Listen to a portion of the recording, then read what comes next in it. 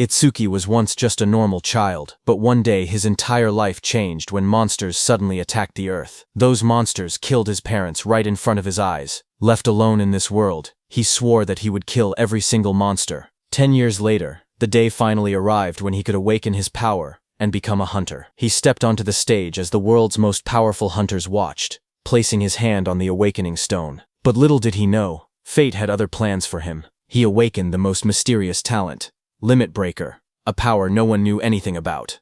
On top of that, he discovered that his level was fixed at level 0, meaning he could never level up. Now the question is, how will our protagonist take revenge on the monsters who killed his parents? This is only the beginning. There is much more to this story, so like this video before we begin this tale. This story starts with the memory of that day.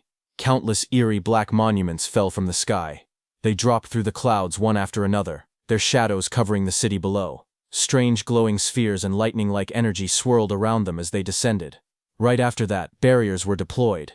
A massive purple beam shot upward from the middle of the city, twisting the sky like a vortex. People standing on the streets stopped and stared, watching the glowing tower rise in front of them. Monsters called disaster beasts broke through the barriers and invaded the human world. Among them appeared a giant dark figure, the demon of destruction, Ringa, standing tall with purple energy swirling behind him. Soon, countless terrifying beasts flooded the streets. Armored monsters, winged creatures, and huge clawed beasts rushed forward while people screamed and ran. Disaster struck instantly. A monstrous armored creature swung its arm, sending a man falling backward as he shouted for everyone to run.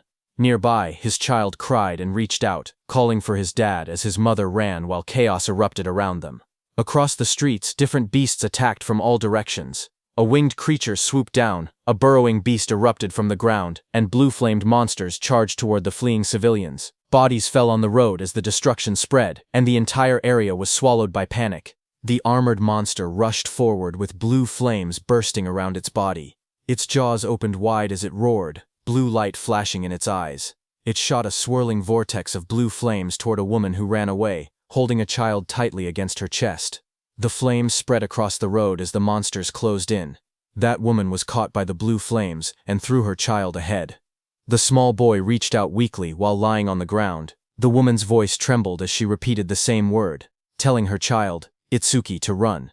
The child looked at her with tear-filled eyes and called out for his mom. Just then, suddenly, someone shouted Itsuki's name again. A drop of sweat slid down a boy's face as the voice echoed. In the next moment, the scene returned to the present. A girl with pink hair turned around toward him. She asked what was wrong, saying he was spacing out. He stood among the lined-up students and answered quietly that it was nothing. Hearing that, she narrowed her eyes and leaned in slightly, asking him again if that was really true. Then, while he was crying, the boy, who was the same Itsuki from that day, stood still with tears running down from one eye. Before he could answer, another student suddenly wrapped an arm around his shoulder and spoke cheerfully. He said Itsuki must be sleepy, since he was usually asleep at this time, but today there was suddenly a school-wide assembly. While they were talking, Itsuki pointed toward the stage and told his friends that the teacher there was dressed strangely. On stage, the teacher, wearing some kind of armored helmet, explained what happened after the disaster beasts appeared. Some humans gained the power to fight back, and they became known as Awakened. The armored man described how, 10 years ago, the largest disaster beast attack happened at the northern shore of the Blue River. Awakened from all over the world crossed the river to repel them in what became known as the River Crossing War. Though attacks had decreased since then, the number of descending monuments had started to rise again. A large-scale attack similar to that war was likely coming soon. Itsuki's classmate leaned in again and pointed at a man on the stage. He explained that the person was Izumi Nento, the commander-in-chief of the northern continent. He asked how Itsuki could be from the north and still not know him. Itsuki looked at Izumi Nento quietly. He said the name sounded familiar and admitted he once imagined a hunched old man with a long beard. But the person on stage looked stranger than he expected. Itsuki's classmate grinned and told him he understood. But despite the odd appearance, Izumi Nento was the first awakened. It was thanks to him that humanity knew about the monuments and the disaster beasts. Itsuki's friend spoke excitedly, saying that this man was the strongest awakened. He added that even Tiwajin, known as the Light of Humanity, was his student. The scene shifted back to the armored man, as he explained that recent research showed even ordinary people who had not awakened yet had a chance of gaining power by touching a monument. Izumi Nento stood on the stage, his long cloak spreading like black flames. He told the students he had come to let them try to awaken. He urged them to devote themselves to the fight against the disaster beasts. Just as he said that, a glowing blue blade slashed across the stage as the monument burst open. Light shot outward, scattering fragments, while a guard in sunglasses stood nearby watching. Seeing this, the students reacted with loud excitement. One of them shouted in shock as a monument rose from the ground, wondering if it was magic. Another yelled that this was not the time to be surprised. They clenched their fists, saying it felt like a dream, praying to become awakened. In the crowd, Itsuki's friend grabbed his arm in excitement. He told Itsuki that they finally had a chance to become awakened. His eyes shined as he said the word finally. Saying that, he started walking toward the stage. Seeing this, Itsuki's friend grabbed his shoulder, shouting that he shouldn't be left behind. The pink-haired girl called out to them, telling Itsuki to get back in line properly. But Itsuki walked past her, and a red glow flashed across his eyes. The girl looked at him in shock as the light streaked through the air.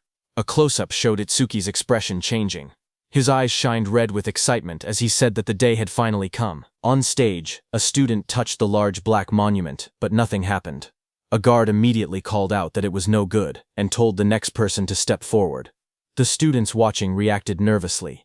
One boy pointed out that the previous student had broken the school's athletic record in his first year. He said that if even someone like that couldn't awaken, then there was no way he could. The girl beside him replied that athletic ability probably wasn't related, and that it was too early to give up. More students reached out to touch the monument one after another. The guard repeated the same word, next, as the line kept moving forward. The students crowded together anxiously. One boy with white hair nervously pointed out that not a single person had awakened yet. Others muttered in worry. A girl with short brown hair said she thought it would be easy. The boy beside her trembled, wondering if their entire school would be wiped out. The guard called out the next name loudly. Oishi Hikaru. Nearby, a group of students whispered their concerns. One girl said she didn't want him to awaken. Another explained that he was already a habitual bully, and if he gained powers, they would be in trouble. A boy suddenly pointed toward the monument and shouted that something was happening. Lightning erupted violently from the monument, blasting outward. Oishi Hikaru's body was lifted off the ground as crackling blue electricity surrounded him. The sudden burst drew everyone's attention. A glowing blue screen appeared beside him, showing his information as he grinned excitedly.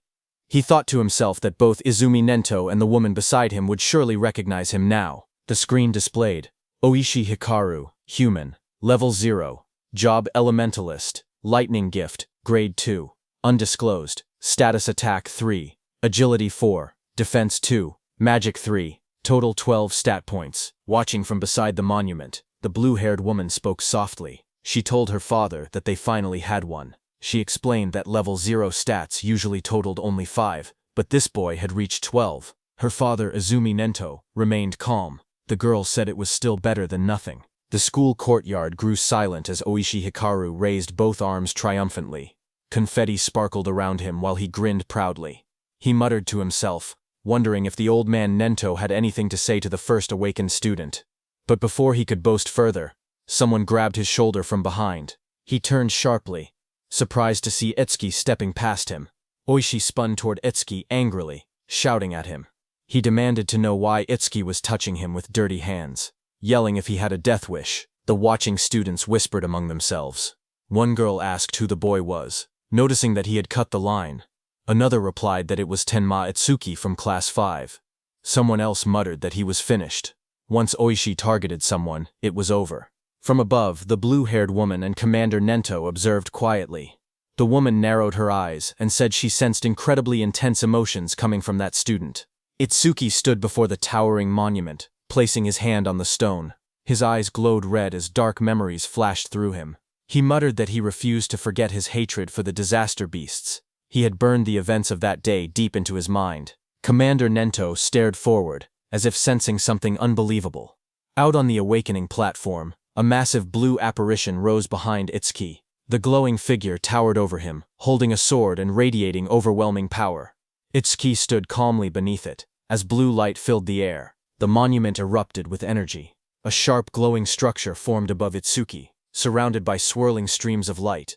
The light expanded outward, wrapping around the entire area like a giant lotus blooming in the sky. The crowd below watched as the school grounds were covered in a glowing dome. Students stared upward, speechless. One boy pointed out that the pillar of light reached hundreds of meters into the sky. Another said it looked far more spectacular than Oshi's awakening. Two of Itsuki's classmates watched with excitement. Both of them smiled and cheered proudly, shouting that this was exactly what they expected from Itsuki. The blue-haired officer stared at the sky in shock. She said that this phenomenon only appeared when the rarest job, Order Breaker, was born. She placed a hand near her mouth, unable to hide her surprise. Even Commander Nento said he looked forward to seeing how capable the student would be. Seeing that, Oishi's expression twisted with frustration as he glared at the overwhelming light. Itsuki opened his eyes in confusion. Surrounded by shimmering blue energy, he wondered where he was and asked himself if he had awakened. Looking around, he found himself sitting cross-legged in the center of a massive glowing lotus made of light. Countless petals surrounded him, floating in a calm, otherworldly space. Suddenly, a blue system screen appeared before him. Itsuki stared at it in shock as it displayed Tenma Itsuki's stats. He was a human at level 0, which was fixed. His job was Order Breaker, Nirvana. His gift was Nirvana, a special grade. His level was fixed. His stats increased when acquiring skills.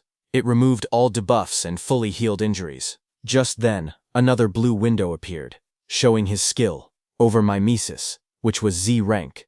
It analyzed enemy attacks and allowed the acquisition of counter skills. Then another screen showed Itsuki's stats. His were Attack 0, Agility 0, Defense 0, Magic 0, Total 0. Itsuki's face went pale as he stared at the results. His jaw dropped, and he exclaimed silently that everything was at 0. But then, two blue system windows appeared in front of Itsuki. The first announced that the Z-rank skill Over Mimesis had been acquired. The second stated that the special grade gift, Nirvana, had activated, increasing all of his stats by 200. Another screen displayed the changes. Attack went from 0 to 200. Agility went from 0 to 200. Defense went from 0 to 200. Seeing this, Itsuki's expression brightened. He looked at the glowing screen with excitement and said he understood.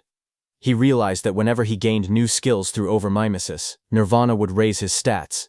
Even if he couldn't level up like others, he could still grow stronger in his own way. He clenched his fist and smiled confidently. He admitted he didn't know what level this power compared to, but he had no doubt he had become an awakened. With determination in his eyes, he declared that he would annihilate the disaster beasts. A massive burst of blue light exploded from the monument. Students around him shielded their faces and shouted that the light was too bright. Some grabbed their eyes in pain. Through the blinding radiance, Itsuki's silhouette stood tall within the monument's glow. Lightning and energy swirled around him in a powerful display. Oishi stared at the scene, trembling with disbelief. His face twisted as he shouted that such a thing was impossible. The blue-haired officer gasped as she looked at the glowing monitor. She covered her mouth in shock and said that these stats were unbelievable for a rookie awakened. Even Commander Nento admitted that it was hard to believe, but stated that Itsuki was undoubtedly among the strongest of all new awakened in history. Outside, Itsuki stepped out of the light, petals of blue energy swirling around him, watching his silhouette shine with power. Just one word left Commander Nento's mouth: the strongest. A system window displayed his public information. Tenma Itsuki Human, Level 0 Fixed. Job Order Breaker. Gift Special Grade. Undisclosed. Skill undisclosed. Status, Attack 200, Agility 200, Defense 200, Magic 200, Total 800. In the crowd, students and teachers erupted in cheers. They shouted that Tenma's stats had shot up all at once. Someone cried out in disbelief, saying they never imagined their school would have someone this amazing. An older teacher yelled that this feat would go down in school history. But among the cheering crowd, Oishi trembled with rage. Lightning crackled around him as his eyes glowed red. He clenched his teeth and glared at Itsuki, furious that the cheers he believed should have been his were now stolen away. Oishi's rage exploded as lightning surged across his body. He shouted that a loser like Itsuki should stay a loser. Students around him backed away as sparks crackled through the air, their faces tense with shock. Electricity flooded the entire hall, and Oishi stepped forward with a crazed expression. He declared that he would eliminate Itsuki using his newly acquired skill. Above the crowd, Itsuki stood calmly, staring down from the top of the monument as lightning scattered below him. Itsuki clenched his fist as a blue system window appeared. The screen displayed: C-rank skill, Silver Serpent, detected. Over Mimesis activated, Itsuki's eyes sharpened as multiple blue panels began processing. The analysis started at 27%, then climbed quickly, 57%, 69%, and rising, while lightning flickered around him. Itsuki made his move and jumped with lightning speed. The floor cracked under the impact as the lightning slammed down. Students gasped when they looked up and realized something was wrong. One girl asked where Itsuki had gone. Another student said they saw a flash of electricity. And then Itsuki suddenly vanished. Oishi looked around in confusion, wondering where Itsuki was. A glowing blue window reached 88% as Itsuki appeared behind Oishi like a shadow wrapped in lightning. His eyes shone with a blinding horizontal beam. Oishi froze in terror. Sweat poured down his face as he realized Itsuki was behind him. He panicked, unable to move. Itsuki placed a hand on Oishi's shoulder. His voice was cold as he told Oishi to consider himself lucky for being born human. He added that if Oishi were a disaster beast, he would have killed him about 100 times already. Oishi trembled uncontrollably, fear tightening his entire body. Moments later, Itsuki casually stepped forward while Oishi collapsed onto the ground. Another student shouted in shock, asking when Itsuki had moved behind him. Someone else laughed nervously, saying Oishi must have been so scared his legs gave out. Another warned them to be quiet before Oishi heard them. A new panel floated above Itsuki, showing 94%, then rising quickly. Blue energy swirled around him as the progress reached 99%. Itsuki glanced at the glowing screen and commented that maybe the analysis was fast because it was only a C-rank skill. The display turned pitch black and flashed. Analysis progress 100%. Lightning exploded around him as a new message appeared, saying C-rank skill Thunderbreaker acquired. Itsuki stood in the center of the crackling blue electricity, his body glowing as the newly gained power wrapped around him like living lightning. The students watched nervously as the light began to glow again. One of the boys stared in shock, saying it was happening once more. Another student, wearing sunglasses, adjusted them with a grin, saying it was a good thing he had brought them. Inside the glowing space, Itsuki appeared sitting calmly with a thoughtful expression. He realized that every time an analysis finished, he was forcibly brought into this strange place. In front of him, the system windows appeared, stating that the analysis of Silver Serpent was complete, and the skill Thunderbreaker had been acquired. Another window opened, showing the description of Thunderbreaker Level 1. The skill allowed him to absorb C-rank and lower lightning attacks into his body. When releasing the absorbed lightning energy, his agility would increase by 50%. It also had a passive effect. Each time he absorbed a C-rank lightning attack, his agility would permanently increase by 5%. Another message added that all his stats had increased by 10, all debuffs were removed, and his injuries were fully healed. Outside, the students shielded their eyes as a massive burst of blue light exploded from Itsuki's body. The lightning wrapped around him in swirling arcs as he stood in the center of the arena steps. The electric pressure pushed outward, and the crowd instinctively stepped back or covered their faces. Someone shouted that Itsuki was now cloaked in lightning from head to toe. Another student panicked, saying Itsuki's lightning was even brighter than Oishi's. Oishi, who had attacked him earlier, stared with trembling eyes, unable to believe how Atsuki had learned a skill like that. Atsuki's body glowed intensely as the system displayed his rising stats. It showed each attribute increasing: attack, agility, defense, and magic, all rising from 200 to 210, bringing his total from 800 to 840. Just then, the students looked up at the sky in confusion. One of them said it had been sunny just a moment ago. Another asked if it was rain. A third student lifted his hand, trying to feel the drops, when someone suddenly shouted that something was falling. A dark, coffin-shaped object wrapped in lightning descended from the stormy clouds. The rain poured harder as it crashed down toward the school grounds. The woman with blue hair and glasses saw it and shouted in shock, calling it a monument.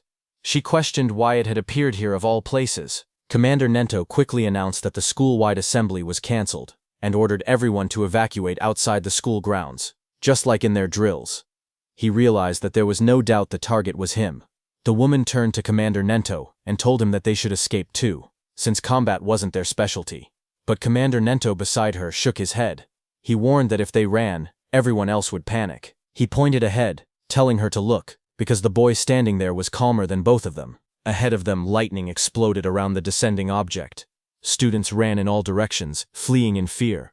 Only one boy, Itsuki, remained still in the middle of the field, bathed in a faint blue glow. From behind, the blue-haired woman shouted at him, demanding to know why he wasn't running. A massive dark pillar crashed down from the sky, shaking the ground as debris exploded outward. Rain poured heavily around it. Nearby, a group of students panicked. One boy shouted that disaster beasts were coming and urged Itsuki to escape, but Itsuki, with glowing red eyes, stood still. His voice was cold as he declared that he would exterminate every single one of them. His friends stared at him in shock. One of them yelled that he would die if he didn't run. Another insisted that since he had only just awakened, he couldn't possibly fight disaster beasts. They told him to leave everything to the other awakened, but Itsuki shook his head. He calmly told them to trust him. The pink-haired girl hesitated, worry written all over her face. Finally, she shouted that if he died, he shouldn't blame them. She grabbed the other guy's clothes and dragged him with her. The glasses-wearing boy asked her if it was really okay to let him go, reminding her that the enemy was a disaster beast, a walking weapon of mass murder. As the two ran off, Itsuki looked ahead with a crazed smile. His eye glowed bright red through the rain. He muttered that his first enemy after becoming an awakened was the one who killed his parents, and that it was lucky. Lightning curled around him as he stepped forward. A glowing panel appeared beside him, displaying the status of the creature before him. It was Skeleton Soldier 10369. Level 8. Gift. Grade 2. Defense increases by 100%.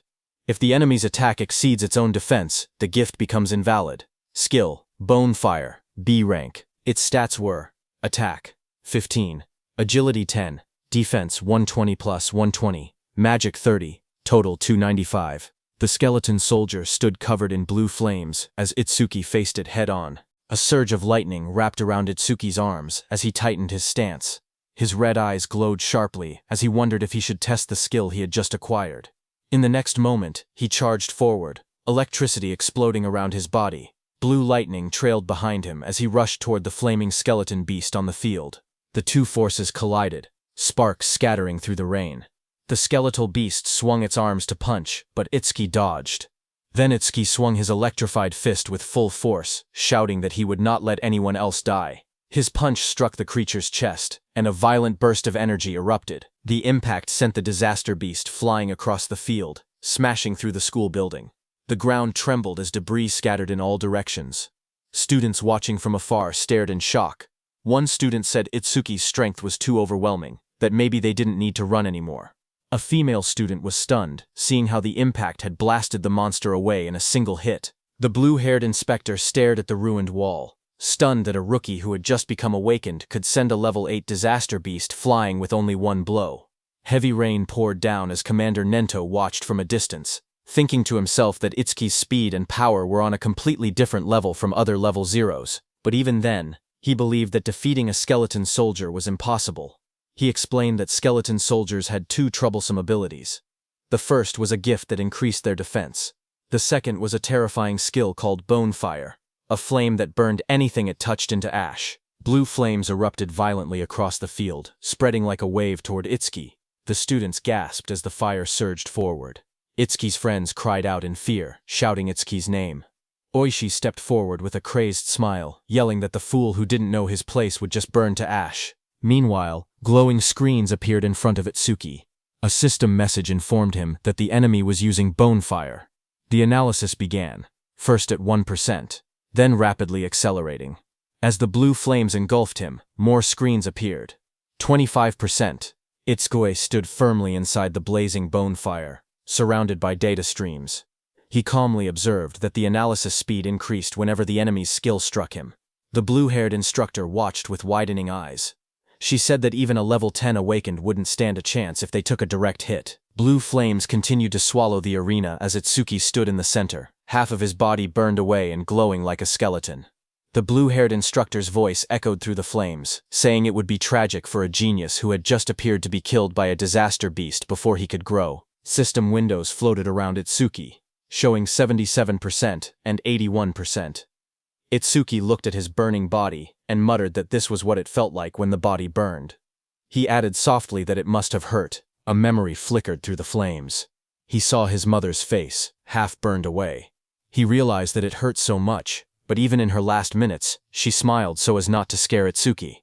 Commander Nento peered out with a sharp gaze, wondering if Itsuki hadn't used his full power yet. The blue fire swirled violently as the progress bar climbed. Itsuki's skeletal hand tightened, and he said that once the analysis was complete, the enemy was finished. The system window flashed. Analysis progress. 100%.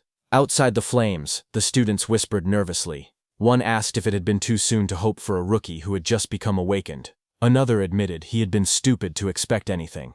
But suddenly, someone pointed forward in shock. He shouted that the blue lotus flower had appeared again. He said Itsuki might show them another miracle. Blue light swirled around Itsuki as he stood inside the burning aura, wondering what kind of skill he would gain this time. The flames around him continued to fade, revealing his burned and cracked body beneath the blue energy. Then a system window appeared, showing that the analysis of Bonefire was complete. It stated that a new skill, Black Wall, had been acquired. More windows followed, explaining the skill. The active effect would create ice on the body by consuming magic power, and could block B rank or lower fire skills. The passive effect increased defense when blocking those skills. Another notification appeared, saying that Black Wall LV2 had been acquired and that all of his stats had increased by 20. It stated that all debuffs were removed and his injuries were fully healed. A new window showed his updated status. Attack, agility, defense, and magic had all risen from 210 to 230, bringing his total from 820. Itsuki looked at the glowing screen calmly. He remembered how even his strongest attack earlier couldn't break the skeleton soldier's defense. Now, with this new increase, he believed he should be able to do it. Suddenly, blue lotus petals unfolded around him, blooming like a massive light flower. Itsuki stood at the center, his body surrounded by shining energy. The students watching gasped in shock. One of them cried out in relief, saying Itsuki was alive. Others cheered loudly, convinced that he would succeed. Someone pointed out that a full recovery like this was practically a miracle. The blue-haired instructor stared in shock as she watched the scene unfold. She wondered aloud if Itsuki had a self-healing skill. She had seen him use a lightning element skill earlier, so she couldn't understand how he was recovering. Commander Nento was also shocked. He remembered that order breakers were considered the most mysterious job, but even among them, Itsuki seemed uniquely strange. Meanwhile, Itsuki stood in the center of the glowing lotus petals. His body had recovered completely, not a single injury left. Blue fragments drifted around him as he looked down at his restored form. Itsuki whispered in disbelief, saying it was a perfect recovery. He wondered whether he would heal even if his limbs were cut off, or if his brain was destroyed.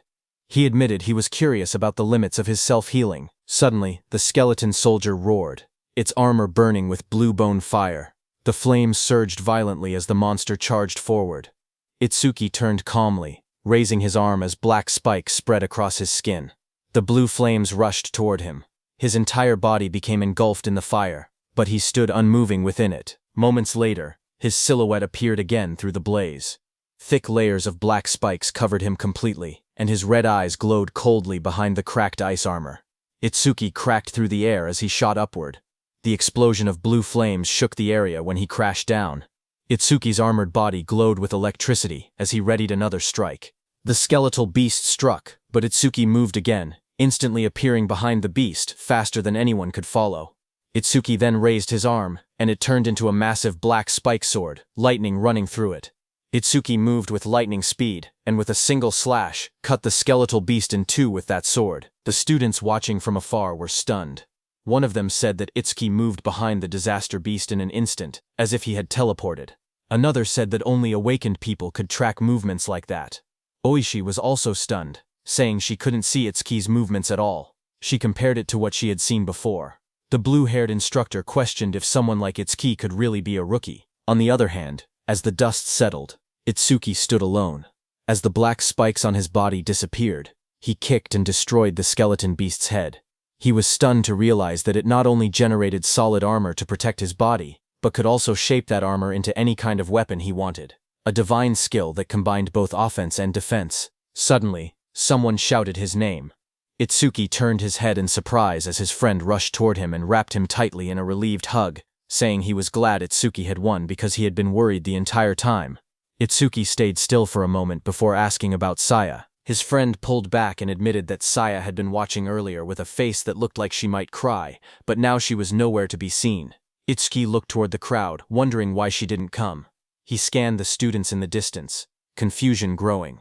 He quietly wondered if she might be angry. Not far away, the blue-haired instructor watched the aftermath of the fight. She spoke seriously, noting that for a boy to defeat a skeleton soldier, Something even a level 10 awakened would struggle against was unbelievable. Commander Nento called the blue-haired instructor Choa and told her to stay and assist with the cleanup. He also told her to deliver his message to the principal that he would be taking Itsuki with him. On the other hand, Itsuki's friend patted Itsuki's hand, saying there was no way Saya would be angry after he won. He guessed that Saya was probably scared of falling behind Itsuki, so she might have gone to touch the monument instead. Itsuki lowered his gaze slightly and murmured that he hoped that was the case. Just then, a voice called out to him, asking if he was Tenma Itsuki. Itsuki turned and noticed someone approaching. Commander Nento, wearing a long cape, stood before him. Itsuki looked up at him in silence. People watching from a distance began whispering among themselves. They saw that Izumi Nento, a famous figure, was talking directly to Itsuki. Some wondered if he intended to take Itsuki as a student. Others doubted it, saying the only person Commander Nento had ever accepted as a student was Tiwajin, humanity's strongest. They insisted that no matter how strong Itsuki seemed, something like that wouldn't happen. Itsuki's friend stepped away nervously and said he would go look for Saya. Commander Nento then looked down at Itsuki and spoke calmly. He told Itsuki that he was quite special. Itsuki looked at Commander Nento and repeated the word softly, asking what he meant by calling him special. Commander Nento observed Utsuki closely and saw dark energy gathering around Utsuki. He told Utsuki that his heart seemed filled with anger and hatred. Utsuki stood in the darkness, a glowing light shining across his eyes. Commander Nento then stepped forward and said that he wanted to know the reason behind that hatred. Itsuki finally spoke, explaining that 10 years ago, his parents were killed by disaster beasts while trying to protect him. A scene from his childhood flashed before his eyes, his younger self crying helplessly as danger closed in. He remembered how he had nearly been killed as well, but an awakened appeared at the last moment and saved him. The powerful figure struck the beast right in front of the frightened Itsuki. Itsuki told Commander Nento that, right before his eyes, he had watched his mother die. A glowing blue flame slowly consumed his mother's body. Even as half her face vanished into bone and ash, she smiled gently at Itsuki and told him that he must walk the rest of the path on his own. Young Itsuki stared at her with trembling eyes, unable to understand. His voice cracked as he cried out for his mother. Anger raged inside him as he looked at the beast. Words echoed in his mind, reminding him that both his mother and father had died because of beings like this. Tears streamed down his face as he shouted in denial. Before him, a towering monstrous figure rose from the darkness, an enormous being surrounded by raging purple flames. Its shadow loomed over Itsuki as he realized the horrifying truth. The creature before him was the root of all evil. Shaking with rage, Itsuki glared upward. His eyes burned red as hatred filled his heart. On that day, he swore a vow. He would kill that demon, and every last creature of its kind. In the present, Itsuki clenched his jaw, a tear slipping down his cheek as he shouted that he would kill all of its kind. Commander Nento looked at him and commented that even with a heart consumed by hatred, Itsuki still shed tears. Itsuki raised a hand to his face and explained calmly. Ever since he witnessed the tragedy of his mother's death, his left eye had stopped producing tears, but his right eye had begun crying on its own. Thanks to that, he said, he never forgot his hatred for the disaster beasts. Commander Nento then asked if Itsuki would become his student. He promised to get him into the Salvation League and help him gain the immense power needed to take revenge on the disaster beasts. Itsuki repeated the words quietly, asking what the Salvation League was. Commander Nento then explained. He told Itsuki that to counter disaster beasts more efficiently and scientifically, the governments of the 5 continents had gathered strong awakened from around the world and created an official organization. The members of this organization were called saviors. He continued, saying that saviors were provided with resources such as dedicated training grounds and powerful weapons. They were also guaranteed high compensation. Even trainee saviors received 10,000 gold per month. Itsuki listened in surprise, realizing that 10,000 gold was enough to buy a car. Commander Nento then warned that such generous treatment was not given for free. Saviors were expected to constantly fight disaster beasts on the front lines and protect people's safety. Itsuki stood shirtless, his expression calm as he spoke. He said that he did not care about high pay or special resources. What mattered most to him was something else. Determination filled his eyes. His gaze sharpened as he clenched his fist. He declared that what mattered most was fighting disaster beasts on the front lines. With unwavering resolve, he announced that he wanted to become a savior as well. Commander Nento then explained the process. He said that the Salvation League held an exam every February, known as the National Salvation League Tournament, with more than 10,000 participants. Each contestant earned points based on performance, but only those who ranked within the top 100 were allowed to become saviors. Hearing this, Itsuki asked what the highest record in history was. Commander Nento told Itsuki that it would not be very useful as a reference. He explained calmly that the record was 115,000 points, set by Tiwajin 11 years ago. He added that passing required only 30% of that score, while securing first place required at least 50%. Itsuki silently recalled the name Tiwajin, the strongest awakened, known as the light of humanity, the one Rakuru had mentioned. Commander Nento told Itsuki that Jin was special, and that comparing himself to Jin would only bring despair. But even so, Itsuki should still have confidence, because he believed Itsuki could one day stand shoulder to shoulder with Jin. Itsuki stood shirtless on the training ground, his expression steady. With unwavering determination, he declared that he would surpass Tiwajin. Hearing those words, Commander Nento's eyes widened inside the helmet, reacting with surprise. He remembered something from the past, a time when he had stood with Tiwajin, and told him that he had become incredibly popular. The younger generation was trying to follow in his footsteps, but Tiwajin warned that following alone would never win the war against the disaster beasts. Someday someone would surpass him, just as a new sunrise replaces the setting sun. Tiwajin said that he looked forward to that day. Seeing Itsuki's resolve, Commander Nento thought that the sunrise Tiwajin had been waiting for had finally appeared. A few hours later, Commander Nento took Itsuki to another place. There, when Itsuki saw the massive dome-shaped structure rising in the distance, glowing under the sky, he asked quietly what it was. Commander Nento explained that these monuments acted as passages connecting the human world to the world of disaster beasts.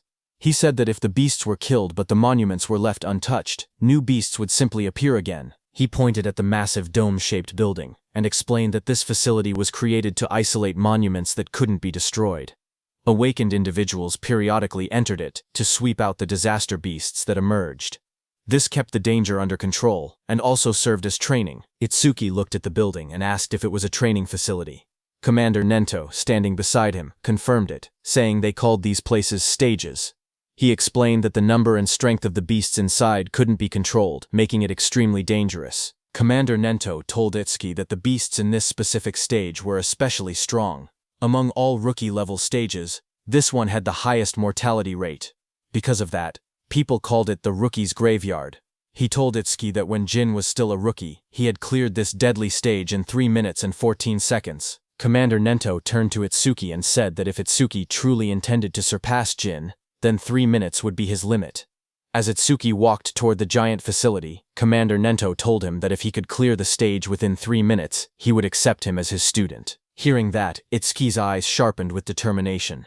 He wanted to surpass Jin and become Commander Nento's student. People in the lobby turned their heads when they saw a familiar figure. Someone pointed and said that Mr. Izumi had arrived.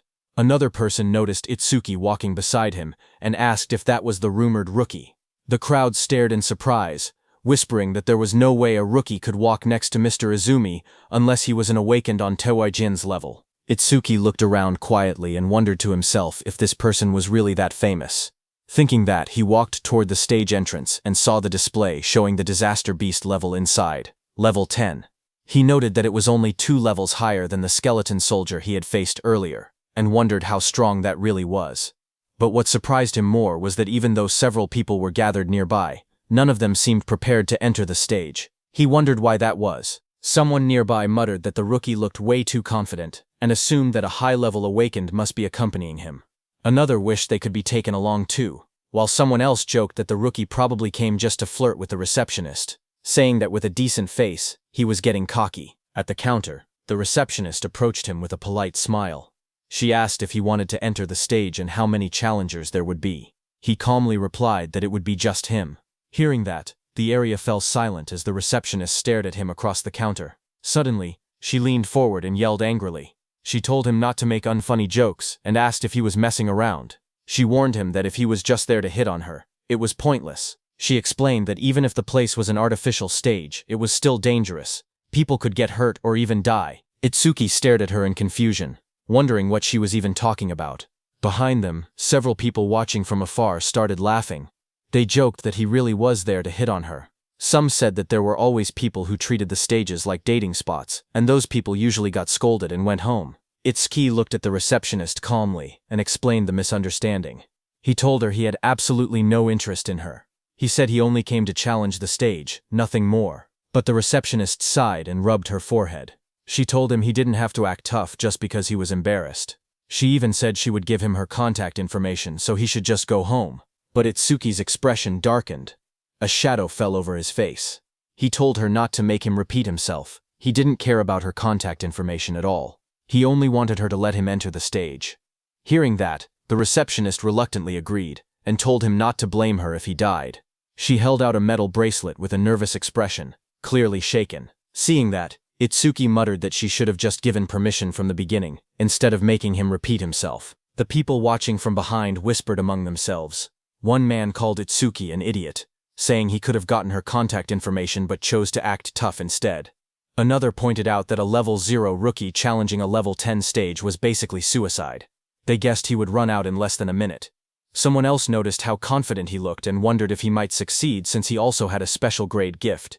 But another person reminded everyone that for awakened people, gifts were just bonuses. The most important thing was level. No matter how special the gift was, it meant nothing if the level was low. On the other hand, standing in front of the gate, Itsuki checked his bracelet. He said that his personal information was registered on it, so scanning it would let him enter. A glowing screen appeared above his hand, confirming, "Entry by awakened Tenma Itsuki has been approved." Itsuki stretched his hands forward and took a breath. He reminded himself that the promise was within 3 minutes. Then he said it was time to begin. A bright digital timer appeared, showing 001 in green numbers. And just as the gate opened, Itsuki moved with explosive speed. Red energy surrounded his body as he dashed forward, his eyes glowing sharply. He looked around and noticed the vast area. He thought that the interior space was much bigger than he expected. As he ran across the grassy field toward a tall black tower, he told himself that it was his first time entering a stage, even if it was an artificial one. Suddenly, Itsuki noticed a creature rush in, and said that it was coming. That creature jumped toward him. It was a wooden monster from the Kodama tribe. A blue window appeared beside it, showing its information. Kodama Num 1307. From Kodama tribe. Level 4. Gift none. Attack 49, Agility 48, Defense 53, Magic 24, Total 174. Seeing it coming, black spikes formed on Itsuki's hand.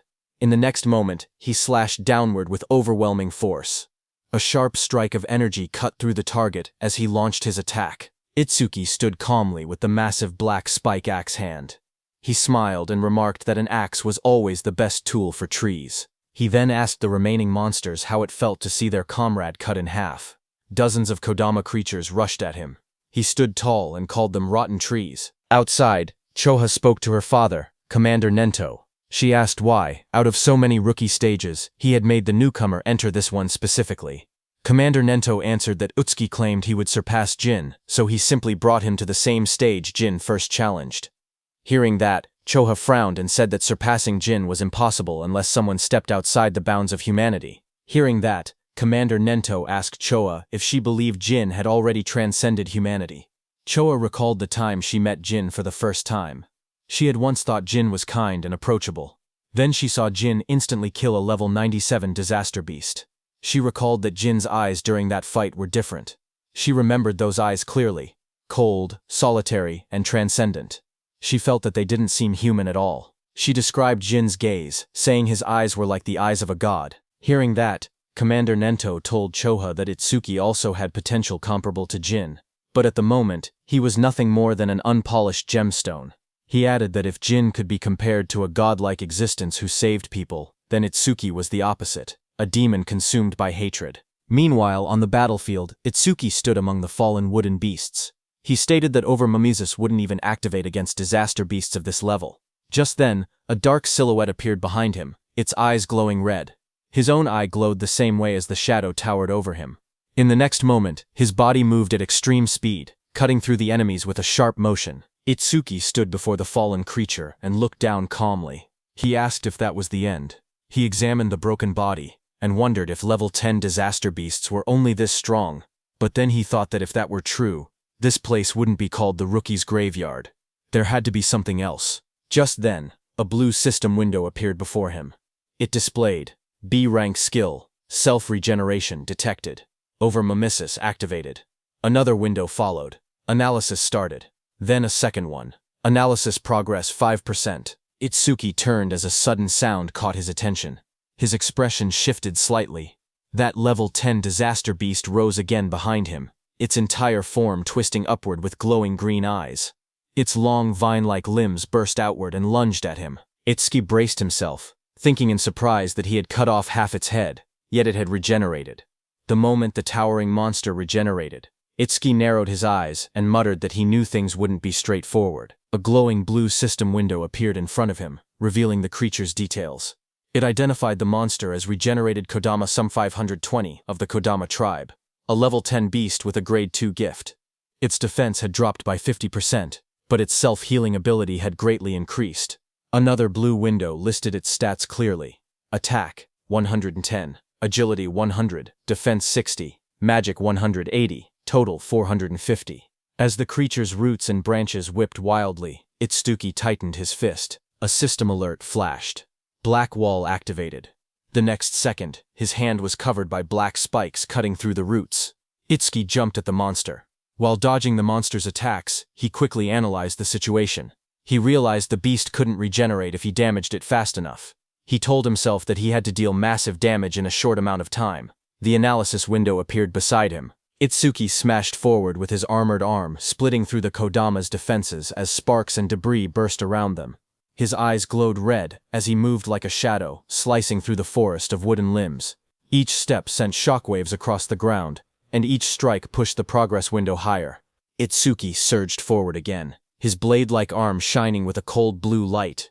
Then he shot upward before crashing down like a falling spear, splitting the monster's giant body in half. Light from his attack cut straight through the Kodama, illuminating the entire battlefield. The towering creature's body split down the middle, a glowing crack running from its head to its torso. Its golden eyes shone through the gaps as its massive frame began to fracture. Itsuki watched with sharp red eyes, a grin forming on his face. He said he wasn't done yet. He said he would mince the creature completely so it wouldn't regenerate. In the next moment, he raised both arms. A blinding vertical slash of light tore downward, cutting the giant monster clean in half. Cuts spread across the creature's body, and the wooden shell shattered into countless pieces. The fragments scattered through the air, glowing faintly before breaking apart completely. As the dust settled, Itsuki lowered his arm and exhaled. He said this should be enough. He added that using Black Wall for so long was draining his magic, but before he could rest, vines and roots twisted together again in front of him. That wooden creature's form surged upward with glowing yellow eyes, rising from the remains and preparing to attack.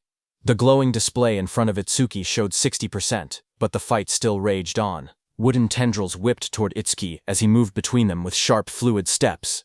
He glanced back with an annoyed expression, thinking that even after all of this, the monster still refused to die. He quietly muttered that it was becoming a real pain. The attacks continued to strike from every angle. As he dodged, he noticed something important. Every time the monster regenerated, Over-Mimes's analysis speed increased. His eyes narrowed. That meant the longer this continued, the faster the analysis would complete. He realized he needed a new approach.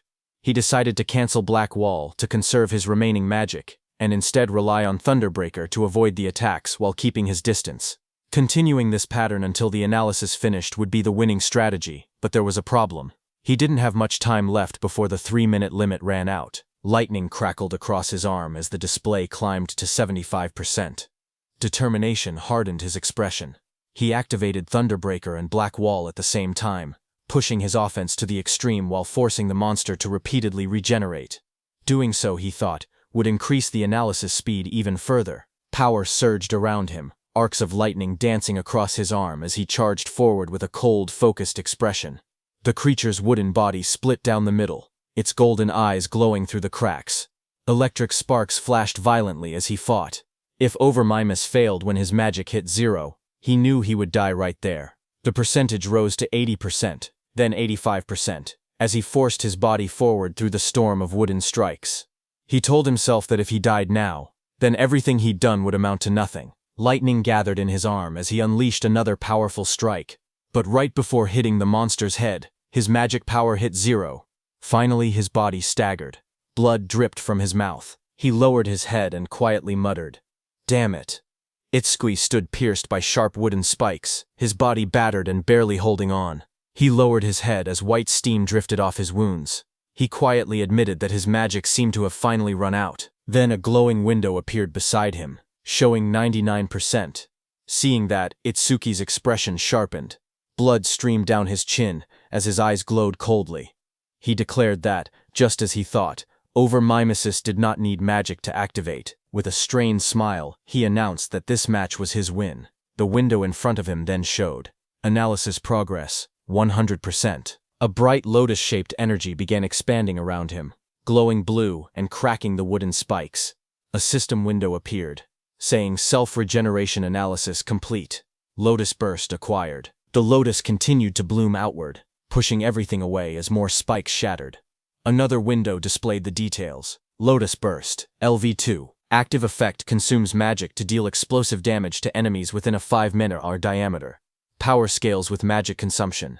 Passive effect. Each time Lotus Burst defeats a living creature of level 1 or higher, all skill ranges increase by +1%. The Lotus opened fully. A pink glow surrounded Itsuki as his wounds rapidly healed. Another window appeared. Lotus Burst, LV2, acquired. All stats +20. Remove all debuffs and fully heal injuries. The monster watching him narrowed its glowing yellow eyes. A final window appeared. Lotus Burst activated. Itsuki brought his hands together and clapped. A burst of force erupted instantly, followed by a roaring explosion of flames that engulfed everything in front of him. A blazing wave swept outward, and the monster's shadow shot through the smoke and sparks. When the flames settled, he stood there with blood running down his cheek, his hands still extended from the technique he had just used. With a calm breath, he looked ahead and said that Lotus Burst wasn't bad. Smoke rose around the scorched crater at Itsuki's feet as he examined the destruction. He noted that using only a third of his magic produced this much power, and sweeping away weak disaster beasts would now be far easier. But he admitted he never expected Over-mimesis to restore magic that had already reached 0. As he stepped forward, something on the ground caught his attention. He stopped, staring at a glowing green crystal beside him, and quietly asked what it was. Meanwhile, outside, the receptionist stared anxiously at the bright red screen. She said that almost 3 minutes had passed since the rookie Itsuki went inside, yet there was still no sign of him coming out. She pointed at the display, where the status window showed. Challenge in progress. Stage level 10. Challenger Tenma. Itsuki. Time used 2 minutes 09 seconds. Seeing this, she nervously added that they should call the rescue team quickly. Choa adjusted her glasses and spoke calmly. She said she didn't think Itsuki would lose to level 10 disaster beasts, but clearing the stage within 3 minutes seemed impossible. Her sentence trailed off as silence fell between them. But suddenly, a new message appeared on the large screen, saying new record achieved. Seeing that, everyone in the hall froze. Shocked whispers spread through the crowd. One woman stepped forward, staring at the green screen in disbelief, whispering, "No way." Choha widened her eyes. She asked aloud how Itsuki managed to clear it, unable to believe what she was seeing, and the most shocking thing was that even 3 minutes hadn't passed. A final notification flashed brightly on the monitor. Challenge success. Stage level 10. Challenger Tenma Itsuki. Time used 2 minutes 14 seconds. Stage clear record updated. The room fell silent as everyone stared at the unbelievable result. The leaderboard screen displayed the results. It showed first place belonging to Tenma Itsuki, with a clear time of 2 minutes 14 seconds. Second place belonged to Tiwajin, who cleared it in 3 minutes 14 seconds. Third place was Hiton Sho, with a time of 7 minutes 17 seconds. Just then, Itsuki came out of the gate, his clothes torn and stained with green liquid. Around him, people reacted in shock.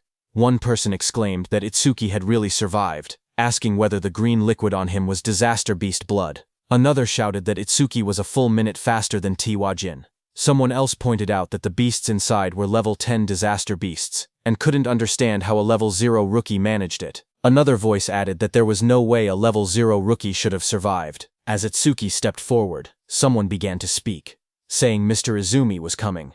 Izumi Nento turned toward Itsuki, who asked him if he could now officially receive Commander Nento's guidance. Itsuki looked at him with a faint smile, and addressed him as teacher. Commander Nento responded with pride, saying that Itsuki had done well, just as he expected from his student. Standing nearby, Choha watched quietly. She wondered if her father was happy, saying she hadn't seen this expression from him in a long time. In the crowd, people continued whispering. One person shouted in disbelief that Itsuki was actually Izumi Nento's student. Another said it was no wonder he could break Tiwajin's record. But someone else added that even if he truly was Izumi's student, as long as his level didn't increase, there would be no room for growth. Just then, the receptionist came forward nervously with a decorated box in her hands. She explained that it was a gift for breaking the record, and asked Itsuki to accept it. Her expression softened as she apologized for the rude things she had said earlier. Itsuki looked surprised as he received the box, asking if he truly got something for his achievement. He said that it was fine, because a level 0 rookie challenging a stage like that really did seem reckless. He added that he was a complete stranger to them, and it wouldn't have mattered to anyone if he had died, but since she tried to stop him, it proved she was worried. Hearing that, the receptionist blushed deeply. She stuttered as she insisted it wasn't like that. Itsuki simply thanked her, which only made her blush even harder. Not far away, Choha called out, telling Itsuki that she was leaving and not to lag behind. She tightened her glasses, annoyed, and warned him not to get cocky just because he had become her father's student. Itsuki straightened up and replied quickly, agreeing. Then Commander Nento, beside Choha, studied Itsuki and commented that a stage of this level now seemed too easy for him. He suggested raising the difficulty. He continued, saying that Itsuki should be able to challenge advanced stages now. Itsuki looked at him surprised and repeated the words, advanced stages. As the three of them walked together across the rooftop at sunset, Commander Nento continued explaining. He said that a disaster beast's strength was not determined by level alone. The most important factor, he stated, was something else entirely. He explained that the true deciding factor was species. Choa explained that species without intelligence, which moved only by instinct, were usually easy to deal with, but some species possessed intelligence equal to or greater than humans. She explained that such species were far more troublesome than ordinary disaster beasts. Choka continued. She said that awakened beings and disaster beasts were essentially the same type of creature, but with one difference. Only humans were said to possess jobs. Because of that, stats differed depending on species. She went on to explain that advanced stages contained these powerful species, or intelligent disaster beasts. Their difficulty was several times higher than normal stages. Most of the northern continent's advanced stages were located in North District 4, and she told Itsuki that this would be his next destination. She asked whether Itsuki had any other questions. Hearing her explanation, Itsuki suddenly remembered the two beasts he had defeated earlier. He thought about them in silence. They hadn't shown any signs of intelligence, and they hadn't screamed even when attacked. He wondered if that meant they didn't even have pain receptors. Itsuki's eyes glowed with sharp intensity as he looked up. He asked Choha whether intelligent disaster beasts had pain receptors or not. Hearing that, Choha suddenly felt a chilling pressure behind her. As she turned, her expression stiffened. She wondered what this terrifying aura was, and what Itsuki was thinking. Behind them, a group of people gathered and whispered among themselves. One of them asked if anyone had heard that Mr. Izumi planned to make Itsuki challenge an advanced stage. Another replied that Itsuki, who broke Teiwajin's record, should be fine. But one man explained that advanced stages were completely different from normal ones.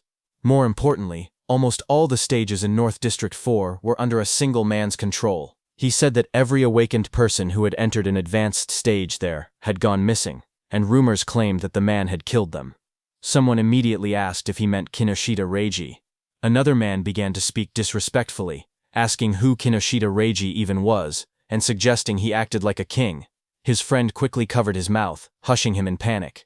He warned him that he would be killed too if that man heard him. After all, he said, that man was the son of the North District 4 governor, Kinoshita Reiji. The scene shifted to a luxurious room. A young man lounged confidently while servants stood around him. He was the infamous Kinoshita Reiji. A subordinate asked him when he would be departing. Reiji smirked as he answered. He said that all the stages in North District 4 were under his control, so he would go whenever he wanted. To him, waiting in line was something only commoners did. He lifted his glass with a satisfied smile. After leaving from there, Itsuki opened the small ornate box, revealing a shining stone resting on a red cushion. As the three of them sat together beneath the shade of the trees, Itsuki looked at the stone and muttered that it was from that time. Hearing that, Commander Nento beside him asked if he had seen a karma stone before. Itsuki nodded and explained calmly.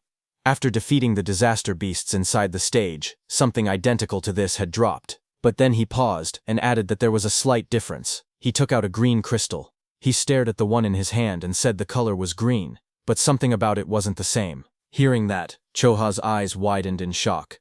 She exclaimed that it was an intermediate karma stone appearing inside a beginner stage. She stepped closer, adjusting her glasses to take a look. Itsuki asked what exactly a karma stone was. Choha turned to him and began explaining. She reminded him that he had been a rookie. She said karma stones were also called experience stones. She explained that when a disaster beast or an awakened being died, karma or an invisible energy similar to experience points came from their corpse. Absorbing this energy increased a person's level. In other words, a karma stone was an object that contained karma. A figure glowing with energy appeared in her explanation, demonstrating how someone could use a karma stone to absorb the karma inside. She continued, saying that karma stones didn't occur naturally, which made the situation strange. Choha wondered aloud why such a stone had appeared in that stage.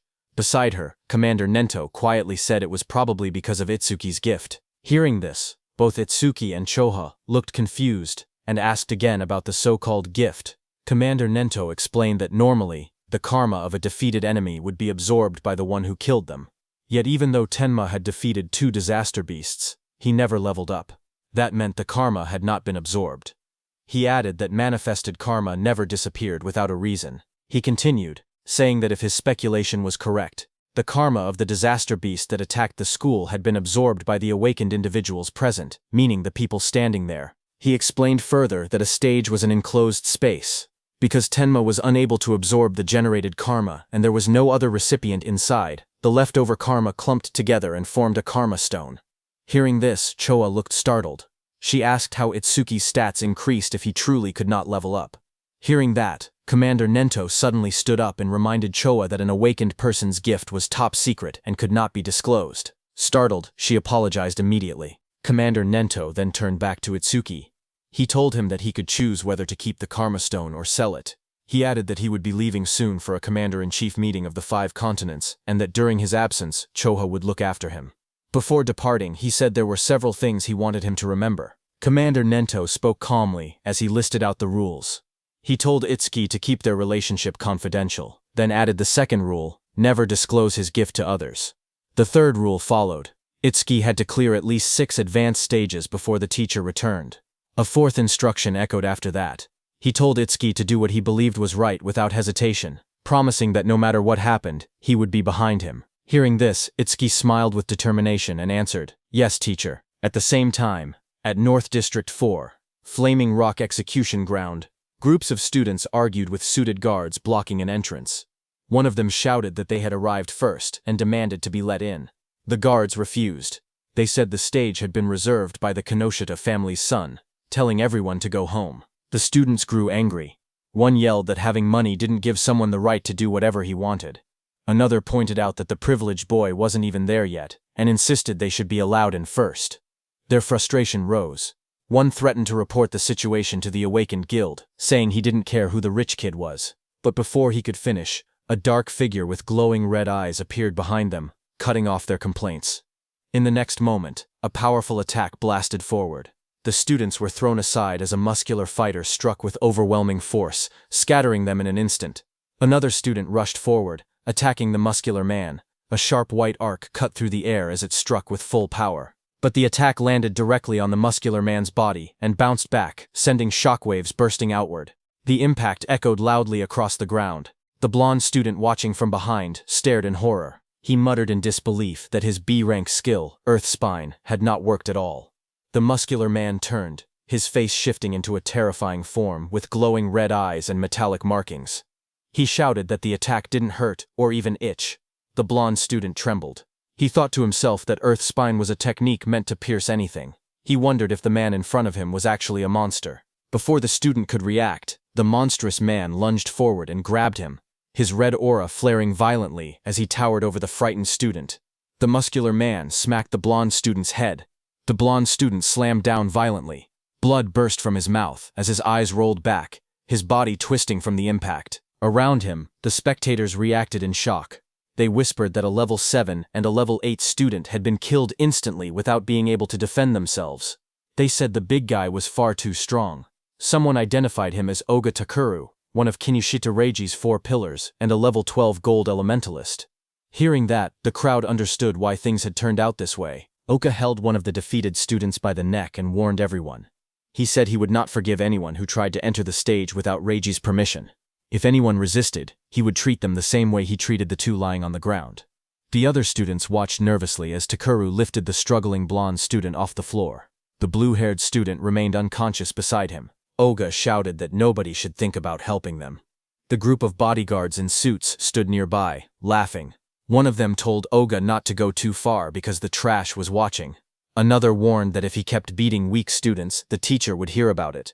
Their laughter echoed through the area. Oga only scoffed. He tossed the blonde student aside with a flick of his arm, showing no concern at all. The injured blonde student collapsed forward, but before he could hit the ground, Itsuki caught him. Blood dripped from the student's nose as his body went limp in Itsuki's hands. Around them, the other students whispered in shock. One of them asked who the newcomer was and wondered why he didn't listen when they told him not to interfere. Another panicked voice said that a level 0 person was definitely going to die. Someone else stared at Choa and muttered that the beauty beside him looked familiar. Not far away, Oga glared at Itsuki. He shouted that nobody was allowed to pass without Reiji's permission. He warned that if Itsuki didn't want to end up like the unconscious student, he should just go home quietly. Hearing that, Itsuki lowered his head slightly. He calmly said that he understood. He wouldn't be able to enter the stage unless he defeated this man. Beside him, Choa raised her hand, saying she would contact the North District 4 administrator because this kind of behavior couldn't be allowed. But Itsuki stopped her. His eyes glowed bright blue as he said it wasn't necessary. He repeated what his teacher had told him, that he should do what he believed was right without hesitation. He then turned to Choha again and spoke plainly. He said he would leave the treatment of the injured students to her. Then he turned to Oga. As Itsuki stepped forward, a thought appeared in Oga's mind as he stared at him. He wondered who this man was. A status window floated beside Itsuki, showing his information. Tenmatsuki, human, level 0, fixed, job, order breaker, gift, special grade, skill, undisclosed, status, undisclosed. Seeing this, even though Itsuki was level 0, he stood firmly without any fear. Oga wondered if Itsuki had a rare job that allowed him to stay calm like this. Oga suddenly felt something strange. Even with his higher level, he felt pressured. He told himself that rare job or not, he was 12 levels ahead. The stat difference shouldn't be something Itsuki could bridge. Another window appeared beside Oga, showing his status. Oga Takeru, human level 12, job, elementalist, gift grade 2. After metallization, defense plus 50% in stationary state. Skill, metallization, status, attack, 110, agility, 100, defense 250, magic 145, total 605. As Oga stared, his expression changed. His eyes widened, and in the reflection of his pupil, he suddenly saw Itsuki rushing toward him at incredible speed. In the next moment, Itsuki's fist collided with Oga's body with overwhelming force, sending a shock through the frame as the impact landed cleanly. The crowd watched in shock as 2 students stared ahead, sweat running down their faces. One of them exclaimed that the speed was unreal and wondered if Itsuki was really level 0. The other admitted that even though he was level 8, he wasn't sure he could keep up with that kind of movement, but as the dust settled, it was revealed that Itsuki's fist had struck Oga's metal head, sending steam rising from the impact. Oga had blocked the blow with his metallization skill, his face hidden behind the shining metal layer. Seeing this, Itsuki pulled back slightly, his eyes narrowing as he realized the strike had been stopped. Oga then raised both hands, his arms transforming completely into polished metal. He looked down at Itsuki and commented calmly that the speed was good. Then he moved and lunged forward with overwhelming force, shouting that Itsuki's attack still lacked power. The floor shattered beneath him as debris exploded outward. Itsuki braced himself, analyzing the situation in silence.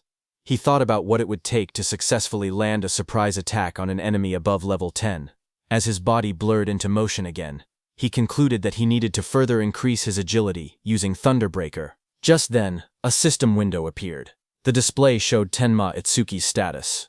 It listed him as a human at level 0, with a fixed job called Order Breaker. Nirvana Gift, a special grade ability. His Nirvana skills were shown. Over Mimesis, Zoo Rank, Thunderbreaker, Love Library Run. Black Wall Love Library 2, on Lotus Burst, Love Library 2. All of his stats, attack, agility, defense and magic, were listed as 250, totaling 1000. Then another screen appeared. It detected a C-rank skill, metallization. At the same moment, overmimesis activated and began analysis. The progress bar rose to 1%. Itsuki crouched on the ground, watching his opponent. He wondered if the threat level was high enough for overmimesis to activate. He decided he needed to get serious. A new screen showed the analysis increasing to 5%. Itsuki observed Oga's metal-covered body in front of him and thought that normal attacks couldn't break through the metallized areas. He concluded he would have to aim for the parts that were still flesh. His foot slid across the ground as he accelerated.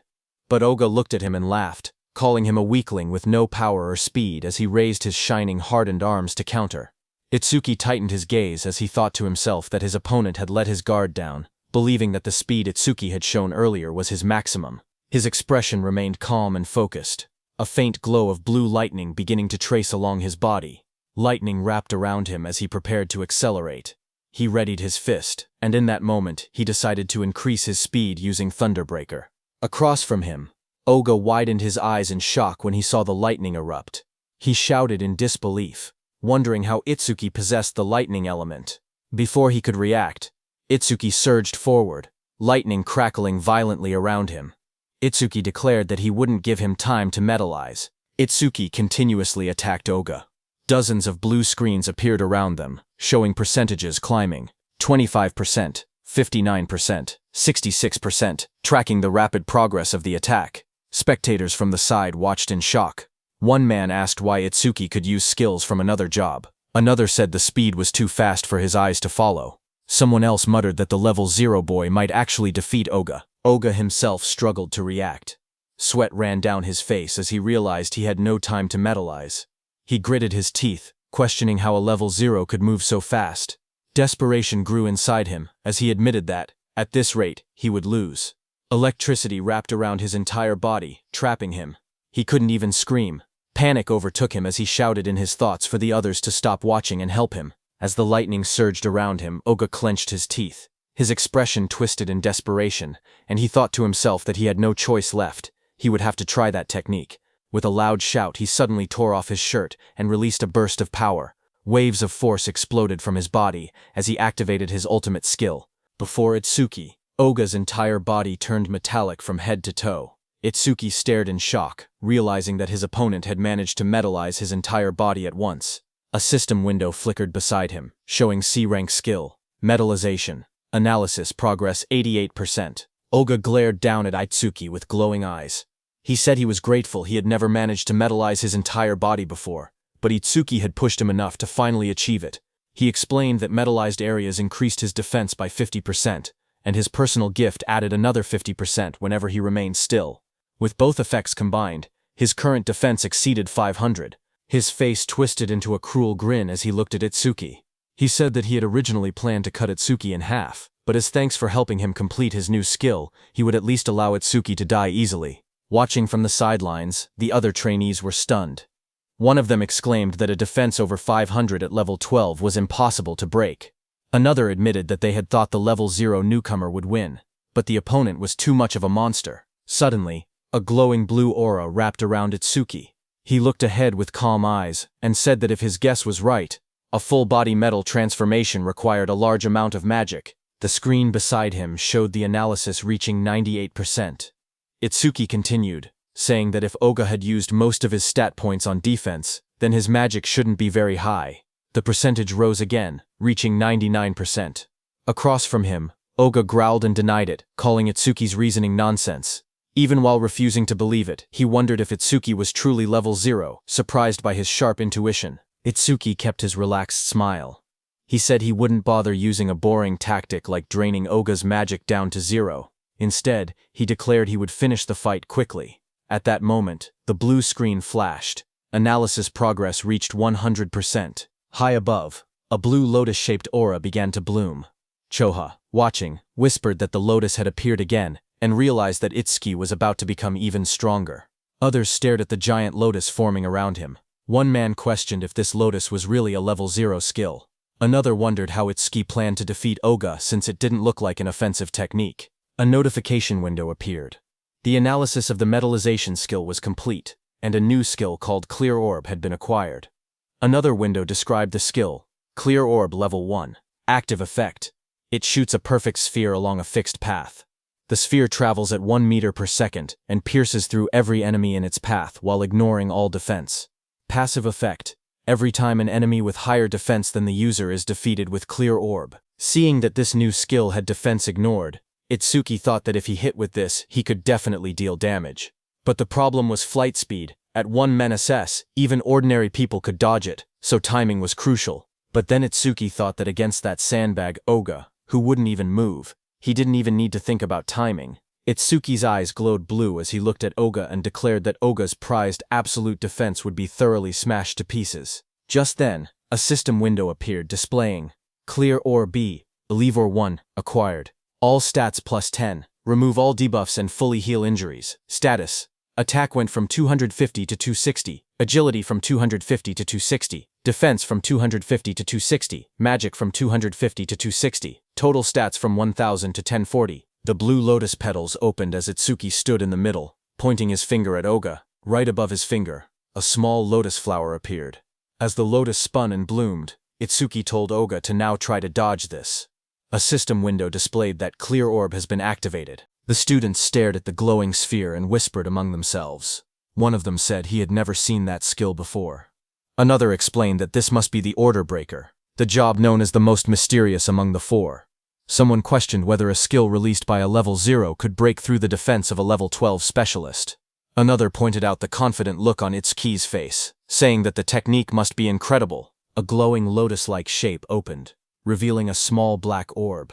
The orb floated forward, shining as colors scattered around it. The onlookers watched silently as the orb drifted through the air. Some students stared in confusion. One boy complained, saying it was just a tiny ball. Another asked if they were being serious, and called it disappointing. Oga glared at the orb. He mocked the attack, saying that such a small sphere couldn't make him move or cancel his gift, calling it naive. He stepped forward confidently. He asked if this was Itsuki's trump card. Then, the orb continued floating toward him. With a mocking glare, Oga shouted that Itsuki was going to die pathetically. For a moment he remained certain of his victory, until his expression suddenly shifted. His eyes widened as the orb began to sink into the side of his metal-coated body. A faint crack appeared where it touched him. A heartbeat later, a violent burst of blood exploded from the wound. Oga screamed in agony as the clear orb tore through his arm, ripping it apart in a single clean line. He collapsed to the ground, clutching the bleeding stump, shouting desperately about his arm. Itsuki walked toward him calmly. He told Oga that he had warned him to dodge. Itsuki said that because Oga was human, he had only aimed for the arm. If he had been a disaster beast, the attack would have been aimed at the neck. Itsuki then looked at Oga's men standing frozen nearby. He ordered them to stop staring and take Oga to a hospital, asking if they couldn't hear him. When no one moved, he turned back with cold eyes and repeated sharply that he was telling them to get lost. Immediately Oga was carried away by the guards, blood covering his back and dripping onto their suits. One guard looked shaken while another wiped sweat from his face. In the distance, the crowd began cheering. Choha smiled proudly as the students around her celebrated. Someone shouted that Itsuki won. Another yelled, "Well done," and others said it served Oga right. Immediately, 2 students rushed up to Itsuki. One asked if he wanted to team up with them, saying 3 people could clear the mission quickly. The other quickly insisted he should join their team instead, explaining that with only 2 members he would get more experience points. They argued again, asking if he planned to challenge the Flaming Rock execution ground with 3 people. They warned that all the disaster beasts inside had defense equal to Oga's. One of them added that their team had a healer, who could restore his magic and let him fire the orbs endlessly. Itsuki looked ahead calmly. He thought that beasts with defense equal to Oga's were perfect. He reminded himself that Clear Orb's flight speed increased each time he defeated an enemy with higher defense. He decided he would increase the orb's speed inside that stage. The 2 boys leaned forward eagerly, asking Itsuki to let them know which team he would choose. Itsuki lowered his gaze and spoke quietly. He said he was going alone. Around him, the others reacted in shock. One person shouted in disbelief that he was challenging a level 15 advanced stage by himself. Another complained that he had become overconfident just because he defeated Oga. Those 2 students walked away. One of them admitted that Itsuki was strong, but insisted there was a limit to arrogance. The other added that they must not meet his standards, and suggested they look for someone else instead. Choha stepped forward and spoke calmly. She explained that all the disaster beasts in this place had defenses similar to Oga's. She said she understood he had a way to defeat them, but questioned whether his magic would last long enough. Itsuki turned toward her with a small, confident smile and told her not to worry, he would be fine. Hearing that, Choa's face immediately reddened. She replied sharply that she wasn't worried. She said she only asked because her father would blame her if he died. Then she turned away, saying she would go treat the injured and that he could do as he pleased. Before she left, she adjusted her glasses and added one more warning. She explained that the Stone Tribe had no intelligence, but they moved in groups. She told him to be careful about his magic consumption. Itsuki stepped toward the glowing entrance device and raised his hand. A soft beep echoed through the air as the system confirmed him. A notification projected beside the door, stating that entry for the awakened Tenma Itsuki had been approved. Once inside, Itsuki looked ahead with sharp eyes. He muttered that there were more enemies than he had expected. Right in front of him, countless stone beasts filled the rocky canyon, their bodies made of thick boulders and glowing yellow eyes. The ground cracked under their weight as they charged. Itzquant watched them and noted that the disaster beasts in this advanced stage had levels and stats far higher than before. A blue system window appeared in front of him, showing the information of a stone statue from the Stone Tribe, level 9, with its gift converting all magic power into defense. As one of the stone beasts rushed toward him, Itsuki held out his glowing purple orb. He spoke calmly, saying he would test whether these enemies met the clear orb's passive conditions. The purple aura around the orb burst outward as he activated it. The clear orb shone brightly, its power swirling in layers of violet and blue light.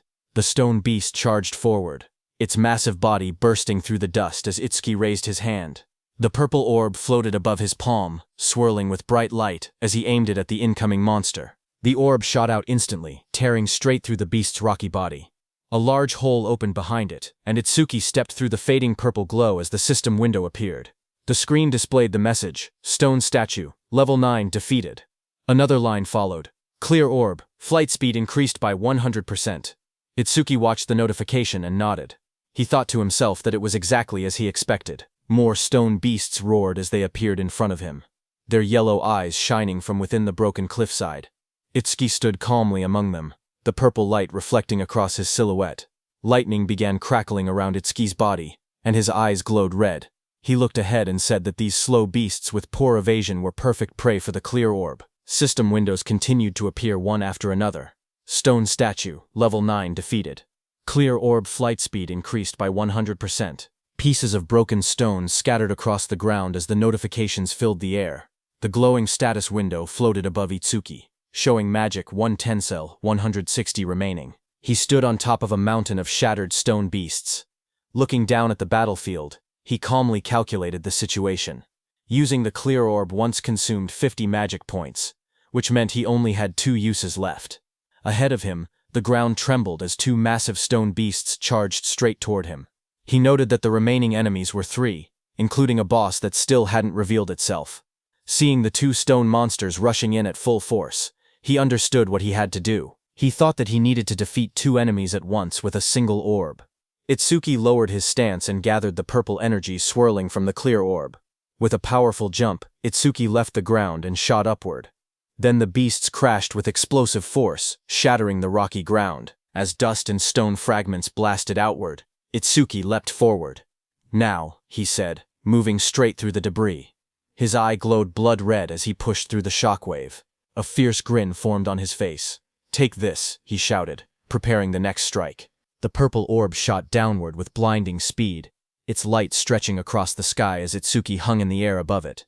Immediately, glowing system windows appeared one after another, displaying, Stone Statue, Lever 9, defeated. Clear orb flight speed increased by 100%. After the impact, Itsuki collapsed on the ground, panting heavily. Sweat dripped down his face as he lay flat on the rocky floor. He muttered that the exhaustion he felt right before his magic ran out was rough. He hoped he would someday get a magic recovery skill. He slowly sat up and looked at the glowing screen in front of him. He said that with the orb now flying at 5 meters per second, he could catch up to running enemies. The system window displayed the details of the skill. Clear Orb. Level 1. Active effect. Fires a perfect sphere with a fixed trajectory. The sphere flies at 5 meters and penetrates all enemies in its path, ignoring defense. Passive effect. Each time an enemy with higher defense than yourself is defeated with clear orb. Flight speed plus 100%. Current flight speed increase 500%. While he was checking the details, suddenly the ground shook, and a massive stone arm dropped toward him with a loud crash. Itsuki looked up in surprise as the enormous mass slammed into the earth, sending dust and rock exploding in every direction. A massive stone giant charged forward, its rocky body trembling with each step as dust exploded around it. A system window appeared, detecting a B-rank skill and revealing the monster's details. Giant Stone Man 28, Level 15. Stone Tribe, Grade 2. Gift converts all magic power into defense. Attack 239, Agility 60, Defense 478, Magic 0, Total 777. Itsuki looked up at the towering creature and gasped that it was huge. Lightning wrapped around his body as another window announced. Thunderbreaker activated. Agility plus 50%. Crackling with blue electricity, he sprinted toward the giant. As he dashed below the monster's massive frame, he wondered if he could defeat it with a single clear orb hit. He looked up at the stone giant's head and thought that maybe aiming for the head would work. Lightning trailed behind him as he climbed the monster's rocky body. He spotted a moment of opportunity and shot a clear orb at the monster's head. However, Itsuki soon realized something troubling.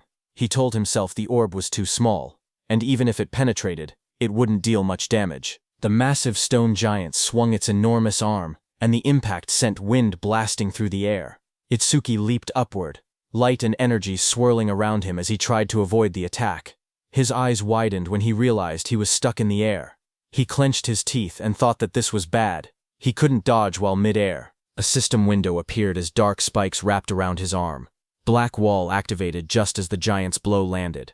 Itsuki smashed into the rocks with a violent explosion, kicking up dust and debris across the rocky ground. When the dust settled, Itsuki was wedged into a stone wall, breathing heavily. He muttered that this big guy was tougher than he expected. Another system window flickered in front of him. A B-rank skill, Gigantification, was detected. Overmimesis activated and began progressing at 1%. Seeing that, Itsuki looked up with a confident grin. Realizing the monster grew huge because of a skill, he said this would be easy. With one hand, he grabbed onto the giant's stone body and prepared for his next move. Meanwhile, outside, one of Kinoshita Reiji's men got the news of what had happened to Oga and froze in shock. Behind him, Kinoshita Reiji, dressed in a golden vest, sat calmly. He narrowed his eyes and warned his man not to make noise in front of him. The suit-wearing man bowed his head and apologized, saying it was just so unexpected. Kinoshita asked him what had happened. The man reported urgently that someone had defeated Oga and forced their way into the stage. Hearing that, Kinoshita clenched his teeth and broke the wineglass in his hand. He questioned what Oga was even doing. He reminded himself that Oga always bragged that no one below level 30 could break through his defense. He wondered if a level 30 or higher awakened had shown up.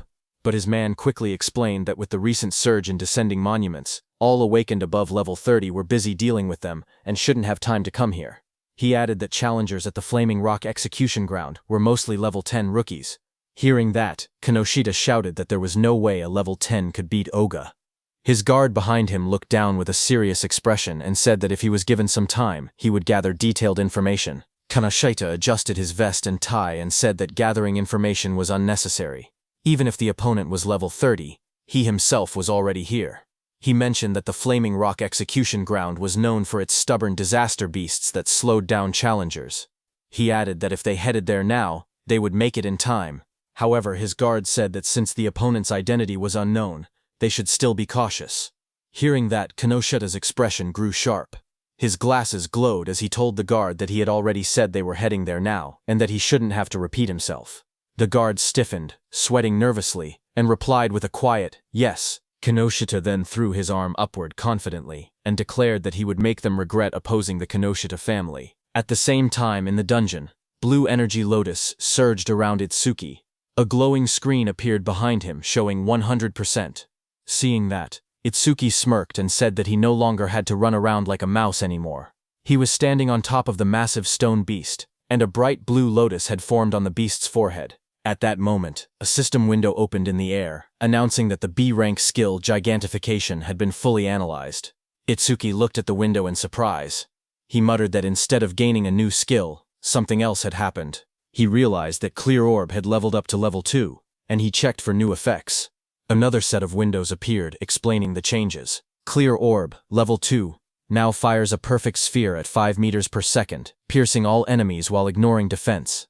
New effect. After activation, the orb's size can now be adjusted by consuming additional magic power. Passive effect. Each time an enemy with higher defense than your own is defeated using Clear Orb, flight speed increases by 200%.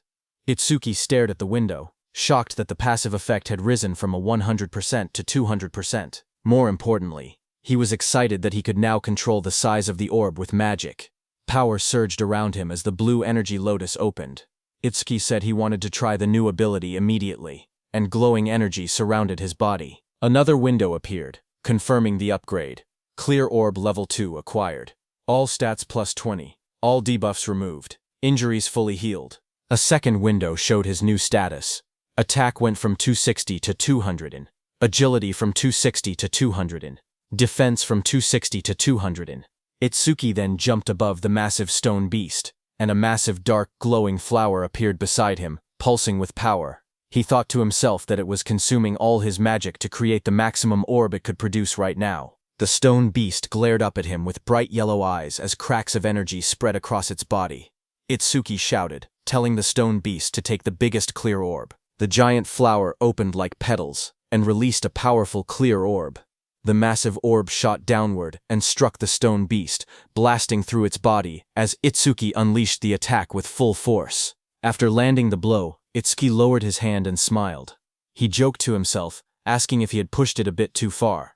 A small window beside him showed that his magic had dropped to 0 out of 280. As the stone man was destroyed, a system window appeared, announcing that the giant stone man, level 15, had been defeated, and the clear orb's flight speed had increased by 200%. Amid the collapsing stone debris, Itsuki looked at the destruction around him. He realized that the orb he created by consuming all his magic had grown this huge. He examined its power calmly. The orb's flight speed had reached 7 meters per second. He thought to himself that if he cleared this stage 2 more times, it would become as fast as a car. Just then, a new system panel displayed the skill information. Clear Orb Level 2. Active effect. Fires a perfect sphere on a fixed path. The sphere travels at 7 meters and penetrates all enemies, ignoring their defense. After activation, the orb's size can be adjusted by spending more magic. Passive effect. Each time he defeats an enemy with higher defense than his own using Clear Orb, the orb's flight speed increases by plus 200%. The current total increase had reached 700%. Itsuki held a glowing green crystal in his hand while reading the information. He admitted that he had ignored passive effects until now, but now saw how useful they actually were. Dust settled around him as he walked forward. He then thought about another passive skill. Lotus Burst's passive expanded the range of all skills. That meant Clear Orb's range should also increase along with it. He then checked Lotus Burst's passive effect. Each time Lotus Burst defeats a living creature of level 1 or higher, the range of all skills increases by plus 1%. Seeing this, Itsuki smiled slightly as he looked at the system panel floating beside him. Itsuki imagined and thought to himself that if he kept increasing Lotus Burst's passive effect, he could eventually defeat disaster beasts from thousands or even tens of thousands of meters away. Then, outside, a bright green display screen lit up.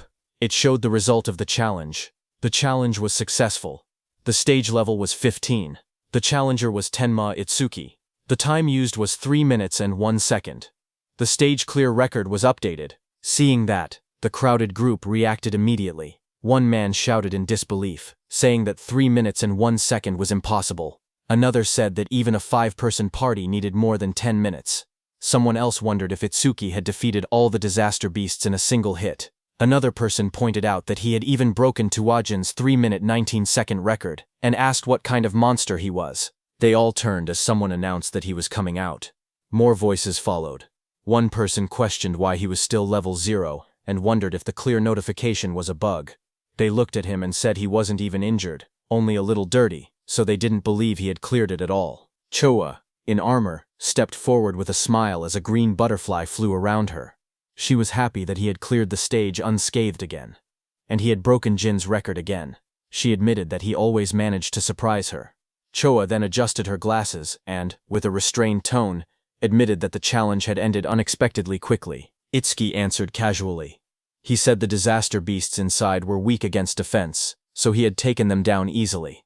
The glowing butterfly hovered in front of Itsuki. He looked at it with surprise and asked what it was. Choha explained calmly.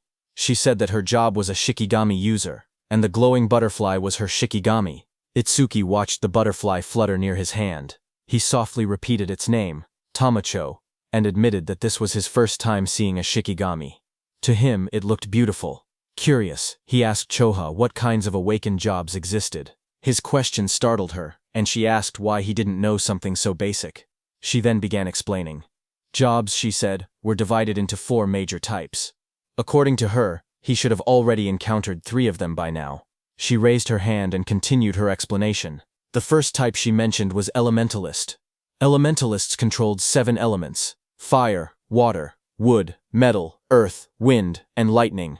She said elementalists had the largest population among awakened jobs and also possessed the highest minimum combat capability. She then explained that his classmate who used electricity attacks and also the Oga muscular, iron-skinned man from earlier, belonged to that same type. She then introduced the second type, Shikigami user. She explained that Shikigami users could summon Shikigami that obeyed only their master. A blue system window appeared beside the butterfly, displaying that it was Tamachu, Li rank, level 15, ITS skill is undisclosed, status is undisclosed. Choha continued explaining that a Shikigami stayed with its master from birth. Then another system window appeared showing her own status. Izumi Choha, human, level 6, Jobert Shikigami user, gift grade 2, undisclosed, Shikigami undisclosed, status undisclosed. After explaining everything, she asked him if he had any questions so far. Itsuki looked at her Shikigami, and then asked why her own level was lower than her Shikigami's level. He wondered aloud if she was really a veteran awakened. His words hit Choha like arrows. She wondered to herself if Itsuki had no concept of sugarcoating things. Choha touched her forehead with a tired expression and explained that Shikigami also absorbed experience and leveled up. Because of that, they were basically always at a higher level than their master. Hearing that, Itsuki's expression darkened. Half of his face sank into shadow, and his eyes glowed coldly. He stated that in that case, when fighting a Shikigami user, it was faster to target the person themselves. Seeing that, Choa's eyes widened. She noticed the negative aura seeping out of him again and wondered what was going on with him. Itsuki then looked at her calmly and asked what else there was, pointing out that she had only introduced 2 types so far. Choa straightened herself and explained that the third job was currently the most mysterious one, with the least information known about it. She pointed at Itsuki and told him that his job was order breaker. Itsuki listened quietly as she continued explaining. She said the reason this job was mysterious was because every order breaker possessed different abilities, like the blue lotus flower ability he had shown earlier. She then explained that there were order breakers who could change the size of their bodies at will, others who could create infinite clones, and even some who could stretch their bodies freely like rubber. Next, she compared order breakers to regular awakened jobs.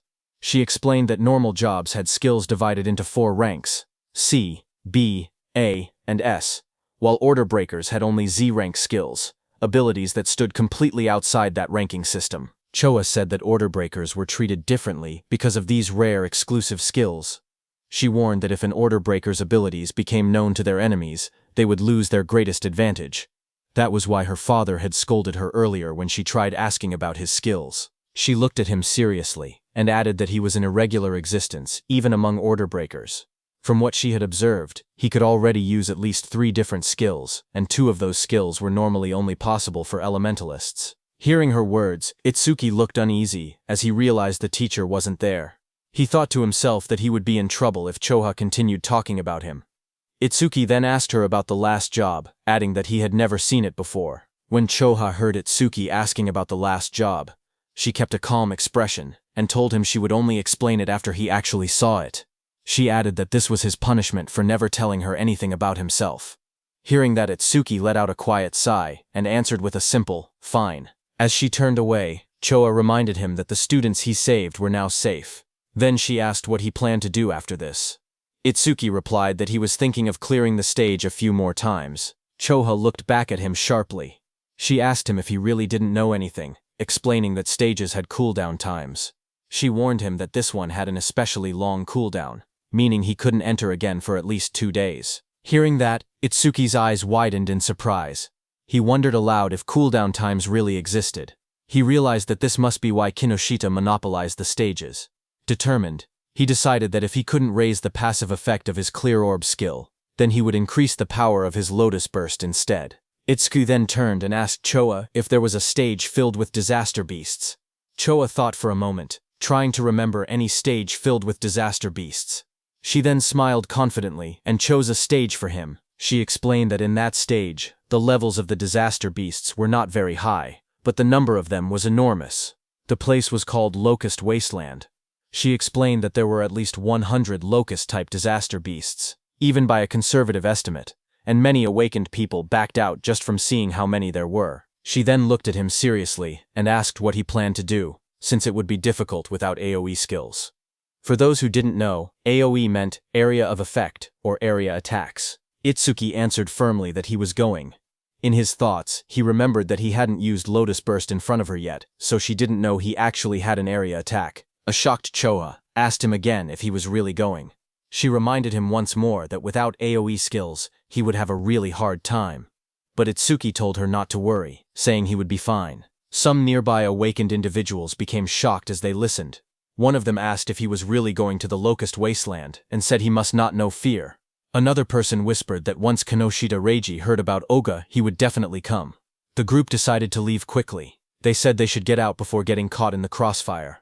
Then, a few minutes later, Kinoshita Reiji arrived there and looked around the empty area. He asked in shock why there wasn't a single person present. His bodyguard in a suit stood behind him and reported that the target had gone somewhere. Kinoshita Reiji asked how it was possible. It had only been 30 minutes since the target entered, yet the target had already cleared the Flaming Rock execution ground. His bodyguard said it was hard to believe, but seemed to be true.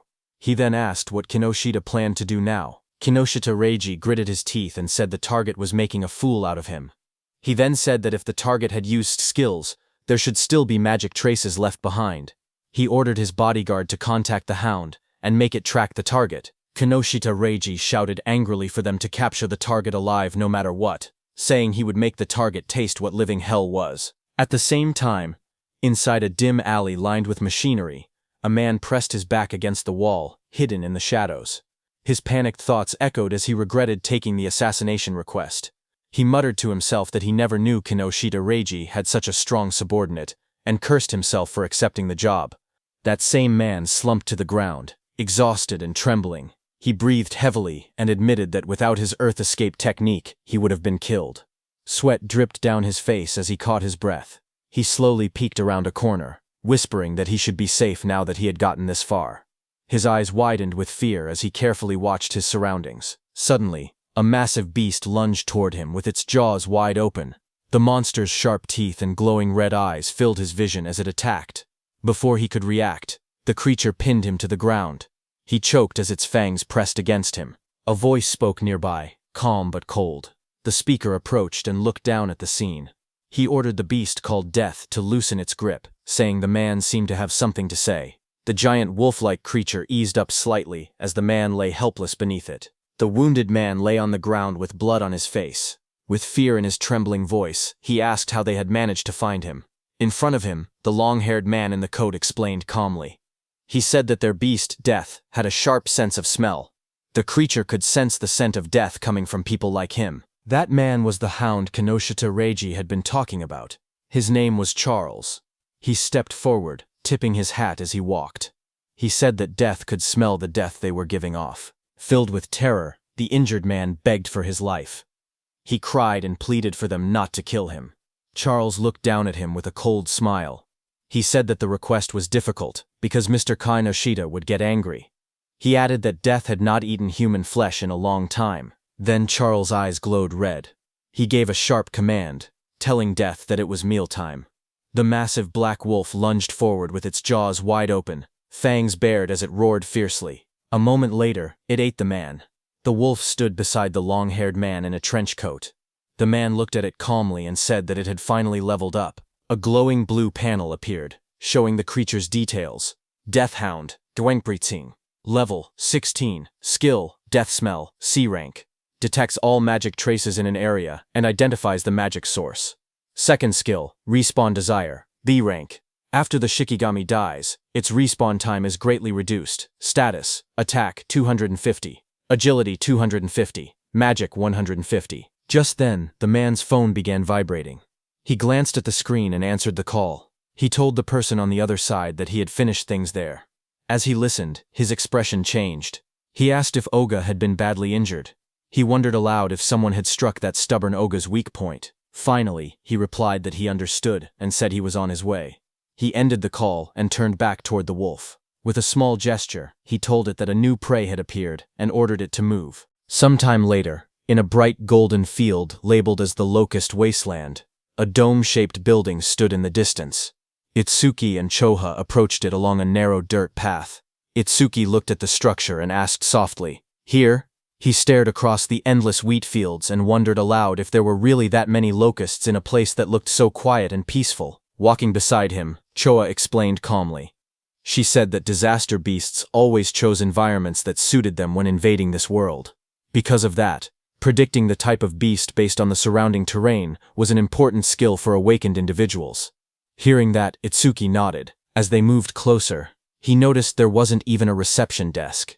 Choha touched her forehead and explained that the danger level of this stage was extremely high, so high that it had already reached the point of a dismantlement resolution. Confused, Itsuki compared it to the Flaming Rock execution ground, noting that this stage was actually below level 13. He asked why such a drastic decision was made. Choha replied that in normal stages, people could still escape if they couldn't win. But here, the disaster beasts were unnaturally aggressive and appeared in overwhelming numbers. As they studied the stage's environment, Choha explained the danger. She said that if an awakened person let their guard down even a little, they would quickly be surrounded by countless locusts. She continued, saying that anyone caught like that would be devoured completely, down to the marrow of their bones. Hearing all of this, Itsuki only smirked. He said that it was perfect if there were really so many disaster beasts here.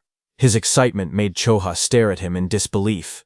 She asked if he was in a rush to die. He calmly replied that he wasn't desperate enough to die by being eaten by bugs. Moments later, he stepped toward the entrance of the glowing stage gate. Choha watched him, noting from his attitude that he seemed confident enough. She reminded herself that he had entered this stage by his own choice, and she had already given him all the advice she could. With a quiet sigh, she accepted the situation. If something happened inside, it would be entirely his own responsibility. But Choha suddenly froze, as worry washed over her face. She wondered what she should do. She realized she had forgotten to tell Itsuki an important detail. Locusts inside the stage would continue spawning endlessly unless the boss was defeated. Panic rose as she decided she had to enter the stage and warn him herself. But suddenly she heard some noise from behind. Just as she turned, her expression stiffened. Someone had appeared behind her. She saw a tall man wearing a hat, with glowing red eyes, standing beside a giant hound. The man looked at her and spoke with a cold smile, saying he was looking for someone. On the other hand, inside the stage, Itsuki stepped across a ruined field. Dirt and trampled crops surrounded him. He looked around and muttered that it was a mess. Then he clapped his hands together lightly and smiled with confidence. He called out to the unseen swarm, telling the pests to wake up. He had come to exterminate them. A lone scarecrow stood in the middle of the dry, cracked wasteland as countless small insects flew around it. Itsuki looked at the scene and noted that the enemy's individual levels were surprisingly low. He said that since they met the requirements for Lotus Burst, there would be no problem. Information windows appeared one after another. Evil Locust 2231, from Insect Tribe, Level 1.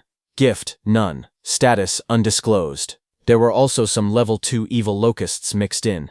Itsuki stared at the dark sky as an enormous swarm of locusts covered everything. He commented on the incredible number of enemies. But instead of being worried, he said that this worked in his favor. Flames rose around him as he formed a glowing lotus of light in his hands. He explained that the more the locusts clustered together, the less effort he needed. Once they entered the range of Lotus Burst, he said he would crush them all at once. The ground shook as a vortex of locusts formed around him. When the moment was right, he shouted a single command, "Now." A bright red explosion ignited in the air as the system message appeared, stating that Lotus Burst had been activated. Then there was a huge explosion. Right after the blast, notifications flashed one after another. Each one reported that an evil locust had been defeated by Lotus Burst, increasing all of the user's skill ranges by 1%. More messages followed, showing both Level 1 and Level 2 locusts being wiped out instantly. When the smoke cleared, Itsuki stood calmly in the middle of the scorched ground. Sparks drifted around him, while charred insect bodies lay scattered at his feet. Another notification floated beside him, confirming the defeat of a level 2 Locust and awarding another 1% increase. New windows opened, explaining Lotus Burst's abilities. The active effect consumed magic to deal explosive damage within a 10.5-meter range, its power proportional to how much magic was spent. The passive effect stated that every time Lotus Burst killed a living creature of level 1 or higher, all skill ranges increased by 1%. Itsuki glanced at the numbers and made a small comment. He had defeated 110 enemies, which meant a 10% increase, therefore receiving 10% at once. Lotus Burst's range had now expanded to 10.5 meters, which he considered impressive. He analyzed the situation calmly. Against disaster beasts of this level, consuming 10% of his magic to output 10% of his firepower should be enough. Taking his remaining magic and recovery speed into account, he could probably use about 10 more shots. If he gained even 100 kills per use, he could increase his total skill range by 1000%. Another screen displayed his magic level, 252 out of 280. He looked at it and muttered that things would go much more smoothly if stages didn't have cooldown times. But suddenly, Itsuki noticed something. He stared at his bracelet with a confused expression. He noticed that the usual challenge success notification was missing. He muttered that something felt odd. As he frowned, a thought crossed his mind, and he wondered if the reason was something unexpected. Just then, a system window suddenly appeared. It reported that a C-rank skill called Mother's Will had been detected. It also stated that Over-Mimus was activated, and that the analysis progress was at 1%. Itsuki looked up sharply. He realized that one locust had survived. Dust and broken ground swirled around him as more locusts flew through the air. He turned, watching the locust swarm gather again. He questioned whether Mother's Will was the boss monster's skill. At that moment, several locusts lunged at him. He jumped back and blocked the attacks with the crystal armor covering his arms. He admitted to himself that he had let his guard down. He had truly believed there was no boss monster in this area. He narrowed his eyes, thinking aloud. He said it was good that he could still expand his skill range by using Lotus Burst again. But he also stated the bigger problem. He had no idea where the boss actually was. The glowing lotus-shaped energy expanded from Itsuki's hands as he activated his skill. His expression hardened with resolve. He declared that he would defeat all the small enemies first and force the hidden boss to reveal itself. A bright explosion erupted around him. The ground shook as countless evil locusts were blown apart by the blast. System notifications appeared one after another. Each message showed that an evil locust, either level 1 or level 2, had been defeated with Lotus Burst, and every kill increased all his skill ranges by 1%. The notifications continued stacking until the Lotus Burst total experience reached 220%. His Lotus Burst leveled up. Another message explained the updated skill. Lotus Burst LV2 now consumed magic to deal explosive damage within a 16-meter diameter, and its power increased based on how much magic was used. Itsuki looked at the smoking battlefield and murmured that the range had expanded to 16 meters, calling the new effectiveness outstanding. But even after defeating 10 small enemies, the boss still hadn't appeared. Deep underground, inside a dim nest filled with shifting shadows, many insect-like creatures began to crawl and move. Their wings rustled as more of them gathered around a glowing cluster hidden in the darkness. As the locusts crawled out of the cracked ground, a notification floated in front of Itsuki, showing the analysis progress rising to 27%. He looked ahead sharply and muttered that they had spawned again. Another screen appeared, showing his magic at 232 out of 280. He noted that he could still use Lotus Burst 9 more times. Fire erupted around his hand as he stepped forward, declaring that no matter how many times the monsters appeared, he would thoroughly deal with them. His arm swung through the flames, and he shouted that he would sweep them all away. A fiery explosion burst across the battlefield, and several notifications appeared one after another, stating that evil locusts of level 1 had been defeated with Lotus Burst, and that all skill ranges increased by 1%. More screens stacked up endlessly, showing the same message again and again. A blinding explosion tore through the ground as Lotus Burst activated again, scattering debris in every direction. Bright light flashed across the stage, and the blue notification window appeared with the same message, Lotus Burst. Another massive blast followed right after, engulfing the area in a wave of yellow flames and flying rubble. The screen repeated the skill name, Lotus Burst. A new system panel displayed the updated description of the skill. It stated that Lotus Burst LV2 consumed magic to deal explosive damage within a 54.5-meter diameter, its power tied directly to magic consumption. Below it, another panel explained the passive effect. Every time the skill defeated a creature of level 1 or higher, all skill ranges increased by plus 1%, now reaching a total of plus 990%. Itsuki ran forward through the burning battlefield, sweat rolling down his face. He glanced at the glowing screen. He said that up until now, he had wiped out large groups 9 times and expanded Lotus Burst's range by 990%, but he only had enough magic left to use it one more time. He wondered why the monsters kept appearing non-stop. His magic display dropped to 5280. He looked up as the sky darkened with swarming insects. He muttered in frustration that there was no end to them. The swarm grew thicker overhead, but even after all the destruction, he saw no trace of the stage boss. He frowned and said that there was still no sign of the boss appearing at all. He considered withdrawing temporarily from the stage and returning after the analysis finished. But even as he thought it through, the endless swarm closed in around him. Itsuki narrowed his eyes sharply as a thought erupted in his mind. He declared that behaving like that was what third raters would do. Fire gathered in his hand, and flames wrapped around his arm. With determination burning in his expression, he stated that no matter how many disaster beasts appeared, he would defeat every single one of them. A massive explosion erupted like a lotus blooming in fire, sending shockwaves across the ground. As smoke rose around him, Itsuki steadied himself and muttered that with this attack. But before he could finish, countless more insects filled the air. Swarms surrounded him, and he realized in frustration that there were still more, and their numbers hadn't decreased at all. A glowing system screen appeared before him, showing the analysis progress at 91%. Itsuki's eyes widened as he tried to make sense of the situation. He wondered what was happening. All the disaster beasts that had appeared since the first defeat were still only level 1. Their bodies were small too, as if they had just hatched. As he connected all the dots, he realized the truth at once. The boss's ability was infinite reproduction. A massive golden insect, the queen locust, crouched in the darkness as glowing eggs shot out from its abdomen. A system window identified it. Queen locust Sumbro 379, insect tribe, level 13, gift, grade 1, lays large quantities of evil locust eggs, skill, mother's will. Itsuki looked up, sweat trailing down his face. If the queen could reproduce endlessly, then fighting the small ones meant nothing. The only way forward was to defeat the boss itself. His magic was nearly gone. But the analysis bar floated in front of him, rising steadily. 98%. He clenched his teeth as the final percentage completed. The blue sphere of the analysis pulsed outward. Analysis progress, 100%. A new message appeared. Mother's will. Analysis complete. Skill acquired. Magic detection LV1. Another window followed. Magic detection LV1. Active effect. After activation, continuously consumes magic to sense magic flow within a 100-meter diameter.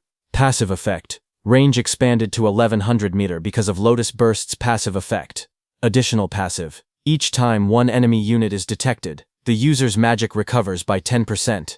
Seeing this, Itsuki's eyes widened as he read the description. A detection skill. Its effective range now stretching over 1,000 meters, and every enemy detected would restore his magic. A smile curved across his lips. The passive effect was perfect for this stage. Hunting the smaller creatures again and again would now benefit him greatly. He tilted his head slightly, his eyes shining with confidence. He thought that leaving the queen alone for a moment and clearing out more enemies wouldn't be a bad plan at all. As he lowered his gaze, he thought quietly to himself. He realized he had been keeping Choha waiting. For now, he decided to finish clearing the stage before returning. A blue system window appeared before him, announcing that magic detection level 1 had been acquired. All of his stats rose by 10 points. All debuffs were removed, and his injuries were fully healed. Another window displayed the updated numbers. His attack increased from 200 to 290. His agility rose from 200 to 290. His defense moved from 200 to 290. His magic stat climbed from 200 to 290, where Turening his total grew from 120 to 1160. Itsuki then raised his hand to his forehead, as swirling energy surrounded him. He activated the new skill, focusing intently. He began locating the boss using magic detection. Wide ripples of energy spread out from his body, expanding across the entire area like rings on water. The waves traveled far into the distance, lighting up the surroundings as they moved. Down below, the massive golden insect boss lifted its head, its yellow eyes glowing as the waves passed over it. Itsuki's eyes suddenly sharpened. In the next instant, He spotted the reaction in the distance. He slowly raised 2 fingers and pointed them forward, a confident smile forming on his face. A surge of dark, swirling energy formed at his fingertips, twisting the air around him. He was going to use his clear orb skill. Amid the chaos, his steady voice echoed. He said that even if the enemy used its children as shields, it would be useless. The clear orb began to glow, merging with the power of Lotus Burst. A bright lotus-shaped light burst outward, illuminating the battlefield. He declared that with Lotus Burst's passive effect and the clear orb's current flight range, the attack would definitely reach its target. A system window appeared, stating that the clear orb's flight distance was now 120 meters. In the next instant, the glowing orb shot across the field like a streak of purple lightning. Wind burst apart in its wake as the queen locust recoiled in shock, spreading its golden wings wide to escape. But Itsuki was already behind it, surrounded by crackling blue crystal. His transformed figure loomed like a shadow. Lightning surrounded Itsuki as he appeared above the queen. Looking at her, he said, "Checkmate." He slammed his attack down, overpowering the queen with sheer force. He cut down the queen into pieces. Immediately, the whole insect swamp was disturbed. Seeing that, he realized the swarm fell into chaos after losing its queen. Itsuki turned toward them with cold eyes. Flames erupted from his crystal-covered arm as he promised to send the remaining creatures to their mama right away. After the Lotus Burst explosion, all insects fell to the ground. Itsuki stood in the settling dust, looking at the battlefield calmly. He stated that all his skill ranges had increased by 1210%, that Lotus Burst's explosion radius now reached 65.5 meters, and that the clear orb's flight distance had expanded to 131 meters. A system window appeared, describing Lotus Burst at level 2. It explained that the active skill consumed magic to cause explosive damage within a 65.5 meter diameter, its power tied to magic consumption. The passive effect showed that every time Lotus Burst defeated a living creature of level 1 or higher, all skill ranges increased by 1%, now totaling plus 121-10%. A second notification appeared, showing the flight distance of the true ball, 131 meters. Itsuki looked at the result and smiled, saying it had been a good harvest. He held a green leaf in his hand while sitting on the ground, surrounded by rising dust. He then thought to himself that when the cooldown ended, he would challenge it again and raise Lotus Burst's passive effect to 5 digits. As he returned to exit the dungeon, a new notification appeared, stating new record achieved. Another line reported time used, 17 minutes 7 seconds. Standing in front of a glowing blue portal, Itsuki looked at the timer and noted that it had taken 17 minutes. He thought that Choha must be worried. He imagined Choha waiting outside. He believed that when he returned safely, she would probably act aloof again, yet he knew she was actually kind and considerate. He thought her inability to be honest was somewhat cute. Stepping out of the portal, surrounded by a swirl of blue energy, he lifted his hand and greeted her, saying he was back and sorry for worrying, but then his eyes widened sharply, shock filling them. Right in front of him, Choha appeared injured, blood on her lips. A man with glowing red eyes held her up by the collar. He looked down at Itsuki and spoke coldly. He said that going solo and coming out of the stage safely could mean only one thing.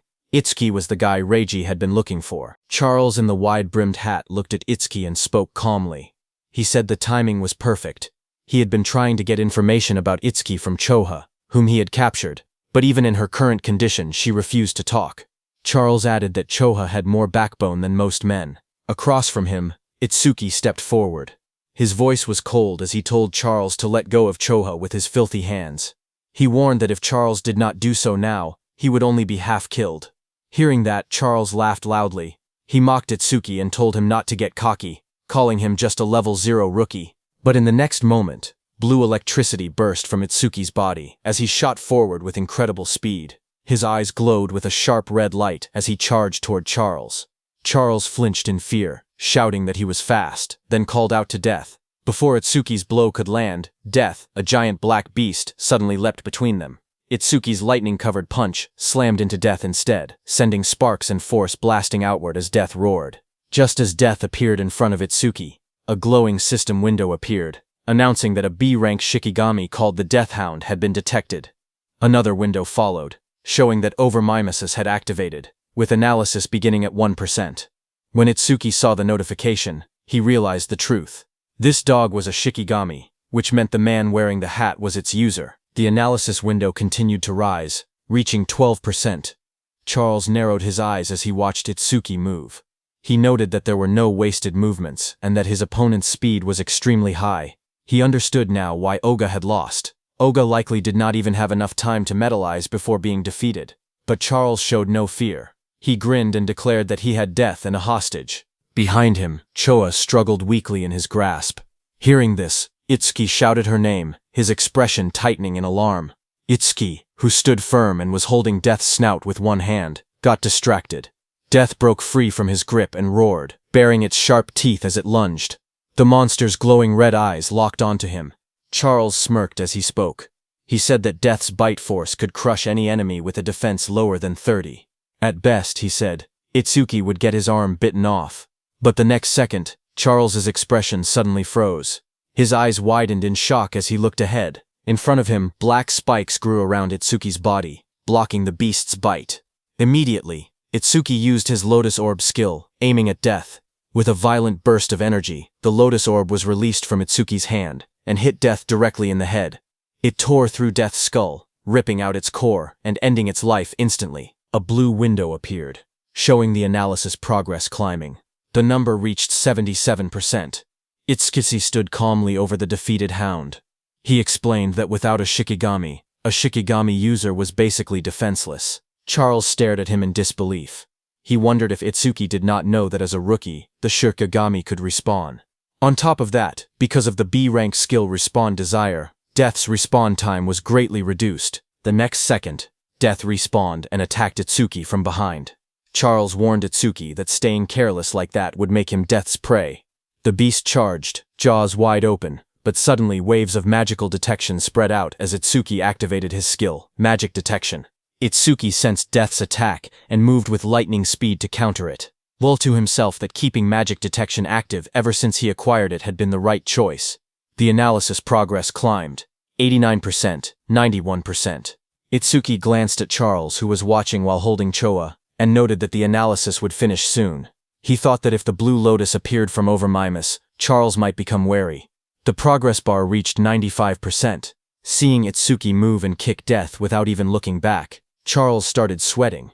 He realized the truth: this opponent had more power and more speed than Death and even possessed detection skills. He panicked, realizing he could not launch a surprise attack at all in this situation. Charles pulled Chosha in front of him and tightened his grip around her neck. His voice trembled with panic as he warned that if Itsuki resisted any further, Chosha's life would end. Itsuki watched quietly. He wanted to finish his analysis without revealing the Blue Lotus, but the situation made it difficult. Just then, a bright system window appeared before him, showing analysis progress 100%. Another screen followed. Death Eater analysis complete. Shikigami Eater has been acquired. It explained the active effect. By directly touching a Shikigami, he could take ownership of the opponent's Shikigami. Itsuki looked at the result and realized he could even control whether the Blue Lotus appeared, because the analysis had completed without revealing it. More system messages appeared, saying Shikigami Eater, Level 2 acquired. All stats increased by 20. Then a system notice explained that because Over Mimas had activated incompletely, debuff removal and full recovery had failed. Itsuki's updated status flashed. Attack, agility, defense and magic increased from 290 to 310, and his total stat points increased from 1060 to 1240. Seeing the notification, Itsuki thought to himself that skipping the Blue Lotus came with a price, since it lost its recovery ability. But he had already fully recovered once during the last stage. Because of that, he could still fight at almost full strength even without recovering now. Just then, Death charged forward with its jaws wide open, roaring as it rushed toward Itsuki. In that moment, Itsuki realized something important. He understood that this new skill allowed him to steal other people's Shikigami.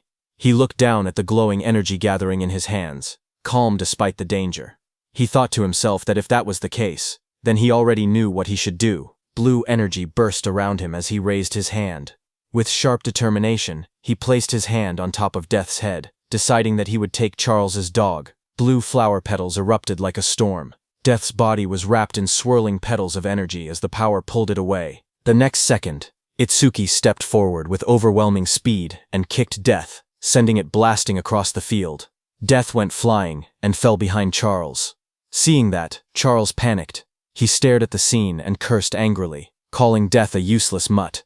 He shouted in frustration, demanding to know what he had fed it all that experience for. Charles tightened his grip on the injured Choka and shouted in rage. He warned that if Itsuki resisted any further, he would snap her neck.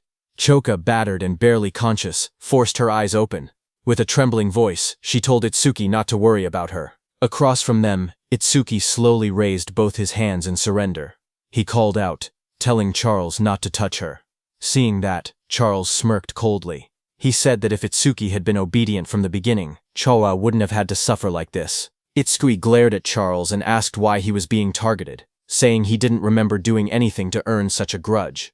Hearing that, Charles sneered, accusing him of still trying to probe for information. He then explained that it didn't matter, because Itsuki would meet him soon anyway. He told Itsuki that Kinoshita Reiji was furious that Itsuki had entered a North District 4 stage without permission. He introduced himself, saying he was Charles the Hound, sent under Reiji's orders to capture him. Hearing that name again, Itsuki muttered that he needed to meet Kinoshita directly and talk things out. Charles grinned and said that Itsuki would meet him soon, but only in a battered body. He then announced that death would bite off his legs next and warned that if Itsuki wanted Choa to stay alive, he was forbidden from using that strange ice again. Charles pointed at Itsuki and gave the command, telling Death to bite off both of Itsuki's legs. Hearing that, Itsuki narrowed his eyes. Instead of fear, a cold determination filled them. He told Death to prove it was worthy of being his Shikigami. In the next instant, Death turned and lunged, not at Itsuki, but at Charles, sinking its teeth into its former master. Taking advantage of the moment, Itsuki moved at lightning speed, appearing behind Choha. Blue sparks burst around him as he caught her gently in his arms, pulling her away from danger. Charles screamed as he stared in shock. Sweat ran down his face as he shouted, asking why Death was attacking him. Its own master. Shikigami Death stood beside Itsuki with glowing red eyes.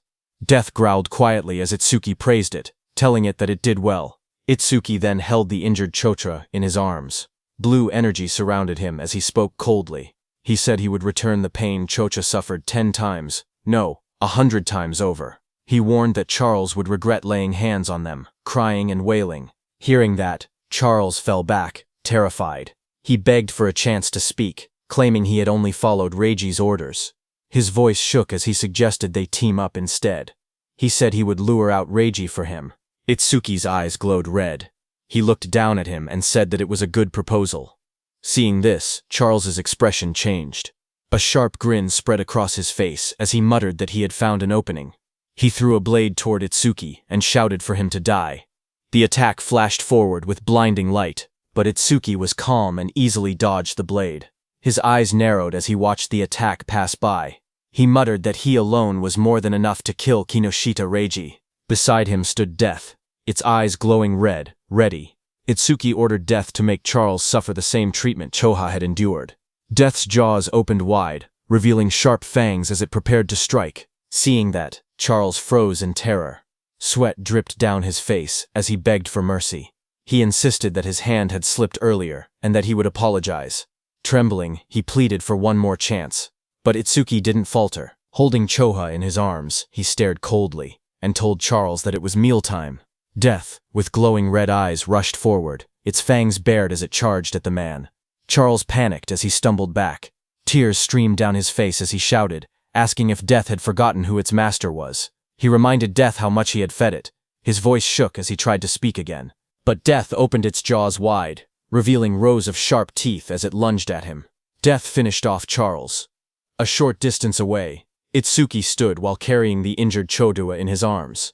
He had sensed someone watching them. Itsuki told the hidden person that he had been watching them ever since Itsuki left the stage. Itsuki then turned and asked how long the hidden person planned to stay hidden, telling him to show himself. Hearing his words, nearby tall grass rustled as someone began to move, stepping out into the light. It was a hooded blonde young man who stepped out from the tall grass, scratching the back of his head with an awkward smile. He said softly that they had caught him. Itsuki held the injured Chofa in his arms as a dark aura spread behind him. His eyes glowed as he asked the blonde man if he was working with Charles from earlier. Startled, the blonde man waved his hands frantically and shouted that he wasn't an enemy. He begged them to listen.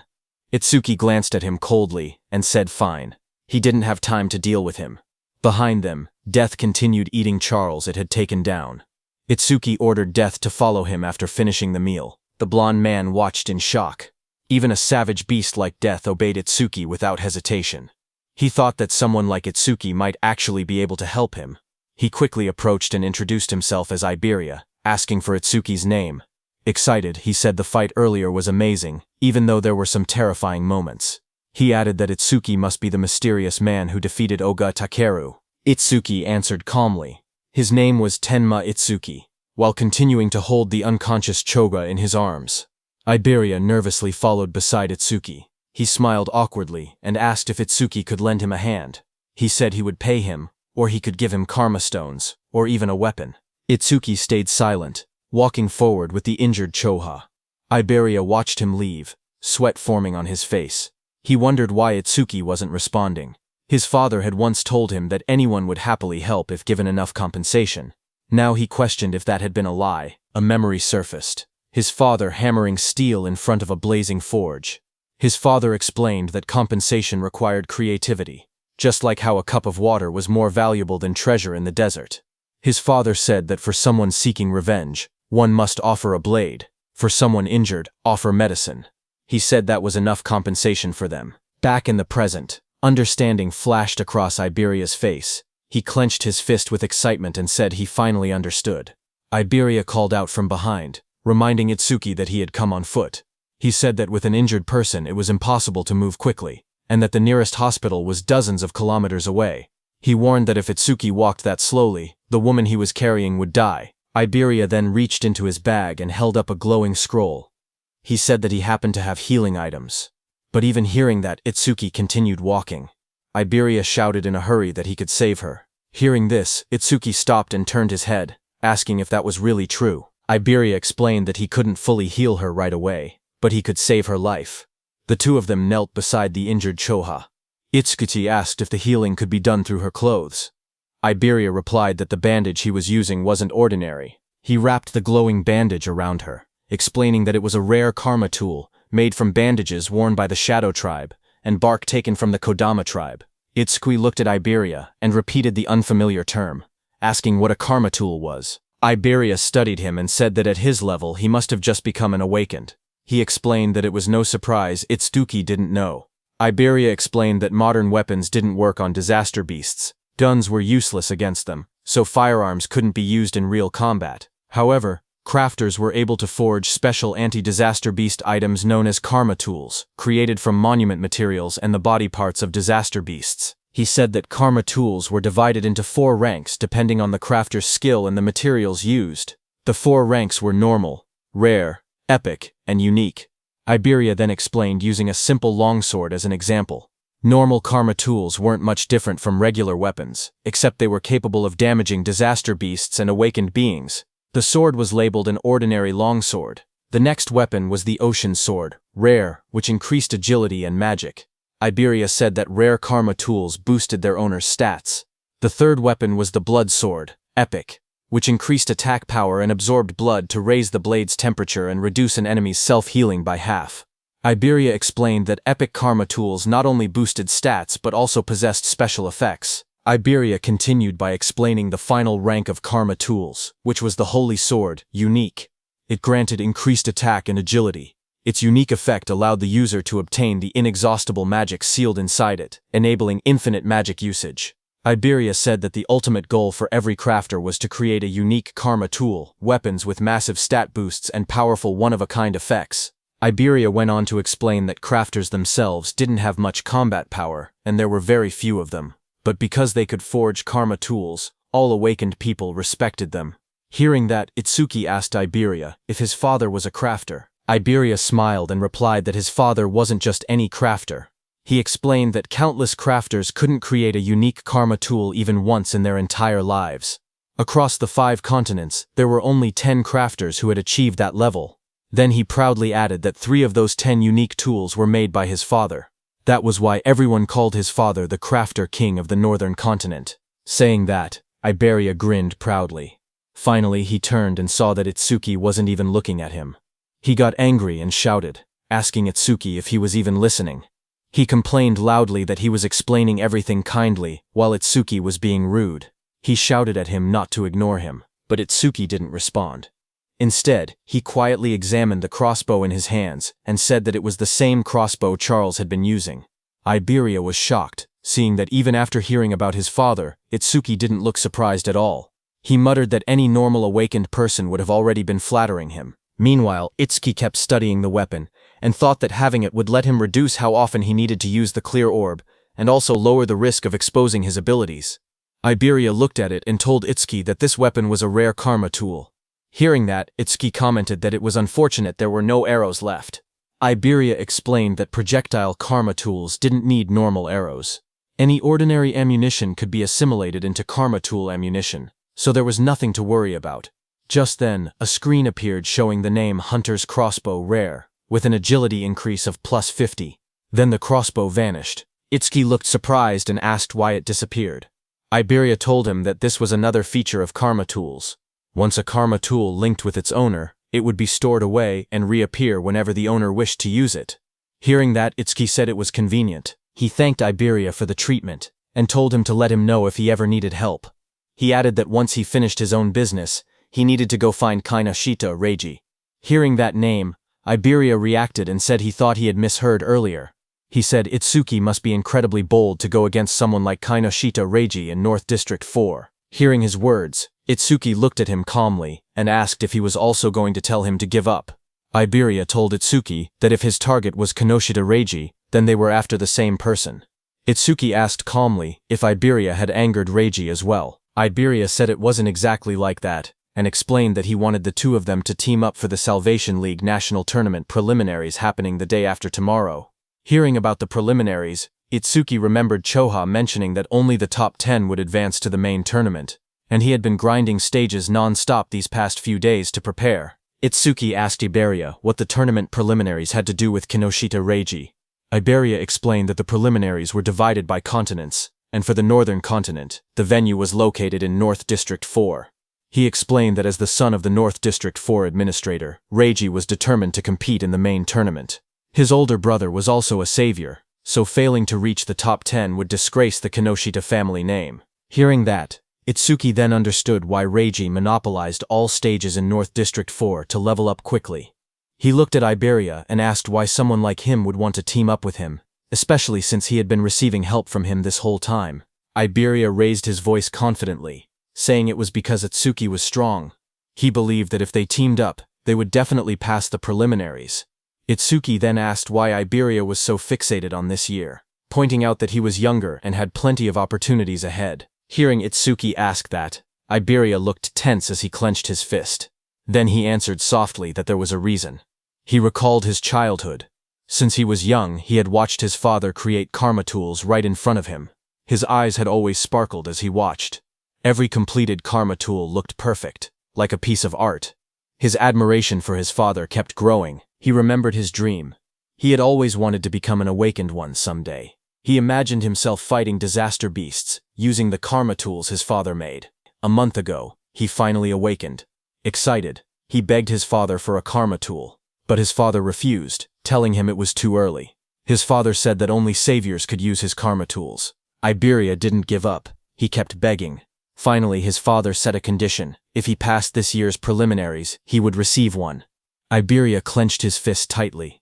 With determination in his eyes, he declared that this was why he had to win this year's preliminaries no matter what. Itsuki looked at Iberia and spoke calmly. He said that with such an amazing father, Iberia should have plenty of options. There was no need for him to team up with someone like a level 0. Iberia lowered his eyes and replied that his father had thought of that too. So before he left, his father told him to pass the preliminaries with his own skills. His father warned him that if he teamed up with strong partners using his father's name, he would not receive any karma tools. Hearing that, Itsuki commented that his father seemed strict. Iberia explained further that according to his information network, most strong participants had already been bought off by Kinoshita. What remained were lone wolves who disliked teaming up, or groups with fixed members. He had no prospects for teammates. With excitement, Iberia grabbed Itsuki's hand and explained that 2 days ago, he had heard news that someone had defeated Oga Takeru, one of the 4 pillars, and even broken stage records. Because of this, he dug for information continuously and eventually found his way here. Itsuki first freed his hand and then agreed to team up. He said the team was no problem, But first he wanted to take Choa to the hospital. With excitement, Iberia declared that he would come along. From now on they were a duo. Iberia then said they needed a duo name. He brought up possibilities, combining Tenma Itsuki and Iberia. He suggested Iba-ten, but rejected it because it sounded like a store name. He tried Ibeitsu, then Tenmaria, then Tenibe, changing ideas one after another. Nearby, Itsuki carried the unconscious Choha in his arms. He looked tired and thought to himself that he was in trouble, because Iberia talked even more than Rikuru. Suddenly, Itsuki thought about Rikuru and Saya. He wondered how they were doing and whether they were participating in the preliminaries now that both had awakened. Just then, Iberia suddenly brightened with an idea. He said that since both of their names contained the letter I, they could call their duo Double I. Far away, as Itsuki thought of Rikuru, Rikuru suddenly sneezed while training. Saya looked at him and asked if he had caught a cold. Rikuru scratched his head and said maybe someone was talking about him. Maybe Itsuki. Saya lowered her gaze and quietly asked how long it had been since the attack incident. She said she never expected them to be apart for so long, and wondered if Itsuki was doing well. Rikuru looked at her strangely. He said that if she was that worried, she should have gone to see Itsuki after the disaster beasts were defeated. Saya blushed deeply and bowed her head in embarrassment. A moment later, she thrust her hands forward and released a burst of water, sending Rikuru flying back as he shouted in surprise. Rikuru shouted that attacking suddenly was unfair, but Saya quickly replied that fair or not, it was sparring practice, and he was the one who left an opening. Just then, their teacher appeared behind them. Both students straightened up in shock. Rikuru called out, "Sensei," while the teacher scolded them, reminding them that the national tournament preliminaries would start the day after tomorrow. He asked if this was really the time to fool around. Saya's eyes lit up. She said she was excited to finally fight other awakened people, because sparring only with Rikuru had become boring. A glowing screen appeared beside her, revealing her stats as an awakened water elementalist. Rikuru looked at his own status window as well. He said he had never been to North District 4 and had heard it was a prosperous town. He said he wanted to see it with his own eyes soon. Elsewhere, someone opened a metal case holding 3 sharp crystal stones. It was Kinoshita. He looked at the crystals and frowned impatiently. He commented that the hound still hadn't arrived and said it was unusual for him to be late. His bodyguard standing behind him wondered if something unexpected had happened. Hearing that, Kinoshita's expression darkened. He muttered that those useless fools had failed again. His glasses glowed red as a message appeared, saying the Karma Stone had been used and experience had been gained. His bodyguard asked if they should send people to search.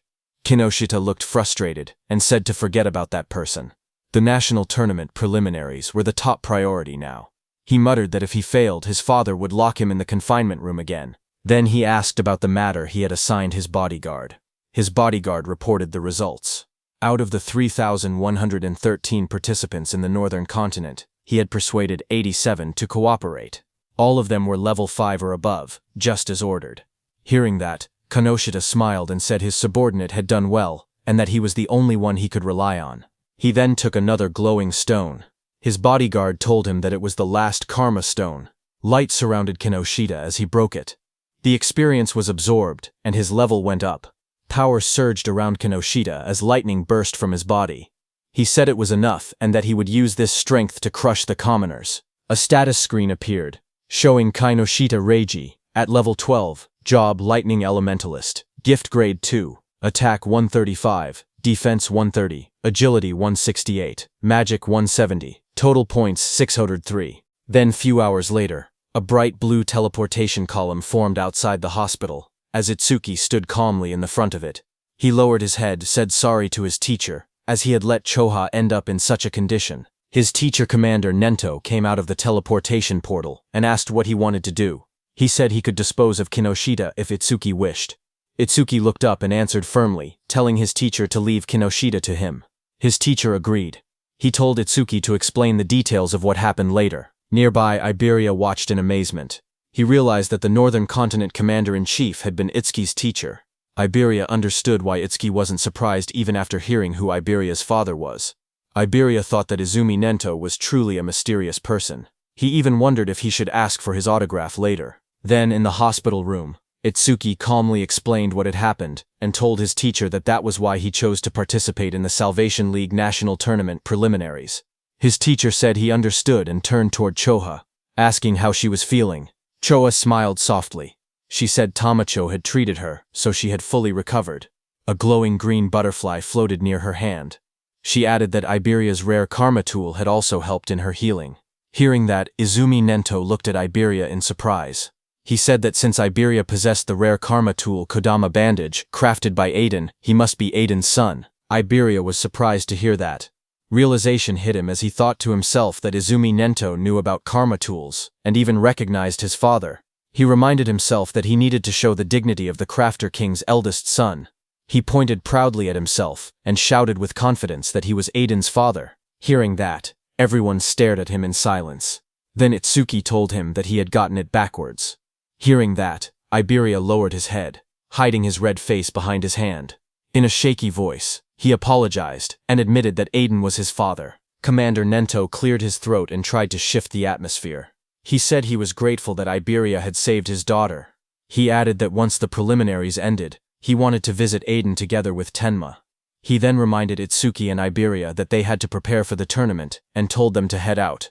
He promised that he and Choha would come to watch tomorrow. Iberia raised his fist excitedly and agreed. He told Commander Nento that he could relax because they would definitely pass the preliminaries. Beside him, Itsuki stood quietly and nodded. After they left, Choha commented that her father had really taken a liking to Tenma because she remembered how, when he used to meet with Jin, he would always bring her along to meetings. Hearing that, Commander Nento told her that because of childhood trauma, whenever Itsuki faced disaster beasts, powerful self-destructive impulses would awaken inside him. But Itsuki's self-destructive impulses weakened only when someone he wanted to protect was nearby. He explained to Choha that this was the reason he placed Choha by Itsuki's side. Hearing that, Choha realized that her father wanted her to become Itsuki's friend, become his weakness, and become the person he wanted to protect. Choha repeated the thought quietly, wondering if she was truly the one Tenma wanted to protect. While she was lost in her thoughts, the commander then stood up and revealed to Choha that the disaster beast attack at Itsuki's school had been planned, not a coincidence. Hearing that, Choha reacted with surprise. Commander Nento added that more traitors were joining the disaster beasts, and that similar attacks on commanders-in-chief had happened across other continents as well. The commander turned toward a large window, his silhouette dark against the night. He said that for now humanity's future was pitch black. Then he added softly that Itsuki would surely be the one to illuminate it. His voice rang out that Itsuki would become a light of hope. Then, at the national tournament preliminary venue in North District 4, the massive circular arena sat in the middle of the wasteland. Inside, a crowd gathered. Itsuki looked around and remarked that there were more people than expected. Iberia explained that once news spread that Commander Nento would be watching, many who originally refused suddenly decided to participate. The number of contestants rose from about 3,000 to nearly 5,000. On the side, Reiji glared in frustration. He muttered that Izumi Nento had increased the number of unpredictable variables far more than expected. His subordinate tried to calm him, saying the newcomers were just last-minute riffraff who didn't have time to form teams, so Reiji's side still held the numerical advantage. He told Reiji that he had ordered the recruits to tie red ribbons on their right arms so they could be identified as allies. On the other side of the arena, Rikuru and his group noticed the ribbons. Rikuru asked if red ribbons were trending now, and wondered if they should wear them too. Saya beside him commented that since Commander Nento was coming to watch, maybe Itsuki would also appear. Then the host of the national tournament preliminaries, Shinshihara Soryu, stepped forward and addressed the crowd. He told everyone that he would explain the rules before the preliminaries began. He said the preliminary venue was divided into two areas, an external area and an internal area. In the first stage, the participants would start from 4 different directions in the external zone. A large diagram of the arena appeared on the screen, showing the outer ring and the inner circle labeled as the internal area. Soryu continued explaining that the first challenge was a race based on time. Everyone had to reach the internal area as fast as possible. The moment someone entered the inner zone, their rank would automatically be recorded on the bracelet they were wearing. Only the first 50 to arrive would advance to the second stage. Then a hologram of the bracelet lit up, showing how it displayed the rank of the participant. Some competitors reacted immediately. Rikuru raised his arm and commented that the bracelet had a surprising function. Hearing that, Saya beside him thought that eliminating thousands of people in just the first stage was extremely harsh. Next, Soryu explained that each person was allowed to carry up to 2 karma tools. Participants were also free to team up with anyone they wanted, and use any method necessary. Results were all that mattered. As the rules were being announced, Iberia nudged Itsuki and pointed ahead excitedly, asking Itsuki to look. He was pointing at the Reiji team in front of him. As the host announced that the first stage would end with rankings and an explanation of the second stage, Iberia pointed at Kinoshita Reiji standing in the middle of a group and told Itsuki that he was Kinoshita. Meanwhile, Kinoshita ordered the people he had recruited to obstruct anyone running ahead of him. Watching from the side, Iberia guessed that the people standing near Kinoshita were the ones he had bought off. He suggested that they should rush into the internal area as soon as possible. His plan was to launch a surprise attack once Kinoshita lowered his guard after entering the interior. But before he could continue explaining, Iberia suddenly froze with a shocked expression. He saw Itsuki walking toward Kinoshita. Shocked, Iberia asked if he had even been listening. One of Kinoshita's men noticed Itsuki approaching. He asked who Itsuki was. Another man warned everyone to be careful because Itsuki didn't have a red ribbon. Just then, from high above, the host raised his voice and declared that the first stage was beginning. The host looked at the students and commented that more and more young people wanted to join the Salvation League, which he found reassuring. But suddenly, a voice told him that having numbers without quality was meaningless. It was a black-haired man. He said that in their time, there had been many participants above level 15. This black-haired man was also an instructor. A blue screen appeared, showing Heitan Akira's information, but most of it was hidden. Instructor Soryu corrected him, saying that only 2 participants had reached that level in Heitan's year. That year, Heitan Akira was at level 18, and along with him was Taewajin at level 21. Remembering the past, Instructor Heitan commented that things were boring now without rookies like Taewa.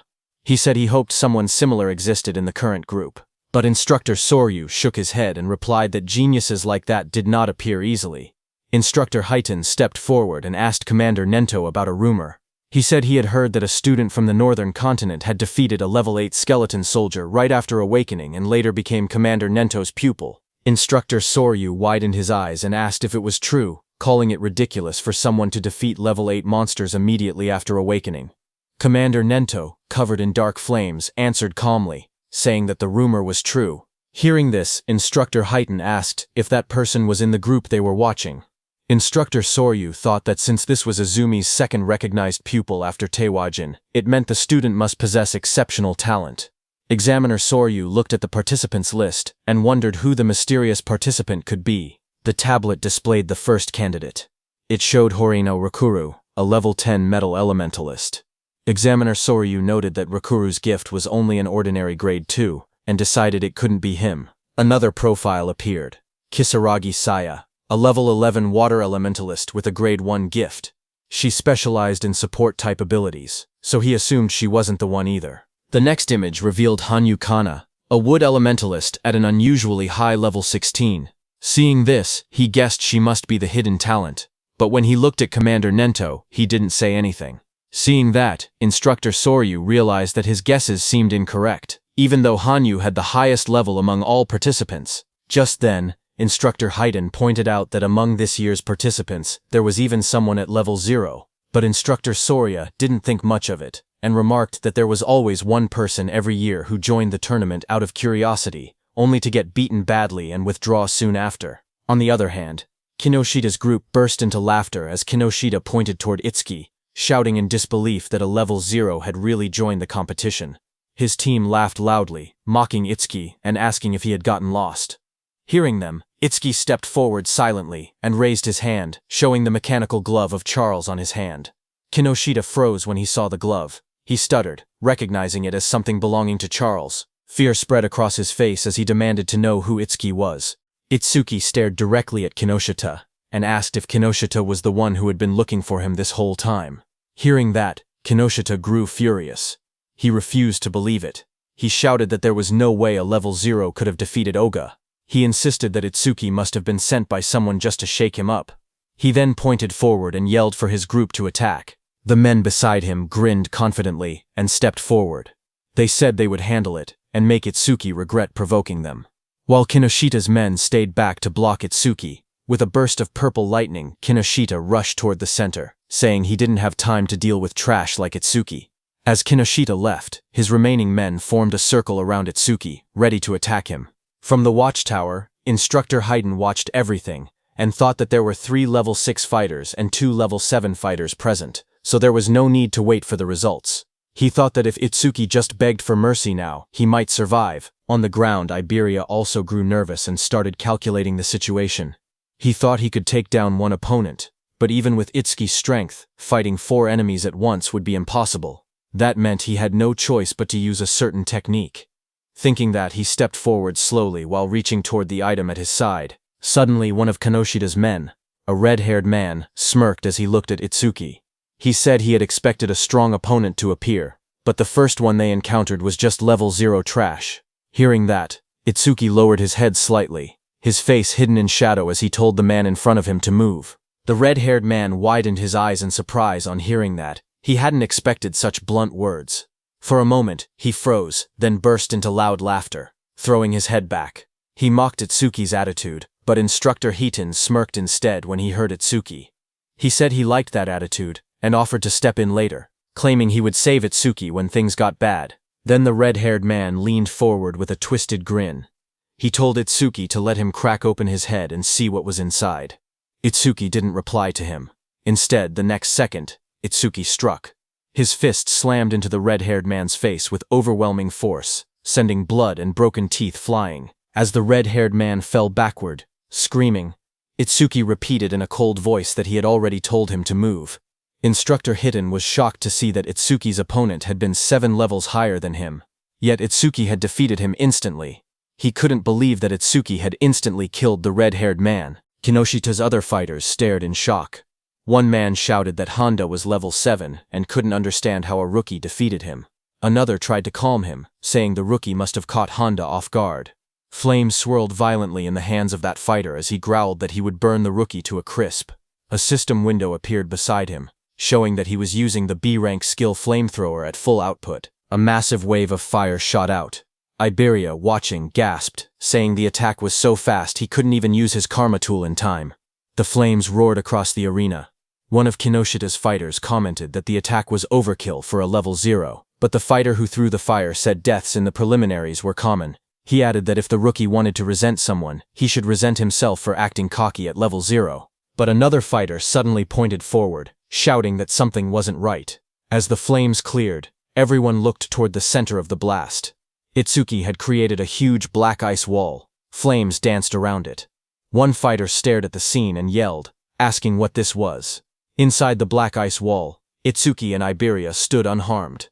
Iberia stared at the scene with wide eyes. He shouted in shock that Itsuki had blocked such a wide-range flame attack completely. To him, it was exactly what he had expected from someone that strong. Itsuki didn't react to the praise. Instead, he looked to the side and told Iberia to get away from him. A system window appeared beside him. It stated that he had blocked a B-rank fire skill using Black Wall, and his defense increased by 10%. Another window listed his updated stats. Attack 310, Agility 310, Defense 341, Magic 310. Seeing that, Itsuki noted that his defense had increased by 31. He thought to himself that he needed to confirm whether Black Wall's passive effect would activate again if he blocked the same skill more than once. From a distance, one of Kinoshida's fighters pointed at Itsuki in disbelief. He asked how Itsuki was still unscathed, and wondered if that strange ice-like shield was really his ability. He looked around in confusion, saying there wasn't even a water elementalist present, so how could Itsuki use ice skills? Itsuki then stepped forward and raised a finger. His voice was steady as he told the fire user to use that technique one more time, saying that this time he wouldn't block it. Hearing this, the fire user glared angrily at him as flames rose around his hands. He asked if Itsuki was making fun of him. He shouted that Itsuki shouldn't go back on his word. Itsuki calmly replied that he promised. Hearing that, the fire user gathered even more flames. He yelled that he would finish Itsuki for sure this time using his strongest technique. A massive fiery blast formed in front of him as he used his B-rank skill flamethrower, Overheat. Seeing the fireball coming, Itsuki just stood there, unfazed in front of the swirling firestorm. He noted that the power was stronger than before, but it was still just a fire attribute skill. A wave of flames roared forward, engulfing Itsuki and the whole area around him. Seeing that, the fire user pushed both hands out desperately. Another fighter behind him looked shocked and said he was taking things too seriously. But the fire user muttered that the attack's power probably rivaled level 8. Sweat dripped down his face as he felt his magic drain instantly. He thought to himself that this was his ultimate technique. It felt wasteful to use against a level 0, but he declared that the farce would end now. But the next second, the fire user fell back in shock, his eyes wide and sweat dripping down his face. He stared at Itsuki standing calmly before him and shouted that it was impossible. Across from him, Itsuki examined the black ice covering his arm. He muttered to himself, realizing something. When the same skill came from the same target, Blackwall's passive effect no longer activated a second time. With a quiet nod, he said that he understood. He stepped forward confidently. Cracks of heat and smoke spread across the ground as he declared that the verification was over, and now he would finish this. Seeing this, the fire user trembled. He couldn't believe that his ultimate technique had been defeated so easily. Standing beside him, another fire user clenched his burning fists and insisted that he had already figured out the weakness behind the ice skill. He charged in with blazing attacks. Flames burst around him as he unleashed his B-rank skill, Fire Barrage. Fireballs shot toward Itsuki from every direction. Surrounded by heat and swirling flames, he looked unfazed. He asked calmly if they were planning to win just by numbers. His whole body got covered by black ice as a glowing notification appeared, saying Blackwall activated. The explosion of flames erupted across the arena, shaking the ground. The large fire user shouted confidently that even if their opponent had a powerful skill, a level 0's magic capacity was meaningless. He claimed that if they drained all of Itsuki's magic so he couldn't produce water anymore, they would win. As the flames roared, suddenly someone grabbed that large fire user's hand. The fire user's eyes widened in shock as he asked what was happening. He was shocked to see that Itsuki closed the distance between them instantly. Itsuki now chose to fight hand-to-hand because he realized that even after being hit by so many fireballs, the passive effect of the Black Ice Wall skill had only activated once. That large fire user rushed forward, shouting that if speed was Itsuki's strength, then power was his. But Itsuki stared at him calmly and asked if he was truly putting his full strength into this. Itsuki told the fire user that he looked strained, so he would make it easier for him, saying that he pulled the fire user near, and before the fire user could do anything, Itsuki stepped in and kicked him in the face. The blow landed so hard that the fire user's face twisted. He staggered, unable to get up. Itsuki looked down at him calmly. He analyzed the system message, noting that his defense increased by 31, not 34, which meant the calculation was based on his original defense before enhancement. Just then, another window appeared showing that he had blocked a B-rank fire skill, gaining a 10% defense boost. His total defense now stood at 3110, with an additional 62 from Blackwall. Turning away, Itsuki noticed two lightning users standing nearby. He muttered to himself that lightning elementals were perfect targets and decided to increase Thunderbreaker's passive effect next. Seeing Itsuki, those two lightning users panicked. Watching both of their allies fall, they shouted that Itsuki's stats must be fake. One of them cried out that they should run. Itsuki glanced back with cold eyes and asked if they really thought they could escape. The two lightning fighters roared in desperation.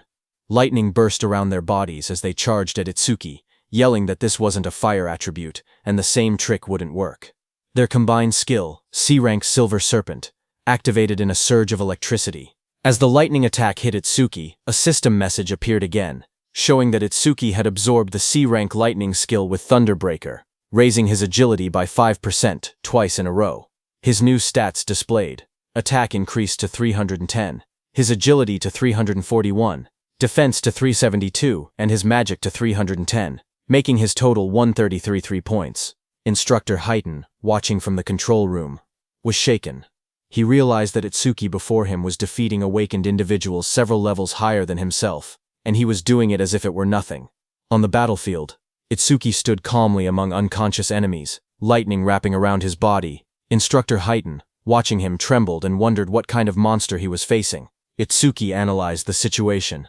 He thought about how Thunderbreaker's passive effect worked the same as Blackwall. It only increased once for the same skill coming from the same target.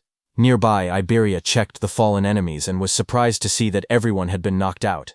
He admitted that he expected a difficult battle, but never imagined Itsuki would be this strong. Just then, one of the fire users who was badly injured asked from behind what ability Itsuki was using. His voice shook as he shouted, insisting that Itsuki wasn't level 0 at all. Hearing the fire user ask who they were, Iberia stepped forward with a grin. Seeing that, Itsuki realized that Iberia was going to do something. Iberia looked back as his smile widened. He proudly declared that together they were Double I, and that one day they would become the strongest duo on the northern continent. He told the fire user to remember them. but before he could finish his proud introduction, Itsuki cut him off and said they should stop talking and chase Kinoshita. Iberia flailed in frustration, shouting that what he was going to say next was the good part of his speech. From the side, the fire user whispered, double I to himself in disbelief. He muttered that it sounded lame.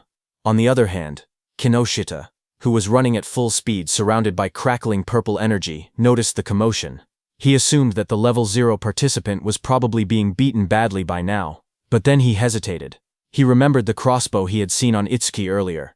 It had definitely belonged to Charles. He told himself that he needed to investigate later because he knew that, other than the saviors, there shouldn't be many people on the northern continent capable of capturing Charles. While he was lost in thought, something in flames passed him.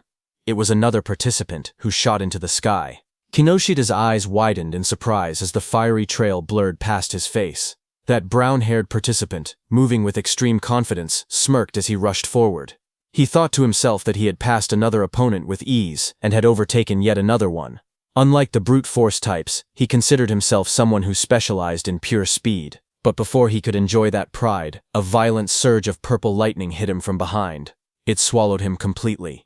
The brown-haired boy screamed as the electricity tore through his body. He crashed onto the ground, coughing out smoke. Still stunned, he muttered in disbelief, wondering how an attack managed to hit him even while he was running at full speed. He struggled to understand who could possibly land such a blow. Just then, a shadow appeared behind him, followed by a sharp kick, smashing that brown-haired boy's head into the ground. It was Kinoshita, wrapped in purple lightning, stepping forward. He looked down coldly and declared that this was what happened when someone dared to run ahead of him.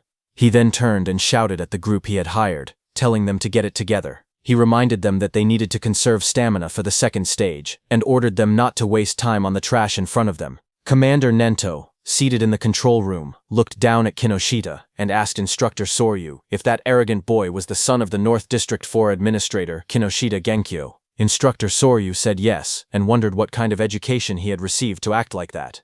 Choha was also there and was very angry, but Instructor Soryu told them that what Kinoshita was doing wasn't against the rules, so they couldn't intervene. Kinoshita stood surrounded by flames and crackling power. He said that thanks to the others clearing obstacles for him, their stamina was almost full. He confidently declared that they could pass the second stage easily like this. He looked at the gigantic blue barrier ahead and said that the internal area was right in front of them. He called the entire process surprisingly easy, but suddenly, lightning burst across the sky and someone shouted, calling Kinoshita's name. Kinoshita's eyes widened in shock. A cold sweat rolled down his cheek as he turned his head sharply, startled by the sudden shout calling his name. He asked who called him by name. The group behind him immediately panicked. Some of them raised their hands in fear, insisting it wasn't them. One man stuttered that he didn't do anything. Another voice said the call came from behind. Just then, someone suddenly pointed, saying it was the level 0 rookie. Whispers spread through the crowd as they cleared the way to look back. From behind, two shadows appeared, moving forward. Hearing that it was level 0, Kinoshita was shocked, thinking it shouldn't be them. But as those two figures came forward, they turned out to be Itsuki and Iberia. Kinoshita recognized Itsuki instantly and shouted that it was that guy. Kinoshita froze. His eyes trembled as he realized that his men had been taken down. He gritted his teeth, saying there had been too many enemies for just a level 0 and level 7 to handle. But then his expression twisted. He convinced himself that Itsuki must have bought them off. Kinoshita leaned forward with a furious glare. His voice dropped into a snarl as he demanded to know how far a level 0 trash planned to follow him. Rain poured heavily as Itsuki and Iberia stood side by side. Itsuki told Kinoshita that he would stay here until the matter was settled. Standing beside him, Iberia admitted that he had made it this far only because of Itsuki. Every enemy they met had been taken down instantly, and without Itsuki he would have been defeated long ago. Ahead of them, Kinoshita turned and raised his hand. He said he was too busy to deal with them himself, but he would prepare some playmates to handle them. Then Kinoshita's eyes glowed red as he shouted for his men to take out Itsuki. Hearing that, his group of armed men stepped forward. One of them mocked Itsuki, saying he was just a level 0 kid. Another said he had guts for calling Kinoshita by name and promised to drill manners into him. Someone else laughed and said he would show them hell. Iberia stared in shock as he counted their numbers. It was no less than 100 people. Fear tightened his voice as he asked what they should do. Itsuki grabbed him by the hood and pulled his head down, telling him to keep it low. Iberia looked up in surprise and confusion. Blue lightning ripped across that group of men before they could understand anything. Itsuki, using his lightning skill, moved very fast. He reached Kinoshita and grabbed him from behind. Kinoshita's expression froze as the lightning wrapped around his collar. Before anyone could react, Itsuki pulled Kinoshita off his feet and slammed him into the ground with overwhelming force. And before Iberia could understand anything, Itsuki threw him toward the blue barrier. Both Iberia and Kinoshita landed on the ground. Shock filled their faces as they didn't understand what had just happened. In front of Kinoshita, Itsukoshi stepped forward and said it seemed he hadn't been clear. Then he corrected himself and told Kinoshita and his men that until everything was settled, no one was going anywhere. His cold gaze made everyone freeze where they stood. Inside the internal area, Saya dropped to her knees, breathing heavily. A screen beside her showed her result. Internal area arrival rank 4th place. She complained that the guys wearing red ribbons had all teamed up and obstructed them again. Beside her, Rikaru lay on the ground, catching his breath. His own screen showed internal area arrival rank 5th place. He said that if they had acted separately, they might have fallen before reaching the area. Rikaru looked up, shocked, saying he thought they were pretty fast. But now he realized there were people even faster. A huge man holding a large hammer stood nearby. He was Ubo Gale, who ranked in 3rd place. He clicked his tongue, annoyed that he only placed 3rd. At his feet, a cat-eared girl stretched lazily. She was Akagami Shion in 2nd place. There was a cat on her back that yawned. Akagami Shion told her she had just eaten and was already hungry again. Then the two looked toward another girl across the room. She was Hanyu Kana in 1st place. She sat calmly on the ground, a cloak draped around her. They whispered that she was already level 16. Looking at all of them, Saya thought about Itsuki. She said he would definitely act alone, and if he was obstructed like they were. But suddenly Rikuru pointed upward, panicked, saying someone was flying toward them. She slowly lifted her head, eyes widening as she looked up at the sky. A man was thrown across the ground, landing hard as the notice showed, internal area arrival rank 6th place. That was Iberia, who pushed himself up and shouted desperately, calling out Itsuki's name. Saya and Rikuru both heard it.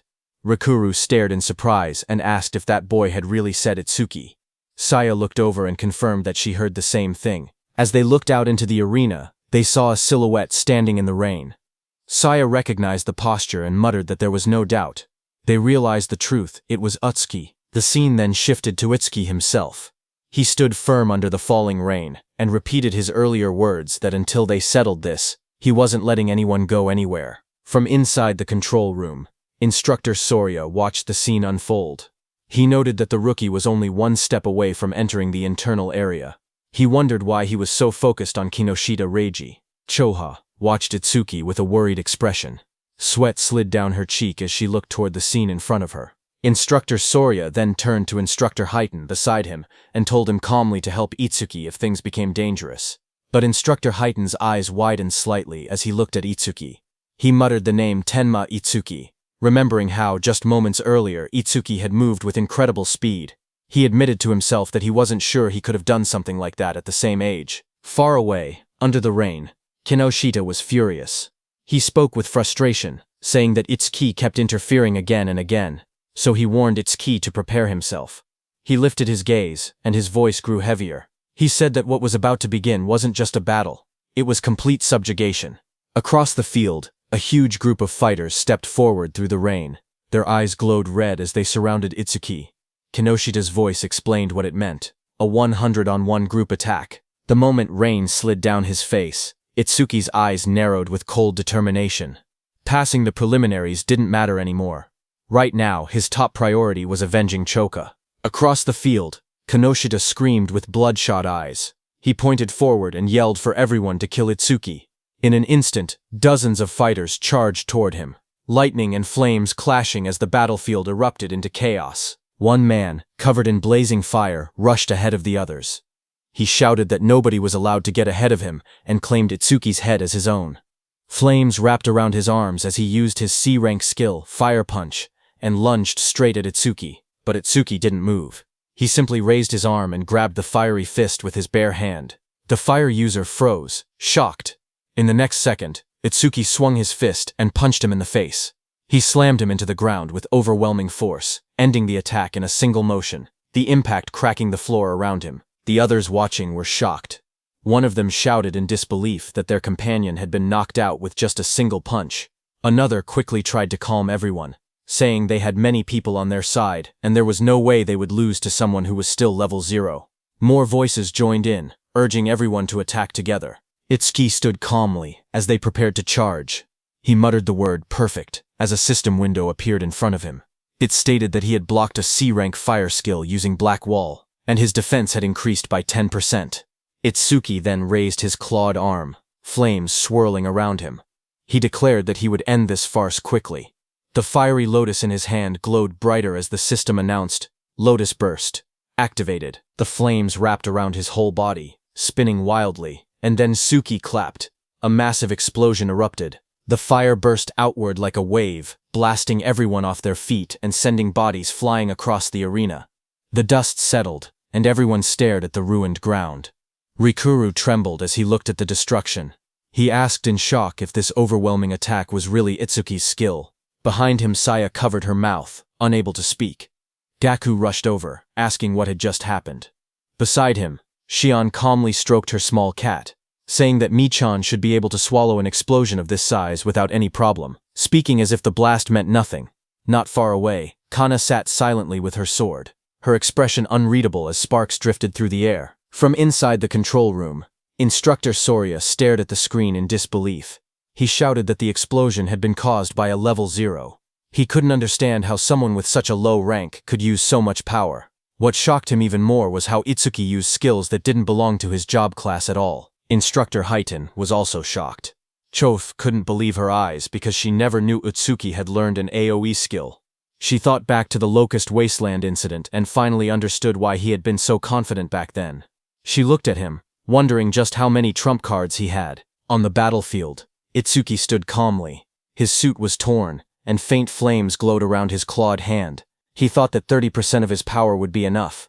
Since his opponents were human, he reminded himself to hold back and not to kill them. Kinoshita looked at the destruction in front of him. Smoke filled the air as the ground cracked open. Bodies lay scattered across the arena. Itsuki was standing in the middle. He looked straight at Kinoshita and said that he was the only one left. Seeing that, Kinoshita panicked, sweating heavily. He shouted that there had been over 100 people, and they were all taken out instantly. He asked why Itsuki was targeting only him. Itsuki stepped forward through the smoke. He repeated Kinoshita's words, and said that it was Kinoshita who had attacked him first and seriously injured his friend.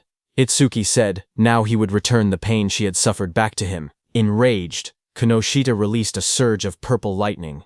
He called himself the young master of the prestigious Kinoshita family, saying every stage in the area was under his control. He bragged that with his family's karma stones, he could reach levels commoners would never achieve without even fighting disaster beasts. He raised his crackling hand and shouted that he and Itsuki were on completely different levels, and that he would definitely kill him. Purple lightning gathered as he unleashed his B-rank skill, Lightning Cannon, purple, but at the same moment, Itsuki's system activated. It detected the skill, and Overmimus started copying it. The analysis began at 1%. Lightning fired at Itsuki, but he dodged easily. He then moved with lightning speed and punched Kinoshita in the stomach. Kinoshita fell to the ground as shock spread across his face. He couldn't understand how a supposed level 0 could move that fast.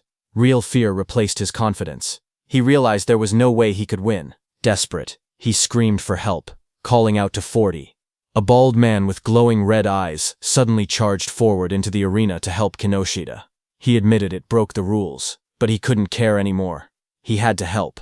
Seeing him coming, Kinoshita shouted proudly that 40 was a level 35, awakened and ordered him to tear Itsuki to shreds.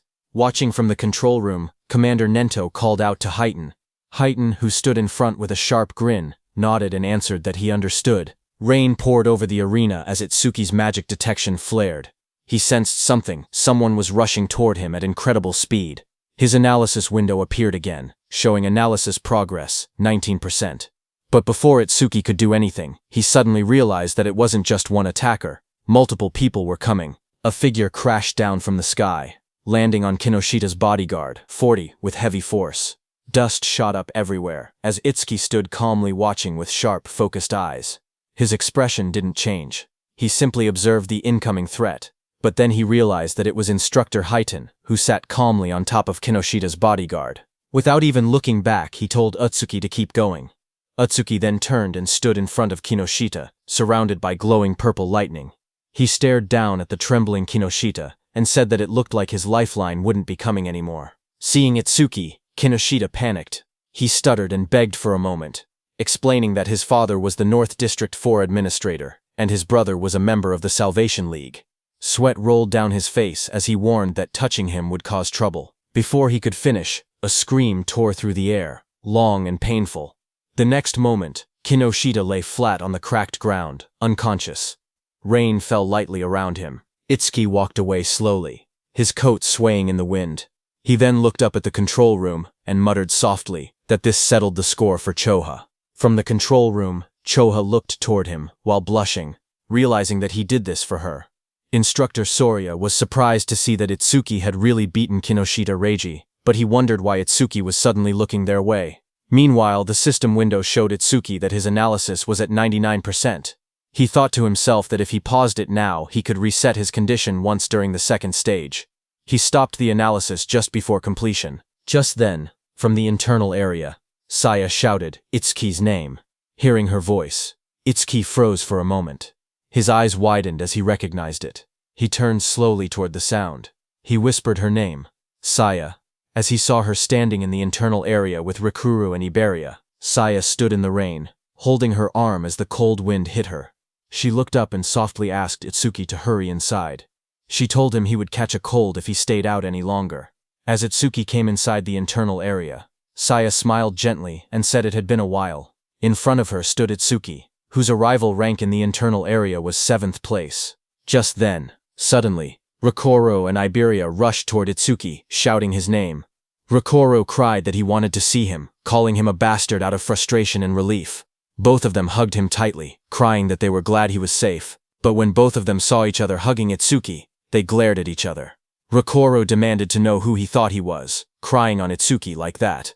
Iberia pointed at himself in confusion, asking who he was. With a proud grin, Iberia raised his fist and declared that he was Itsuki's partner. Hearing that, Rikuru shouted angrily at Itsuki, saying he never heard about him teaming up with someone else. He called him a traitor. Saya looked at them with surprise, while Itsuki stood quietly beside them. Soria thought it was rare for Itsuki to make friends. Iberia and Rikuru started arguing. Iberia asked how Itsuki was a traitor and whether Rikuru had been in a duo with him. He demanded to know their duo name. Rikuru yelled back, asking why a duo name even mattered, and saying they weren't kids. He then asked if they themselves had a duo name. Iberia immediately puffed up with confidence and said, "Of course." Hearing that, Rikuru asked him to say it. Itsuki, watching from the side, quietly whispered for Iberia not to say it, but Iberia's eyes shone dramatically as he proudly announced the duo name, Double I. He insisted it took a lot of effort to come up with it. Hearing that, Rikuru fell to the ground laughing, saying Double I sounded lame. Iberia became frustrated and shouted that it was a good duo name. Just then, Instructor Soria walked out onto the high platform. He announced that 500 people had reached the internal area, and those who had not arrived were eliminated. He said the second stage would begin shortly. He told them that in the second stage they would fight disaster beasts alone in the trial grounds for 1 hour. Hearing that, Rikuru got very excited, saying finally it was the second stage. But Iberia was shocked when he heard that he had to be alone in the second level. A wide smile appeared on Instructor Heighten's face when he heard that the second stage was finally here. He had been looking forward to it. He looked at the top 7 participants, wondering what they had got. These 7 participants were Kana at first stage rank 1st, Shion at first stage rank 2nd, Gaku at first stage rank 3rd, Saya at first stage rank 4th, Rikuru at first stage rank 5th, Iberia at first stage rank 6th, and Itsuki at first stage rank 7th. Then sometime later, as the large metal structure stood in the center, countless participants gathered around it from all sides. Itsuki and the others walked toward the entrance. Rikuru looked up and asked if the second stage venue was inside the building. Iberia said that this place felt gloomy and scary. Rikuru asked Itsuki that it had been a while, and he was still at level 0. He asked if his level was still fixed at level 0. Itsuki quietly answered yes. He then asked how Itsuki became stronger if his stats never increased. Iberia agreed, saying he was also curious why Okuki was so strong despite being level 0. Okuki looked away awkwardly and said his teacher told him not to tell people. Saya reminded them that they learned in class that order breaker skills were state secret level. She told Ikuki he didn't have to deal with the questions. Then suddenly, far ahead, the instructors and Commander Nento, along with Choha, appeared. They walked forward with serious expressions. Instructor Soria asked if everyone was ready. Hearing that, Iberia suddenly stiffened in shock, turning his head sharply. Up on the raised platform stood several well-known figures. Someone in the crowd whispered that the man in front was Fujiwara Soryu, the one who oversaw the national tournament every year. Another person explained that the muscular man beside him was Hitin Akira, a war veteran known for having the strongest physique. They also pointed out the masked individual, and called him the legendary Izumi Nento. The murmurs spread as people recognized them as all legends. Instructor Soria then stepped forward and began speaking. He announced that he would now explain the second stage rules, and told everyone to listen carefully. He continued, saying that various disaster beasts would appear in the trial grounds and kill points would differ based on difficulty. A screen appeared showing the values. A hard-class disaster beast gave 1,000 kill points. Another screen listed the full chart. Beginner class, 100. Normal class, 500. Hard class, 1,000. And nightmare class, 5,000 points. He explained that after defeating each disaster beast, participants would receive a 1-minute break before being forced to advance to the next difficulty. Hearing that, Gaku, holding a long staff, smirked confidently. He declared that he would go straight to nightmare class. A status window appeared beside him displaying his information. He was the Gaku, human. Level 13, Job at Elementalist, Earth Gift. Grade 2. Status, undisclosed. Just then, Itsuki stepped forward slowly, his voice low as he said that he had a question. Seeing that, from around him, several contestants whispered among themselves. They pointed at him and mocked him, saying he was only level 0. Some wondered how he even passed the first stage. Others laughed, claiming he must have been carried.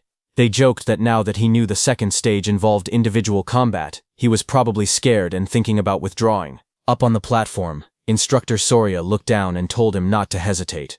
He could ask anything. Itsuki raised his head and asked calmly if Nightmare class was the highest difficulty. His question made several people freeze.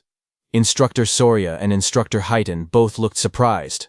Heiton even grinned with interest. But in the crowd, the mocking continued. Some said he was acting tough. They whispered that if a level 0 encountered a Nightmare class disaster beast, he wouldn't stand a chance. Others scoffed, saying he couldn't even beat a beginner class beast. One of them clicked his tongue, calling him trash who only talked big. Instructor Soria then explained further. He said that theoretically, there was no upper limit to disaster beast difficulty. He told them they would understand once they actually defeated a Nightmare class beast. Hearing this, Itsuki's expression darkened as he repeated that there was no upper limit. Rikuru told Itsuki that thinking about such things was pointless, because Nightmare class required at least level 10, and defeating a hard class would already be amazing for them. Instructor Soria continued explaining the rules. He said that points earned in the preliminaries carried over to the main tournament. In other words, today's performance would greatly affect whether they could join the Salvation League in the future. Down below, hearing that the points earned here would also become points in the main tournament, Rikuru got very excited, but Iberia got nervous, thinking he had no choice but to use that thing. Itsuki watched silently. He thought about Tiwajin's record of 115,000 points, which included what he earned in the preliminaries. To surpass him, Itsuki believed he needed to take advantage of this opportunity. Soon, the order was given. The instructor announced loudly for everyone to enter the trial grounds. The announcement echoed through the dome, declaring that the second stage of the preliminaries had begun. Itsuki stepped into the vast arena and quietly noted that the trial grounds didn't look much different from the regular stages. Just then, from the darkness around him, multiple red eyes appeared, watching him. A moment later, disaster beasts rushed out. A system window showed their details. Beginner class disaster beasts. Mad dogs of calamity. Level 1. There were 10 of them, and killing them gave 100 kill points. Seeing them, Itsuki tightened his stance, saying he could finally fight disaster beasts. A blue notification flashed around Itsuki, showing that Black Wall had been activated. He moved forward, focused, thinking that he couldn't increase his stats with low-level monsters like these, so he needed to finish the battle quickly. Meanwhile, in the control room, Instructor Soria looked at the screen and asked if Instructor Heiton was monitoring Itsuki again. He added that he also wanted to see that Hanyu girls battle, but Instructor Heiton beside him stared at the screen with a grin. He said that Itsuki was more interesting. Suddenly, he pointed at the screen with excitement and shouted for Instructor Soria to see. Instructor Soria beside him looked confused and asked calmly if it was really so surprising every single time. On the battlefield, Itsuki moved like a flash. In just 1 second, he cut through the pack of disaster beasts. The system window appeared, stating that 1 second had passed and 100 points were earned. Back in the control room, Instructor Soria stared at the numbers in shock. He muttered that it normally took several minutes. Instructor Highton only laughed and reminded him that he had already said this. Itsuki guy was far more interesting. Instructor Soria explained that the Mad Dogs of Calamity came in large numbers but were only level 1. Someone strong enough could instantly kill them if they went all out. But the next opponent was level 8, and instant killing something that strong should be impossible. Inside the trial grounds, a massive red salamander covered in flames appeared. The system window identified it as a level 8 salamander worth 500 points. Itsuki stepped forward to face it, his expression calm. From the control room, Instructor Soria commented that fighting a disaster beast 8 levels higher would make anyone struggle, but Instructor Highton disagreed, saying the level 8 salamander didn't seem like much of a threat. Just then, Commander Nento, standing behind, asked them how the other participants were doing. Instructor Soria apologized, saying he got too focused, and switched the display to multi-screen mode so they could watch the top 10 contestants at once. Choa beside him narrowed her eyes and remarked that her father was clearly trying to divert attention away from Itsuki's performance. Instructor Soria checked his screen and spoke calmly, saying that most participants were still fighting beginner-class beasts. On the screen, Saya unleashed swirling water as she attacked a beast, while Gaku slammed his giant hammer down with force. Instructor Soria continued watching and noted that only Hanyu Kana was managing to keep up with Itsuki. Kana stood in the trial grounds surrounded by disaster beasts, her staff glowing brightly as she fought them back. While they were watching the others, suddenly Choha, watching Itsuki, grew worried. Shock filled her face as she exclaimed that something bad was happening to Itsuki. On the battlefield, Itsuki was swallowed by a massive explosion of flames from the salamander. The fire roared around him as the monster unleashed its attack. Watching from the monitoring room, Instructor Soria panicked. He wondered if Itsuki had used too much stamina on the earlier enemies and failed to dodge. He shouted that taking those flames head-on would end badly and ordered the medical team to be called. But Instructor Highton beside him stopped him with one arm. He told Instructor Soria to wait and watch a little longer. With the speed Itsuki had shown earlier, he believed dodging this level of attack should be easy for him. On the battlefield, as the flames disappeared, Itsuki came out covered in dark ice-like armor wrapped around his entire body. A system window appeared beside him, announcing that Black Wall was activated. In the next moment, he rushed forward. Blue flames flared around him as he swung his arm, creating 2 bright arcs of power that sliced past the massive monster. The creature's huge body trembled, a clean cut appearing across its scales, its giant body splitting apart. In front of it, Itsuki stood calmly, smoke drifting from his shoulders.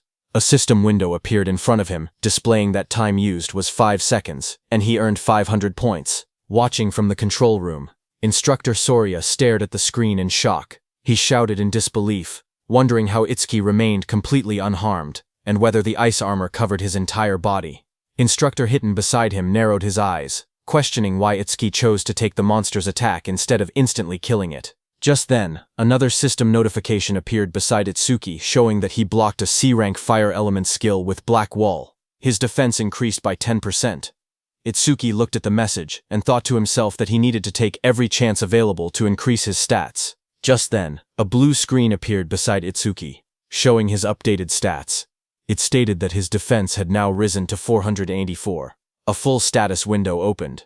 It displayed, Tenma Itsuki, Human, Level 0, Fixed, Job, Order Breaker, Nirvana Gift, Nirvana Special Grade. Skills, Overmimesis, Z Rank, Thunderbreaker Level 1, Black Wall Level 2, Lotus Burst Level 1, Clear Orb Level 1, Magic Detection Level 1, and Shikigami Eater Level 1.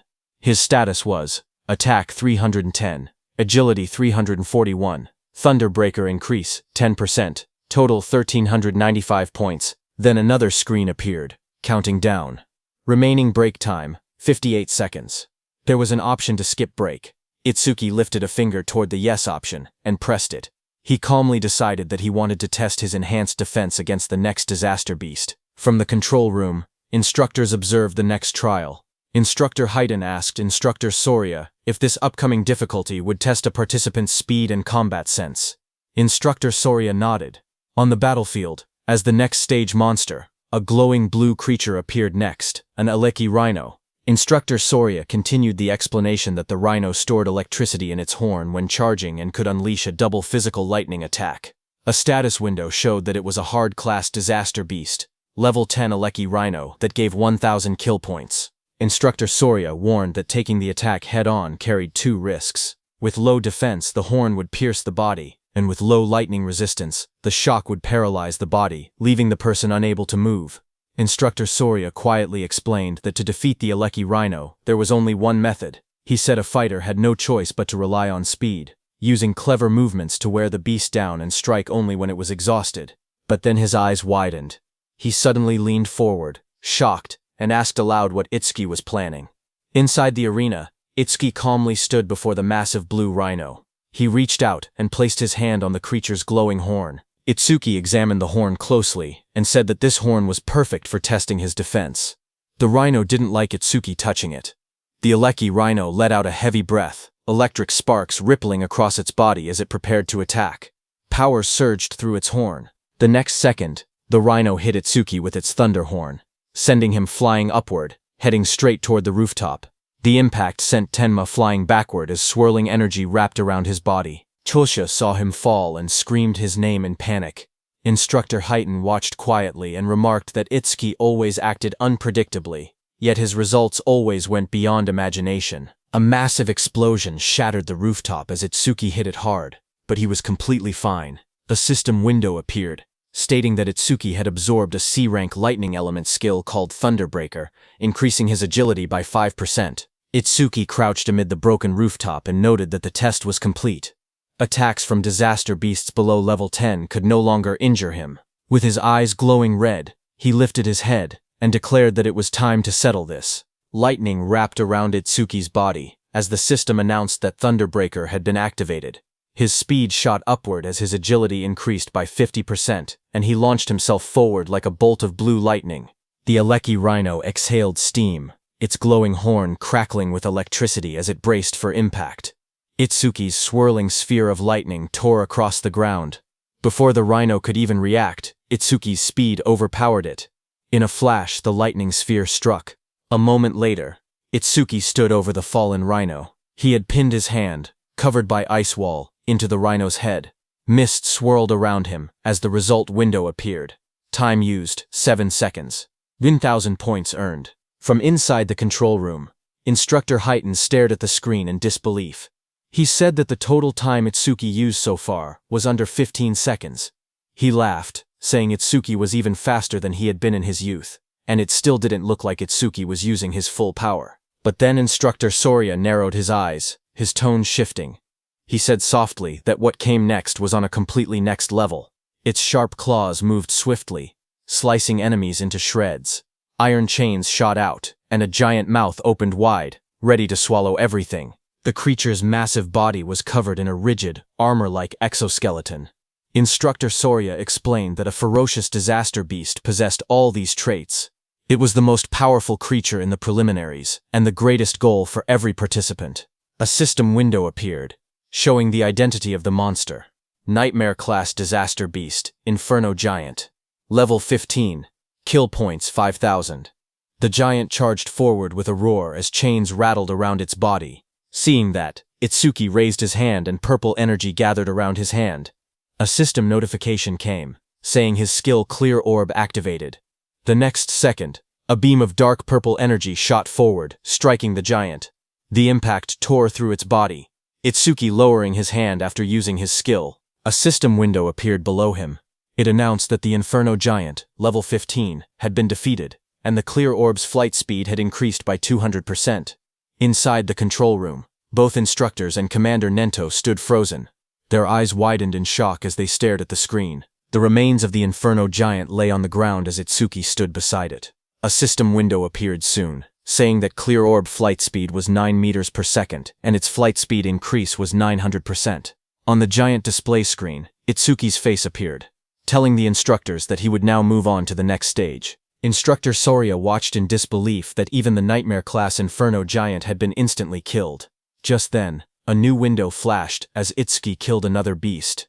It showed that time used was 3 seconds, and he earned 5,000 points. On the other hand, a massive beast with glowing red eyes opened its jaws wide to attack, but a torrent of blue energy burst out like a violent stream and killed it. A system window appeared, announcing that a C-rank skill, Water Bullet, had been activated. The one who used that skill to kill the beast was Saya. She stepped forward with her fingers pointed like a gun, as water swirled around her hand. She told herself that if she defeated the remaining 2 monsters, she could advance to normal class. Another window displayed her current status. Beginner class clear progress, 80%. On the other side, Gaku faced a giant monster. Flames burned beside him as he spoke confidently. He said that since the other person skipped the break time, he would definitely reach normal class first. His panel showed, normal class clear progress, 0%. Meanwhile, Hanyu Kana stood atop a defeated creature, surrounded by bright green magic. She said she needed to recover the magic she used before moving on. Her window displayed, normal class clear progress, 100%. Just then, there was an announcement saying, Nightmare class clear confirmed. Time used, 21 seconds. Rank first. Hearing the notification, Saya reacted first. She said the one who finished must be Itsukoi. Gaku was shocked, shouting that someone finished faster than him and wondering if it was Hanyu. Hanyu remained silent, only staring calmly ahead. On the other hand, Itsuki stood on the cracked ground and pointed forward. In a calm voice, he told the inspectors to move on. Inside the control room, Instructor Soria stared at the screen in shock. He couldn't believe that the level 15 Inferno Giant had been instant killed. He questioned how something could pierce through its armor and wondered what that black sphere was. Instructor Heighten grinned and told Instructor Soria to raise the difficulty, saying he wanted to see how far Itsuki could go. A new system message appeared, showing Nightmare Class Phase 2 starting. Now, 2 level 15 Inferno Giants would appear, and they would give 10,000 kill points. Itsuki looked up as the 2 giant monsters appeared.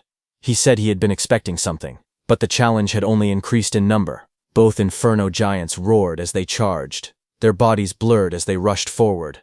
Itsuki watched them calmly. He lifted his hand again, and said that while one of them was still roaring, he might as well take care of one first. Purple energy wrapped around his arm as he prepared to attack. The clear orb activated, glowing as one Inferno Giant was struck down. The system window appeared, announcing that the level 15 Inferno Giant had been defeated, and the clear orb's flight speed had increased by 200%. Another window followed, showing the orb's speed, 11 meters per second, with its total increase reaching 1100%. From the control room, Instructor Soria stared in shock. He shouted that it was another one-hit kill, and questioned what that strange sphere was. He wondered aloud if there was no limit to how many of those spheres could exist. Instructor Heighten stepped forward, watching the screen closely. He admitted that Itsuki's skill was extremely powerful, but warned that it carried a fatal flaw. Instructor Soria beside him turned slightly and asked what flaw he meant. Back inside the battlefield, the remaining Inferno Giant crashed down in front of Itsuki. Dust exploded upward as the huge creature roared with glowing red eyes. Itsuki looked at the charging beast and muttered that its speed was faster than any disaster beast he had ever encountered. Watching from the control room, Instructor Heighten explained that Inferno Giants were often mistaken for being slow because of their large bodies. But that assumption was wrong. Instructor Soria asked what he was trying to say. At that moment, Itsuki moved forward. Purple energy wrapped around Itsuki's arm as he aimed. His eyes glowed sharply, and dark cracks of power spread around him. A system window appeared, announcing that the clear orby skill was activated. Itsuki shot, and at the same moment, the Inferno Giant rushed toward him with chains rattling and red light burning in its skull. At the same time, Instructor Heighten explained the Inferno Giant's traits. He said that as a racial trait, the Giants had no magic power, but their other stats were greatly enhanced. Despite their huge bodies, they were technically a speed-type race. Just as he said that, on the battlefield the Inferno Giant moved to the side with lightning speed and dodged Itsuki's clear orb. A glowing window displayed its information. Inferno Giant of the Giant Tribe, level 15, unable to use magic, but all other stats raised by 25%. Its attack, agility, and defense numbers flashed on the screen. Itsuki stared in shock. He couldn't believe that such a big monster moved that fast and dodged his attack. Back in the control room, Instructor Heaton analyzed the situation. He said Itsuki's black ball caused massive damage but wasn't actually very fast. Itsuki had taken advantage of the giant's habit of roaring before fighting to catch the first ones off guard. He added that Itsuki clearly had good combat sense, but if he couldn't increase the black ball's flight speed, he wouldn't be able to advance any further. As he said that, the Inferno Beast charged at Itsuki with overwhelming force to punch. The Inferno Giant hit Itsuki with so much power that Itsuki's body shot forward like a cannonball, tearing across the battlefield and smashing into the ground with explosive impact. Dust and shockwaves rippled outward as the ground cracked under the force. Through the cloud of debris, Itsuki pulled himself up from the crater. He calmly noted that from mid-range, this Inferno Beast's attack could still be dodged. In the control room, Instructor Soria commented that even knowing the attack wouldn't land, Itsuki still used it, meaning he probably had no other moves left. But Instructor Heaton didn't believe it. He wondered if that were the case, then why was Itsuki smiling? Lightning flickered around Itsuki's face as he grinned, blood running down his cheek. He admitted that the monster's speed wasn't bad at all. Then he said he would simply close the distance and finish the fight his own way. Saying that, Itsuki moved. A blue notification appeared in the air, stating that Thunderbreaker had activated.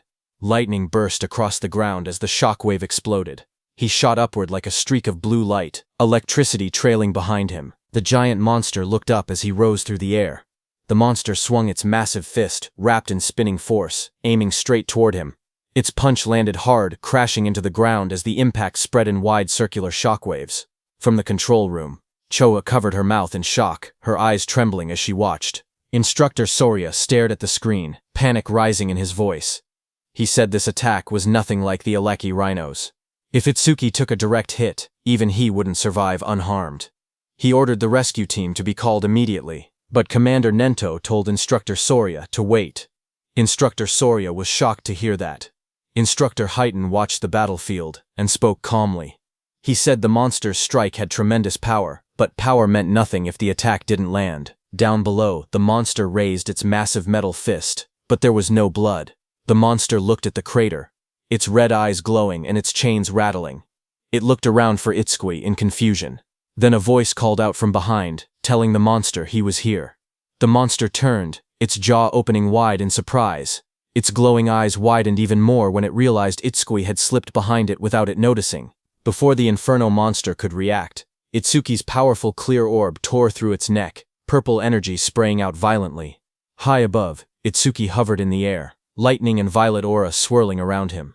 His expression was fierce and focused as he looked at the monster. The Inferno Giant collapsed, its huge frame slamming into the ground. Chains cracked apart, and its body shook violently before falling still. System messages appeared around him, showing, Inferno Giant, level 15, defeated. Clear orb, flight speed increased by 200%. Itsuki landed lightly amid the dust and smoke, red eyes glowing as he surveyed the fallen foe. More notifications followed, saying clear orb flight speed, 13 ms less. Flight speed increased by 1300%. Then another message appeared beside Itsuki, showing time used, 12 seconds. 10,000 points earned. Watching from the control room, Choa smiled brightly and shouted that Itsuki did it. Instructor Soria, watching from the side, commented that it was rare to see Choa so fired up. Hearing that, Choa started blushing. She stammered that she was only praying for everyone's safety. She explained that if young people who carried humanity's future died, it would be a huge loss. Their families would be sad, so she simply wanted everyone to survive. She insisted that she didn't think Itsuki defeating the Inferno Giant was cool at all. Even if it wasn't Itsuki, she would have reacted the same way, so they shouldn't get weird ideas. Instructor Soria and Commander Nento stared at her silently, surprised. Instructor Soria muttered that Choha had become quite talkative since the last time he saw her. Instructor Soria then turned to Instructor Heaton and asked how he knew Itsuki would dodge the attack. Instructor Heaton replied that Itsuki's normal speed wasn't much different from the Inferno Giant's, but when electricity ran through his body, his speed increased dramatically, and once his speed reached that level, the Inferno Giant's attacks would never land. Instructor Soria agreed and said that Itsuki had succeeded in defeating 2 of the giants, but there were dangerous moments.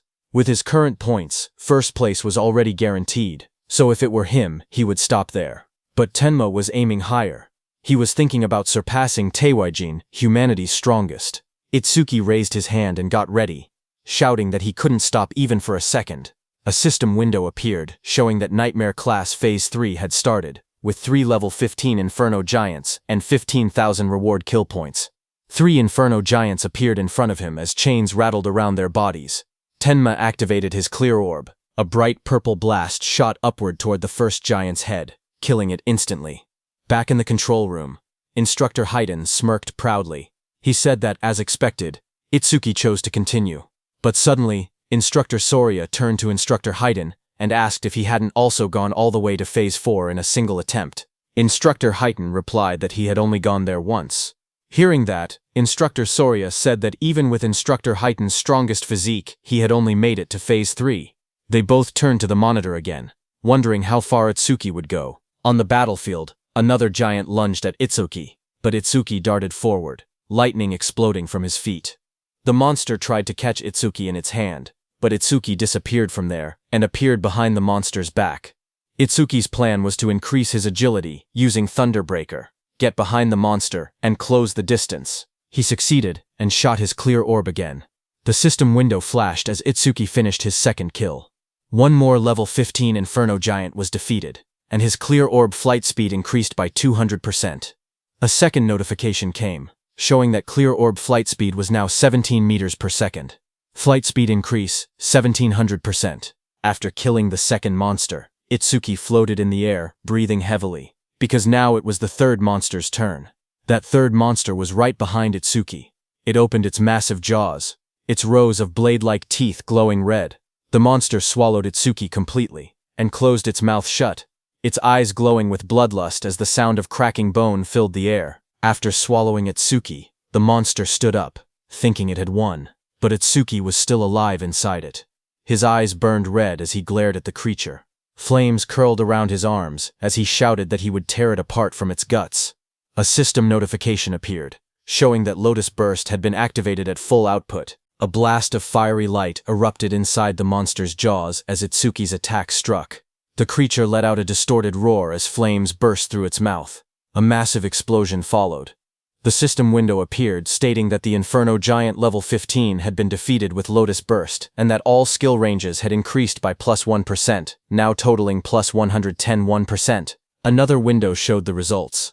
The time used to kill was 13 seconds, and the kill reward was 15,000 points. Itsuki stood alone on the scorched battlefield, surrounded by smoke and molten ground. Back in the control room, Instructor Soria stared at the screen. Shocked, he whispered that this was the same skill that had blown away a huge number of participants in the first stage. On the battlefield, Itsuki exhaled weakly. He said his magic had completely run out. His system window showed that his magic power was 0 out of 310. Itsuki stood over the scorched battlefield, looking at his status window. He muttered that as long as disaster beasts kept spawning, the passive effect of magic detection would continue to replenish his magic. His magic detection was at level 1. Its passive effect was that upon detecting one enemy unit, his magic recovered by 10%. Suddenly, multiple Inferno Giants emerged. Another window displayed. Nightmare Class Phase 4 starts with 4 level 15 Inferno Giants. Kill points were 20,000 points this time. As the 4 monsters' presence registered, Itsuki's magic recovered up to 124.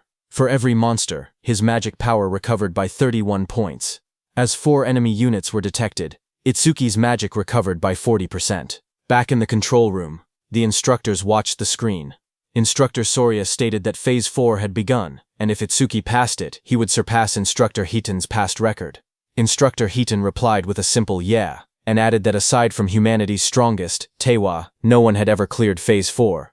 He said it would be interesting to see how far Itsuki could go. On the battlefield, Itsuki flashed forward, electricity trailing behind him as a giant lunged. He noted that every time the clear orb's flight speed increased, its accuracy also improved. He realized that if he raised the flight speed a few more times, he wouldn't need to get close to point-blank range anymore. Another giant swung through the storm, purple lightning on Itsuki's hand as he stared ahead and reminded himself that his magic was limited. He couldn't afford to waste even a single clear orb. Itsuki rushed forward through swirling purple energy. Dark lightning wrapped around his arm as he threw his hand out, aiming the spinning orb in his palm. But before he could shoot, one inferno beast with red glowing eyes lunged toward him, its metal-like jaws wide open, Chains rattled around its body as it shot forward and grabbed Itsuki's hand. Another similar monster crawled beside it, both of them towering over him. Itsuki's eyes widened in shock when he noticed the iron chains, as he had completely forgotten about them. The inferno beast snapped its head upward, the chains pulling tight across its armored mouth as it roared. Itsuki was dragged by the chains, but as he dashed past the inferno beast at high speed, he struck it with the purple energy clear orb. The monster moved slightly and dodged his attack. The inferno beast swung back violently, punching with full force where Itsuki had been standing. The inferno beast's massive armored hand pinned Itsuki down. He struggled beneath it, his body crushed against the cracked ground. Then the giant tightened its grip, dragging him upward as dust and debris scattered everywhere. Its claws clamped around his torso, squeezing harder. Itsuki was in very bad shape, as he couldn't put any strength into that position. A sickening crack echoed as the giant's grip twisted violently. A skeletal image of Itsuki flashed, showing all the bones in his body snapping under pressure. The giant then slammed him brutally into the ground. The impact split the earth, sending shards of stone flying. His body lay inside the crater, blood covering his clothes as smoke rose around him. Both his arms and legs were completely broken. Back in the control room, Instructor Soria panicked and shouted for Instructor Heighten to go help quickly. Instructor Heighten watched the screen with worry. Sweat slid down his face as he stared forward. He murmured that this must be Itsuki's limit. A memory flashed before his eyes. Just like Itsuki, he himself had once collapsed at the same point. Determined, Instructor Heighten turned away from the monitor. He said he was going to help right now. But before he could move, someone called out for him to wait. It was Commander Nento, who looked at the large screen. He said that Itsuki hadn't given up yet. Hearing that, Instructor Soria stepped forward urgently. He told Mr. Izumi that this wasn't the time to talk about such things. Choha agreed, saying that if they didn't act quickly, Itsuki would die. Instructor Heighten, beside him, also said that Itsuki's situation was desperate, but Commander Nento kept his eyes on the screen. He spoke with certainty, saying he could tell Tenma still had a trump card left. Instructor Soria looked surprised and asked how Commander Nento knew about a trump card. Commander Nento answered quietly, saying it was because of his eyes. The scene shifted to Itsuki's face. His eyes glowed fiercely. Commander Nento said these were not the eyes of someone who had accepted death. Itsuki stood battered and bloody, remembering the looming blue phantom Linga behind him. He thought about how he had exhausted every method to grow strong enough to kill that Linga who had killed his parents. Just then, a system window appeared, showing Overmimesis activated, resuming the analysis. This happened because during the battle with Kinoshita, Overmimesis had activated from Kinoshita's skill B-rank skill, Lightning Cannon. But Itsuki had chosen to stop the analysis at the very last moment. At that time, the system displayed analysis progress at 99% when Itsuki paused it. Now, when the analysis resumed, the progress reached 100%. Blue energy wrapped around Itsuki's body as he rose upward. He stated that he had prepared exactly for a situation like this. A system window appeared, showing B-rank skill Lightning Cannon analysis complete. Thunderbreaker, level 2, acquired. Choka suddenly pointed at the screen with excitement. She said that the usual blue lotus had appeared again. Beside her, Instructor Soria stared in shock and asked if that blue lotus was also one of Itsuki's skills. But he wondered aloud what use it could possibly have in Itsuki's current condition. Instructor Hiden looked toward Choha. He noticed how happy she seemed, and wondered whether she knew something they didn't. A system window appeared, explaining Tenma's new power. It showed the details of Thunderbreaker level 2, active effect. He could absorb B-rank and lower lightning attacks into his body. When releasing the absorbed lightning energy, his agility would increase by 100%. Absorption count, 0.5. Passive effect. Each time a B-rank lightning attack was absorbed, his agility increased by 10%, currently increased by 15%. Blue energy swirled around Itsuki's body. His legs lit up first, then his hands slowly clenched as the power surged. Another window appeared, showing that Thunderbreaker level 2 had been acquired. All stats plus 20. All debuffs removed and injuries fully healed. Just then, the Inferno Beasts attacked the blue energy lotus, as lightning burst outward. But Itsuki pushed himself up from the shattered ground, covered in swirling energy, and blocked their attacks. He declared that his warm-up was over. From that moment on, he said he would be going all out. A status screen appeared beneath him, showing that his attack, agility, defense, and magic had increased from 310 to 330 points each. The total rose from 1240 to 1320 points. Instructor Soria stared in shock. He said that Itsuki had been brutally beaten, yet had recovered completely in just a few seconds. He shouted that the healing was stronger than what a dedicated healer could do. He continued, saying that along with that absurd area attack, he couldn't understand how many abnormal skills Itsuki actually had. On the battlefield, Itsuki moved with lightning speed and attacked the Inferno beasts with his clear orb before they could even react. A notification appeared. It showed that an Inferno giant, level 15, had been defeated, and the clear orb's flight speed had increased by 200%. More flashes filled the scene as another giant fell. Again, the display said Inferno giant, level 15, defeated, and the clear orb flight speed increased by 200%. As all the Inferno beasts fell, another pop-up appeared above the arena. It said that Nightmare Class Phase 4 had been cleared successfully. The time used was 31 seconds, and 20,000 points were earned. Itsuki stood confidently as two large Inferno giants fell down. He shouted that the current him would not lose, no matter how many Inferno giants attacked. As time passed, another giant was pierced by Itsuki's purple beam of clear orb. The system message repeated the same result. Inferno giant, level 15, defeated, with another 200% boost. Another notification followed, showing that the clear orb's flight speed was now 27 mets, flight speed increase 2700%. Itsuki killed another Inferno beast. The Nightmare Class Phase 5 message appeared. The system stated that Phase 5 had been cleared in 57 seconds, earning 25,000 points. Then another beam of clear orb pierced straight through the back of another giant. The second later, Itsuki's clear orb again pierced straight through another Inferno giant's body, splitting it from top to bottom as chains shattered around it. A system window appeared, announcing that Nightmare Class, Phase 6, had been cleared successfully. The time used was 1 minute and 34 seconds, and 30,000 points were earned. From the control room, the instructors, Commander Nento, and Choha, watched the results in shock. Instructor Soria's eyes went wide, and his mouth hung open. The scene shifted to the battlefield, which looked like a distorted landscape filled with countless Inferno beast corpses stacked across the ground. Instructor Soria's voice echoed faintly as he asked, "Is this hell?" Itsuki sat in the rubble of corpses, chains wrapped around his arms as enormous clawed limbs loomed over him. Instructor Soria's shaken voice wondered aloud which one was the real monster, Itsuki or the Inferno giants, admitting he was starting to lose track. Itsuki looked upward, panting heavily, blood covering his clothes as he looked at the camera and asked about the next phase, saying no Inferno giants were coming out. Instructor Soria stared forward in shock. He said it was unbelievable and that he had never thought something like this would happen. Sweat ran down his face as he looked at the scene before him. He slowly reached out his hand and pressed a glowing red button on the platform. With a heavy voice, he spoke into the microphone. He told Itsuki that it was over. On the battlefield, a loud announcement echoed. Instructor Soria told Itsuki that all the Inferno giants they had prepared had already been defeated. As the huge pile of fallen Inferno giants lay scattered across the ground, Instructor Soria told Itsuki that he had defeated every Inferno giant they had prepared. Hearing that, Itsuki took off the chains around his body, exhausted and covered in wounds. He asked if he had really beaten them all, reminding Instructor Soria that he had said the difficulty had no upper limit. He stood up slowly, trying to recall how many enemies he had taken down. He wondered how many points he had ended up getting. He thought to himself that if he had hit the ceiling, then the gap between him and Tuajin couldn't be that big. As he walked forward, he noted that he had achieved his other goal too, increasing the clear orb's flight speed.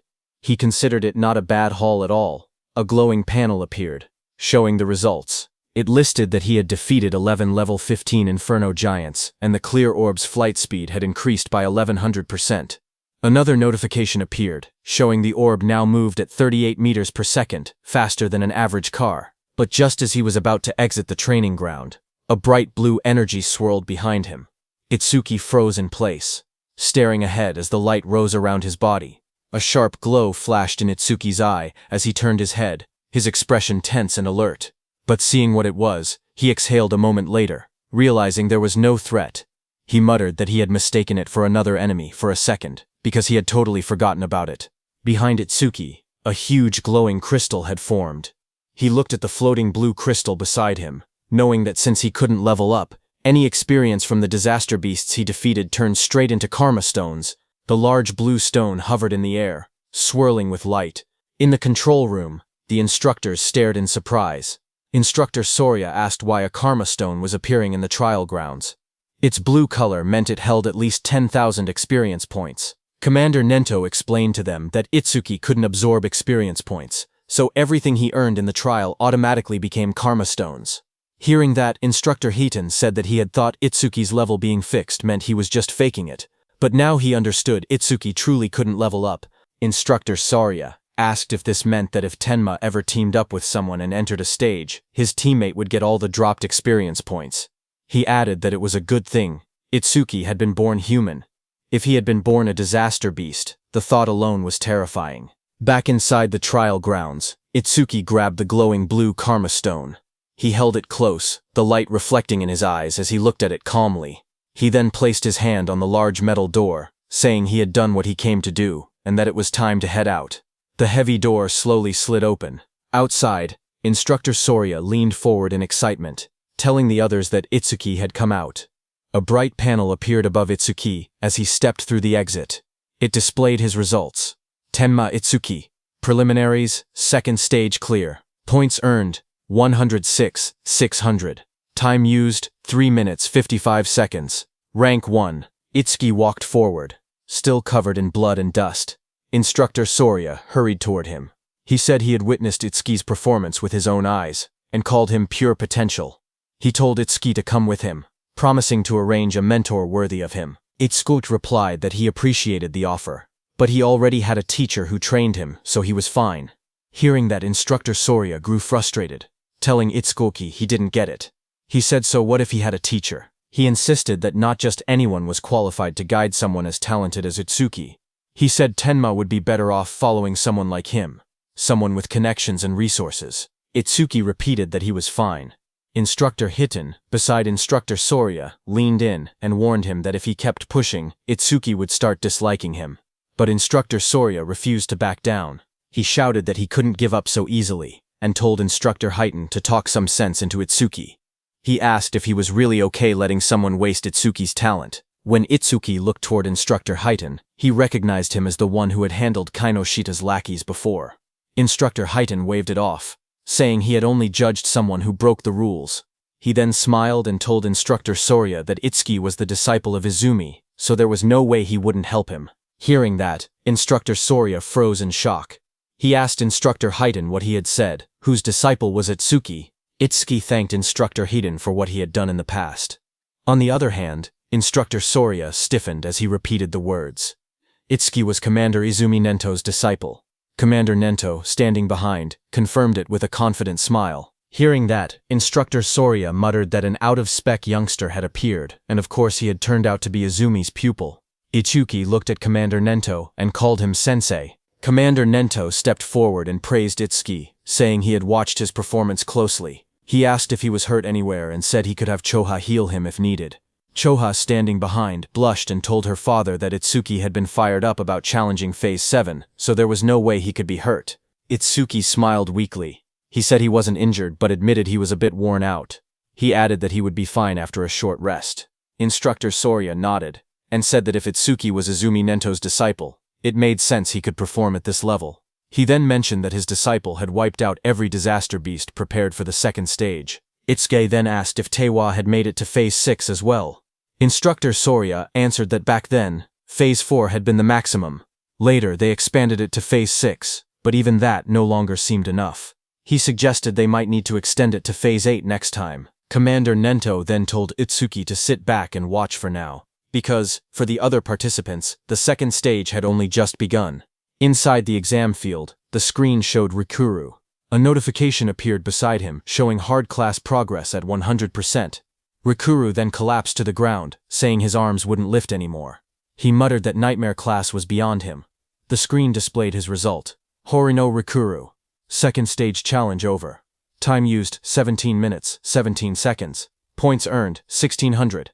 The screen then showed Saya, whose hard class progress was also at 100%. Saya held a massive water sphere overhead with a beast trapped inside.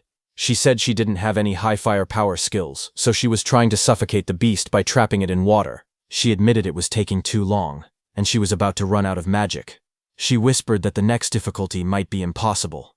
A notification appeared beside her, showing her result. Kisaragi Saya, second stage challenge over. Time used, 19 minutes 01 second. Points earned, 1600. From the control room, Itsuki watched their results. He said Rikuru and Saya had both capped out at hard class. He thought they would get a bit further. Instructor Highton told him not to assume everyone was as strong as him. He said most participants couldn't even clear normal class. With how fast Rikuru and Saya defeated the Aleki Rhino, he said both of them were guaranteed to be in the top 10. Itsuki then asked why they hadn't been removed from the field, if their runs had already ended. Instructor Sorya explained that unless someone was seriously injured or a special circumstance occurred, participants weren't allowed to leave the trial grounds. He added that Itsuki was a special exception. At that moment, Instructor Highton then looked up and said someone else had reached Nightmare class. Inside the stage, Uegaku swung a huge hammer down with full force. Instructor Highton explained that with a rare karma tool, Gaku should be able to take down at least one Inferno giant. Another scene showed a silver-haired girl fighting an Inferno beast. Instructor Highton said that the Shikigami user, Akagami Shion, reaching this far was impressive too. Just then, Shion shouted for her cat Michan. Her cat jumped as Shion used its complete form.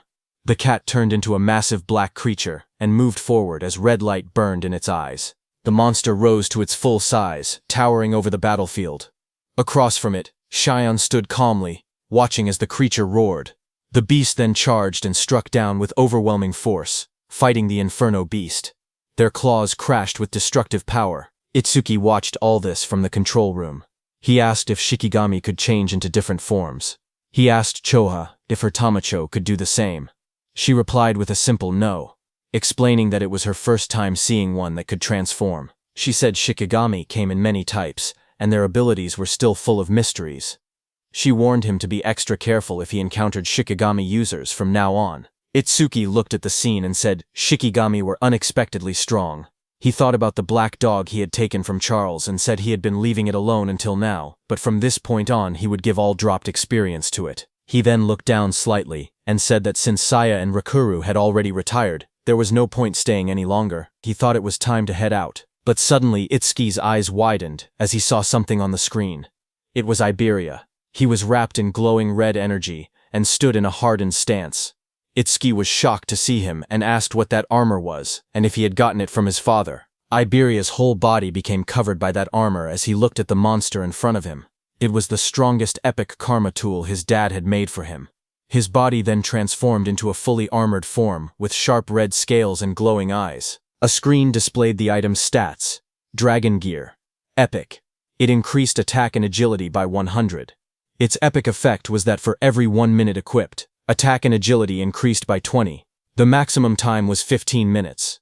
Iberia knew that his tool had a will of its own and chose its master. He said it took a lot of effort before he finally obtained it. He ran toward the Inferno beast in front of him, thinking that his armor added 20 attack and agility every minute it was equipped. But if worn longer than 15 minutes, there would be a severe penalty. So he had to finish everything within 15 minutes. Another screen appeared showing current status increase. Attack and agility increased by a 120. Iberia shot forward at high speed. He thought about the announcement stating the Nightmare class had been cleared, and he believed it was probably Itsuki.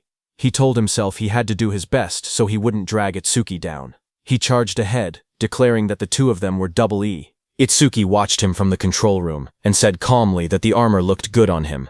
Then a few minutes later, Instructor Sorya announced that the second stage was finished. From inside the control room, Instructor Sorya explained the rules. Only the top 10-point earners could advance to the national tournament's main event. He added that the top 2 would receive special rewards in the main event. Lying on the ground, Gaku smirked. He said that aside from Hanyu, there was no way anyone had more points than him. He laughed to himself, claiming those special rewards would be his. Instructor Sorya then stepped forward and announced that he would now reveal the top 10 results. A large screen displayed the rankings. First was Tenma Itsuki. His clear time was 3 minutes and 56 seconds, and his earned points were 106,600. Second was Hanyu Kana, who took 23 minutes and 43 seconds. She earned 16,600 points. Third was Uegaku. His time was 24 minutes and 23 seconds, and his points were 6,600. Fourth was Iberia. His time was 27 minutes and 59 seconds, and his points were 6,600. Fifth was Akagami Shion. Her time was 16 minutes and 30 seconds, and her points were points 1600. She failed at the Nightmare class attempt. Sixth was Horin no Rikuru. His time was 17 minutes and 17 seconds, and his points were 1600. Seventh was Kisaragi Saya. Her time was 19 minutes and 1 second, and her points were also 1,1600. Seeing the results, the crowd reacted instantly. One man shouted in disbelief, saying Itsuki had scored over 100,000 points, far more than even Tiwajin's 60,000. Another said that with a score like that, first place in the entire country was basically guaranteed. An injured man wondered aloud how many Inferno giants Itsuki must have killed, since each was only worth 5,000 points. Seeing this, Gaku suddenly sat up, shocked that he had fallen to third place. He asked who Tenma Itsuki even was, saying he had never heard of the name before. Haru looked at her weapon and said she wanted to cross swords with Tenma Itsuki. Saya lowered her gaze. She said she hadn't expected such a huge gap between herself and Itsuki. She wondered if a combat job had ever been right for her in the first place. Instructor Soria then reported that all continental trials had ended, and the national rankings were out. He revealed that Itsuki placed first in the entire nation, ahead of second place by a massive 65,000 points. Choa, watching her father, said that she couldn't see her father's face, but she could feel it. Her father was pleased. Commander Nento looked toward the sky and said humanity's new dawn was growing brighter. Meanwhile, on the battlefield, Iberia lay exhausted on the ground.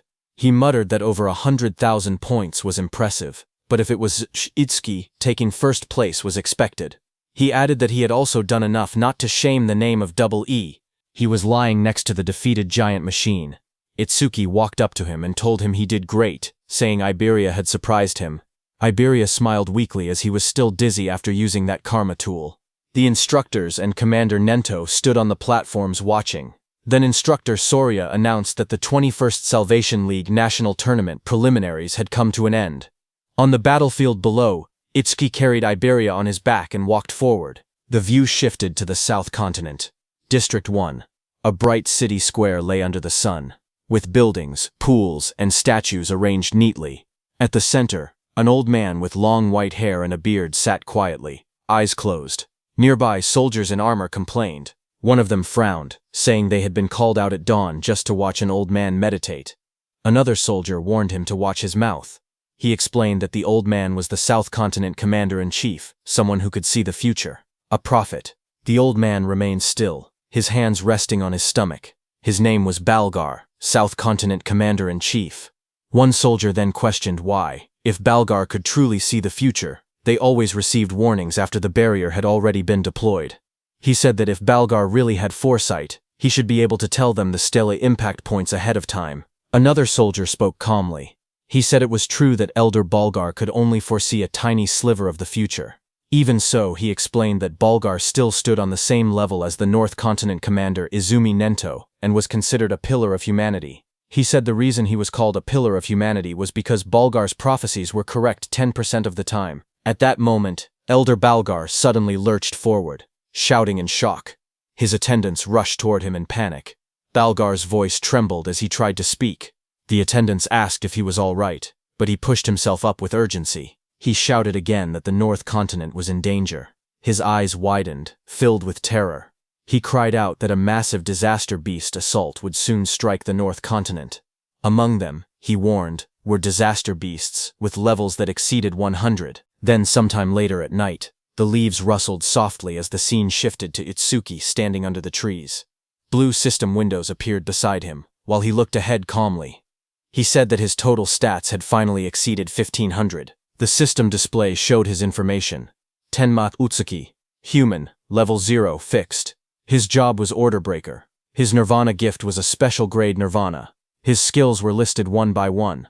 Over Mimesis, Thunderbreaker level 2, Black Wall level 2, Lotus Burst level 1, Clear Orb level 2, Magic Detection level 1, and Shikigami Eater level 1. Another window showed his status. Attack 330, Agility 380, Defense 462, Magic 330, with passive increases from his skills. His total stat value was 152. Itsuki knew that when a person leveled up, leveling up normally gave 50 stat points. So looking at his status window, Itsuki realized that having 1500 total stats was the same as being level 30 for a normal awakened person. On top of that, Itsuki's agility and defense could increase infinitely through passive skill effects. He remembered how his agility and defense rose by 10%. Not only that, but even his magic also recovered infinitely with the passive effect of magic detection.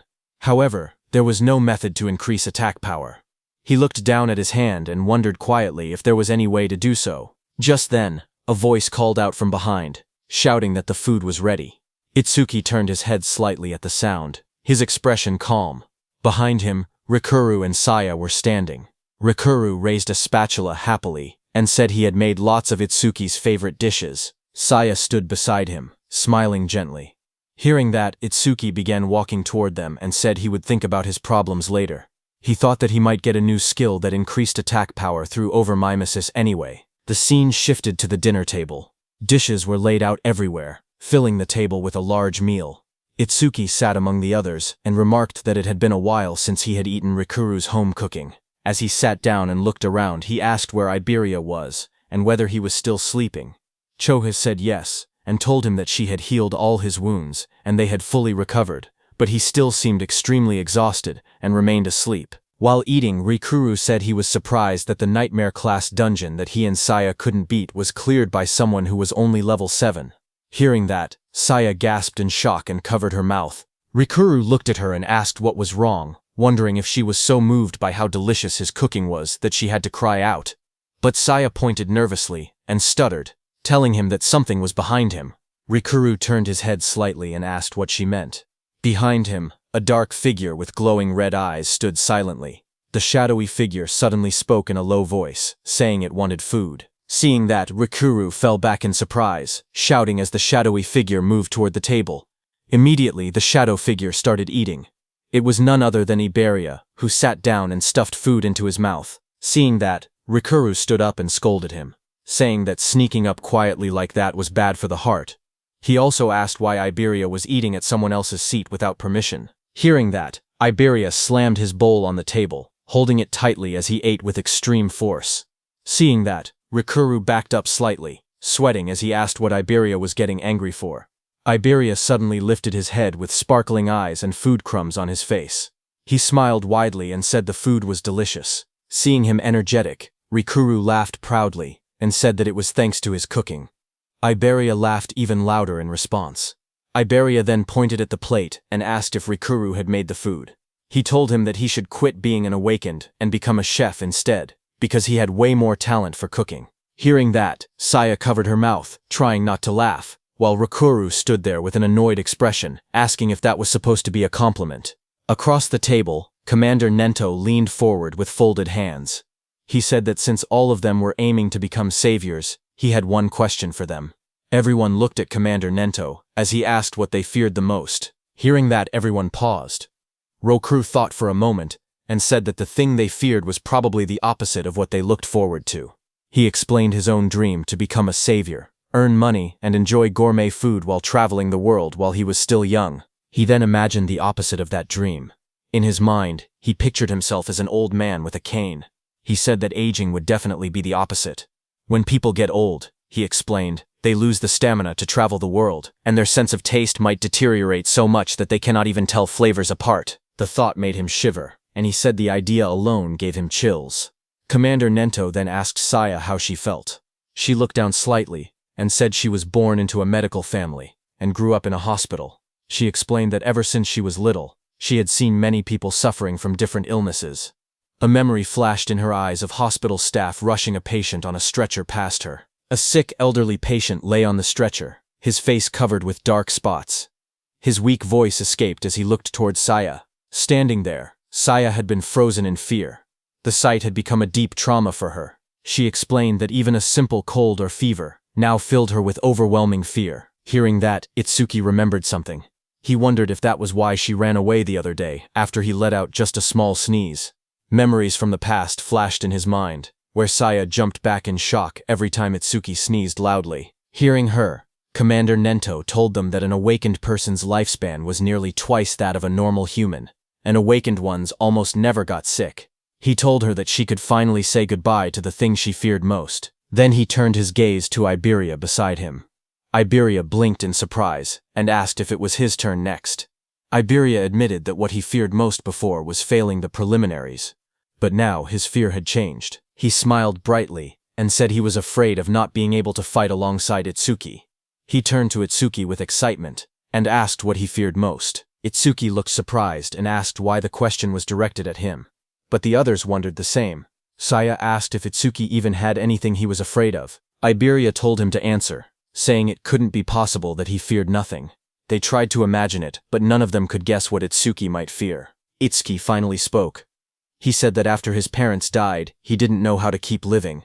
He explained that he had been overwhelmed with anxiety. Iberia stared at him, shocked, whispering his name. A dark scene appeared, showing Itsuki curled up alone. Helplessness, anger, sadness, hunger. He explained that all of those negative emotions had taken over his body. Itsuki remembered the moment everything changed. He had been sitting alone in the dark, tears running down his face, until Saya and Rikuru appeared before him. Rikuru's gentle voice asked why he was crying alone in a place like that. Saya told him the sky was beautiful and that it was a waste to look down. Young Saya leaned forward, asking if he had caught a cold and whether they should take him to the hospital. Rikuru held out a lunchbox with a bright smile, telling him they should eat something delicious so all his worries would blow away. Itsuki looked up, his eyes filled with tears. He said the warmth the two of them gave him pulled him out of that negative world. He continued speaking. He said that after that day, he met Sensei, met Choha, and even Iberia. Itsuki looked around the table and said they had become comrades. No, more than that. It felt like his family had grown. A soft smile formed on his face. He said that this sense of security was something he hadn't felt in a long time. Sometimes, he thought, he wished this moment could last forever. Itsuki continued speaking while everyone listened. He said the thing he had feared the most was living alone.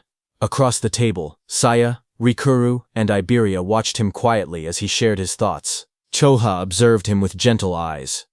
She noted that the atmosphere around Itsuki felt calm and peaceful, completely different from the unsettling feeling she had sensed before. Suddenly, Iberia rushed forward. He called out Itsuki's name and threw his arms around him, shouting that he would never leave his side, not even a single step. Itsuki stumbled back in surprise, trying to explain that this wasn't what he meant. Commander Nento told them that he had asked earlier to confirm whether they might one day regret choosing their path. When they became saviors and faced true danger, regret would be the most unforgivable thing. He told them to remember that a savior's goal was to reach death without regrets. Everyone stood firmly and answered that they would engrave those words in their hearts. Commander Nento nodded and stood up. He told everyone to hurry and finish eating and then rest. He reminded them that Rikuru and Saya needed to return to North District 6 by tomorrow. The next morning, it was time for Rikuru and Saya to go back. Iberia waved excitedly as he called out to Rikuru, asking him to make home-cooked food again next time. Rikuru shouted back that he would as long as Iberia didn't cause trouble for Itsuki. Their voices echoed as they walked ahead, promising to meet again at the national tournament. Seeing that, Itsuki walked up to Iberia, who wiped his tears. Itsuki asked when Iberia and Rikuru had gotten so close. Commander Nento soon gathered them and told them they should head back as well. Itsuki nodded, but his mind wandered. There was something he wanted to ask Saya. He thought he could ask her during the main tournament. As he walked, Itsuki suddenly paused in shock when he noticed Choha. Choha sprinted across the courtyard with urgency. Itsuki wondered why she was in such a rush. A moment later, Chosha reached Commander Nento, slightly out of breath. Commander Nento asked her what had happened. Chosha replied in a serious tone that top-secret information had just arrived from the South Continent. Commander Nento asked Choha what the secret message contained. Choha explained that the information carried an extremely high clearance level. It was something only saviors above level 50 and continent commanders were allowed to know. Commander Nento then looked at Itsuki and Iberia and said that the two of them were also permitted to hear it. Iberia lit up with surprise, asking if he trusted him that much. Chosha began delivering the message. A new prophecy had come from Elder Balgar, the commander of the South Continent. According to him, within the next 3 days, a large-scale disaster beast assault would strike the North Continent. Hearing that, Itsuki asked whether Elder Balgar's prophecies were reliable. Iberia confirmed that they were.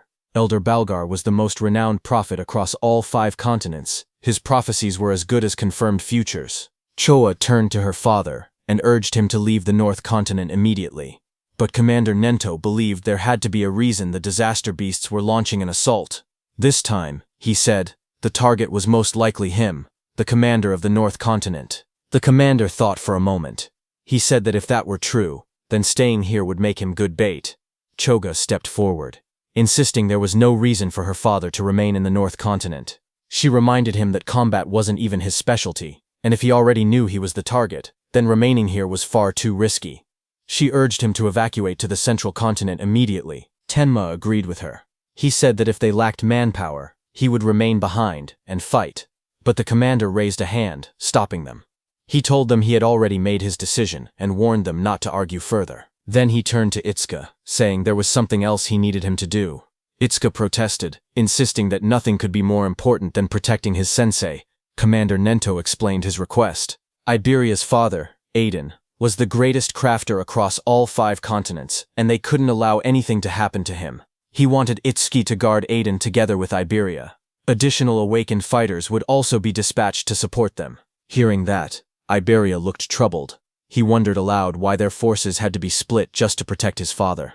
Suddenly a thought struck Itsuki, as he realized that Sensei might be intentionally keeping him away from the battlefield. Nearby, Chobia listened quietly until the commander turned to her as well. He said he had 3 requests for her.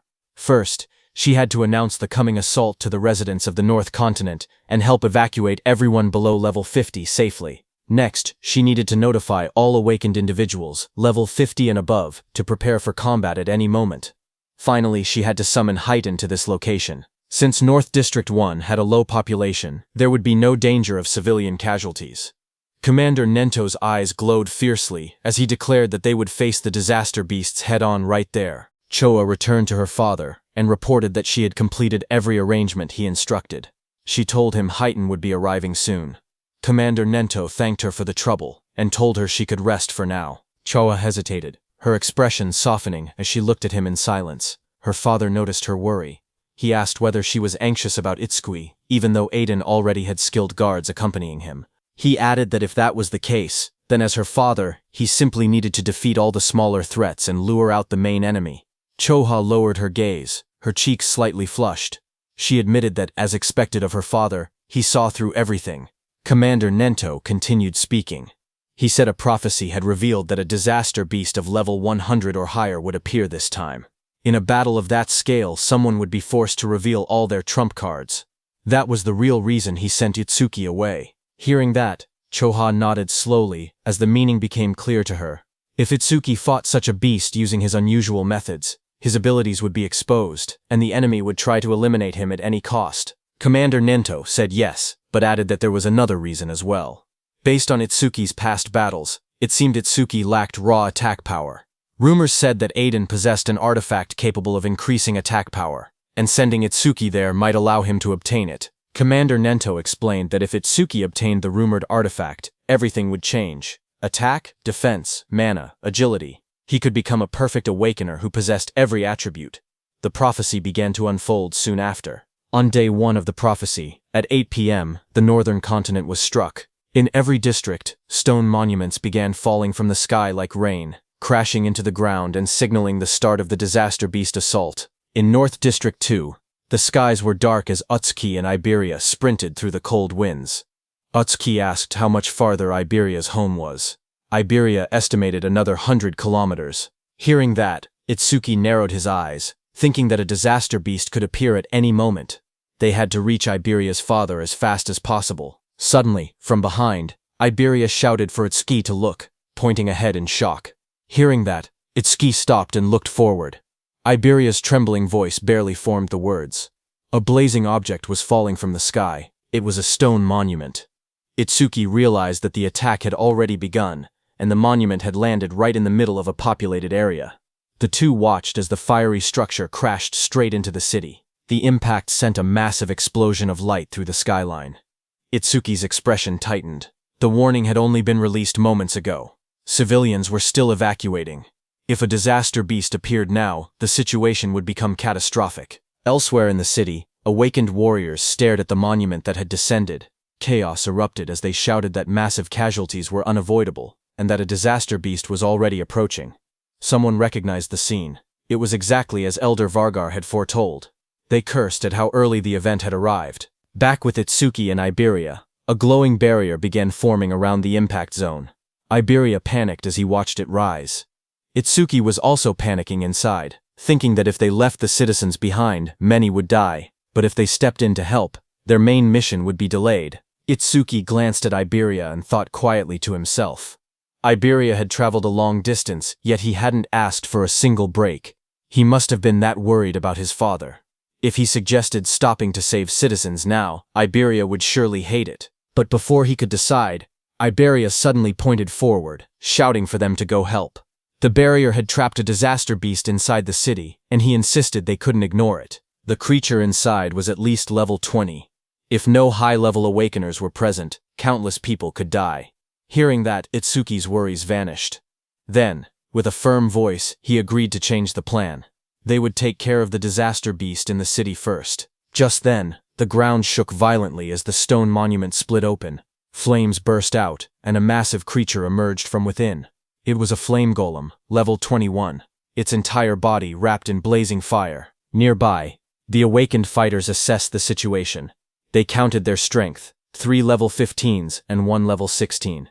It would be difficult, but against a level 20 disaster beast, they believed they still had a chance to win. A defender stepped forward and activated his C-rank skill, Rock Shield. Jagged stone shot up around his arms as he braced himself against the incoming flames. He shouted for the others not to break formation, promising to hold off the monster's attacks. The flame golem roared and hurled fire straight at him. Through the heat and sparks, the defender yelled for his teammates to find an opening and counterattack. But the creature's power was overwhelming. It struck with massive force, smashing the ground and scattering debris across the street. The defender was thrown violently backward, crashing into a wall. As the dust settled, he struggled to lift his head. His armor was shattered. His voice trembled. He couldn't believe what had happened. It was impossible. The other awakeners froze in terror because the Earth user had the highest defense among them, yet he had been killed instantly. If even he couldn't survive, they stood no chance at all. Panic spread across their faces as they backed away, their weapons shaking. One of them cried out, asking desperately what they were supposed to do now. The group fell into panic. One of the men shouted that fighting a creature like this was suicide and that they needed to run. As he sprinted away, flames chased behind him. Another teammate yelled for him to watch out, but the fleeing man only snapped back that they should worry about themselves. Before he could get far, a sharp presence appeared right behind him.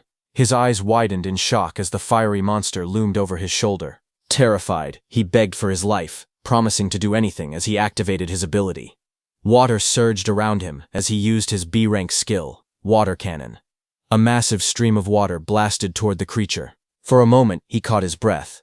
He wondered when the beast had gotten behind him, and regretted shouting something so pathetic. But now, he stood firm. He was a water elementalist, the natural enemy of fire disaster beasts. This attack should have been its end. The others watched from a distance, unsure. One asked whether he had really defeated it. Another stepped forward, saying he would finish it off just in case.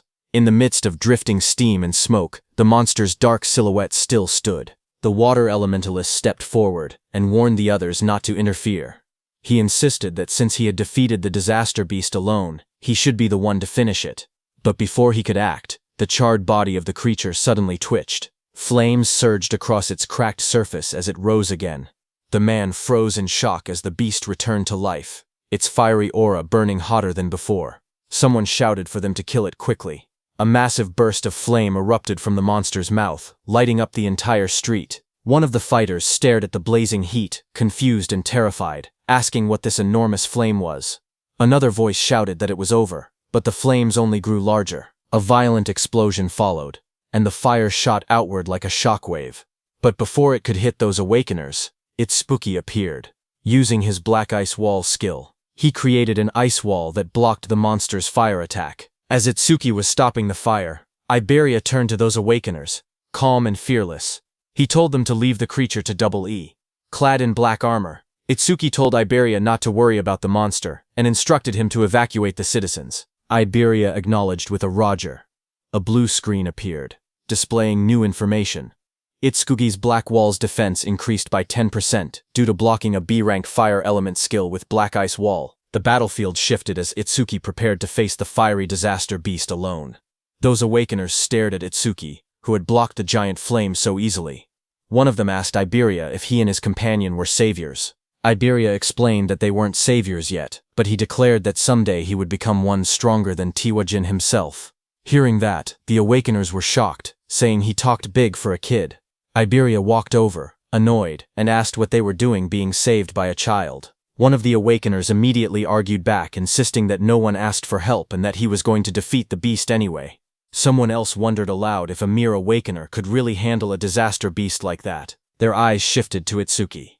One man whispered whether the ice-like armor covering his body was some kind of artifact. On the other hand, Itsuki narrowed his eyes, remembering something his sensei told him before they left. His memory showed his sensei warning him about the black sphere he could release. Its power was immense, but it required chanting time, and its flight speed wasn't fast compared to strong disaster beasts. Missing the first attack would only put enemies on guard, making them harder to hit afterward.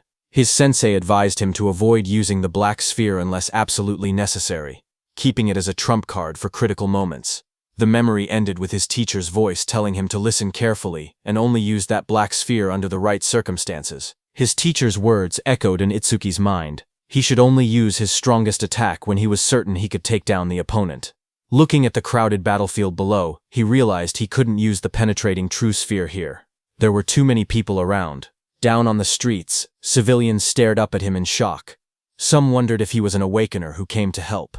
Others pointed out the equipment he wore, guessing he must be a high-level awakener.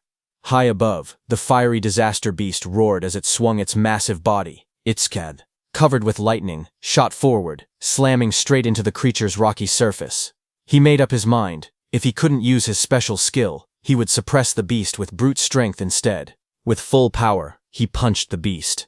Explosive impacts echoed through the buildings as he drove the monster backward.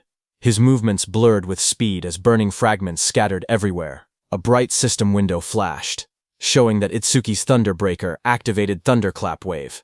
Lightning surged across his entire body as he appeared above the beast. The beast raised its head, its eyes glowing red, fire swirling around it. Itsuki struck again, driving the massive creature through the ground with overwhelming force. Dust and flames erupted as the beast crashed hard, its body half buried in the shattered street. The ground trembled from the impact. Lightning wrapped around Itsuki as he rose into the air, his entire body glowing with blue energy. Flames raged around him, but he shot downward like a meteor, slamming into the massive creature below with overwhelming force. The impact shook the entire street. A huge shockwave burst outward, cracking the ground and sending flames scattering. A crater formed where the blow landed, smoke rising from the broken asphalt. People watching from a distance stared in disbelief. One person said the disaster beast was being pushed back completely, even though it was supposed to be powerful. Another mentioned that the awakener looked like he was only 18. Someone else suggested the beast must have been injured beforehand, but an awakener nearby could only stare with wide eyes, whispering in shock that this couldn't be real. Even a level 21 flame golem couldn't fight back at all against that young man. He wondered who the young man facing it truly was. When the smoke finally cleared, the battlefield was quiet. The golem lay smashed into the ground. One of the awakeners looked around in confusion and asked where the young man had gone. Another man explained that as soon as the young awakener defeated the disaster beast, he left the area with the blonde boy. That water-type awakener claimed that the only reason a level 0 awakener could do something like that was because he had already weakened the flame golem's health beforehand. But the first awakener looked uneasy. Even he, a level 15 awakener, couldn't track the young man's movements with his eyes. He said that the power to send a flame golem flying with bare hands was unbelievable. He added that if his status showed level 0, his real strength had to be comparable to level 30. On the other hand, Itsuki and Iberia were already running. While running, a thought troubled Itsuki. If a beast of that level couldn't be killed instantly, things would only get harder in the future. He muttered that he had to increase his attack power somehow. Just then, a system window appeared, displaying Itsuki's current stats. Attack, 330, Agility, 760, plus 100% due to Thunderclap Wave activation. Defense, 495, increased due to Black Ice Wall, 50%, Mana, 330, recovers 10% of mana upon detecting one enemy unit.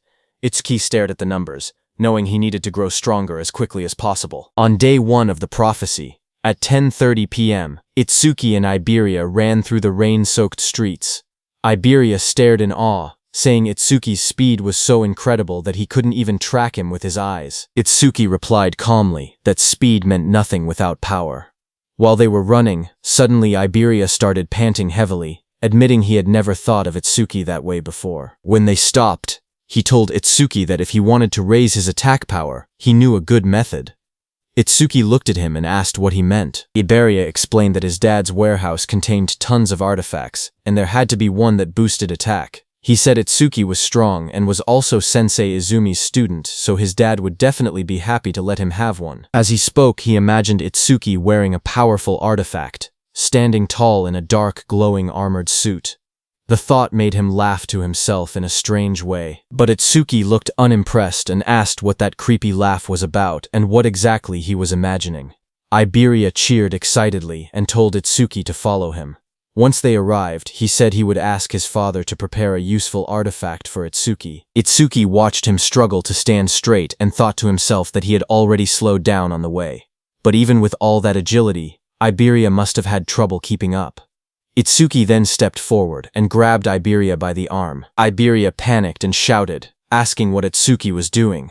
Itsuki told him not to push himself if he was tired. If they ran into a calamity, he wouldn't be able to fight properly in that condition. Before Iberia could answer, Itsuki lifted him and dashed forward at full speed. Iberia yelled that he wasn't ready, but the wind tore past them too fast for him to react. The two shot through the city like a blur. Iberia screamed that it was too fast, while Itsuki said they had already wasted enough time and told him to hold on. Later, at 11:05 p.m. on day 1 of the prophecy, the moon hung over a quiet set of wooden houses deep in the forest. A gust of wind swept through as they arrived. Iberia collapsed forward, shaking. He gasped that they finally made it and complained that he thought his arms were going to rip off. As they walked deeper into the woods, Itsuki asked why his father chose to live so far from town when the town was much safer. Iberia replied that his father said the town was too noisy for him to focus on his crafting. Ahead of them stood an old wooden house. Iberia explained that the place might look run down, but its defenses were strong. His father had traps set all around the perimeter. Itsuki nodded, saying he thought he felt a faint magical fluctuation. A system window appeared as he activated magic detection. Iberia told him not to worry. As long as Itsuki followed him closely, he wouldn't trigger anything. Itsuki silently thought that with his detection ability, he could avoid them on his own. Iberia walked ahead proudly as Itsuki asked him to watch his step. But Iberia grinned to himself, happy that it was finally his turn to take the lead. But the next second, a small trap placed on the ground clicked under Iberia's foot. Iberia froze. He started sweating as he realized he had stepped right on one of the traps. He shouted that he got carried away and forgot about it. Itsuki stared at him blankly and asked if he was sure this was really his own house. Iberia froze the moment the trap activated. He shouted that this was bad, because he had stepped on the nastiest trap of all. Itsuki focused for a moment and noticed the magical fluctuation around them growing stronger. A loud mechanical roar echoed through the forest as the ground shook. From the dust rose a massive humanoid construct, an iron golem, glowing with red eyes and a core embedded in its chest. A system window appeared, listing its stats: Attack 500, Defense 500, Agility 300, Magic 200. Itsuki's eyes widened in surprise. He couldn't believe Iberia's father even owned humanoid artifacts. Before Iberia could react, the iron golem swung a giant arm toward him. The blow came crashing down with tremendous force. In the next instant, Itsuki dashed forward and pushed Iberia out of the attack's path. As the iron golem's punch came down, Itsuki also punched it with full power.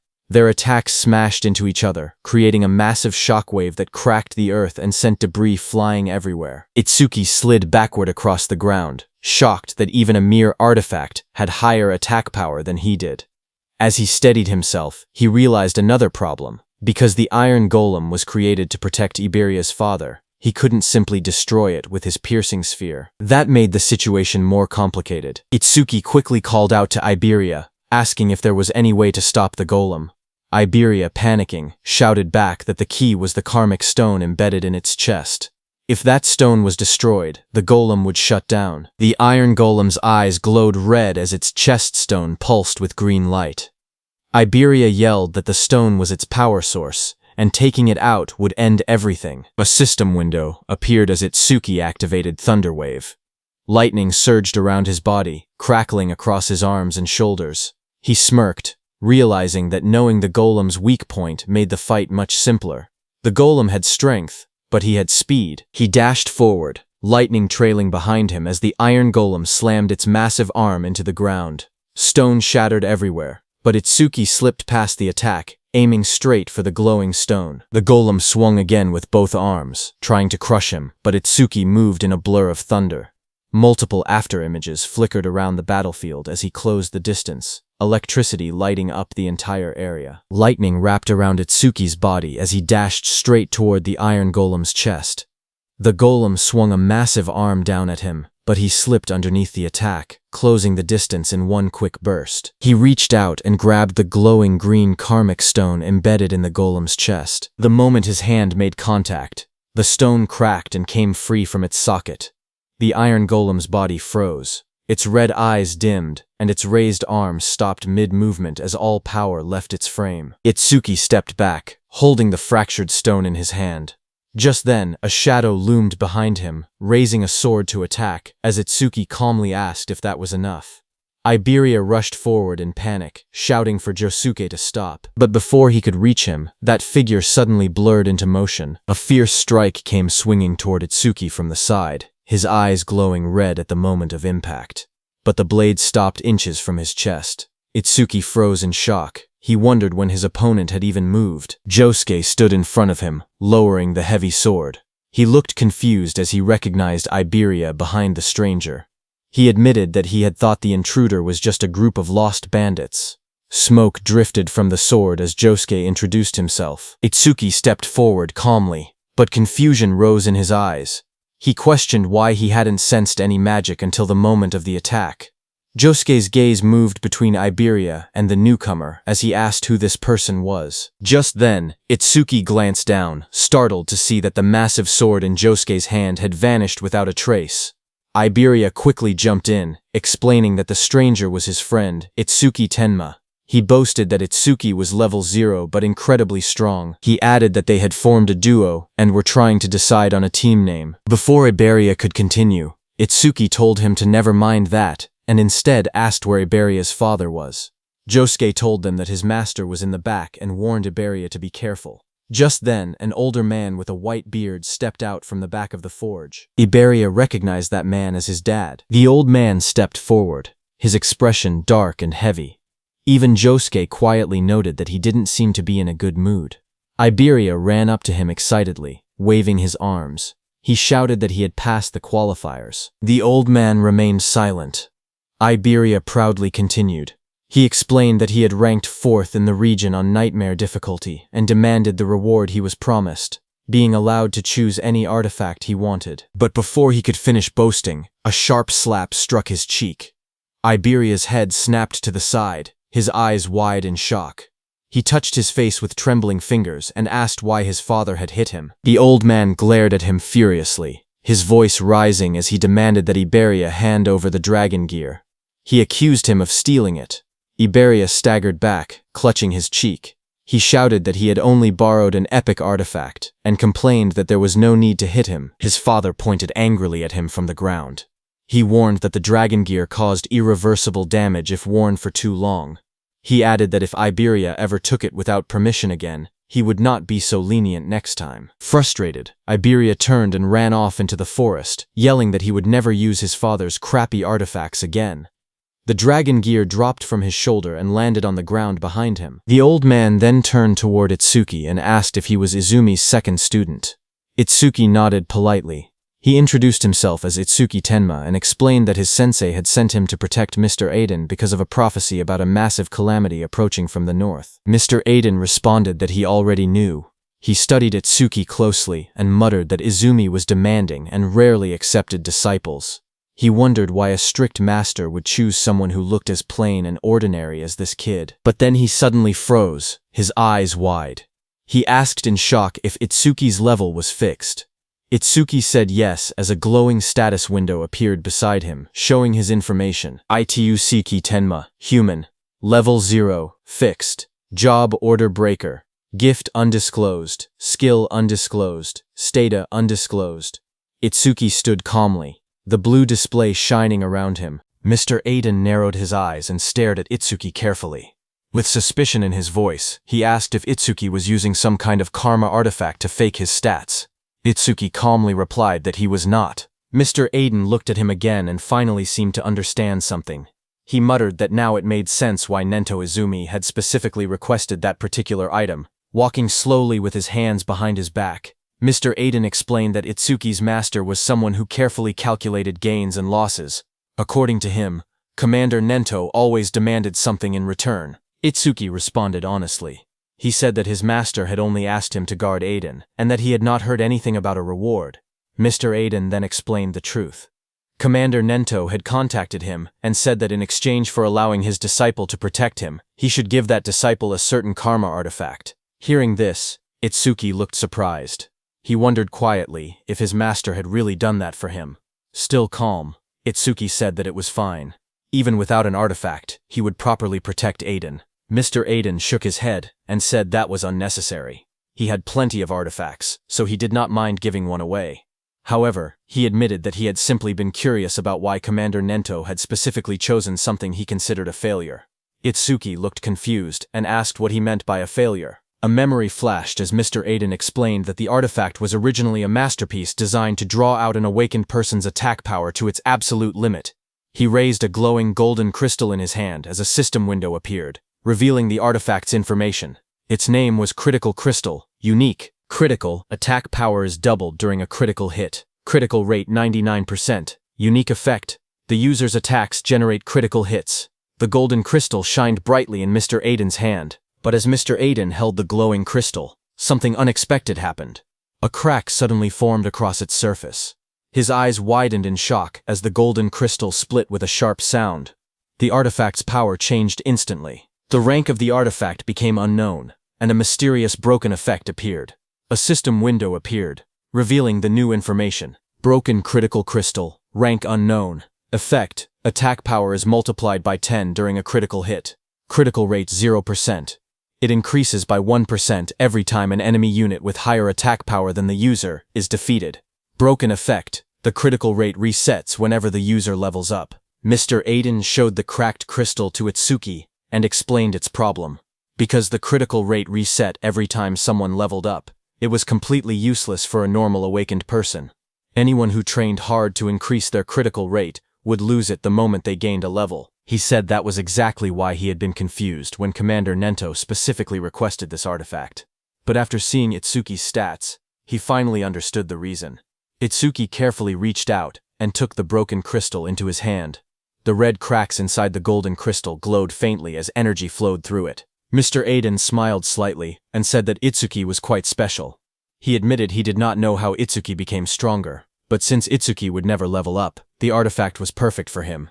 He then explained that as Itsuki continued defeating Calamity Spirit Beasts, his critical rate would slowly increase. Eventually, it would reach 100%. Just as he said that, Itsuki used the crystal. Golden energy began swirling around him as the crystal reacted. Golden energy suddenly burst out from the crystal and wrapped around Itsuki's body. The power surged violently as the artifact synchronized with him. As Itsuki struggled, Mr. Aiden told him that in the future every single attack Itsuki made would be buffed 10 times. Hearing that, Itsuki clenched his fist as the golden aura intensified around him.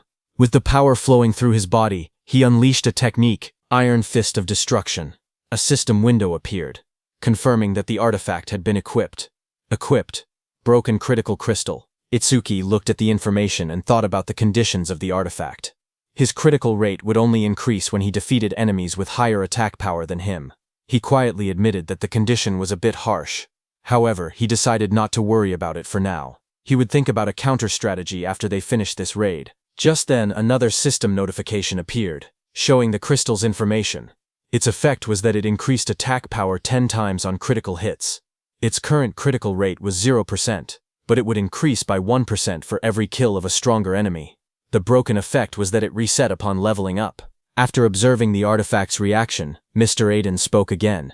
He said the artifact seemed to be equipped properly, and that it was truly compatible with Itsuki. Itsuki then admitted that he had actually been struggling because his attack power was low. He thanked Aiden, saying the artifact helped him a lot. Aiden waved his hand dismissively. He explained that he created the artifacts, while others used them to fight the Calamity Spirit beasts. Both of them were simply doing their part for the survival of humanity, so no thanks were necessary. As he spoke, Aiden turned and began walking away. He added that unless someone already knew his location in advance, there was no reason for beasts to attack such a remote place. For now, he told Itsuki to rest. Just as Aiden finished speaking, something strange suddenly appeared in the sky above the forest. Aiden's eyes widened in shock as he noticed a massive pillar of energy descending from the sky.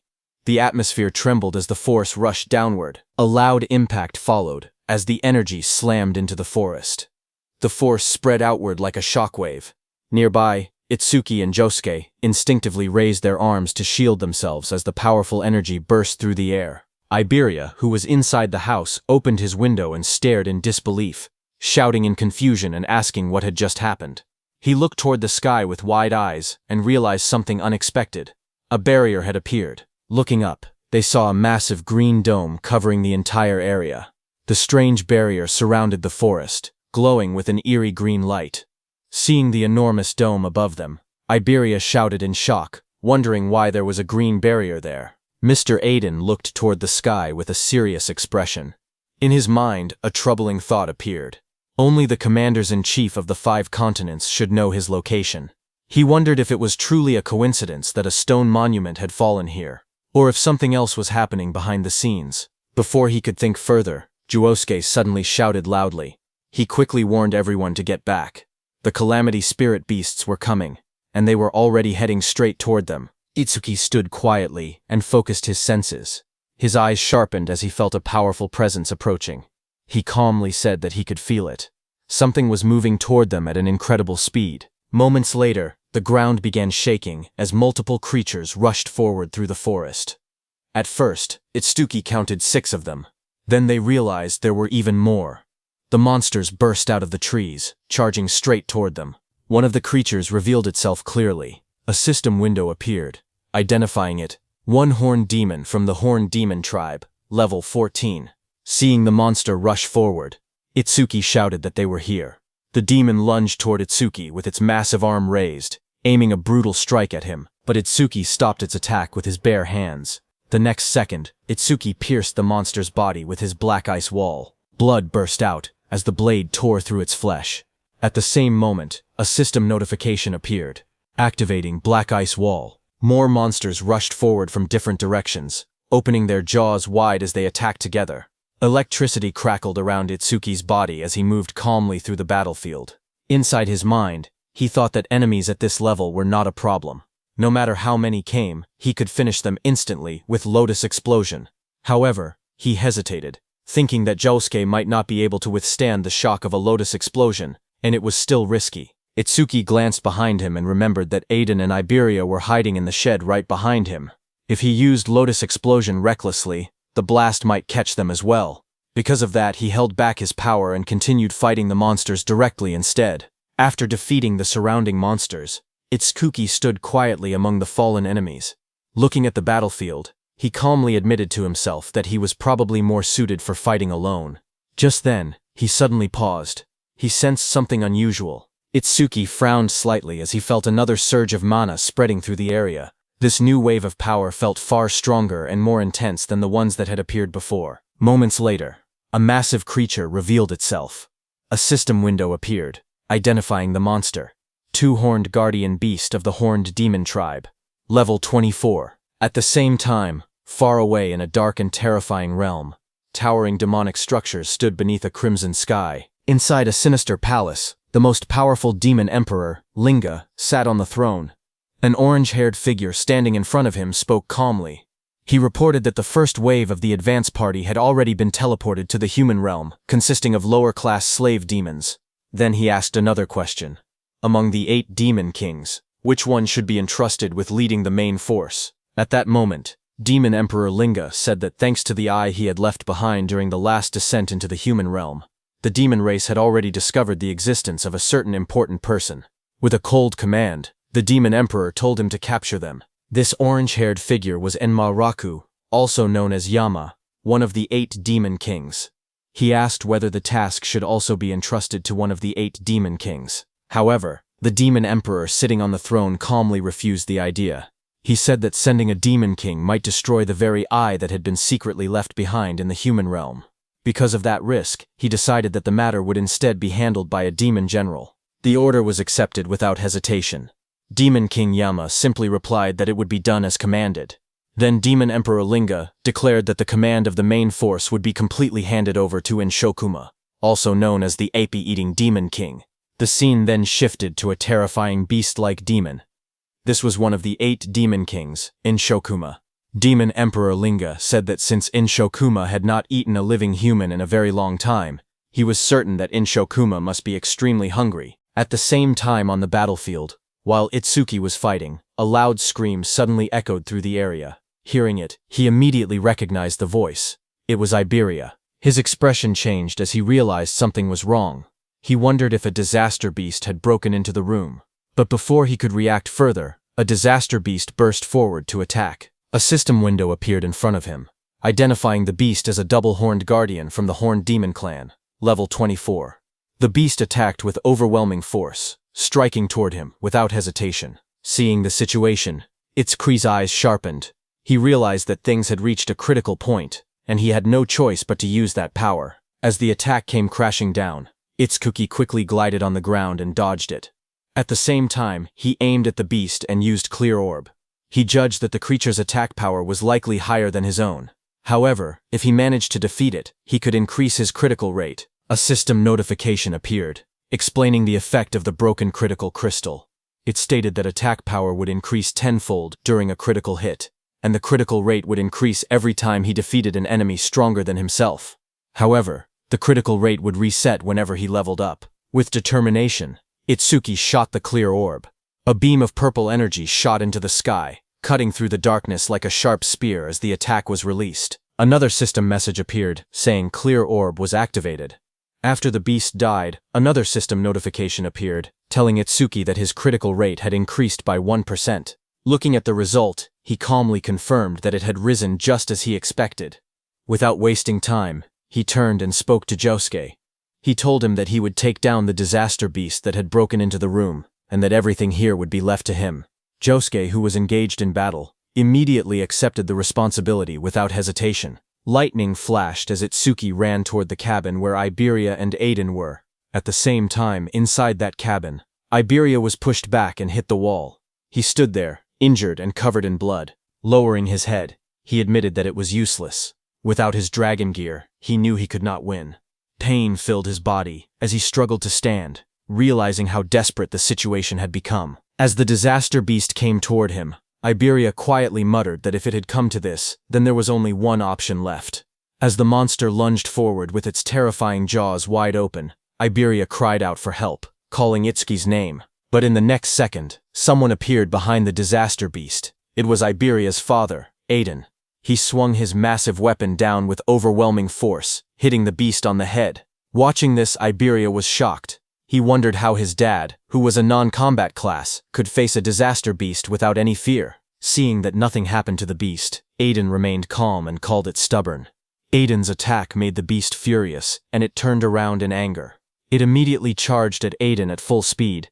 Seeing it coming, Aiden stood firmly and declared that he would leave the rest to him. He was saying that to Itsuki, who appeared there just before the monster's attack could hit Aiden. Itsuki moved instantly, his body wrapped in crackling electricity as he intercepted the attack. The beast tried to strike again, but Itsuki stepped in from behind, and using his black ice spike, pierced through the monster's body. A system message appeared, announcing that his black ice wall had activated. Blood splattered as the creature's massive frame was struck down. After the clash ended, Itsuki apologized to Aiden for being late. He explained that it had taken a little time to deal with the lookouts. Aiden then asked about the situation outside. Itsuki immediately used his magic detection skill, but he could no longer sense any magic fluctuations from outside. Seeing that, he told Aiden that Josuke had likely wiped out every last disaster beast. As they went outside, the battlefield was covered with the bodies of disaster beasts. Iberia looked around in shock and stammered in disbelief, wondering if Josuke had really done all of that by himself. Josuke immediately warned everyone not to lower their guard. He explained that unless they destroyed the barrier, disaster beasts would continue spawning from within it without end. As time passed, they would only grow stronger. With a firm expression, he declared his intention to head toward the barrier and destroy it while eliminating as many disaster beasts as possible along the way. Looking at Itsuki, he added that if any beast managed to slip past him, he would have to deal with it. However, Itsuki stated that he would be the one to slaughter every disaster beast within the barrier. His eyes were filled with hatred as he instructed Josuke to remain there and protect Aiden and Iberia. Seeing Itsuki's expression, Aiden narrowed his eyes. He muttered that those eyes showed no trace of fear. Instead, they were filled with a burning thirst for battle. Finally, with firm resolve, Aiden declared that they would leave the destruction of the barrier to Itsuki. Josuke warned Itsuki seriously. He explained that if the barrier was green, then the disaster beasts inside would be at least level 250. He asked if he was truly prepared for something like that. Without hesitation, Itsuki answered calmly that he was sure. Lightning crackled violently around Itsuki as he ran toward that green barrier. A sharp smile formed on his face as he admitted that finally, he could fight to his heart's content. Seeing him go, Iberia immediately spoke up. He declared that if Itsuki was going, then he would go too. He told Josuke to look after his old man. But his father, Aiden, stopped him. Iberia protested, asking why not. He reminded them that they were a team. Aiden answered bluntly, telling him to stop pretending they were a team. He said it was pathetic. He added that he and Itsuki lived in two completely different worlds. Iberia clenched his fist, anger rising in his voice. He argued that they had walked this path together all this way and demanded to know what he meant by different worlds. Aiden also shouted, telling Iberia that a team was meant to support one another and cover for each other's weaknesses. Aiden's eyes widened with anger as he spoke harshly. He told Iberia that he was not supporting Itsuki at all. Instead, he said he was only dead weight at this rate. His voice grew even colder as he warned that he would end up getting Itsuki killed. Hearing that, Iberia froze, shock spreading across his injured face. Aiden continued, saying that he was not just talking about him alone. He explained that Itsuki was special. No one else from his generation could even stand on the same stage as him. Then he asked Iberia if he had ever truly seen the look in Itsuki's eyes when he faced a disaster beast. He told Iberia that those were the eyes of someone drowning in hatred. At the same time, while Itsuki was running toward the barrier, a system window appeared showing, "Mana 5 enemy units have been detected. 50% of Itsuki's mana recovered." Itsuki noticed it immediately. He realized that 5 disaster beasts must have just come out of the barrier. He calmly acknowledged that this had brought his mana back to full. Ahead of him, massive disaster beasts with sharp purple spikes and rows of jagged teeth emerged, blocking his path as lightning continued to crackle around his body. Lightning surged wildly around Itsuki as he faced them. His eyes burned with determination as he shouted for them to get out of his way. A system window suddenly appeared, showing Lotus Blast had activated. In the next instant, a massive explosion erupted in the forest, flames bursting outward with overwhelming force. Another system message appeared showing, 5 enemies defeated with Lotus Blast. Range of all skills increased by 5%. His critical hit rate increased by 1%. Now his broken critical critical rate was 2%. Itsuki moved forward through the fading flames, his expression calm but focused. He admitted to himself that the double-horned guardian's defense had been far too high. It had taken 80% of his mana just to bring it down with Lotus Blast. Even so, he firmly decided that he would not allow a single one of them to reach Iberia or the others. In the distance, smoke and fire from Lotus Blast rose above the trees. Josuke turned toward the explosion in shock and demanded to know where it had come from. Iberia immediately realized and stated that it was Itsuki's skill and that he must have run into disaster beasts in the forest. Josuke stared toward the forest, his expression serious. He thought that an explosion of that scale was not something a mere level 0 should be able to trigger. A troubling thought crossed his mind. He wondered if the reason Itsuki could not level up was because of a debuff from his gift. Meanwhile, Itsuki reached and stood before that glowing green barrier. He quietly acknowledged that this was the green barrier. He realized that the disaster beasts inside seemed to be on a completely different level from the ones he had faced so far. He immediately activated his mana detection. However, Itsuki was shocked to see that his mana detection could be blocked. Because of that, he could not judge the number or strength of the disaster beasts inside. Then he remembered something his teacher once said. The level of disaster beasts inside a barrier could be determined by its color. Gray barriers contained disaster beasts from level 1 to 25. Green barriers contained disaster beasts from level 26 to 50. Blue barriers held level 51 to 75. Purple barriers held level 76 to 100. Red barriers contained level 101 and above. Since this barrier was green, the disaster beasts inside were between level 26 and 50. Itsuki looked at his hand calmly and concluded that if he killed them all, they would drop a massive amount of experience. Itsuki then summoned his Shikigami, Death Hound. White petals of light swirled around him as a massive spectral hound formed at his side, its sharp teeth glowing in the darkness. Just as the Death Hound appeared, a system window displayed its information. Death Hound B rank, level 16. Skill, Death Smell, C rank, detects all traces of mana within the area to locate and track the source. Respawn design, Death's Craving, B rank, drastically reduces respawn time after the Shikigami dies. Its attack stat was 250, agility was 250, defense was 150, and mana was 150. The Death Hound's glowing eyes shone in the darkness as it stood beside Itsuki. Itsuki placed his hand on the hound's head and told it that it would receive all the experience that dropped later. However, he made one thing clear. Until he gave the order, it was not allowed to lay a single finger on them. The green barrier loomed in front of him as the hound crouched low, teeth bared and ready. Before entering the barrier, Itsuki's eyes sharpened. He declared that every disaster beast inside the barrier was his prey. Meanwhile, on Prediction Day 1 at 11:30 p.m., Commander Nento was seated in a garden when Choha arrived there with a man. She informed her father that the awakened guards had arrived. A young man stepped forward confidently. He introduced himself politely, saying that from that moment on, he, a first-class savior, would serve as Commander Nento's protector. This man was level 63 Wind Elementalist, first-class savior, Kei Chirajima. Commander Nento thanked him for coming. Choha then explained that besides him, 5 third-class saviors and 3 second-class saviors had also arrived.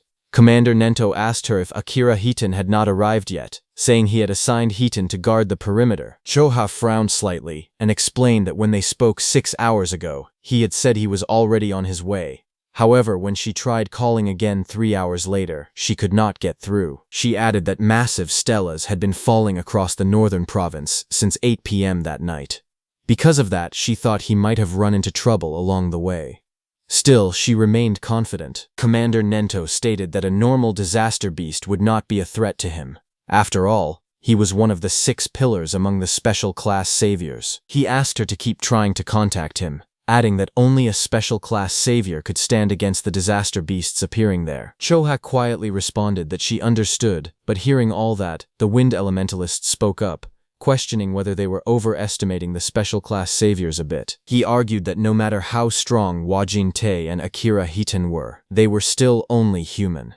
He continued confidently, saying he did not believe there was such a vast gap between the special class saviors and those in the first class. They might struggle a little, but there was no way they could not defeat a disaster beast that a special class savior could. Commander Nento told the Wind Elementalist that it was good to be confident, but thinking one could stand on the same level as a special class savior was another matter entirely. He added that such thinking likely came from never having fought a truly powerful disaster beast before. Just as he said that, suddenly there was a blast in the sky as a huge pillar fell down. Seeing that, the Wind Elementalist reacted instantly, saying a stele was approaching, and a disaster beast was coming with it. He raised his sword as the air trembled around him. As the stele fell to the ground, it created a huge purple barrier. Seeing that, Commander Nento declared that it had finally arrived. At the same time, Choha tried once more to reach Akira Hiton, but her voice shook as she admitted it was useless. She still could not contact him. The Wind Elementalist smirked confidently. He declared that if even a special class savior could not make it, then he was not much to rely on. He told Commander Nento there was no need to worry. They would finish every last one of them off. His expression then turned serious as he looked toward the purple barrier. He boldly stated that he would prove right now that a first class was just as capable as a special class. On the other hand, at Itsuki's side, he entered the green barrier with his Death Hound. Inside the barrier, A strange green glow filled the surroundings. Itsuki walked beside his death hound, quietly observing the area. He noted that the scenery inside the barrier was not any different from the outside. However, he admitted that there was an aura in the air that made him feel uneasy. A system notification appeared, saying mana detection activated. Itsuki focused and sensed the fluctuations of mana inside the barrier from where he stood. But just as he expected, he could not grasp the situation outside. After observing carefully, he concluded that the inside and outside of the barrier seemed to be separate spaces. Just then, his mana detection detected 5 enemy units, which restored 50% of Itsuki's mana. Itsuki calmly observed the surroundings and said that he now had a general idea of where the 5 detected units were located. He then turned to his death hound and gave it a clear order. It was to stay there and wait. If it found any disaster beasts that had fled, it could eat them. After giving the command, he softly praised it, calling it a good boy. Another system notification appeared, showing activating Thunderbreaker, roaring wave.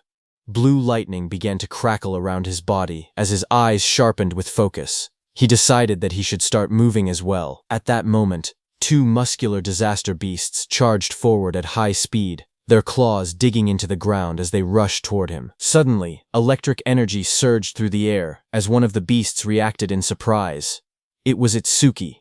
He activated his Black Wall skill and struck the 2 disaster beasts. With a single attack, he killed both of them by piercing their bodies with Black Wall. Just then, 2 more beasts appeared. Lightning exploded across the battlefield as Itsuki struck the first disaster beast directly. Blue energy tore through its body, and blood burst from its wound as it was slammed into the ground. The second beast immediately rushed forward, but Itsuki's electric current surged between them like a roaring wave. The ground cracked under the force as his attack ripped through both monsters.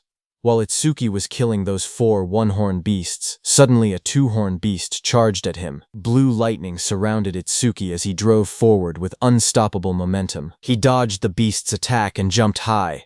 A system notification appeared, activating clear orbs piercing sphere. A glowing purple sphere formed around Itsuki's finger. It shot forward with incredible force, piercing straight into the beast's chest and drilling through its armored body. The impact cracked the monster's armor apart as the energy pushed deeper inside. That beast fell to the ground. A system notification appeared, showing critical rate increased by 1%. Itsuki landed on the ground, lightning still flickering around him. His broken critical crystal had reached 3% critical rate. After killing those 5 beasts, Itsuki immediately moved forward. Seeing that his critical rate had gone up again to 3%, he calculated that statistically, this meant about 3 critical hits for every 100 attacks. He thought maybe he would get to see his first real critical attack soon. While moving, something else caught his attention. This was the first time he had seen a stele from this close. He narrowed his eyes and thought that if he broke the stele, then the barrier should disappear. He thought 1 hit should be enough. But at that moment, a system notification appeared, showing 1 enemy unit detected and 10% of his mana restored. Itsuki's eyes widened as he realized that there was still 1 left. Immediately, he used all the force in his body to stop himself. Lightning cracked violently around his legs as he stopped. Just as he stopped, many sharp spikes came toward him at full speed. He immediately jumped back and dodged those spikes. A sharp thought crossed his mind. If he had not sensed the mana fluctuation and stayed on high alert, he would have already been impaled. He fell back, crouching low as debris scattered around him. His eyes narrowed as he saw those spikes coming from behind the stele.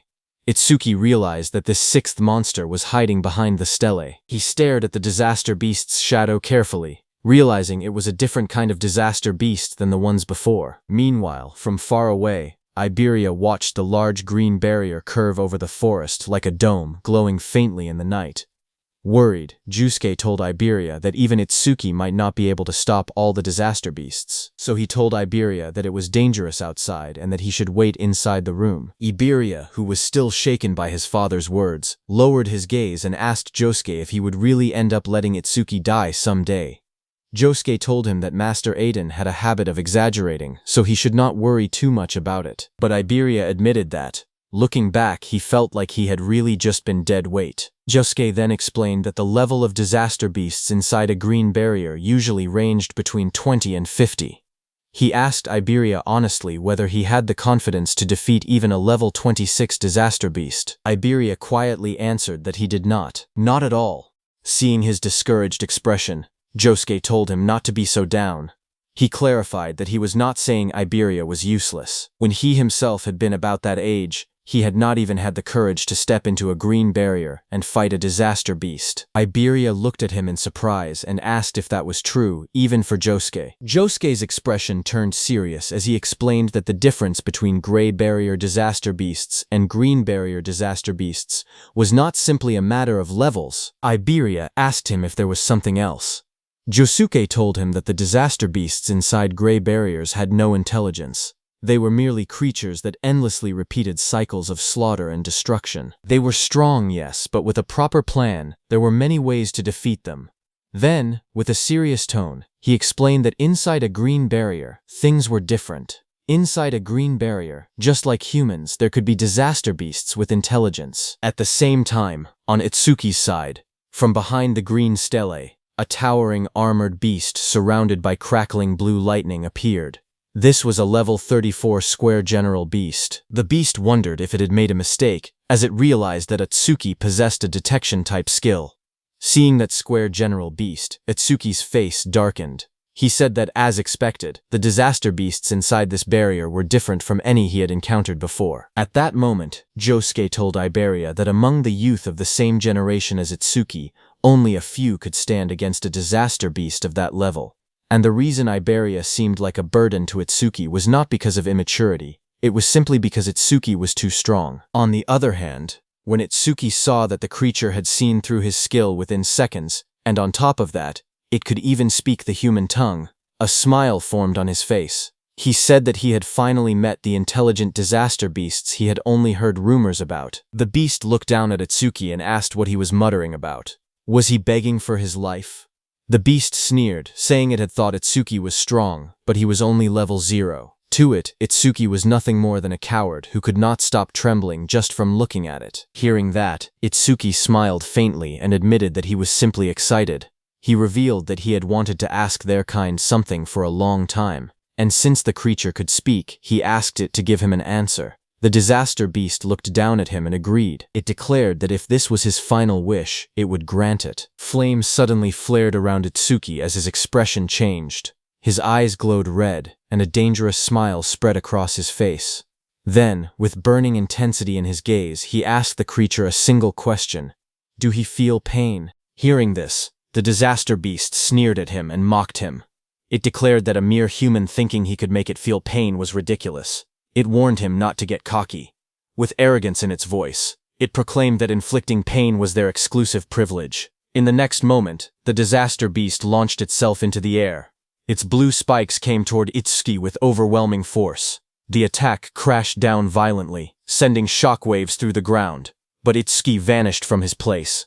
Lightning cracked around his body as he rushed straight toward the monster. In an instant, he closed the distance and drove his fist into the creature's chest. The impact echoed loudly as his strike connected, sending the beast flying. It hit the ground, sending dust and debris flying everywhere.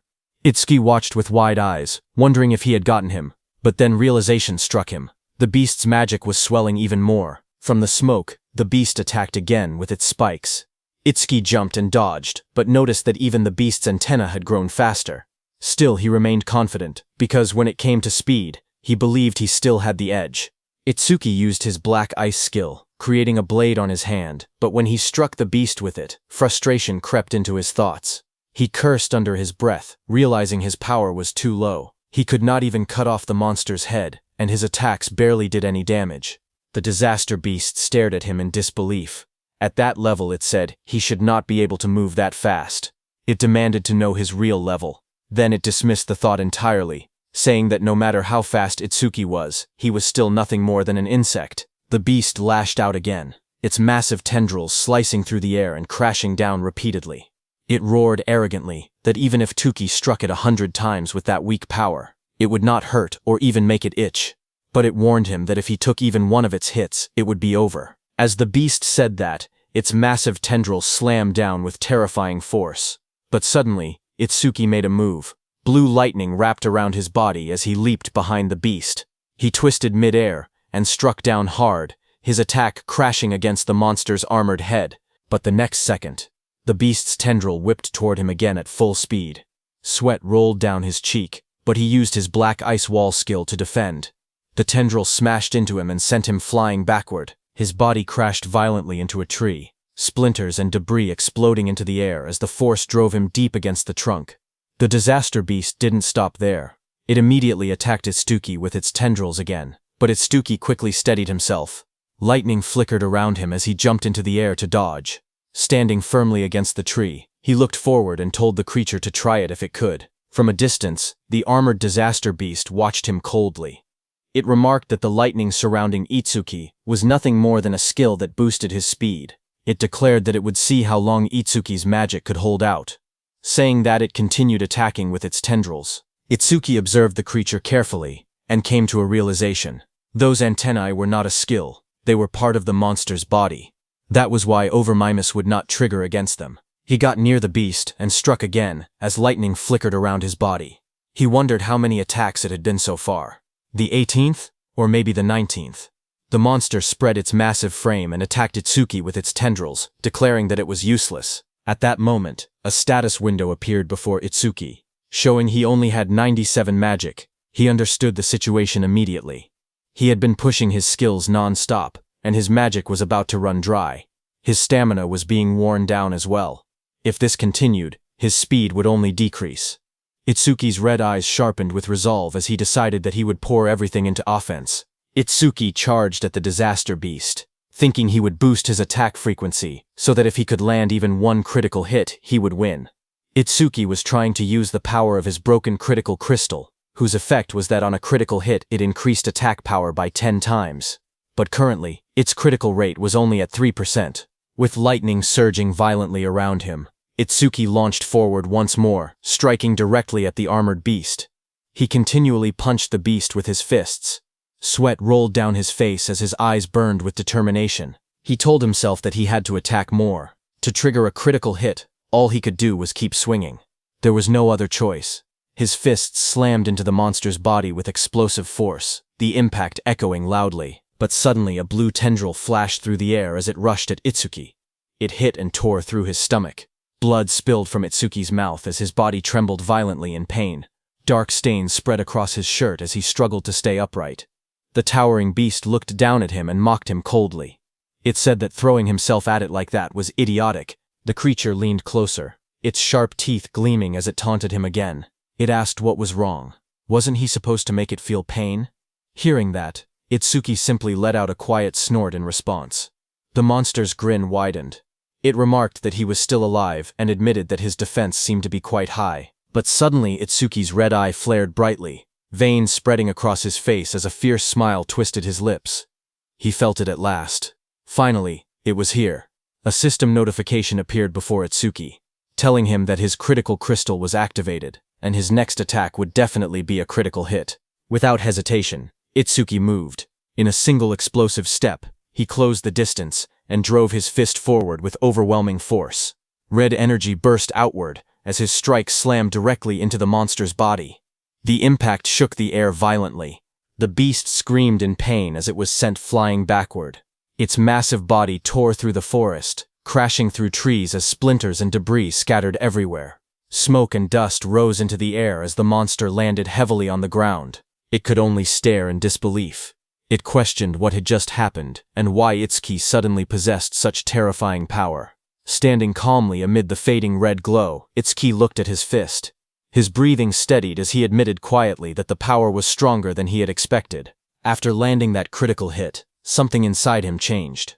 All kinds of emotions began rising from deep within his chest. Focus sharpened his mind. Satisfaction spread through him. A strange ecstasy followed. He realized he had never felt like this before. Even though blood was pouring out of the wound in his stomach, he did not feel any pain at all. The injury was deep, and his shirt was soaked in red, yet his body felt strangely light. He looked down at the beast calmly and admitted that this feeling was incredible. Itsuki then reached out and grabbed the beast's head, asking whether it felt any pain from that attack. Hearing that, confusion filled the beast's voice. It wondered what kind of human he was. Humans were supposed to be weak and fragile, It even accused him of clearly being over level 40, saying that showing fake stats was cheating. But as Itsuki grabbed the beast's head, it panicked and shouted, asking what he was about to do. Itsuki told the beast that until now, all the disaster beasts he had faced lacked intelligence. Even when they died, they barely screamed. But this one was different. He grabbed the creature firmly and squeezed. The beast let out a loud, terrified scream. A wide grin spread across Itsuki's face as his red eyes glowed fiercely in the darkness. He admitted that a scream from a disaster beast capable of feeling pain was truly pleasant to hear. The creature trembled in terror. It stuttered in disbelief, asking if he was really going to crush its head. Panic consumed it as it declared that he was no human, he was a demon. Ignoring its fear, Itsuki tightened his grip. In the next instant, a violent sound echoed through the forest as he crushed the beast's head without hesitation. Blood splattered across the tree behind them. A system notification appeared, showing his crit rate increased by 1%. Itsuki stood before the fallen body and calmly stated that it was finally done. Another notification followed, saying broken critical crystal crit rate was now at 4%. As the tension faded, Itsuki felt the strange excitement from earlier slowly disappear. The special sensation that had filled his chest was vanishing. Then reality returned. The searing pain from the wound in his stomach began to kick in. He steadied himself and observed the surroundings. The barrier around the area had turned transparent, which meant there were no disaster beasts left inside. He looked at the transparent pillar in front of him and thought that if he crushed it, all that would remain would be the stele. Without hesitation, he pulled back his fist and drove it forward with force. A sharp cracking sound echoed as his punch struck the structure. The ground around the stele shattered, cracks spreading across the area as debris scattered in every direction. Itsuki calmly admitted that it was weaker than he had expected. Exhaustion finally caught up to him. He leaned back against the broken structure, blood still staining his clothes. Before returning to Iberia, he reminded himself that there was something he needed to check. His expression turned serious as he quietly called his death hound. A dark figure rushed overhead. Itsuki lifted his head slightly and ordered it to show its face. Death stepped forward, its red eyes glowing fiercely in the darkness. It looked larger than before, its claws digging into the ground as it growled. Itsuki, sitting on the ground nearby, looked up at it calmly and noted that it seemed bigger than before. Then he paused for a moment and continued observing it carefully. Then he realized the reason. Its level had increased by 3. Not only that, but it had also gained 150 stat points. A system window appeared before him, showing the Deathhound's stats. It was a B-rank Shikigami at level 19. Its skills were Death Smell, a C-rank skill that detected all magic traces in the area and located and tracked their source. And Respawn Desire, a B-rank skill that greatly shortened respawn time after a Shikigami's death. It had 250 attack points, 250 agility, 150 defense, and 150 magic. It also had 150 unassigned stat points. After reading the information, Itsuki understood that as its level increased, its body also grew larger. He realized that it had not been his imagination. This meant that if it gained dozens more levels, it would grow even bigger. He imagined an enormous beast towering over him and calmly admitted that he could not wait to see how large it would become. It was 11:35 p.m. on Prophecy Day 1 when Itsuki destroyed that stellar. Just as he destroyed it, from above the forest, the dark green barrier vanished, leaving the crescent moon shining clearly in the night sky. Iberia and Josuke stood among the trees, staring upward in shock. Iberia pointed toward the sky and shouted that the barrier had disappeared. He declared that Itsuki had done it. Seeing that Itsuki had destroyed the green barrier in about 10 minutes, Josuke admitted that there were probably no intelligent disaster beasts inside, but even so, that speed was incredible. He acknowledged that Itsuki was already far stronger than he himself had been back then. Meanwhile, Itsuki leaned against Death's large body. Blood stained his clothes as he struggled to remain steady. With long-distance travel and continuous battles, Itsuki's stamina was almost gone. On top of that, the blood loss had pushed his body to its limit. Itsuki looked at Death and spoke weakly. He told Death that since it could track magic, he instructed it to follow his magic trail and carry him to Iberia. Death lifted its head and let out a low howl into the night, ready to obey. Its loud, echoing cry rang out across the dark forest. The sound tore through the night, heavy and ominous, making the air feel tense. Josuke narrowed his eyes as he listened carefully. He muttered that it sounded like a disaster beast's cry, but the barrier was supposed to be gone. He questioned why that sound could still be heard. Without hesitation, he turned sharply and ordered Iberia to return to his room immediately. Iberia, while leaving, listened closely and said that the cry felt familiar, as if he had heard it somewhere before. On the other hand, Death's heavy claws slammed onto the ground as it came toward them. Josuke instantly drew his sword and took a defensive stance. His expression turned serious as he sensed the presence moving closer. He shouted that it was getting closer and closer. Then, with firm resolve, he declared that wherever it had come from, if it truly was a disaster beast. The next second, the massive Death came out of the forest with its jaws wide open, sharp teeth glinting under the moonlight. Josuke gripped his sword tightly and swung it with full force. With firm determination, he declared that he would cut it down. Before the blade could land, Iberia's eyes widened in shock. He suddenly realized what he was looking at. He exclaimed that it was the mad dog Shikigami that Itsuki had tamed before. Panic flashed across his face as he shouted for Josuke to stop, telling him that the creature belonged to Itsuki. Death abruptly tilted its head, stopping right in front of them. Josuke, who had heard Iberia's words, also stopped his heavy sword right before hitting it.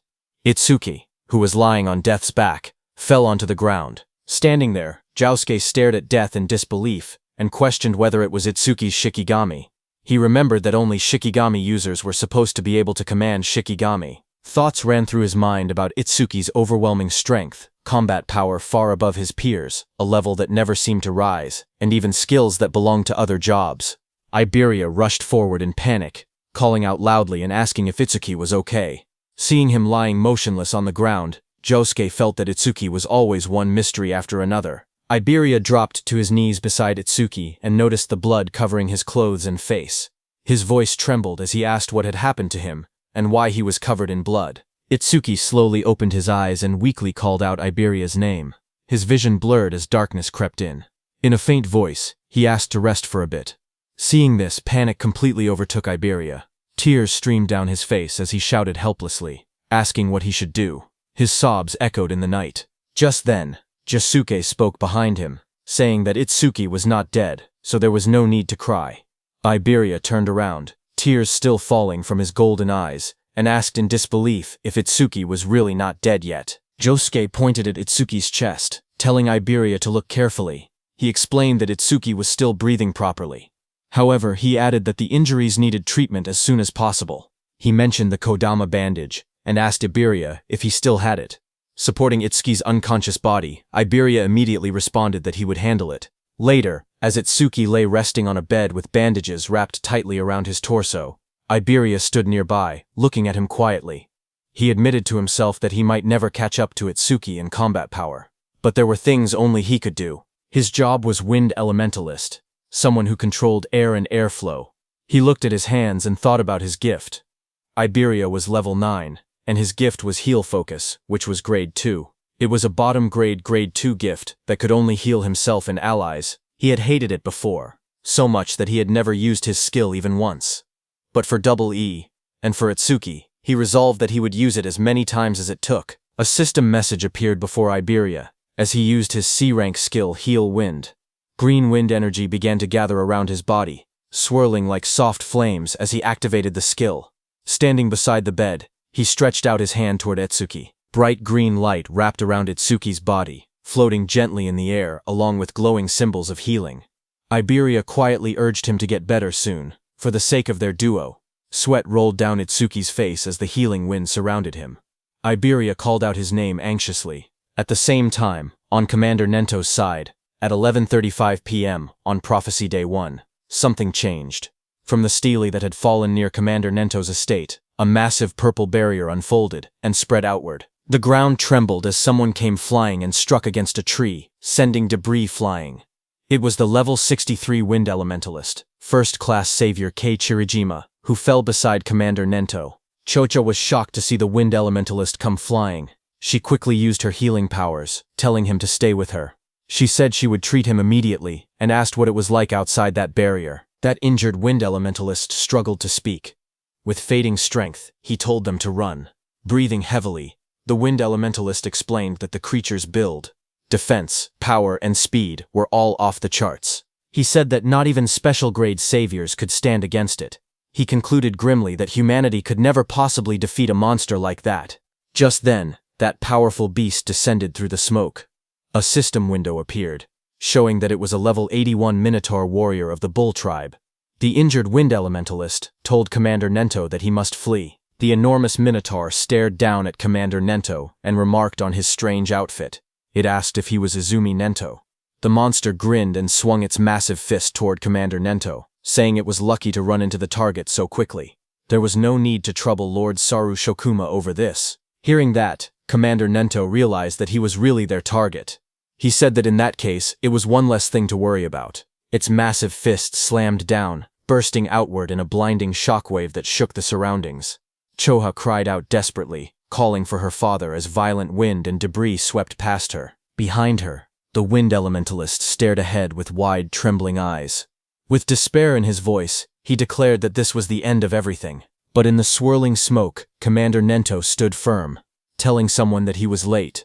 From within the rising dust and red aura, Haydn stepped forward. His eyes glowed crimson as blood streaked across his face. He had blocked the Minotaur's attack with just one hand, red energy flaring around him. With determination in his voice, Haydn apologized and told Commander Nento to leave this one to him. Hearing that, the massive Minotaur let out a mocking laugh. It admitted that it had no idea where he had appeared from, but sneered that he certainly talked big. Saying that, the Minotaur raised its second hand to punch. From the side, the Wind Elementalist, battered and covered in blood, shouted a warning. He told Haydn to be careful, stressing that the monster was strong. Ignoring the warning, Haydn moved. With red energy swirling around his body, he drove his fist forward and struck the towering creature with explosive force. The impact landed squarely against the Minotaur's massive body and created a hole. Dark blood splattered outward as the Minotaur's enormous body trembled under the blow. Watching from behind, the Wind Elementalist's eyes widened in shock. Sweat rolled down his face as he stared at the unbelievable scene unfolding before him. Looking at the red aura surrounding Haydn, he wondered if this was the power of a special-grade savior. He admitted that he had thought special-grade saviors were still human in the end. But now, looking at Haydn standing before the Minotaur, he realized the truth. Haydn was no longer human. He was a monster with strength beyond common sense. Nearby, Choha gasped in relief and excitement. She exclaimed that they had done it, and wondered if that meant the crisis was finally over. But Haydn's expression remained cold as he declared that the real show was only just beginning. At 11:40 p.m. on Prophecy Day 1, the barrier near Izumi Nento's estate changed from purple to red. Inside the red barrier, a voice wondered how Lord Saru Shokuma would torment humanity. The one who said that was the level 37 Red Flame Demon King. He said he would love to watch it from there. Behind him, another massive being appeared. It was the White Ogre, level 49. The Red Flame Demon King glanced forward and remarked that White Ogre had been thinking the same thing. But then a third voice spoke calmly, warning the others not to do anything unnecessary. Their mission was clear: to capture that person. He added that if they failed, they already knew what would happen. This third figure was a level 87 Demon General, Curse of Frost, the King of Resentment. The Red Flame Demon King asked the Demon General why they had not been sent directly to the target's location, but instead into the same barrier as Lord Saru Shokuma. The Demon General explained that if all three of them were inside the same barrier, it would glow purple and stand out too much. At the same time, one of the 8 Demon Lords, Saru Shokuma, roared as crimson energy surged violently around him. The Demon General explained that the red barrier created by Lord Saru Shokuma would instead attract nearby strong humans. With humans distracted by the red barrier, they would be able to carry out Lord Ringa's mission without interference. The Demon General continued, stating that while Lord Saru Shokuma drew their attention, they would head toward their true destination. The Red Flame Demon King then asked him if he knew where that destination was. The Demon General's eyes glowed beneath his hood as he reassured them not to worry, saying Lord Ringa would guide them through the demon eye left in the human world. That eye had the ability to see coordinates and even the scenery it witnessed. Just as he said that, Itsuki lay on the bed, drenched in sweat as if trapped in a nightmare. Suddenly, his eyes snapped open. One eye remained normal, but the other glowed an ominous red. The Demon General's voice rang out as he told the Red Flame Demon King that right now, the demon eye was in the same place as their target. On Prophecy Day 1, at 11:35 p.m., Itsuki lay asleep on his bed after Iberia healed him. In his dream, He found himself standing in a vast, pale space that felt like a dream. Small Itsuki ran toward his mom and shouted excitedly. He told her that he had finally found a disaster beast that could feel pain, just like they did. His face was filled with pride and joy. He declared that he had crushed its skull, and that now her death had finally been avenged, but before he could finish, his mom gently called out to him. She told him to stop. Her voice was calm but firm. She explained that there were things far more important than revenge. Small Itsuki looked at her in confusion and asked if anything could be more important than wiping out every last disaster beast. His mom gazed at him softly. She told him that he should not use his power for vengeance. Instead, he must use it to protect the ones he loved. Hearing that, Small Itsuki's eyes widened in disbelief as he shouted that it was impossible. His body trembled with rage. With his fist clenched tightly, he declared that he would never forgive the disaster beasts that had killed her and his father. His voice echoed through the empty space as he swore that he would make sure every last one of them was dead. His eyes glowed red with fury, his expression twisted by anger and grief. His mom stood quietly before him, her gaze calm and steady. There was no anger in her eyes, only a gentle understanding. After a moment of silence, she softly told him that it was time for her to go, and slowly started to disappear. Her words froze him in place. Small Itsuki rushed forward in panic, shouting and asking where she was going. His voice trembled as he told her that he still had so much more to say. His mom looked at him gently as her body slowly began to dissolve into drifting light. In a soft voice, she called his name and pleaded with him not to let hatred consume him. Her form continued to scatter into glowing fragments, fading little by little into the surrounding emptiness. Small Itsuki reached toward her desperately, his hand stretching out as if he could still hold on to her. His voice broke as he cried out for his mother. Their fingertips nearly touched, but the light swallowed her hand before he could reach it. Tears welled up in his wide eyes as he stared helplessly at the space where she had been. Moments later, he stood alone. A tear slid down his cheek as he looked upward, his expression lost and hollow. Behind him, a dark presence emerged. A cold voice mocked him, saying that shedding tears for the dead was typical of a lowly creature. Hearing that, Itsuki's jaw tightened. He returned to his adult form. His eyes burned with emotion as he struggled to contain his feelings, fury and sorrow mixing within him. He clenched his teeth as he recognized the presence before him. He called it by name, Linga, the devil of ruin. From the swirling red abyss, a towering demonic figure, Linga, emerged. Its body was muscular and covered in dark, twisted markings. Horns curved from its head, and a crimson aura pulsed around it like a living flame. Linga looked down at him calmly and asked if he had finally come back to his senses. It remarked that he only took the form of a child when he was with that woman. Rage exploded within Itsuki. With blazing eyes, he shouted at the demon, calling it a bastard. His body burned with fury as he jumped toward Linga, shouting that he would kill it. Red energy surged violently around him, but as his punch passed through Linga's body, Linga only sneered. It told Itsuki not to be in such a hurry, promising that he would taste that feeling again soon enough. The air trembled as dark purple power gathered around Linga's body, swirling like a storm that froze Itsuki. Then, in a cold whisper, Linga declared that true despair that was what awaited Itsuki. As he spoke, the space around Itsuki shattered, and he fell into darkness. While falling, Itsuki's muscles tensed, veins bulging as fury burned through him. With blazing red eyes, he roared into the void, shouting that he would kill Linga, no matter what it took. His voice echoed fiercely through the shattered space. In the next moment, everything snapped. He jolted upright, drenched in sweat, his breathing heavy and uneven. His eyes trembled as pain throbbed through them. A dream, he muttered to himself in confusion. In front of him, he saw Iberia and his deathhound standing nearby. Suddenly, Itsuki pressed his hand against his face, wincing. His eyes were not even injured, yet they hurt unbearably. Slowly, realization dawned on him. Come to think of it, he blinked, noticing something strange. His wounds, they had healed. Just moments ago, he had been in critical condition. He wondered if Iberia had used the Kodama bandages to fix him up. He slowly shifted his gaze toward the side of the bed. Iberia was asleep, leaning against the mattress peacefully. Seeing that, he wondered why Iberia was sleeping in a place like this. Then he remembered that Iberia had said he was going to take a break. He reminded himself that he had to make sure Death did not bark, or it would wake him. In the corner of the room, Death stood silently. Its glowing red eye stared forward. When Death saw that Itsuki had awakened, it barked in excitement. The thing Itsuki was trying to dodge eventually happened at the bed.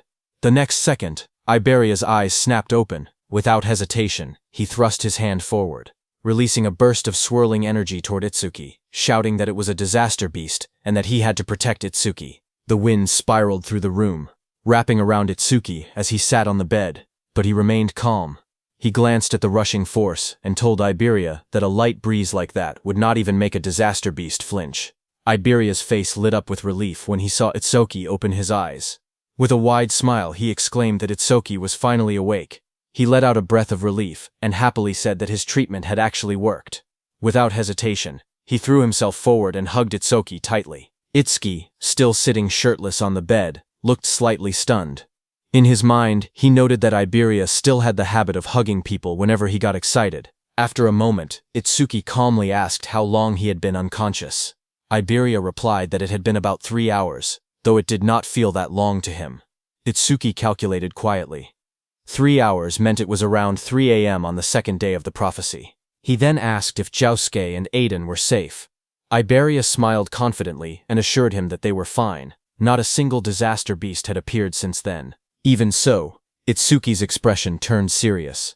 The memory of the dream lingered in his mind. Linga had said that he should not be in such a hurry, promising that he would taste it again soon enough. Itsuki told himself it had only been a dream, yet the words continued to bother him. It had felt far too real to dismiss. He was certain that the disaster beasts were plotting something. On Prophecy Day 2, at 3:03 a.m., Itsuki had awakened from his coma. As he dressed up, a firm thought echoed in his mind, that he could not let his guard down. Iberia smiled brightly, and told Itsuki that he was truly glad. It really looked like Itsuki had made a full recovery. Itsuki stood in the room, thinking that the reinforcements the teacher had mentioned should be arriving at any moment. He moved toward the door and said that, for now, he would go check the situation with Josuke. As they walked outside under the night sky, Iberia suddenly asked Itsuki what the name of that dog Shikigami was. Itsuki told him that it was just Deathhound.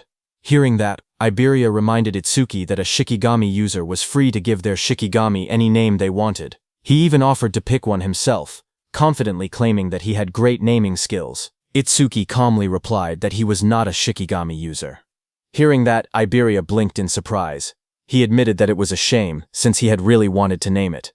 Hearing that, Itsuki silently resolved that he was definitely not going to let Iberia name that thing. As they continued walking, Josuke, who was casting magic on that mechanical golem, noticed Itsuki and said that Kodama bandages alone would not have been enough for someone to recover this quickly. He concluded that it looked like Iberia had finally used his actual ability. Hearing that, Itsuki looked at Iberia and admitted that he had not seen him using any skills earlier. He asked if Iberia was a healer type. Iberia hesitated slightly and replied that he could use offensive skills too. However, he added honestly that they did not really do much damage. After that, Itsuki turned to Josuke and asked if any other saviors had arrived since he had been knocked out. Josuke answered with uncertainty, saying no. He then asked why Itsuki was asking. Itsuki explained that the teacher had said they were dispatching nearby saviors. It had already been a full day, so they should be arriving soon. Josuke reminded Itsuki that they were deep in the forest. Even Itsuki would not have arrived so quickly without Iberia's guidance. Itsuki listened carefully. He admitted to himself that Josuke had a point, but he could not shake the uneasy feeling inside him. Something about the situation felt wrong. As the night grew quieter, the forest seemed to change. It felt as if something malevolent was slowly drawing closer. High above the forest, several saviors moved quickly through the dense trees. Their path curved sharply as they advanced deeper into the woods under the cover of night. As they ran, one of them called out to his teammate, Kobayashi, and asked how much farther it was to their destination. Kobayashi replied that it should only be a few more kilometers, and told them to bear with it a little longer. Another member shouted excitedly that once they finished this mission, they would finally be promoted from apprentices to third-class saviors. Even so, he could not help but comment that the place was far too remote. It was hard to believe that the greatest crafter in the northern province lived this deep in the woods. Suddenly, a sharp voice cut through the air as a woman ordered everyone to stop. The group reacted instantly, skidding to a halt on the forest path. One of them quickly asked what was wrong and whether she had picked up a strange vibe. The woman answered that something was approaching from the front. From the darkness ahead, a deep voice spoke calmly, asking if they had noticed him. Hearing that, one of the saviors shouted in alarm. He recognized it immediately and yelled that it was a disaster beast. He ordered everyone to take their battle stations. The group quickly drew their weapons, readying themselves for combat. Out of the shadows stepped the Red Flame Demon King. Behind him stood the White Oni. The air around them felt heavy and threatening. The Red Flame Demon King looked at the group with a faint smile and asked where they were all going in such a rush. His red eyes glowed brightly in the darkness as he asked if they were headed to the same destination as him. Fight broke out, and one of the saviors was engulfed in roaring flames, radiating intense heat and destruction. The one who killed him was the Red Flame Demon King. He stood calmly in a long robe, observing the aftermath of the devastation. He remarked with cold indifference that it was astonishing how a single fireball could cause such destruction, concluding that humans were truly fragile creatures. Turning his attention to his companion, he called out and asked White Oni if he had finished on his side. At that moment, White Oni completed his attack and struck another savior with overwhelming strength. He slammed his fist down, crushing his target into the ground with a violent impact. Blood splattered across the cracked earth as White Oni lifted his hand, looking at the flattened savior embedded in the crater. The Red Flame Demon King commented mockingly that his body was as flat as a pancake, adding that White Oni was certainly a cruel one. A red-haired savior stood on a slanted tree trunk, watching them in fear. She pointed out that there wasn't even a barrier nearby, and demanded to know where they had come from. The Red Flame Demon King smirked as he raised a blazing fireball in his hand. With a confident and casual tone, he remarked that they had traveled quite a long distance to get there. Seeing the fireball in his hand, the red-haired woman became terrified, tears streaming down her face as she closed her eyes and accepted her death. At that moment, a demon general appeared in the distance. His presence was overwhelming as he told the Red Flame Demon King that he must not kill them. The Red Flame Demon King frowned in annoyance and replied that he had been bored for ages, warning the demon general not to interfere now that he was finally having some fun. Before he could act further, a sharp, chilling sound cut through the air. In an instant, jagged ice crystals erupted around the Red Flame Demon King, encasing his body in thick, glittering frost. The demon general advanced steadily, asserting his authority, and warning that if the order was ignored again, the consequences would not be so light. Frozen and struggling within the ice, the Red Flame Demon King's expression shifted from arrogance to alarm. Realizing the danger, he hurriedly admitted that he understood and pleaded for the spell to be released, fearing that his body would not be able to withstand the freezing power any longer. The demon general released his spell, and the ice around the Red Flame Demon King shattered and fell to the ground. The Red Flame Demon King exhaled heavily, steam rising from his blazing body as he recovered from the freezing attack. With lingering unease in his voice, he admitted that he had thought he was going to freeze to death. Watching the demon general stop the Red Flame Demon King, sweat rolled down the red-haired girl's face as a fragile hope surfaced in her mind. She wondered if they were going to let her go.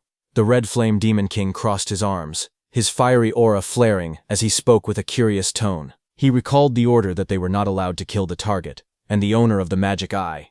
So he questioned the demon general whether this red-haired girl possessed some kind of special power as well. With glowing blue eyes, the demon general responded calmly that she had nothing like that. He explained that his actions were not about her.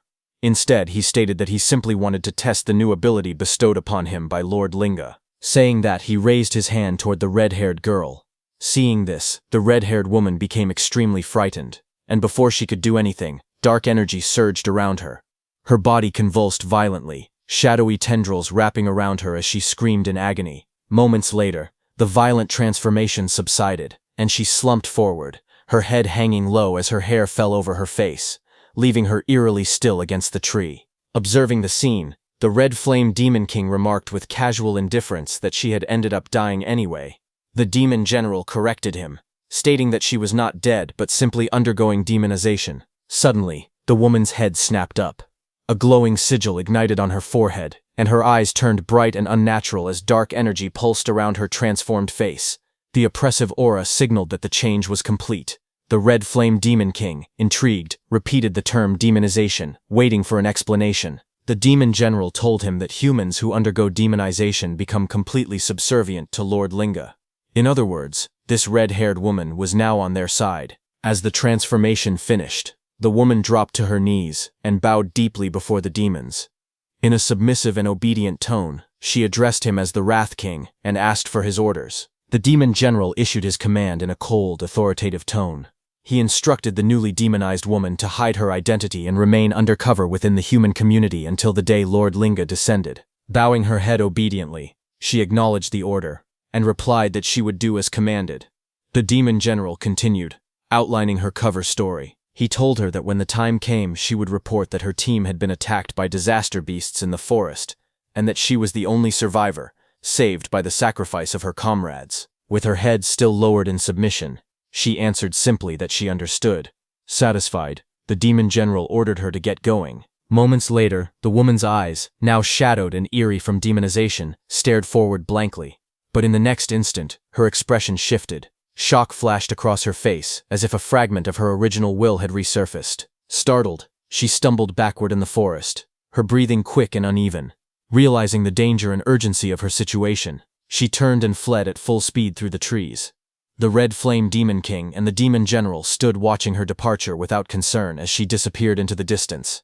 After she left, the Red Flame Demon King questioned the decision with a hint of disdain, stating that while making humans do their bidding was fine, he did not see the point of recruiting such a weakling. In response, the Demon General explained that it was not just about her. He revealed that tens of thousands of humans had already been demonized, including the awakened. He said that when Lord Linga unified the world, these infiltrators would play a crucial role.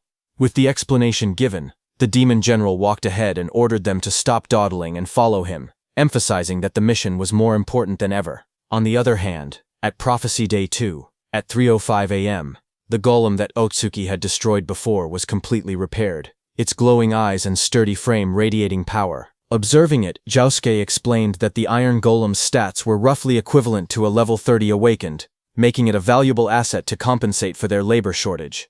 However, Iberia remarked that they likely would not even need such assistance if Josuke and Itsuki were present. While discussing their preparations, Josuke suddenly brought up Itsuki, asking where he was. Iberia replied that Itsuki had gone to the workshop. He explained that Itsuki wanted to ask his father something about the critical crystal. Inside the workshop, Itsuki stood beside Eden as they discussed the recent battle.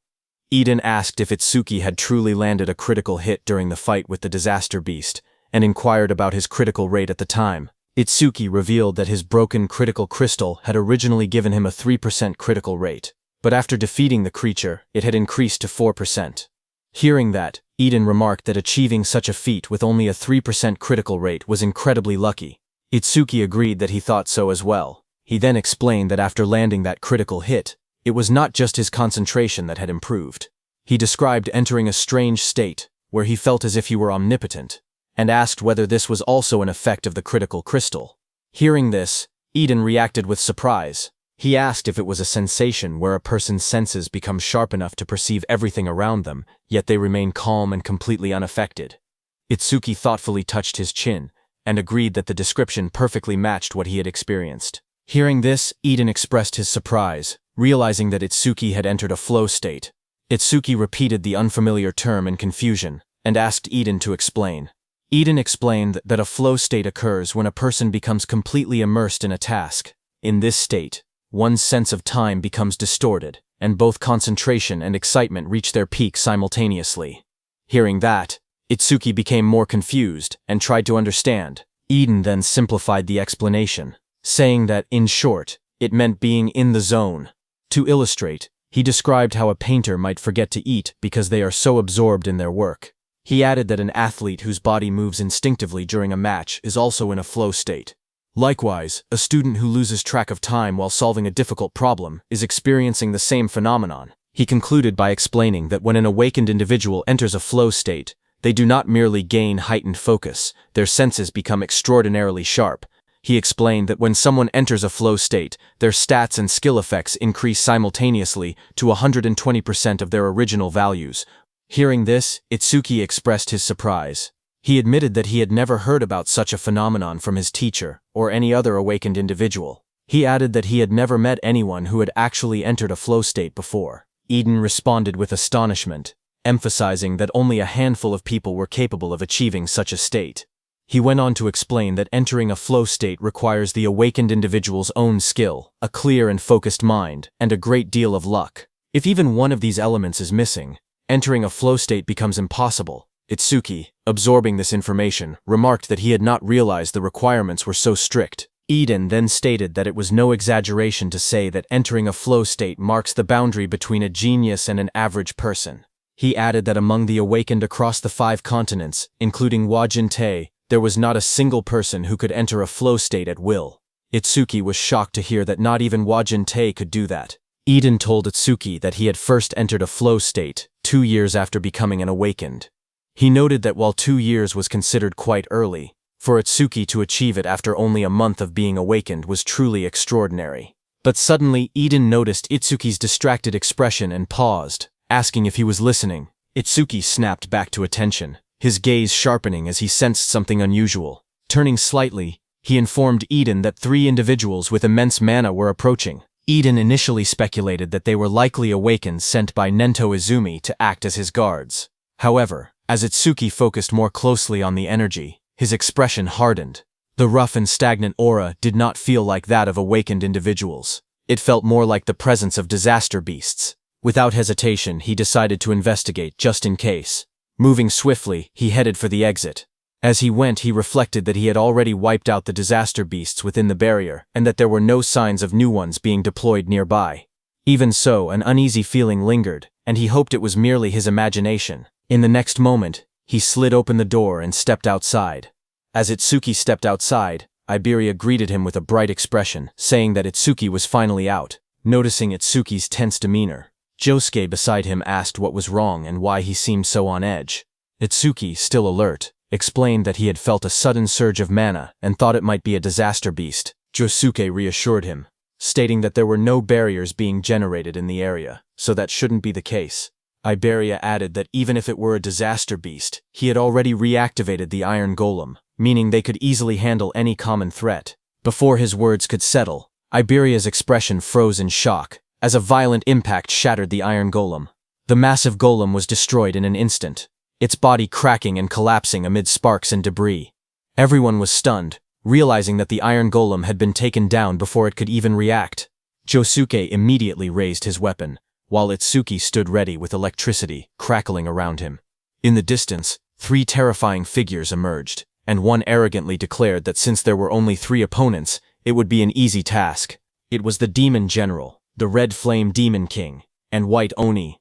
Their overwhelming presence confirmed that what had arrived was far more dangerous than a mere disaster beast. On Prophecy Day 2 at 3:01 a.m., the demons stood in front of Itsuki and the others, surrounded by a thick crimson aura. Their presence felt overwhelming. Itsuki narrowed his eyes as he observed them carefully. He could immediately tell that they were far stronger than the monsters inside the barrier. The pressure they emitted was on a completely different level. He focused on the Demon General standing at the front. The magical waves radiating from the Demon General were enormous, unlike anything he had ever seen before. The Demon General in dark armor stepped forward, its glowing eye shining coldly. In a calm but commanding tone, it declared that it would go capture the target and leave the rest to the others. Before turning away, it gave a final instruction to the other 2 demons. Whatever they did, they were not allowed to destroy the Demon Eye. The Red Flame Demon King, standing beside the White Oni, assured the Demon General not to worry. Itsuki stared ahead in shock as the enemy's words echoed in his mind. He questioned whether the target they mentioned was Aiden. Behind him, Iberia's eyes widened. He could hardly believe what he was hearing. The disaster beasts were talking. Before they could react further, the Demon General moved toward them. Josuke's voice rang out firmly, declaring that he could not let them pass. But in the next instant, the Demon General had already moved behind them. Everyone was shocked to see what had just happened, and Josuke's expression tightened in disbelief. He wondered when the enemy had moved. Itsuki gritted his teeth. The speed was overwhelming, far too fast. Without hesitation, Josuke charged forward with his sword raised high, shouting that no matter what he would stop the enemy. At the same time, lightning surged around Itsuki's body as he swore that he would not let the demon get anywhere near Aiden. Without looking back, the Demon General raised its clawed hand. A cold blue aura swirled around its fingers as sharp energy gathered in the air. In the next instant, a massive surge of icy power shot forward, creating an ice wall behind him. Josuke, who charged straight toward it, was stunned to see the towering wall of ice rise in front of him. But without slowing down, he swung his blade with all his strength and struck the frozen barrier. The impact echoed loudly, but the wall did not break. Sweat ran down his face as he gritted his teeth. The surface was incredibly tough, far harder than he had expected. Before he could react again, Itsuki shouted from behind him, telling him to watch out. Josuke's eyes widened as he realized that the white Oni, with rows of sharp teeth, was right behind him. With a terrifying roar, the white Oni brought its massive fist crashing down toward Josuke as he raised his sword to block the incoming blow. The white Oni's fist came down with terrifying force. The impact sent a violent shockwave across the ground, and Josuke was thrown back by the sheer pressure of the blow, his body spinning as he struggled to keep hold of his sword. Itsuki called out his name as he tried to go help him, but at that moment, the Red Flame Demon King, surrounded by blazing flames, coldly told Itsuki that he had no time to worry about others. As he said that, a burning sphere of fire gathered in the Red Flame Demon King's hand. With a sharp motion, he launched the attack. The blazing projectile tore through the air at incredible speed. A notification appeared telling Itsuki that this was Red Flame Bullet. That Red Flame Bullet rushed forward like a comet. Seeing the incoming attack, Itsuki shouted for Iberia to get away from there immediately. Iberia, startled and pale, quickly responded that he understood. In that instant, Itsuki also activated his Black Wall skill and formed a shield of black ice around his hand. The Red Flame Bullet struck the ground with explosive force, erupting in a violent blast of fire as Iberia ran toward his house, where his father Aiden was. On Itsuki's side, his hands were completely burned. Flames roared wildly as shards of black ice were blown apart from his hand in the explosion. Just then, a system message appeared, saying it had detected an A-rank skill, Red Flame Bullet. Overmimus activated. Another notification appeared, showing the analysis progress at 1%. Sweat ran down Itsuki's face. Seeing the notification, he realized that the enemy's skill was A-rank. Through the smoke and fire, Itsuki looked at both his arms, which were scorched and wrapped in blackened burns. In his mind, he admitted that if he had used Thunderbreaker, he could have dodged the attack, but he had overestimated Black Wall. Across from him, the Red Flame Demon King grinned wickedly. He mocked Itsuki, asking if he truly believed such weak ice could stop his flames. He called him an idiot, but for a brief moment, doubt crossed the Red Flame Demon King's mind. He wondered if he had overdone it. His red eye narrowed slightly as he considered the possibility that Itsuki might be the Demon Eye Bearer. But when he gazed at Itsuki again and looked at his stats, he found that Itsuki was a human whose level was fixed at 0. The Red Flame Demon King stared at the status window and scoffed. He thought that a level 0, just a lowly human at that, could never be the Demon Eye Bearer. A cruel grin spread across his face. Confident now, he declared that he could burn Itsuki to death without any worry. But at that moment, petals of light scattered through the air as Itsuki stretched out his hand and summoned his Deathhound. Energy gathered around as a large Deathhound materialized beside him. The massive Deathhound stood at his side, its red eyes glowing fiercely. The Red Flame Demon King looked down at them and sneered, asking if he was planning to fight 2-on-1 with his Shikigami. Flames coiled around the Red Flame Demon King's arm as he threw the Red Flame Bullet again. Fire surged forward in a blazing arc. He mocked Itsuki, saying that even if he summoned 10 more Shikigami, he still would not be able to beat him. Standing beside the Deathhound, Itsuki remained calm. Without panic, he told Death that he was counting on him. The Red Flame Bullet crashed down violently, exploding against the ground in a storm of fire and smoke. For a brief moment, the battlefield was swallowed by the blast. But then the Red Flame Demon King saw a shadow and realized that Itsuki had dodged his attack. The Red Flame Demon King's eyes narrowed as he looked for Itsuki's Shikigami. He saw the Deathhound running in the opposite direction from Itsuki. He realized that Itsuki's Shikigami was heading toward their target. He turned toward Itsuki and mocked him, asking if he really thought he could beat him alone. Hearing that, Itsuki realized that this demon was looking down on him. He thought that if he kept acting weak, the demon probably would not kill him right away. At that moment, Overmimus's analysis progress was at 36%. Looking at it, Itsuki thought that he could buy time for the analysis. But then a faint smile slowly formed on his lips, because he could not bring himself to act cowardly against a disaster beast. He lifted his head slightly. With a calm yet defiant tone, he said, "Yeah." He thought that so what? Blue lightning began to crackle faintly around him. Itsuki grinned wickedly, his red eyes glowing as blue lightning wrapped around his body. He stared straight at the demon and told him that it was because he looked weak as hell. Hearing that, the Red Flame Demon King's face darkened instantly. With flames blazing behind him, he called Itsuki a lowly race for acting that arrogantly. Flames spiraled upward as the Red Flame Demon King raised his hand. Fire roared violently around him. He declared that he had been planning to toy with him, but had now changed his mind. He shouted that he would turn him to ash right away. Saying that, he threw a massive red flame bullet at Itsuki. Itsuki dashed through the blazing attack, lightning flashing around him. He observed calmly that the demon's attack had grown bigger, but his speed had not changed. He quickly analyzed the situation and realized that this demon was a skill-based, long-range type. Itsuki's eyes sharpened with determination as he charged at the demon, thinking that if he closed the distance, that demon was finished. Seeing Itsuki, the Red Flame Demon King's eyes widened in surprise. He was stunned by Itsuki's speed, who, in a single instant, closed the distance between them. The Red Flame Demon King stared in disbelief, realizing that the gap had vanished in the blink of an eye. But then a slow grin stretched across the Red Flame Demon King's sharp teeth. Before Itsuki's strike could land, a wall of blazing fire appeared between them.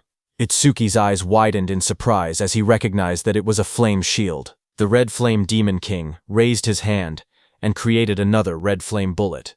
With a confident smirk, he asked if Itsuki really thought he would not notice his own weakness. Saying that, he threw the red flame bullet. Itsuki was very close and could not dodge in time. A massive explosion burst outward like a blooming red flower. The flames surged forward and slammed into Itsuki's chest. His body was thrown violently through the air. He came crashing hard to the ground but quickly balanced himself. At that moment, in Itsuki's mind, a single thought surfaced. He had fallen for it. The realization struck him heavily. The opponent was an intelligent disaster beast.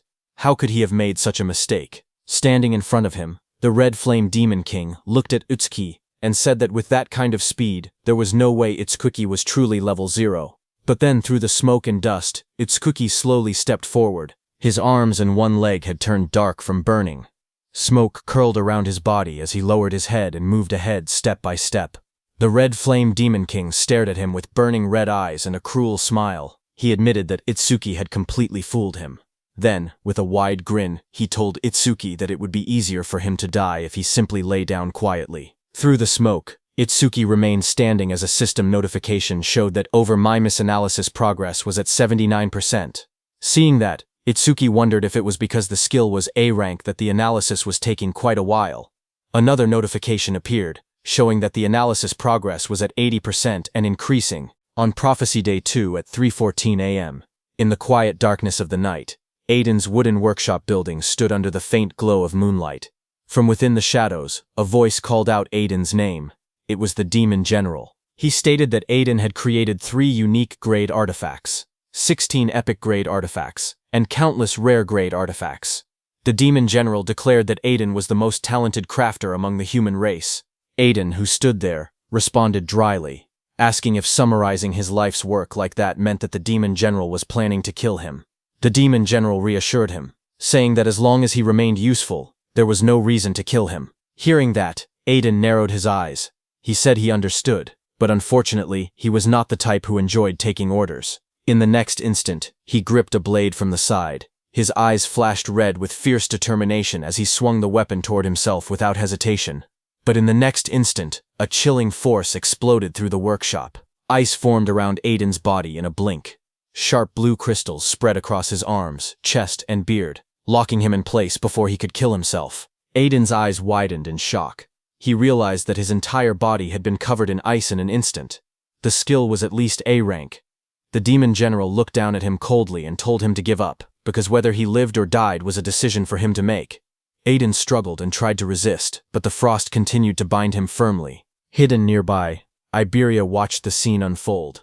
Sweat rolled down his face as he covered his mouth to keep quiet. He thought that at this rate, his father was going to be kidnapped. He wondered what he should do. Should he launch a surprise attack? Before he could decide, a sudden blur tore through the room. A massive death hound rushed forward at incredible speed. Seeing that, Iberia's eyes widened as he recognized that it was Itsuki Shikigami. The death hound lunged forward with its jaws wide open, red eyes blazing and fangs fully exposed. Its roar shook the workshop as it stretched out a claw toward the Demon General. But the Demon General's figure turned slightly, his glowing blue eye fixed on the charging death hound. In the next instant, jagged pillars of ice erupted violently upward. The freezing energy burst from the ground and engulfed the death hound mid-charge. Ice spread across its body in a split second. The frozen deathhound crashed down hard onto the floor, sending shards of ice scattering across the workshop. The demon general glanced toward the entrance in irritation. He wondered what the two demons outside were doing to let a Shikigami slip past them like that. Behind him, Aiden, still bound in layers of ice, stared in shock. He questioned whether reinforcements had arrived. From the corner of the room, Iberia trembled as he watched that even a Shikigami that strong could not get close to the demon general. His eyes trembled as fear gripped his heart. He realized there was no way he could win this fight. For a moment, he thought about going to get Itsuki. If Itsuki came, then surely things would change. But another thought immediately followed. His father's voice echoed in his mind, warning him that one day he would end up getting Tenma killed. Iberia then remembered that Itsuki had already been seriously injured before arriving here. If Itsuki still had any strength left, he would have come himself instead of sending a Shikigami. The truth hit him hard. If he went to get Itsuki now, it might only put him in even more danger. His head lowered slightly, shadows covering his face as doubt and guilt swirled inside him. Then his expression slowly hardened. He could not let that happen. Determination burned in his golden eyes as he clenched his jaw. He decided that he would save his father himself. As his gaze sharpened, he suddenly remembered that there was something he could use. The dragon gear. A surge of hope flashed through his mind. If he had the dragon gear, then even he might stand a chance of winning. Without hesitation, he rushed out of the workshop, remembering that it should be under his father's bed. Sweat ran down his cheek as he clenched his teeth. He told his father to hang on, promising that he was coming to save him. Back in the workshop, the demon general let out a cold scoff. He remarked that someone had been hiding nearby, but ran away instead of helping, calling them a pathetic coward. Hearing that, Aiden realized that it was Iberia. He said that was fine, because the demon general was an opponent even Tenma and Josuke might not be able to defeat together. No matter what he did, Iberia must not come back. In the next moment, the demon general declared that he was taking Aiden to their destination now. He added that the cleanup would be left to the other two demons outside. At the same time, outside, flames burst violently into the sky as the Red Flame Demon King unleashed a blazing attack, shouting the name of his technique, Red Flame Bullet. At that instant, Itsuki activated his black ice wall. He forced himself to move despite the pain. His leg had been badly burned, but he decided to use black ice wall to cover it. The thick black ice formed around his injured leg, reinforcing it. With that support, he believed he could at least move a little. The next second, the Red Flame Demon King shot a violent wave of flames toward him. A system message flashed as Itsuki activated his roaring wave. Lightning crackled around Itsuki as he backed away and dodged the Red Flame bullet. The Red Flame Demon King watched him with a burning red gaze. He remarked that even with a body torn to shreds, Itsuki was still managing to dodge. He called him stubborn. But he had noticed that Itsuki's speed had dropped significantly. Flames coiled wildly around the demon's massive frame as he spread his arms, fire erupting behind him like a blazing crown. He questioned how much longer Itsuki could keep dodging. He unleashed another red flame bullet. A massive sphere of fire shot forward, tearing through the air. Itsuki twisted his body mid-movement, lightning flickering around him as he barely avoided the blast. His eyes sharpened when he noticed that the Red Flame Demon King was using both hands this time. The Red Flame Demon King's voice boomed again as he used rapid fire. In the next instant, multiple red flame bullets rained down like meteors. Itsuki's eyes widened in shock as sweat rolled down his cheek. Red flame bullets surrounded Itsuki from every direction, closing in like a cage of flames. In the next instant, explosions erupted around him. The flame bullets struck the ground one after another, tearing through the battlefield. Itsuki twisted his body desperately, barely slipping past several of them. But as more came crashing down, he realized the truth. There were too many bullets to track. Sweat ran down his face as he clenched his teeth. Under normal conditions, he would have been able to dodge them without much trouble. But in his current state, his battered body could no longer keep up. Just then, a massive red flame bullet hit his already injured leg. Because of that, Itsuki lost his balance, and in the next second, multiple red flame bullets came down on him. At that moment, a system message appeared, showing his analysis progress was at 90%. One after another, all those red flame bullets hit Itsuki from every direction. His analysis progress increased to 92%. Flames continued to crash into Itsuki's body as he endured the burning storm. His analysis progress rose to 94%. The fire swallowed him whole, exploding against his chest and shoulders. His body was thrown backward by another violent blast. His analysis progress reached 96%. The flames intensified, roaring like a raging sea. A massive explosion struck him head-on, slamming him down as fire spread across the ground. His analysis progress was still at 98%. His body lay engulfed in flames, smoke rising from the battlefield. Fire wrapped around him from every direction. Through the blazing heat, a thought crossed his mind. His mother's last moment flashed before his eyes, where she was burning in blue fire, but she wore a faint smile as she looked at Itsuki. Back on the battlefield, the red flame demon king grinned viciously. Flames spiraled in his hands, condensing into a blazing vortex. He thrust his hands forward, and a massive spear-like projectile of red fire shot downward with terrifying speed. This was Red Flame Bullet, Penetrate. The blazing red flame bullet tore through the air, descending toward Itsuki with overwhelming force. But suddenly, a faint blue light flickered around Itsuki's body. A translucent sphere of energy wrapped around him at the last possible second. Seeing that, he wondered if he had made it in time. Just then, a system window flashed before his eyes, showing that analysis progress had reached 100%. Immediately, a blue energy lotus formed around Itsuki, and the red flame bullet of the Demon King passed through, hitting the ground behind and exploding. The red flame Demon King narrowed his eyes, staring at the strange blue glow that had blocked his attack, and wondered what it was. On the other side, inside that blue lotus, a system notification appeared, saying Red Flame Bullet Analysis Complete, obtained Black Ice Wall Level 3. This was just as Itsuki had thought. He did not gain a new skill. Instead, the level of Black Ice Wall had simply increased. Another window opened, explaining the skill Black Ice Wall Level 3. Its active effect was that when activated, it continuously generates ice on the body's surface by consuming mana. It can block fire element skills of A rank or lower. Its passive effect was that it increases defense by 15% when blocking a fire element skill of A rank or lower. More messages followed. As Itsuki obtained Black Ice Wall Level 3, all his stats increased by 50, all debuffs were removed, and his wounds were fully healed. His status screen updated instantly. Attack increased from 330 to 380. Agility from 330 to 380. Defense from 330 to 380. Mana from 330 to 380. Total increased from 1320 to 1520. Blue ice-like energy flowed across Itsuki's body, covering the burns and injuries. The charred flesh on his face slowly restored, feeling the surge of power within him. Itsuki realized that all his stats had increased by 50 at once. Itsuki stood up and calculated the increase in his strength, and realized that it was equivalent to gaining 4 levels for a normal awakened. It was not bad at all. With this boost, he no longer had to fear the Red Flame Demon King's red flame bullets. He concluded that once he closed the distance between them, victory would be his. Across from him, the Red Flame Demon King narrowed his glowing eyes. He noticed that the red flame bullet had not even grazed Itsuki.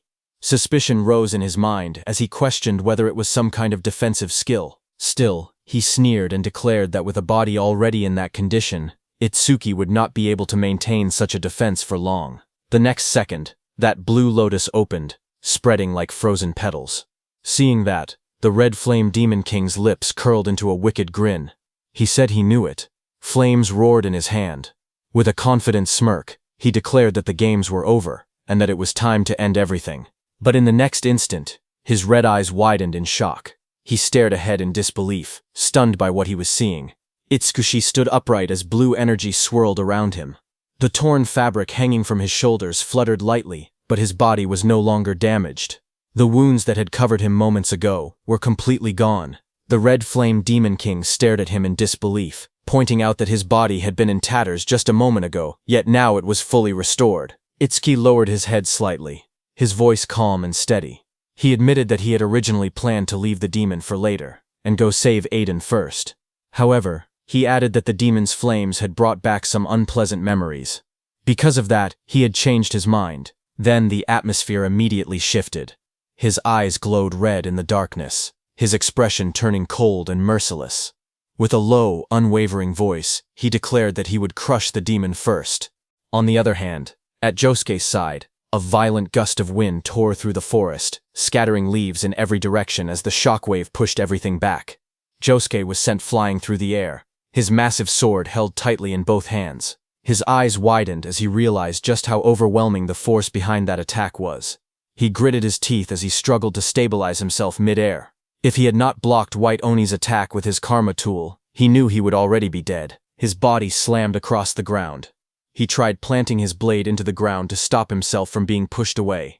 Dust and debris exploded around him before he finally managed to plant his sword down hard, forcing himself to stop. Breathing heavily, he looked around at the distance he had been pushed, wondering how far he had been blown away. His red eyes sharpened with urgency as he steadied himself and rose to his feet. Realizing that none of those guys were ordinary, he tightened his grip on the sword and decided that he had to get back fast. But suddenly the ground in front of him shattered as something massive slammed down, cracking the earth. Yusuke's red eyes narrowed in the darkness as he immediately realized what was happening. The one from before was chasing him.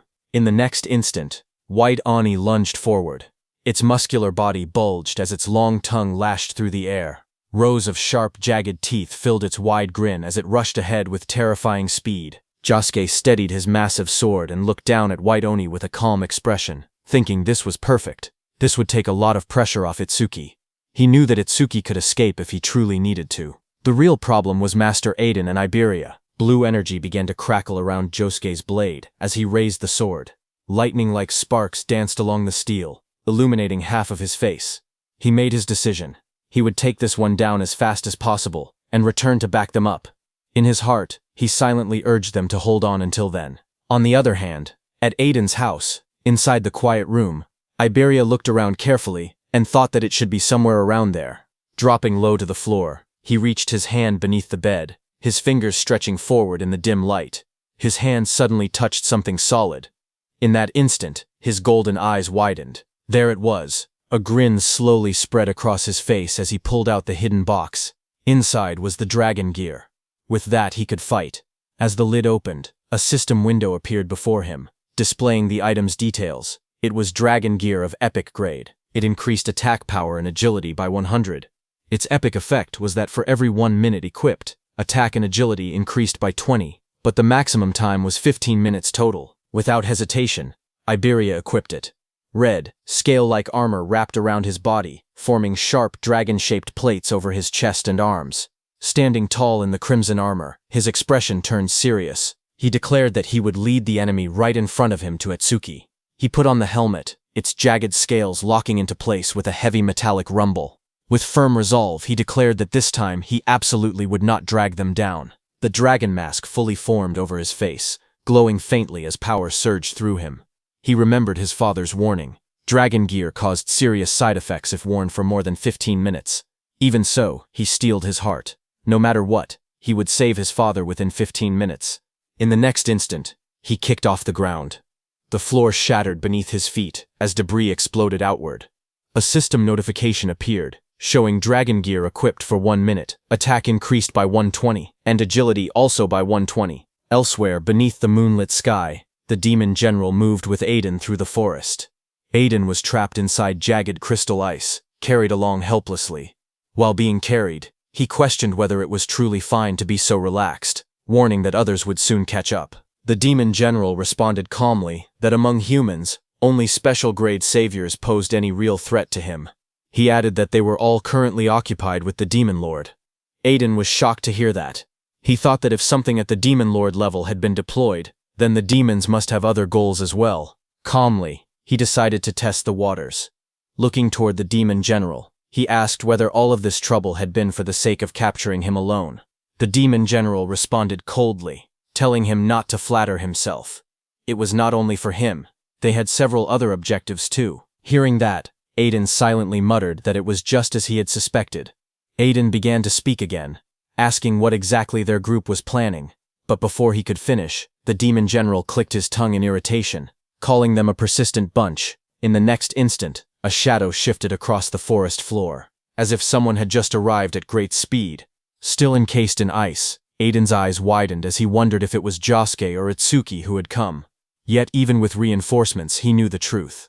Alone, the odds of winning were slim. Just then, a red blur tore through the forest at terrifying speed, slicing through the air as it rushed straight toward the dark figure below.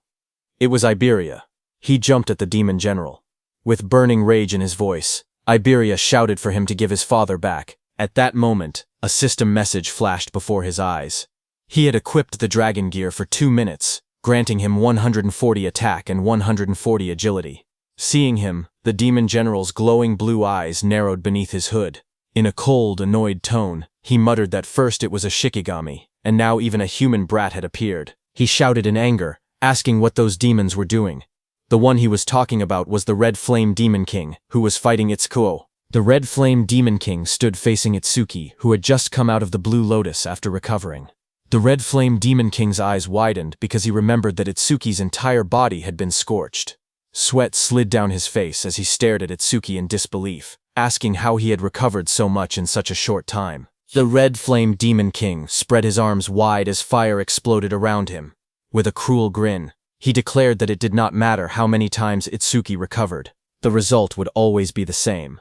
Flames gathered violently in front of him, compressing into blazing projectiles.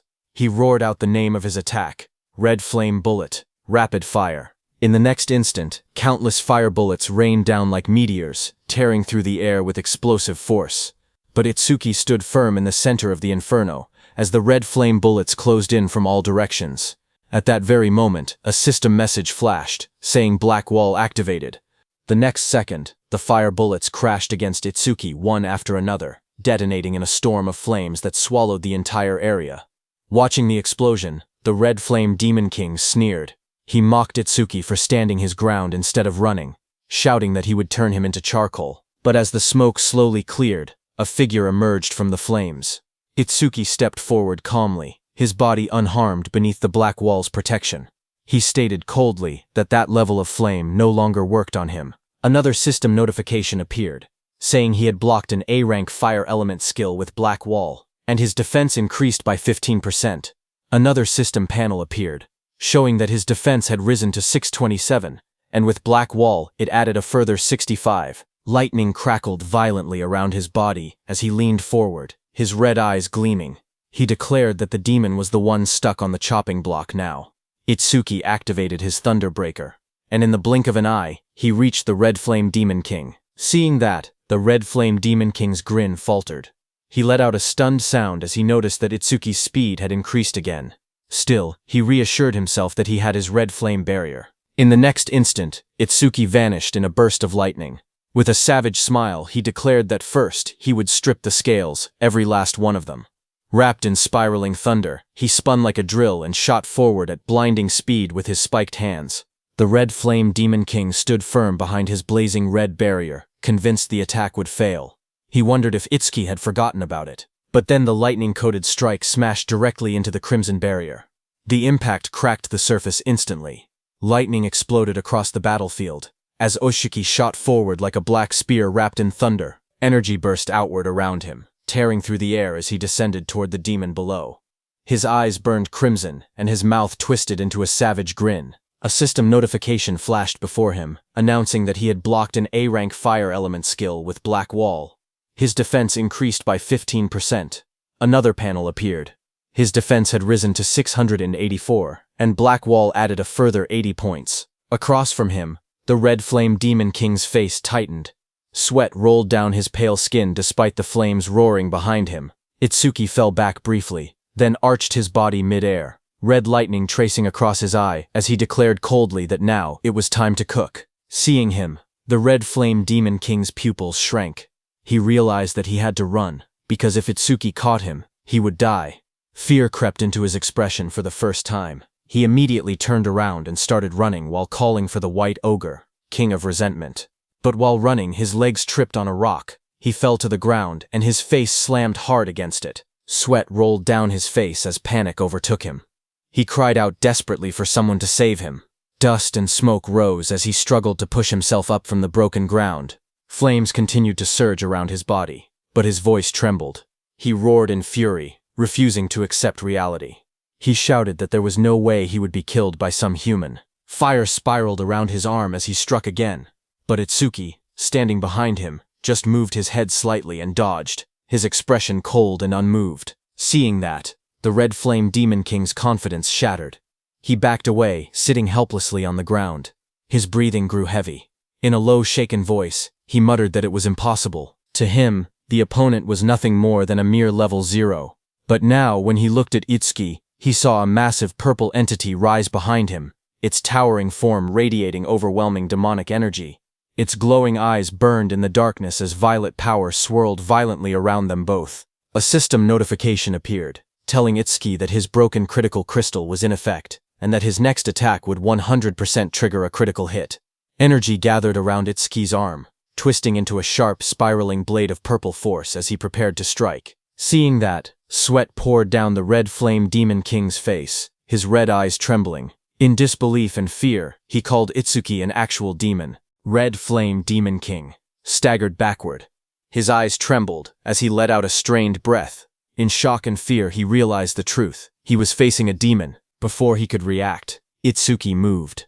Red and blue energy surged across his body like tearing lightning. In a single fluid motion, he slashed downward, the empowered strike crashing into Red Flame Demon King's head with overwhelming force. The blow detonated on impact.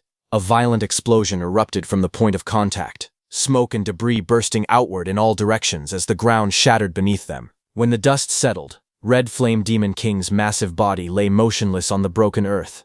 Itsuki stood over him calmly, his eyes cold and emotionless as embers drifted through the air. Clicking his tongue softly, he thought to himself that of all times, a critical hit had to trigger now. He had wanted Red Flame Demon King to suffer much longer. His eyes dimmed slightly as he reflected inward. He realized he had entered a flow state once again, and just like before, it had happened immediately after landing a critical hit. Just then, a thought crossed his mind. Perhaps whenever a critical hit triggered, it automatically pushed him into a flow state. A status window appeared before him. His status had risen to 120%. Attack, 456. Agility, 456 plus 68. Boosted by Thunderbreaker's 15% bonus. Magic, 456. Defense, 456 plus 296. Enhanced by Blackwall's 65% bonus. Currently, his total stat points were 200 now. Seeing that, he realized that thanks to the flow state and the passive effects of his skills, his total stats had already surpassed 2,000. Not far away, green energy suddenly began to gather above the corpse of the Red Flame Demon King. The energy twisted and condensed, forming a glowing orb. Itsuki immediately understood that this was the karma of the slain disaster beast, transformed into an orb. Suddenly, the orb divided into two and shot forward, streaking across the sky like green comets. Itsuki's eyes narrowed as he saw one heading toward the forest. He realized that this karma orb had flown toward Josuke. His gaze then shifted to the second karma orb. Looking at it, Itsuki realized that it was heading toward the workshop. He frowned slightly. With Death and Aiden there, the orb should have split into two according to the life signs present. But it wasn't splitting. Something about that felt wrong. Lightning burst beneath his feet as he launched himself forward, the ground cracking from the force of his acceleration. As he dashed through the air, a grim thought crossed his mind. Death, as a Shikigami, was immortal unless he personally retrieved him. His eyes sharpened. He refused to believe it. But what if Aiden was already? Meanwhile, on Iberia's side, he clenched his fist and drove himself down like a bolt of thunder to attack the Demon General. But the Demon General created an ice barrier and blocked his attack. Seeing that, Iberia was stunned. Even his full power strike, boosted by Dragon Gear, failed to break the Demon General's defense. Iberia straightened slowly as a faint red glow pulsed in his eyes. He said that if one attack was not enough, he would keep attacking without pause. Seeing this, the Demon General's cold eyes gleamed. It mocked him, saying he still had not realized the gap between their strength. Seeing that it was Iberia and not Itsuki or Josuke, Aiden was stunned, his face twisted with fury, his eyes blazing as he shouted that he did not need Iberia's help. He ordered him to take off the Dragon Gear immediately. He warned that the tool had terrifying side effects and threatened that if he refused, he would disown him. But Iberia did not hesitate. He charged straight toward the Demon General, saying that even if his father chose to cut him off, he would still save him. Iberia remained firm and thought that if Itsuki had been there, he believed he would have made the same decision. Seeing the reckless descent, Aiden's eyes widened in alarm. He shouted for him to stop, but in the next instant, jagged ice burst outward around Aiden's mouth too. He gritted his teeth, struggling inside the frozen prison as a low groan escaped him. The Demon General watched coldly. In a mocking tone, it muttered that this was what humans called family love. To it, Humans were nothing more than disgusting creatures, ruled by their strange emotions. As Iberia continued to charge at him, the demon general raised one clawed hand lazily and declared that it no longer had time to play with him. In the next instant, Iberia's whole body froze within massive ice spikes. His body was covered by jagged crystal and swirling frost. The demon general then turned around and started leaving with Aiden, telling Iberia to know his place. Aiden, still encased in ice, let out a pained groan. He struggled to reach his son, but he could do nothing and could only watch Iberia frozen there. As they left, Iberia was left behind in the forest, trapped in thick ice, unable to even move. A system message flashed coldly in the darkness, telling him that he had equipped the dragon gear for 3 minutes. On the other hand, on this prophecy day 2 at 3:20 a.m., the second karma orb arrived at the warehouse where Itsuki's Deathhound had been frozen by the demon general. It was absorbed by Deathhound. Immediately, a system notification appeared, saying Deathhound leveled up from level 19 to level 20. With a deafening roar, Deathhound shattered the ice completely, its fur bristling and its red eyes glowing fiercely in the night. Just then, Itsuki also arrived and was surprised to see only his Deathhound there. Seeing Itsuki, Deathhound bared its fangs and let out a furious roar. Itsuki immediately noticed that Deathhound's level had increased. He realized that the karma orb had been absorbed by Death. Deathhound lowered its head slightly, its glowing eyes flickering as it growled. Itsuki turned his gaze toward it and asked what had happened to Aiden and the disaster beast. Deathhound turned its head toward the direction where the demon general had taken Aiden. Seeing that, Itsuki turned his head in that direction, and suddenly his eyes widened in shock. Not far away, there was a huge hole in the wall surrounded by jagged shards of ice. Seeing that, Itsuki was stunned, wondering what on earth had just happened. When Itsuki stood in front of that hole in the wall, a powerful surge of purple energy hit him hard. Itsuki stared at it in shock. He could clearly feel an intense magical wave. Blue lightning crackled violently around Itsuki's body as he dashed forward at lightning speed, knowing that he did not have time to wait for Josuke. On the other hand, on Josuke's side, a crimson slash tore across the battlefield, cutting down one of White Oni's arms. But White Oni did not fall. It twisted its massive body and retaliated instantly. Its muscular frame blurred with speed as it swung a heavy strike downward. Josuke barely managed to block with his sword, the shockwave blasting him backward across the ground. Dust and splinters scattered as he skidded to a halt. White Oni straightened its glossy black body. The next second, the arm that had been cut down by Josuke started regenerating.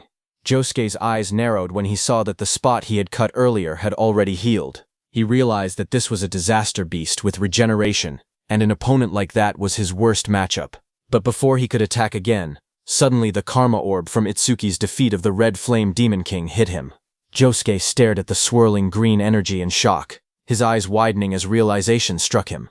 This was a karma orb. He thought that if that was true, then Itsuki had already taken one demon down. Gritting his teeth, he tightened his grip on his sword, and resolved that he had to hold his own as well. Red energy flared around his blade as his eyes glowed fiercely. He analyzed the situation quickly. White Oni's had regeneration, but whenever he aimed for its head or the nape of its neck, it instinctively blocked with its arms. To confirm, Josuke attacked White Oni's head again, but it blocked with its arm. When he tried to attack its neck, White Oni again blocked with its hand.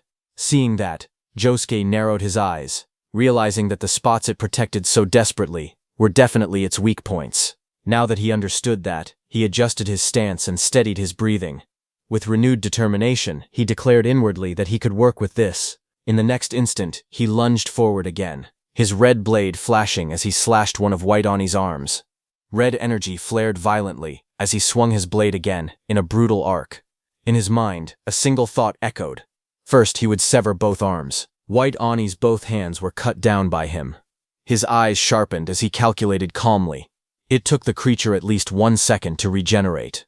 And in that 1 second, its weak point would be completely exposed. Without hesitation, he drove forward, red aura blazing around him. Blood spiraled through the air as he launched himself straight toward the monster's core. His face tightened with ruthless focus. His eyes burned red, veins standing out as killing intent flooded his gaze. In that brief opening, he thrust his blade forward with all his strength. The strike pierced deep into White Oni's head. A massive burst of blood erupted from White Oni's body as the blade tore through its exposed weak point. The impact shook the surroundings, crimson splashing in every direction. For that single second, he did not hold back, and the monster paid the price. The massive white Oni collapsed to the ground with a heavy crash, its body slamming against the earth. Josuke stood in front of it, breathing steadily, his expression dark. He thought to himself that for him to struggle this much against a mere mute disaster beast was unacceptable. Without wasting another second, he turned away from the fallen creature. Smoke and dust drifted through the forest as he decided he needed to link up with Itsukoki quickly. His eyes narrowed, because he knew that the ice-wielding disaster beast was a real pain. On the other hand, Aiden trembled as sharp shards of ice covered his mouth. His face twisted with strain, and he let out a rough sound of agony. Seeing that, the demon general remarked that Aiden had looked like he had something to say for a while now. It removed the ice from Aiden's mouth and told him to go on and speak. Through clenched teeth, Aiden shouted that whatever their conditions were, he would accept them. He only begged them to let his son go. Hearing that, the demon general's eye flickered coldly. In a low, emotionless tone, it replied that from that distance it could no longer control the ice. Besides, it added, Aiden would soon be completely under their control anyway. The demon general then stared at Aiden and said that, even at a glance, it could tell that the armor the brat was wearing was made from the demon dragon tribe, wasn't it? It explained to Aiden that the demon dragon tribe possessed incredibly strong vitality. Even after death, their blood, flesh, organs, and even their scales could develop a will of their own.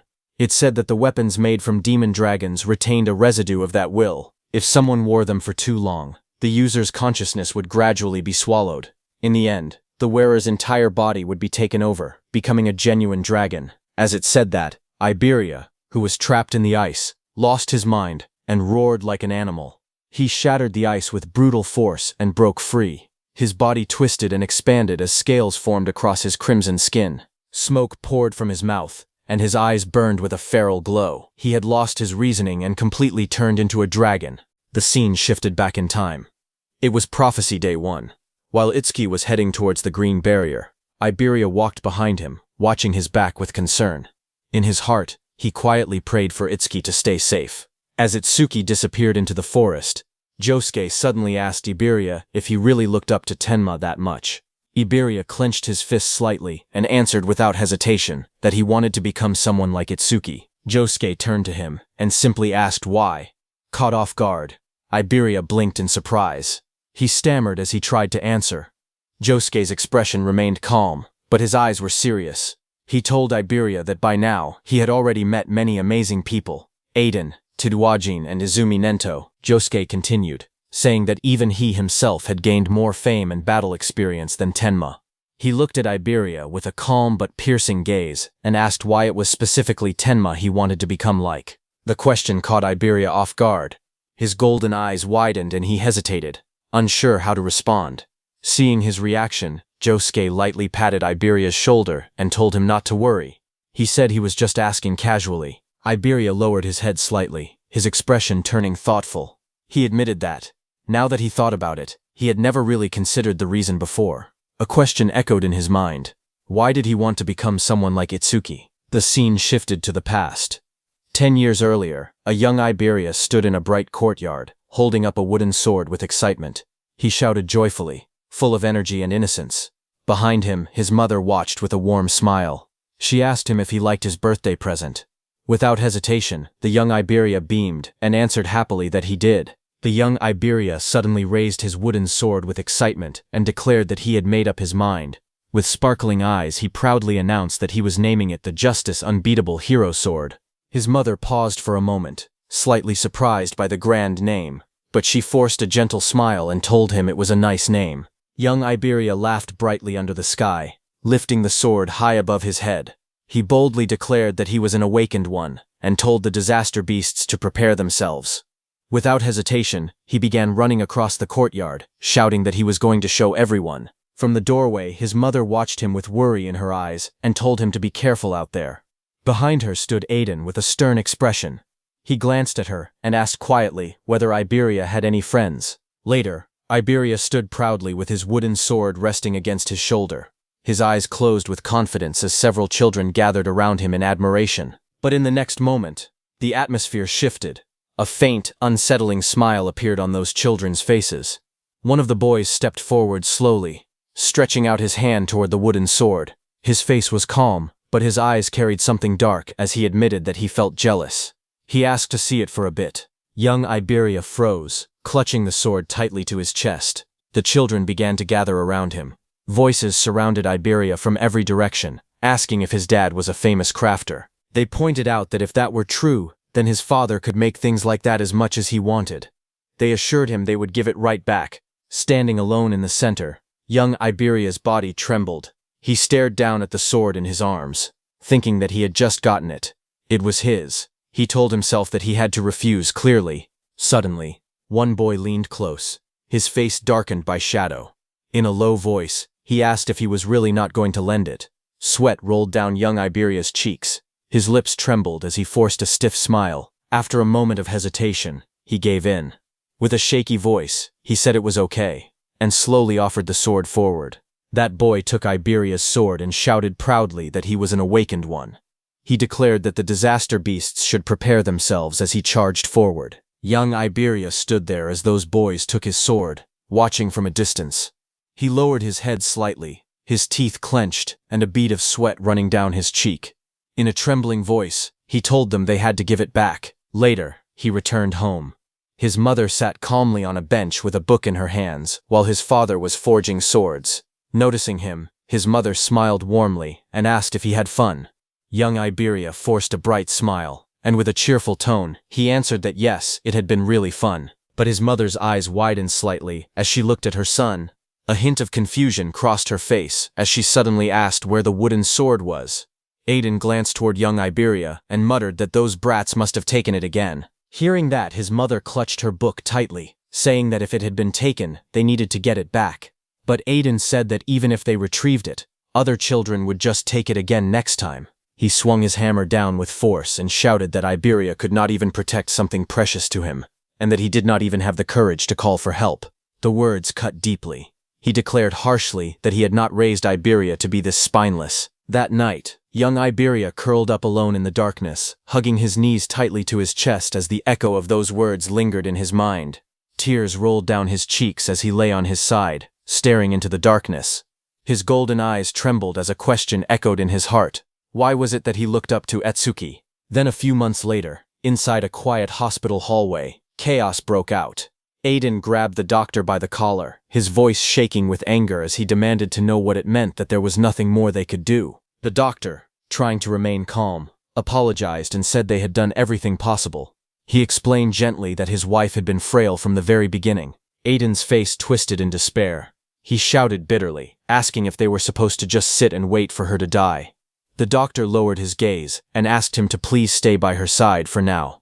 He added softly that she did not have much time left. Inside the hospital room, Aiden's wife lay weakly on the bed. Soft light filtered through the window as she turned her head and called out to Iberia.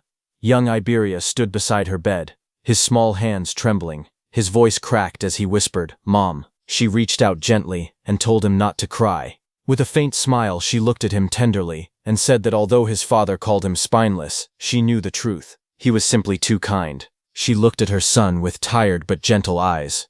In a soft voice, she told him that kindness without strength could turn cruel. If he remained weak, he would fail to protect the people he loved and end up hurting himself as well. Her gaze grew serious as she asked him to promise her something.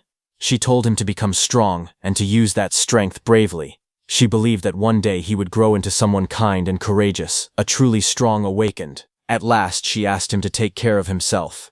As her hand fell, the monitor beside her bed let out a sharp, piercing sound as the heartbeat line began to flatten. Young Iberia trembled as he held her hand tightly in both of his.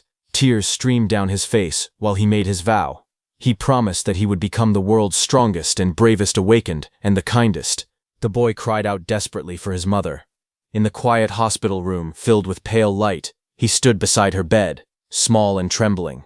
And in the depths of his heart, a question echoed once more. Why was it that he had wanted to become someone like Itsuki? The reason was that when he first met Itsuki, he had been terrified by his strength. At that time, he thought they would only be temporary allies for a short while. But as they spent more time together, something slowly changed. He began to realize that Itsuki was not just strong. Whether he stood before over 100 awakened or faced a terrifying disaster beast, he never hesitated and charged forward without fear. He possessed an insane courage that never allowed him to flinch, and behind that stern, unyielding face, he sometimes showed a quiet and gentle kindness toward his comrades. In the middle of danger, he would shield them without a word, placing himself in harm's way without complaint. Standing beneath a sky lit with an eerie green glow, Iberia finally understood the truth in his heart. He told Josuke that the reason he had wanted to become someone like Itsuki was because of that strength, that courage, and that hidden kindness. Hearing that, Josuke was surprised and asked if Iberia was still thinking about it. Iberia looked forward with steady eyes and admitted that Itsuki was strong and brave, and that his heart was kind.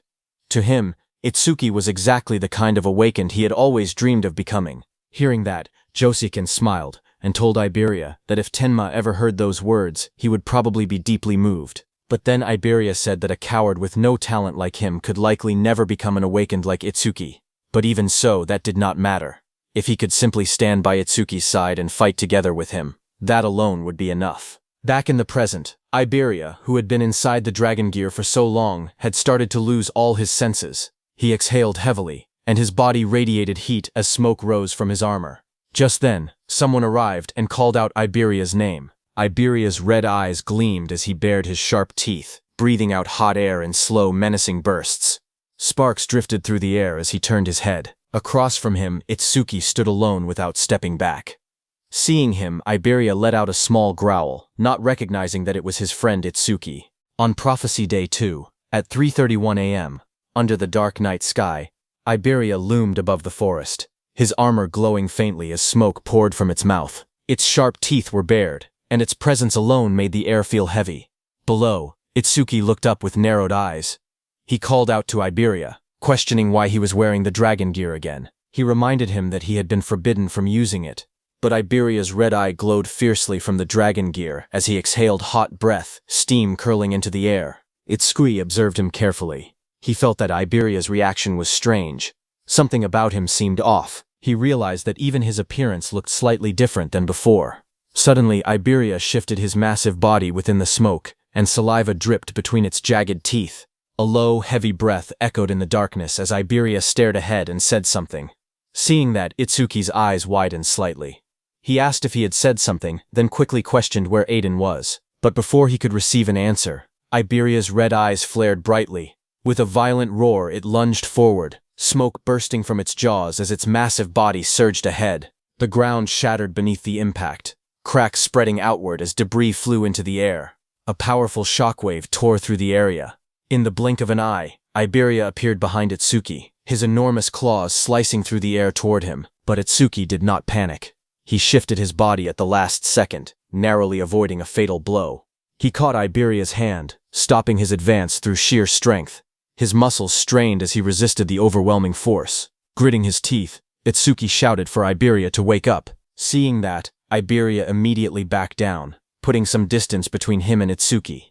Iberia's red eye glowed fiercely again as he opened his jaws wide. Rows of sharp teeth glistened, saliva dripping as it let out a low, menacing growl, trying to say something. But the next moment, he raised his claw, sharp talons gleaming in the darkness as a surge of energy gathered. A system message appeared, saying Windblade activated. Immediately, Iberia swung his arm, sending wind strikes. The air twisted into a vortex, forming a sharp, rotating blade of compressed wind. At that moment, Itsuki activated his mana detection. His eyes glowed with a brilliant blue light. Concentric ripples of energy spread from his gaze. As he carefully analyzed the incoming attack, he saw the massive wind blade coming toward him, cutting through everything in its path. Seeing that, he understood that this was the skill of a wind element. Itsuki simply moved to his side and dodged the wind blade. The roaring wind blade slammed into a thick tree trunk behind him, slicing cleanly through the wood as splinters exploded outward. Itsuki's body crackled with blue lightning as he turned to Iberia.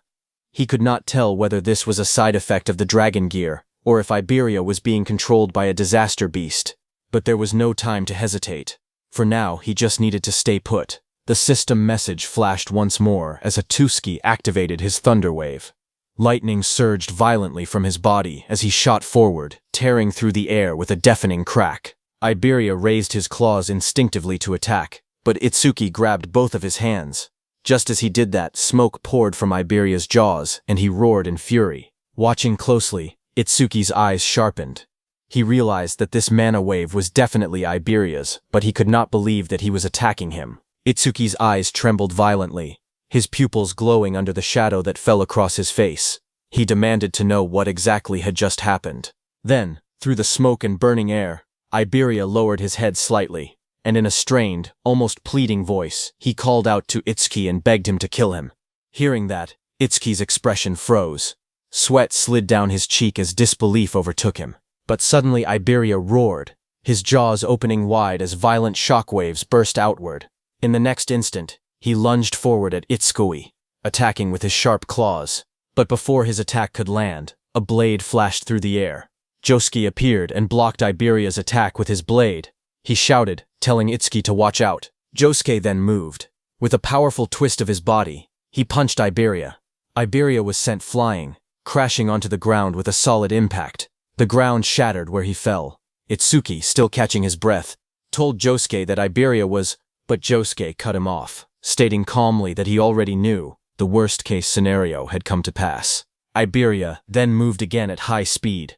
He started circling them like a storm, his movements forming a complete ring around Itsuki and Josuke, trapping them within a spinning vortex. Itsuki watched carefully and said that at this speed, Iberia had completely lost control.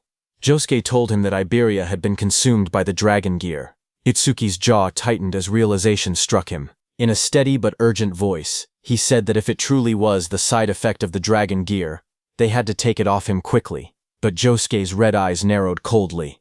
He told Itsuki it was useless. The gear had already completely fused with Iberia's body. He told Itsuki that he had seen an awakened get taken over by dragon gear before. Once it reached that stage, there was no turning back. Josuke's voice remained calm as he revealed the harsh truth. Dragon gear could not be removed unless the user died. Hearing that, Itsuki's eyes widened in shock.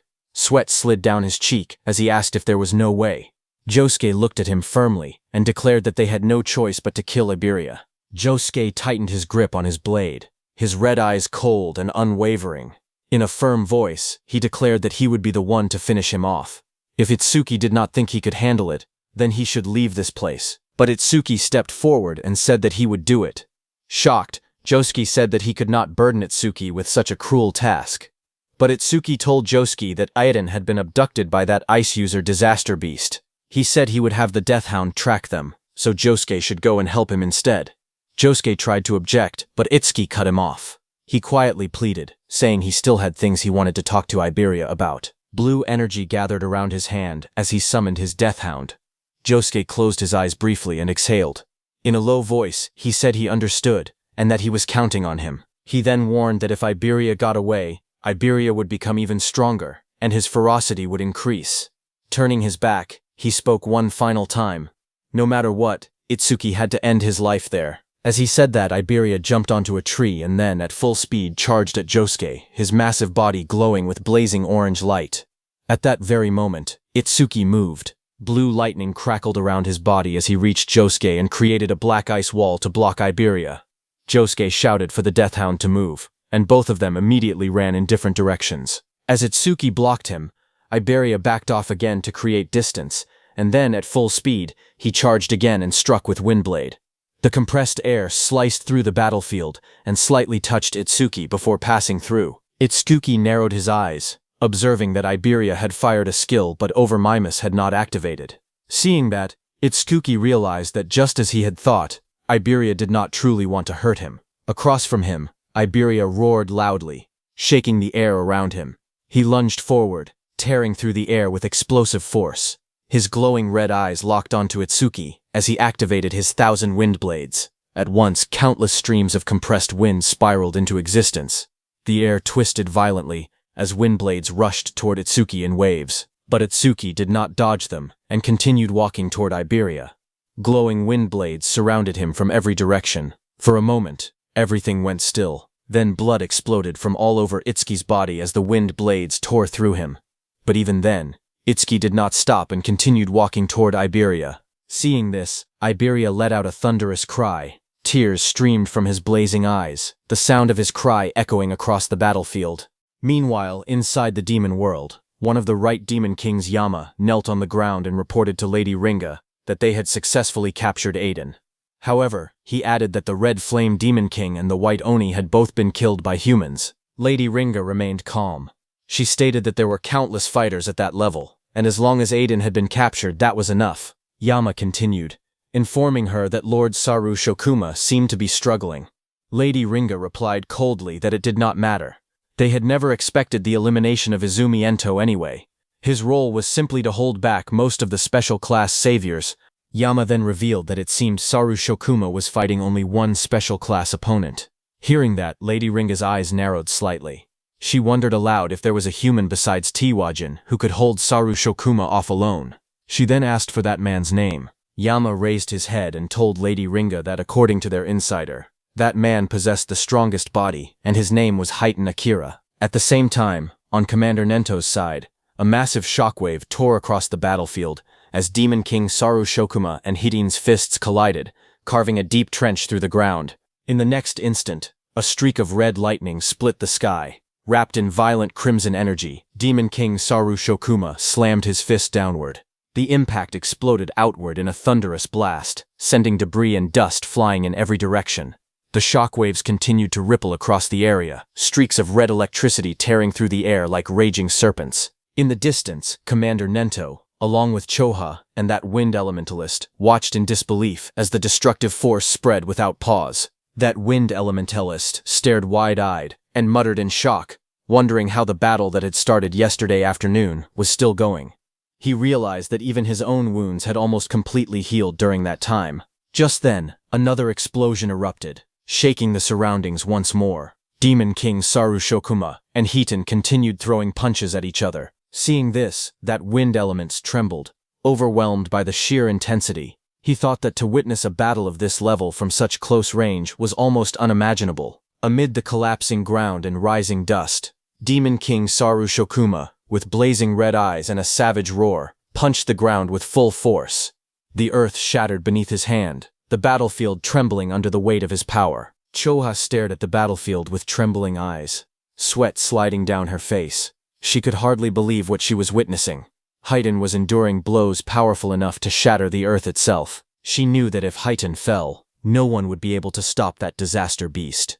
Panic tightened in her chest, and she resolved that she had to do something. But just as she prepared to move, a hand landed firmly on her shoulder.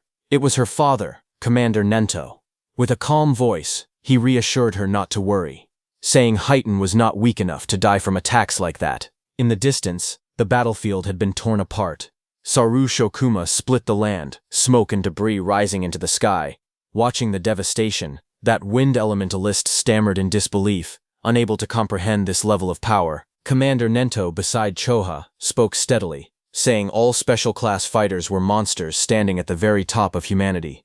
They were not to be underestimated. Choha steadied herself and looked back toward the battlefield, fully aware that she was witnessing a clash between beings far beyond ordinary limits. Suddenly, Demon King Saru Shokuma's massive fist that had slammed into Hiten slowly started to lift.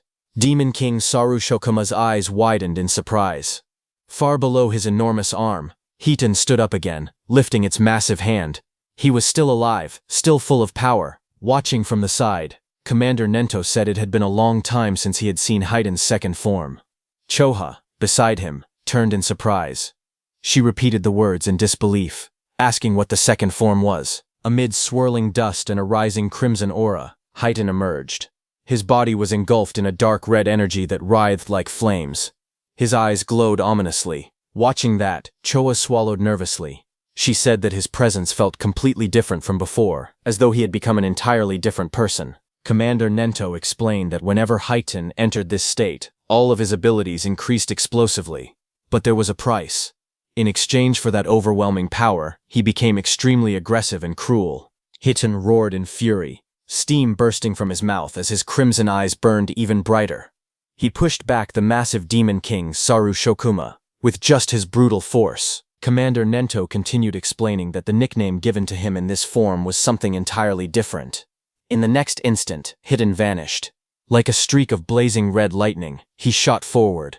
Behind him, a monstrous phantom seemed to rise, an enormous demonic visage with glaring eyes and twisted features, as though the embodiment of wrath itself had taken shape.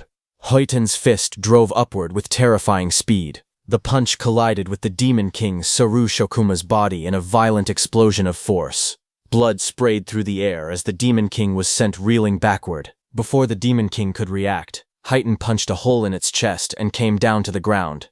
Demon King Saru Shokuma's body came crashing down onto the ground, its impact thundering across the battlefield and sending debris flying skyward. Heighten just stood there as the red aura around him flared like burning embers, carving a path through dust and debris.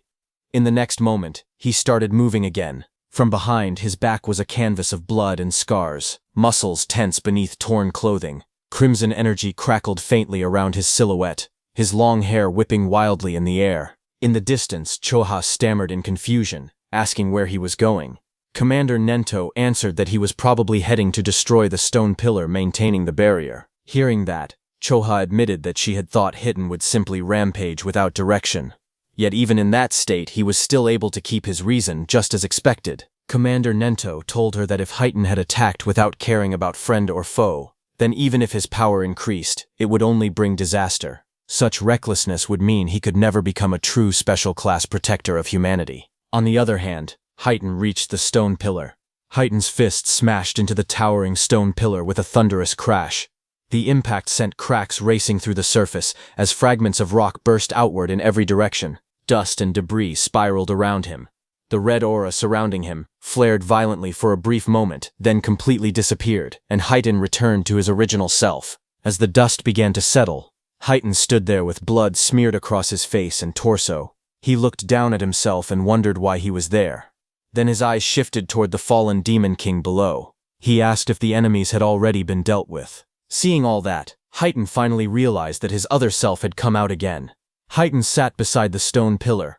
With a faint, almost exasperated remark, he commented that his other self was still as meddlesome as ever. Far above the battlefield, the massive crimson barrier dome started to disappear after Heighten destroyed the stone pillar.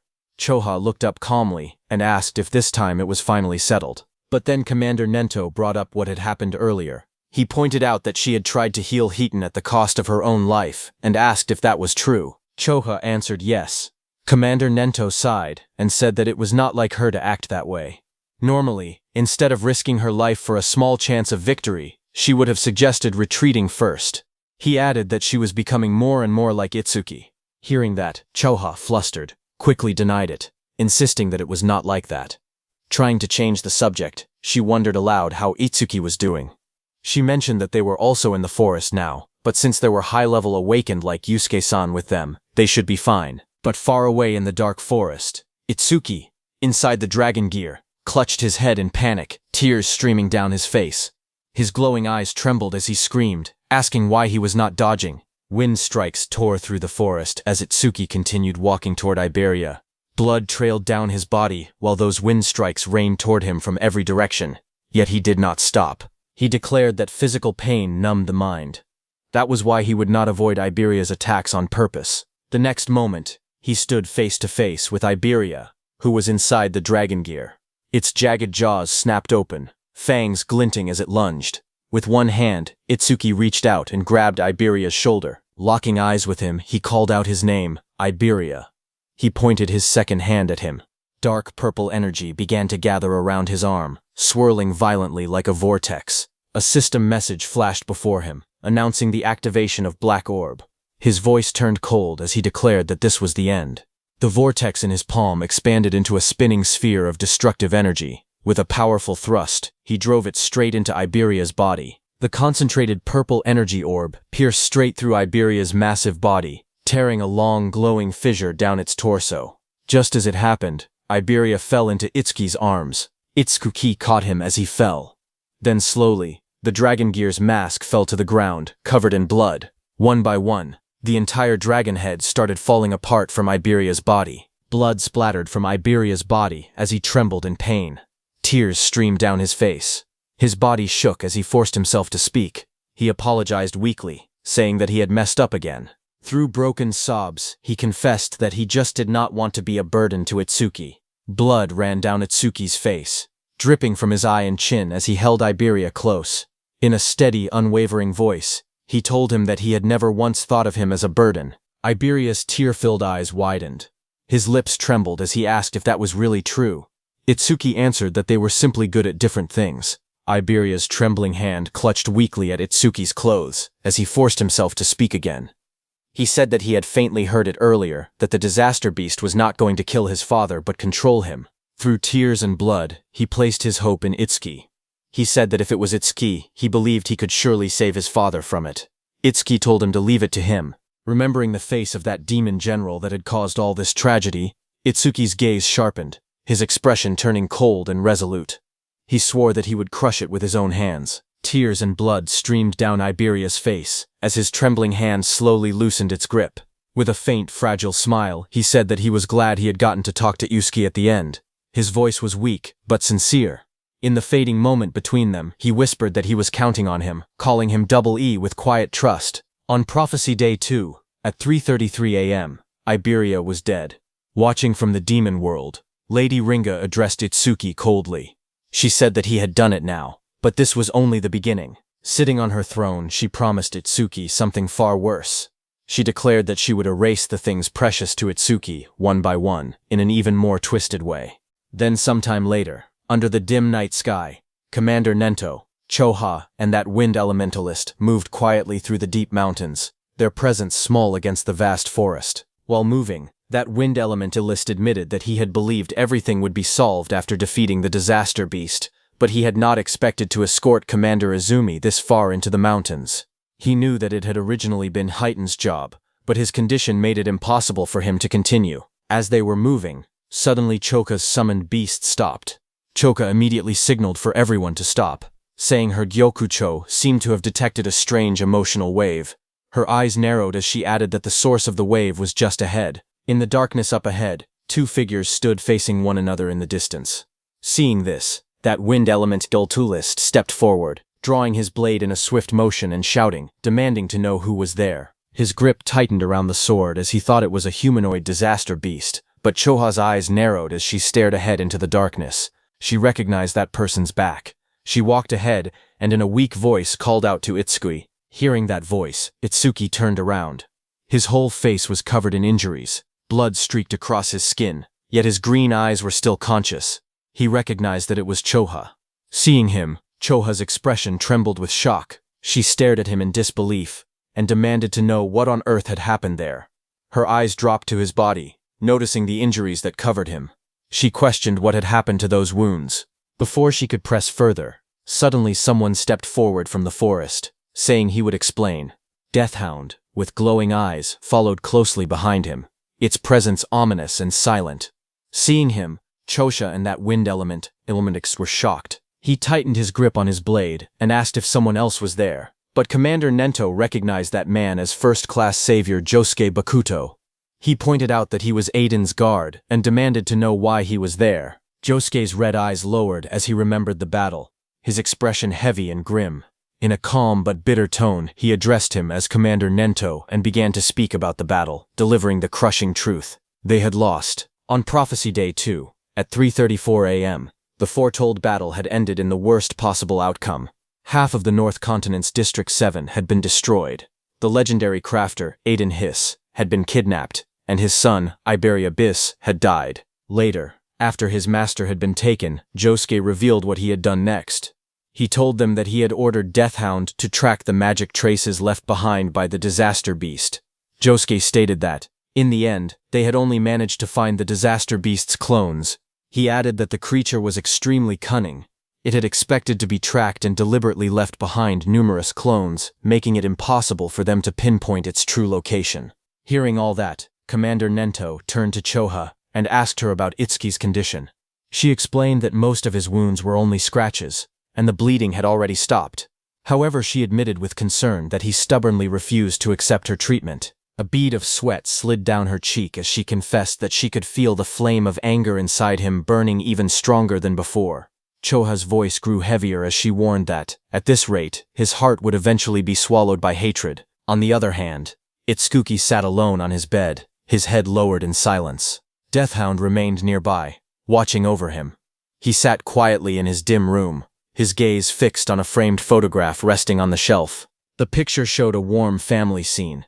Aiden smiling proudly, his wife beside him, and young Iberia standing between them, laughing brightly. Seeing that, the memory of Iberia stirred something deep within him. He remembered the past, how Iberia had introduced himself with a cheerful grin. Later, when Iberia got injured, he had helped him, carrying him on his shoulder. And while they created a team, Iberia hugged Itsuki, declaring that he would never leave Itsuki's side. His voice had been firm, filled with unwavering loyalty. He remembered the time when Iberia excitedly told him about Shikigami users, explaining that they could freely name their Shikigami. With bright confidence, he offered to come up with a name himself, boasting proudly about his naming sense. Those lively words echoed faintly in Itsuki's mind as he continued staring at the photograph. Itsuki slowly lifted his head. His green eyes were cold and distant, the pain etched across his bruised body no longer drawing even a flicker of hesitation from him. Deathhound stood before him, its glowing eyes fixed on its master. In a steady voice, Itsuki told it to move. Deathhound responded with a low growl, its presence heavy and ominous. A blue system panel appeared, revealing its status. Deathhound, B rank, level 20. Its attack stood at 350, ability at 300, defense at 200, and magic at 150. Itsuki stepped forward from the bed, his battered body tense with resolve. He declared that they would catch that disaster beast. Then his voice darkened as he declared that he would crush it. A red glow flickered in his eye, burning with ruthless determination. Without another word, he turned and walked toward the door, his broad back streaked with blood, his fists clenched tight. Deathhound silently followed him. But just as he opened the door, he saw Commander Nento standing in front of him. Itsuki was surprised to see him there. He asked why his teacher and everyone else had suddenly come. Along with Commander Ninio, Choha, Josuke, and that wind elementalist entered the room. That wind elementalist looked at Atsuki and acknowledged that this injured brat was Izumi-san's second disciple. He had heard that Atsuki alone had created a green barrier and defeated a disaster beast over level 30. But he had also heard that Atsuki had killed his own friend. That wind element thought that there was no denying Itsuki's strength, but he was certainly cold-hearted. Commander Nento asked Itsuki where he was going. Without hesitation, Itsuki replied that he was going to find the ice attribute disaster beast and save Aiden. But Commander Nento rejected his decision. Hearing that, Itsuki's green eyes flared sharply as he demanded to know why. Commander Nento answered calmly that Itsuki was not a savior yet. The Savior Alliance had already classified the incident as a special class danger. He told Itsuki that, to join the rescue, one had to be at least a second-class savior. With a cold voice, he told Itsuki that he did not meet that qualification. Hearing that, blood streaked across Itsuki's face as his expression darkened. His red eyes burned with fury. He asked if that meant that because he was not a savior, he did not even have the right to go and help. Clenching his fists tightly, he shouted that he had promised Iberia he would definitely save Aiden. Even if they tried to oppose him, he would still go. Hearing him, that wind elementalist was stunned and questioned how Itsuki dared speak to Izumi-san like that. Choha thought that her father did not have to say it so bluntly, and wondered whether he understood Itsuki's mental state right now. Silence filled the air, heavy and suffocating.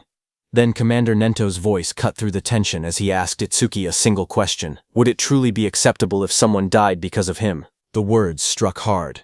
Itsuki's eyes widened, his breath faltering as the weight of that possibility pressed down on him. Commander Nento continued calmly. He said he understood Itsuki's feelings. What had happened was the result of his own mistake. He had believed the disaster beast was only targeting him, and because of that misjudgment, he had neglected Aiden's protection. He told Itsuki that, after going through so much trouble to capture Aiden, the enemy would not kill him so easily. Still, with Itsuki's current strength, challenging that disaster beast would only mean dying for nothing. Hearing that, Itsuki stood there in silence, his fists trembling at his sides.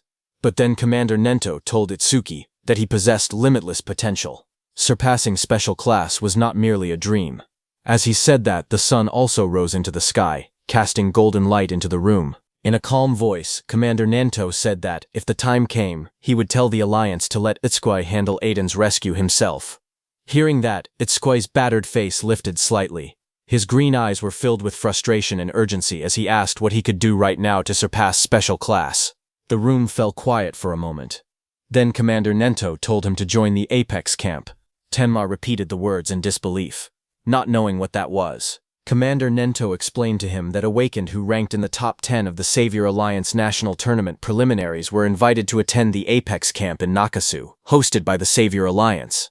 He said that strong humans like T.Y. and Hitan Akira had all endured that brutal training. Those who survived and overcame it became key forces in protecting humanity. His voice lowered as he revealed one final piece of information. This year's summit camp would be held in 3 days. Commander Nento calmly explained that if Itsuki safely overcame the trials of Apex Camp, not only would he rank high in the main tournament, but it would also serve as a shortcut to becoming a special class savior. Hearing that, Itsuki's green eyes steadied. The blood streaked across his face had not yet dried, but his resolve had already hardened. Without hesitation, he declared that he understood, and that he would join Apex Camp. Commander Nento nodded slightly, and added that before anything else, they needed to deal with Itsuki's injured body. Soon after, Choha gathered green energy between her hands and poured the healing light over Itsuki's battered form, wrapping his wounds in a radiant glow. As the pain eased and his strength slowly returned, Itsuki's gaze sharpened. He turned slightly and asked Choha if she knew about Apex Camp. As green healing light flowed from her hands, Choha looked at Itsuki and said that she knew about Apex Camp. However, she asked why he was suddenly bringing it up and told him not to say he was planning to join. Itsuki calmly asked if there was something wrong with that. He added that Sensei had said it was the perfect place to improve one's strength. Chu Hong's expression grew serious. She explained that only the geniuses among geniuses were allowed to join Apex Camp. The green light continued to wrap around Itsuki's body as she went on, saying that was exactly why it was so dangerous. She explained that people who had been praised as geniuses their entire lives often realized, after joining Apex Camp, that they were nothing special. When that happened, their minds broke. She had seen many like that. Her voice turned firm as she finished her warning. Apex Camp was a training ground for geniuses, but it was also their graveyard. Chulaha continued her warning, her voice steady but heavy. More than anything, she explained, the training at Apex Camp was brutal, and the level of each stage was extremely high. Because of that, fatal accidents happened every single year. Itsuki listened without fear. A faint smile curved on his lips as he said that it was actually perfect. The green light around Shoha's hands flickered as she stared at him in shock. Itsuki knew that against half-hearted disaster beasts or mediocre awakened ones, his over-mimicry would not even activate. He admitted that he had once been worried he would not find a worthy opponent, but that concern had been unnecessary. His gaze turned sharp and resolute. He declared that he could only grow stronger by fighting powerful disaster beasts at the very edge between life and death. He told Choha that fighting strong disaster beasts was the duty of the awakened. Hearing that, Choha's eyes widened, her breath catching as she realized he had already made up his mind. Noticing the flush on her cheeks, Itsuki looked at her and asked if her face was red because she had exhausted herself from healing him. Choha froze for a second, then hurriedly denied it. Flustered, she waved her hand and insisted that it was not like that at all. She quickly explained that using a skill for a long time naturally made the body heat up. Then she added, in embarrassment, that he really did not know that. Her heart pounded loudly in her chest. For the first time, she could hear her own heartbeat so clearly. The warmth spreading through her face only made her more confused. She wondered what she was even thinking. After a moment, Itsuki steadied himself and told her that his wounds were almost completely healed. He thanked her, then turned and began walking toward the door. She asked where he was going. Without looking back, he replied quietly that he was going to say goodbye. Under the quiet sky, beneath the shadows of tall trees, Josuke and Itsuki stood before a grave. The gravestone bore the name Iberia Hiss, with the dates 2000.118-2018 carved into the stone. A bouquet of yellow roses rested at its base, and a sword lay carefully placed in front of it. Josuke lowered his gaze and apologized softly, saying he was sorry for making Itsuki do such a cruel thing. Itsuki, standing beside him, replied calmly that it was fine. He had chosen it himself. After a moment of silence, Josuke asked if he was leaving already. Itsuki confirmed it. He said he would join Apex Camp and improve his skills so that one day he could kill that disaster beast with his own hands. He then asked what Josuke would do. Josuke answered quietly that if he had not met his master, he would have been killed by a disaster beast long ago and would never have become an awakened. His hand tightened around the hilt of his sword as he looked down at his armor and weapons, reflecting on the path that had brought him there. Josuke lowered his head and gripped the hilt of his sword tightly. In a quiet voice, he said that even his life had been given to him by his master. No matter what happened, he would find his master. Before his words could settle into the night, Itsuki extended his fist toward him. Seeing that, Josuke looked shocked. Standing before him, eyes burning with determination. Itsuki declared that he would become a savior. One day, he would rescue Adian together with Josuke. Until then, he pleaded with him not to die. Josuke looked back at him, a faint, almost helpless smile forming on his lips. In front of Itsuki, he felt pathetic. As the wind rustled the trees and golden petals scattered across the grave, Josuke answered that he would be waiting. Their fists met in midair, knuckles pressing together in a silent promise, sealing their resolve. From a distance, Commander Nento and Choha watched them from the shadows of the forest. Choha remarked that as expected of Itsuki, only a few hours ago he had been completely wrecked both physically and mentally, yet he had recovered this quickly. But Commander Nento told her that Itsuki had merely pushed his negative emotions deep down for now, so that one day he could unleash them. Commander Nento then said that there were many suspicious points in the recent attack. He intended to gather the commanders from each continent and hold a meeting. As he turned to leave, he added that while he was handling that matter, he was counting on her to look after Itsuki. Hearing that, Choha smiled brightly and told her father to leave everything to her. Just then, Itsuki appeared behind her. He looked at her in slight confusion and remarked that she seemed unusually happy. At that moment, her face stiffened, and she quickly tried to compose herself. Itsuki then noticed Commander Nento going into the forest and asked Choha where they were going this time. Clearing her throat, Choha replied that it was classified, so she could not tell him. She adjusted her glasses and informed him that her father had asked her to take care of him. From now on, she would be his guardian. She asked if he understood. Itsuki awkwardly answered yes, though he muttered that having a guardian made it sound like he was a child. He then asked what they were doing now. Choha turned her back to him and pointed ahead, saying that it should be obvious. With determination in her eyes, she declared that they were heading to Nakasu right away to join Apex Camp. Hearing that, Itsuki immediately responded with a firm agreement as a faint aura flared around him, and the two of them prepared to move forward together. On the other hand, a memory of a violent explosion flashed before someone's eyes. From the darkness, Itsuki emerged, blue lightning crackling around his body. Not far away, Reiji Kinoshita collapsed to his knees. Blood dripped from his mouth as he gasped in pain, sweat and dirt covering his face. His eyes trembled in terror as he looked up. Itsuki stood behind him, rain pouring down while lightning roared across the sky. Without hesitation, Itsuki raised his fist. With a deafening impact, his punch came crashing down. Remembering all that, Reiji Kinoshita screamed, his mouth wide open as tears and sweat streamed down his face. His entire body trembled violently against the hospital bed, tightly wrapped in bandages from head to toe. He thrashed and cried out in fear, the sound echoing through the quiet room. Hearing the scream, his mother rushed inside. She ran to his side and held him tightly, her voice shaking as she tried to calm him. She told him not to be scared, that she was there with him. Leaning closer, she gently asked if he had dreamed again about the person who hurt him. Reiji Kinoshita's face twisted with rage. Even through the bandages, his fury was clear. Tears poured from his swollen eyes as he gritted his teeth and swore that he would return the pain he had suffered 100-fold. He vowed to make them experience a living hell. Hearing that, his mother's expression darkened, her eyes turned cold and sharp. In a low, steady voice, she told him not to worry. His big brother had returned, and he would surely avenge him. Hearing that, Reiji Kinoshita looked behind his mother. Behind her, a tall, broad-shouldered man stepped into the room.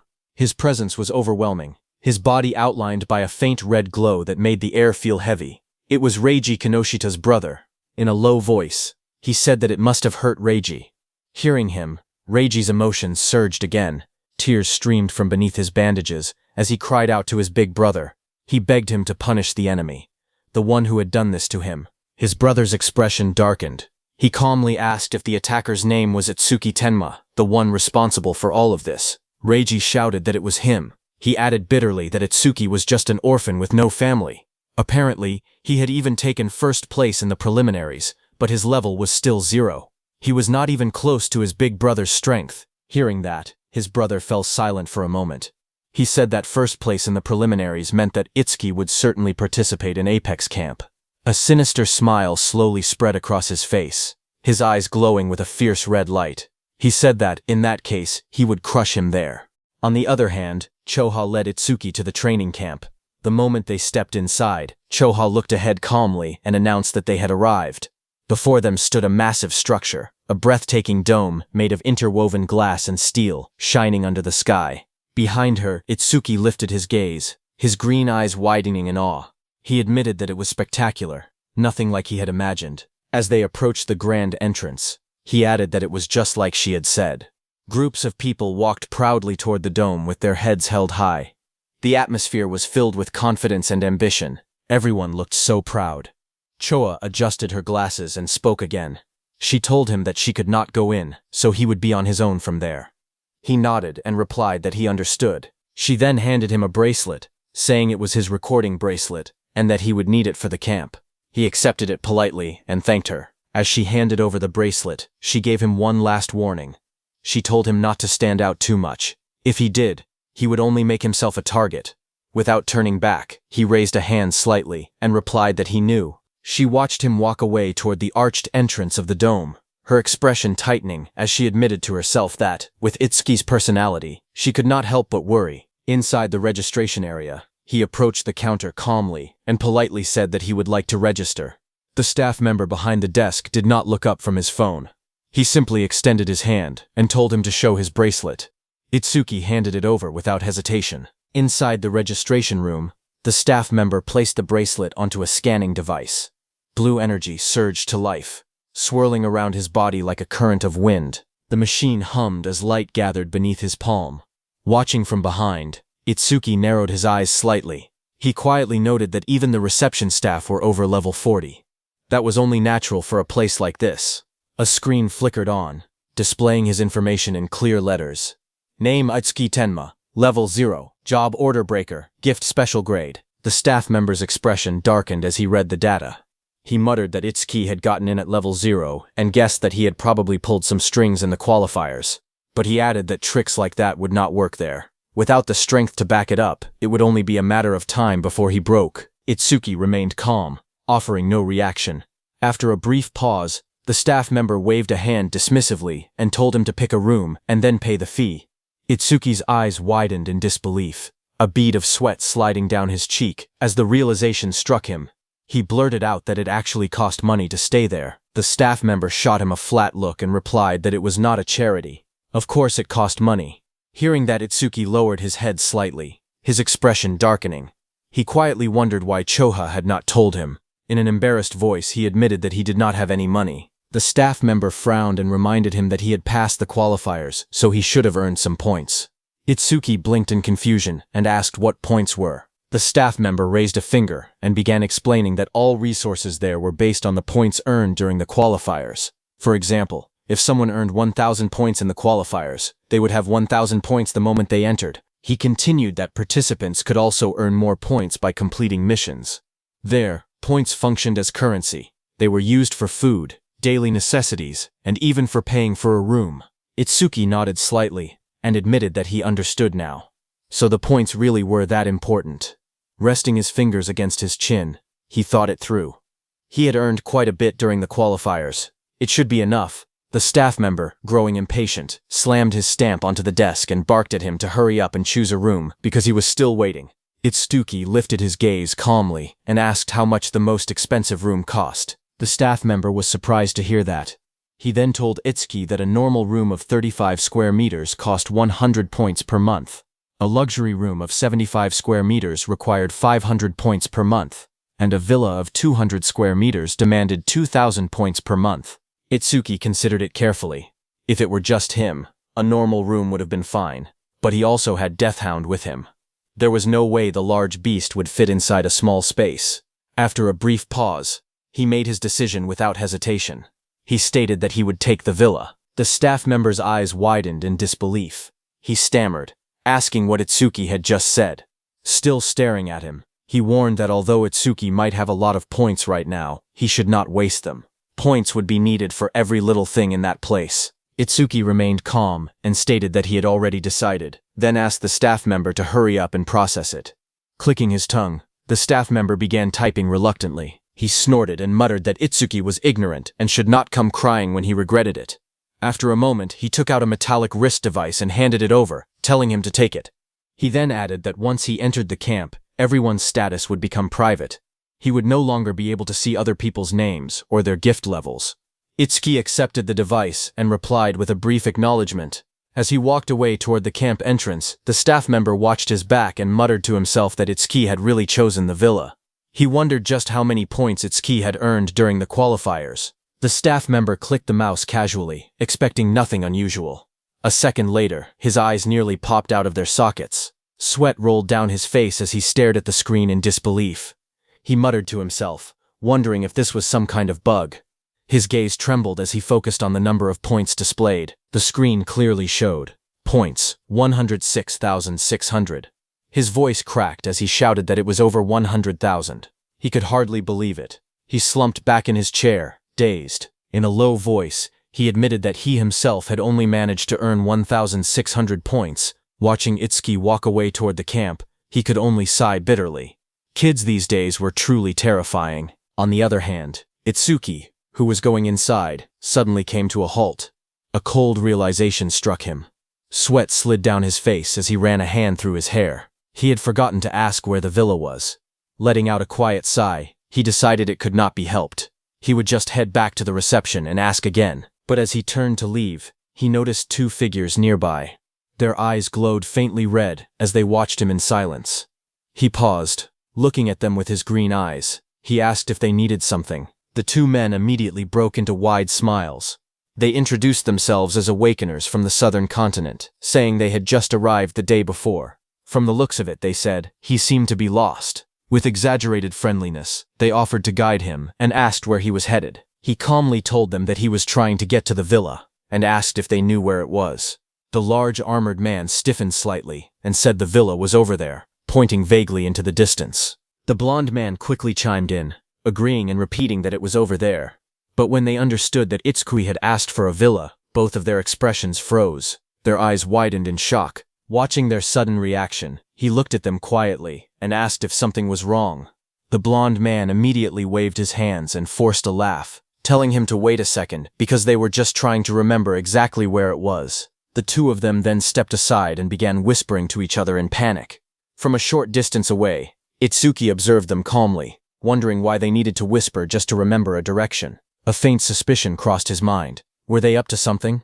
At that moment, a woman with long silver hair and sharp cat ears appeared nearby. A small black cat sat comfortably on her shoulder. She was the North Sector qualifier, 5th place, Shion Akagami, where Itsuki had also qualified from. Xiao Han tilted her head slightly, letting out a soft sound of curiosity. Looking toward the two men, she remarked that those guys were scamming newbies out of their points again, using guiding as an excuse. The black cat on her shoulder let out a small neigh, as if agreeing with her. Xian watched from a distance with a faint, amused smile. She casually wondered which idiot was foolish enough to fall for that obvious scam. Then her eyes shifted toward Itsuki standing calmly before the two swindlers. Her expression changed instantly. Her purple eyes narrowed sharply in recognition, as realization struck her like lightning. She immediately recognized that it was the monster who had scored over 100,000 points in the qualifiers. Meanwhile, the two scammers were still hunched over in panic, whispering to each other without realizing who they were dealing with. Xian slowly brought a finger to her lips, her smile deepening with intrigue. She murmured to herself that this was going to be interesting. The two scammers huddled together, whispering nervously. The armored man muttered that if Itsuki was staying in a villa, then maybe he was the preliminaries' first-place winner from some continent. The blonde man quickly shook his head, and replied that even a first-place winner would not waste 2,000 points on lodging. After a brief pause, he smirked, and suggested that Itsuki was probably just a rich, spoiled brat who did not understand how valuable points were. The big man asked what he meant. With narrowed eyes and greedy grins, the blonde man concluded that greenhouse-raised rich boys were always weaklings, perfect prey. They decided they would take all the points he had. Meanwhile, Itsuki stood calmly behind them. Seeing them hesitate, he said that if they could not remember the way, then he would just find it himself. The two men immediately broke into wide smiles again. The blonde man laughed and claimed he suddenly remembered. He insisted that he would take him there. In the distance, the academy grounds stretched out beneath the setting sun. Large, futuristic dome-shaped buildings surrounded by walkways and groups of awakeners moving about. Some students stood at a distance, watching the scene unfold under the fading light of sunset. One of them recognized the pair leading Itsuki and asked if those were the South Continent outcasts, Fumiya Futaki and Ichitora Asano. The other nodded slightly and remarked that it looked like the kid in the middle had fallen straight into their trap. With a dismissive tone, he added that the boy already looked weak, and now he would probably lose all his points. He even muttered that it was a pity. But Itsuki continued walking calmly between the two swindlers, his hands in his pockets, and his expression remained steady and unreadable. Nearby, a red-haired fighter carrying a massive spear-like weapon over his shoulder passed by, but then he turned and looked back in Itsuki's direction. He wondered aloud if that was not the same boy who had asked strange questions before the preliminaries. Then, with mild disdain, he commented that, of all people, the boy had ended up getting caught by those two. After a brief pause, the red-haired man decided it was none of his concern. He reminded himself that he had only one goal to surpass Itsuki Tenma, the North Continent Preliminaries' first-place winner. This boy was Gaku Oe, the North Continent Preliminaries' third-place finisher, who competed with Itsuki. Meanwhile, the trio arrived before a large modern building. The blonde man announced that this was the villa area. Itsuki stared up at the structure and said it was big. Itsuki stood calmly in front of the two swindlers, his face shadowed and unreadable as they grinned behind him. The blonde man rubbed his hands together and told him it was time to pay the guide fee. He let out a greedy chuckle, clearly expecting resistance or panic. Instead, Itsuki turned his head slightly, and in a calm voice, said that since they had guided him this far, he should at least give them a tip. The two scammers froze. They stared at him in disbelief, wondering if he was really going to hand over the points that easily. Itsuki then asked how much they wanted. The armored man hesitated before blurting out that it should be at least 500, but before he could finish, the blonde man snapped at him and shouted that he was an idiot. They should make it 1,000. They demanded 1,000 points instead. Itsuki calmly agreed that 1,000 points was a bit much, but said it was fine. The two men stared at him in disbelief, as he extended his hand slightly and asked if that amount was acceptable. Then he casually asked how to transfer points to someone else. Hearing that, the blonde man leaned in and whispered that Itsuki was not only weak but dumb too. He could not believe someone would pay 1,000 points just for directions. The armored man then added that, in that case, they should not take it personally. They apologized, saying that it had taken longer than expected, so he would have to pay extra. The armored man quickly changed his tone and shouted that the total should be 5,000 points. Their expressions twisted into something far more sinister as they demanded that, if it was not enough, Itsuki should hand over everything he had. Just as they said that, the atmosphere shifted instantly. Itsuki lowered his head slightly and muttered that he understood. When he lifted his face again, his eyes glowed red in the shadows. In a cold voice, he asked if they were extortionists. Itsuki's body started glowing with a red aura. The blonde man glanced at Itsuki, surrounded by the faint crimson energy, and muttered that something was wrong. It felt as if Itsuki had suddenly changed, but the blonde man gritted his teeth and shouted that it did not matter. If anyone was to blame, it was Itsuki himself for being careless. He demanded that the points be handed over immediately, threatening that he would regret it otherwise. As they said that, the air grew heavier. Itsuki walked toward them and said coldly that he was seriously pissed off right now. No matter what happened next, they were not allowed to complain. The blonde man sneered and boasted that he ranked 6th in the South Continent preliminaries. There was no way he would lose to trash like him. Purple lightning crackled violently around his body as he roared that he would turn him to ash with his lightning punch. A notification flashed as he activated his ability. B-rank skill, Lightning Punch.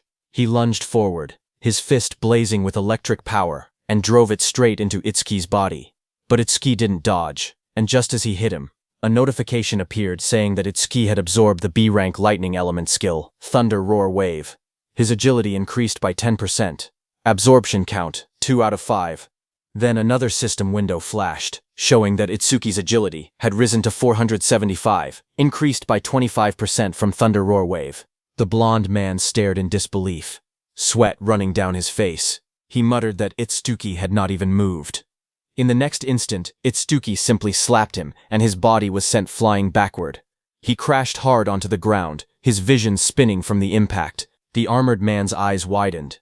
Even while focusing his sight, he admitted that he could not keep up with Itsuki's movements at all. He was simply too fast. Gritting his teeth, the armored man decided that against a speed-type opponent, he would end it in one blow.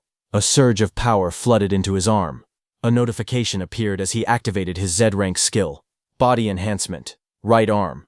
His right arm swelled grotesquely, muscles bulging and veins protruding as immense strength gathered into a single punch. He swung it down with terrifying force. the air tearing apart from the pressure, but Itsuki raised his own fist and met the massive strike head-on. He blocked the armored man's attack easily. Seeing that the armored man used the ability to alter his own body, Itsuki realized that this armored man possessed the same power as him. He was an order breaker. The armored man threw his head back and roared. Veins bulged across his body as power surged through him. He declared that both arms were enhanced, and demanded to see if his opponent could handle this. In the next instant, countless massive fists rained down like a storm. From every direction, his enlarged arms smashed forward, filling the battlefield with crushing blows. But Itsuki matched his attacks and blocked all of his punches with a continuous barrage of his own. Yet all of this was very easy for Itsuki, and he thought that the armored man was too slow. Before the armored man could react, Itsuki shot forward. The ground cracked beneath his step as he dashed straight toward his opponent. A thunderous impact followed. The armored man screamed as his massive arm twisted unnaturally under the force. His confidence shattered in an instant. Staring down at his trembling arms, he muttered in disbelief that it was impossible. His enhanced arms possessed nearly 300 attack and defense. He looked at Itsuki standing before him and demanded to know what he was. Itsuki looked down at him and calmly stated that even after enhancing himself, his stats did not come close to his own. The armored man was hurled backward, crashing violently against the ground. He struggled to lift his head as Itsuki walked toward him without haste. Trembling, the armored man stammered that Itsuki was not a trainee. He demanded to know who he was and from which continent he came. Purple energy began to swirl around the young man's arm, crackling like a living storm. His red eyes glowed through the darkness as he declared his name. He was Itsuki Tenma of the North Continent. A system notification flashed before him. A notice from the broken critical crystal announced that the next attack would be a critical hit with 100% probability. Itsuki's fist drove forward, wrapped in violent purple energy. The armored man's eyes widened in terror as the punch descended. But right before hitting him, Itsuki stopped.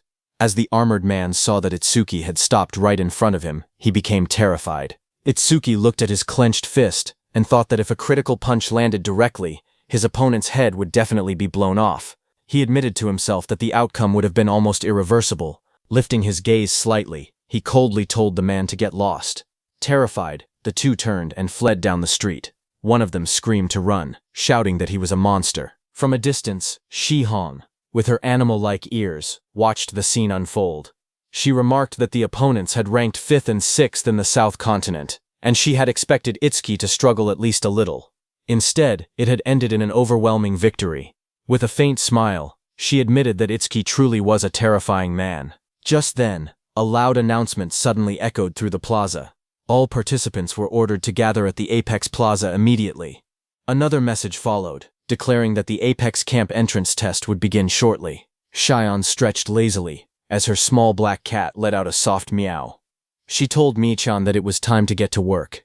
Nearby, Itsuki glanced up at the speaker. He recalled that according to Choha, 50% of participants were eliminated at this stage of the entrance test.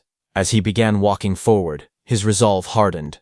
He decided that he would have to give it everything he had. A vast crowd gathered beneath the open sky, warriors from every corner of the world standing shoulder to shoulder. Looking at them, Itsuki quietly observed that these were the elites from each continent. They all looked impressive. Walking calmly through the middle of them, he kept his head slightly lowered, his hands in his pockets, his expression unreadable. But suddenly, a hand tapped his shoulder. In the next instant, his body reacted on instinct. His eyes flashed red as he spun with explosive speed, launching a punch without hesitation. But the one behind him was Saya. With bright green eyes, she stared at him in surprise as his fist stopped just inches from her face. Seeing her, Itsuki blinked, startled. He muttered her name in confusion. Saya tilted her head slightly and remarked that it was quite a greeting all of a sudden. Beside her was Rikuru, who stretched lazily while watching the scene with amusement. With a teasing tone, he told Itsuki that he had gotten bold, throwing a punch at Saya-chan. Saya looked at him with a slightly troubled expression as he withdrew his hand. Itsuki apologized quietly, explaining that he had thought she was an enemy. Saya let out a sigh and remarked that he was still as paranoid as ever. Rikuru crossed his arms and asked where Iberia was, pointing out that the two of them were always together like glue. At the mention of Iberia's name, Itsuki's expression darkened. A painful memory flashed across his mind, of Iberia covered in dirt and blood, tears streaming down his face. Saya noticed the change in his expression and grew uneasy. She wondered if he had been injured in the last attack. Lifting his head slightly, Itsuki answered that Iberia had stayed home. Seeing his gloomy face, Rikuru placed a hand on his shoulder and told him not to look so down. If it was only an injury, he would recover with rest. Then, with a more serious tone, he told Itsuki to listen carefully. Ever since that attack had started, Saya had been spacing out during training because she had been worried about him. Hearing that, Saya became very embarrassed and smacked Rikuru hard on the head. Rikuru clutched his head while she stood there with an annoyed expression. Ignoring the commotion, Itsuki lowered his head and spoke in a calm but heavy voice. He admitted that the last attack had made him realize just how weak he truly was. He declared that he would get stronger there, no matter what it took, using everything he had. Hearing that, Rikuru stared at him in disbelief, repeating his words in shock. Saya also looked at him, surprised that he would call himself weak. Before either of them could say more, a powerful voice boomed across the area, ordering everyone to be silent. At the top of the wide stage, an instructor stood alone, radiating authority as waves of pressure spread outward. The crowd below immediately fell quiet. The instructor announced that before life at Apex Camp began, there was something everyone needed to hear. Holding a megaphone, he explained that inside that place, all information except a person's name would remain private. In other words, no matter what glory anyone had achieved in the past, it meant nothing. Standing among the crowd, Itsuki, Saya, and Rikuru listened in silence as the instructor declared that everyone would start over from zero. Rikuru blinked in confusion, repeating to himself that all information except names would be private. Determined to confirm it, he said he would show his status screen so they could check for themselves. A glowing blue panel appeared before them. His name showed Rikuru, but level was private, gift was private, skills were private, and status was private. After reading it, Itsuki admitted that everything truly was private. Then, above the massive stage, a brilliant blue portal flared to life, energy swirling within its circular frame. Through the megaphone, the instructor announced that the entrance test would now begin. He then ordered everyone to enter the venue one by one, in proper order. The crowd began to move forward beneath the shining portal, while an instructor stood at the top with his megaphone raised as he watched Itsuki's group in silence. As they stepped through the entrance, Rikuru looked around in awe and exclaimed that it was huge inside, far bigger than the preliminaries venue. The vast interior stretched endlessly above them, its towering structure dwarfing everyone who entered. Ahead, Itsuki walked quietly down a long corridor. But suddenly, a voice called out from behind him, asking if he was the one who had insulted people from the South Continent. Itsuki paused and turned slightly in confusion. Standing before him was Kagen Imamichi, first place in the South Continent preliminaries, and behind him were the guys who had tried to extort points from Itsuki but were beaten instead. One of those men angrily pointed at Itsuki and declared that he was the one. He claimed they had guided him to his house, and when they asked for payment, he suddenly attacked them. Not only that, he added that Itsuki had mocked the awakened from the South Continent as nothing more than a worthless mob. Kagen's expression hardened as he looked directly at Itsuki and calmly asked if he cared to explain. Saya immediately stepped forward and firmly declared that Itsuki was not that kind of rotten person. She insisted that it had to be a misunderstanding. With a sharp glare, Rikuru added that those two had probably tried to extort points from Itsuki and ended up getting beaten instead. Rikuru then pointed directly at Kagen and bluntly stated that Itsuki had simply educated his underlings on his behalf, so he should be thanking him instead. Without warning, Kagen moved. In a flash, his figure blurred forward as a powerful aura burst around him like cascading light. His aura slammed into Rikuru, sending him crashing back in an instant. Kagen's voice turned icy as he warned him not to touch him with filthy hands, threatening that he would rip his arm off. Rikuru gritted his teeth in fury, but Itsuki grabbed him from behind, stopping him. He then stepped forward and faced Kagen. Itsuki coldly stated that he had no intention of explaining every little thing.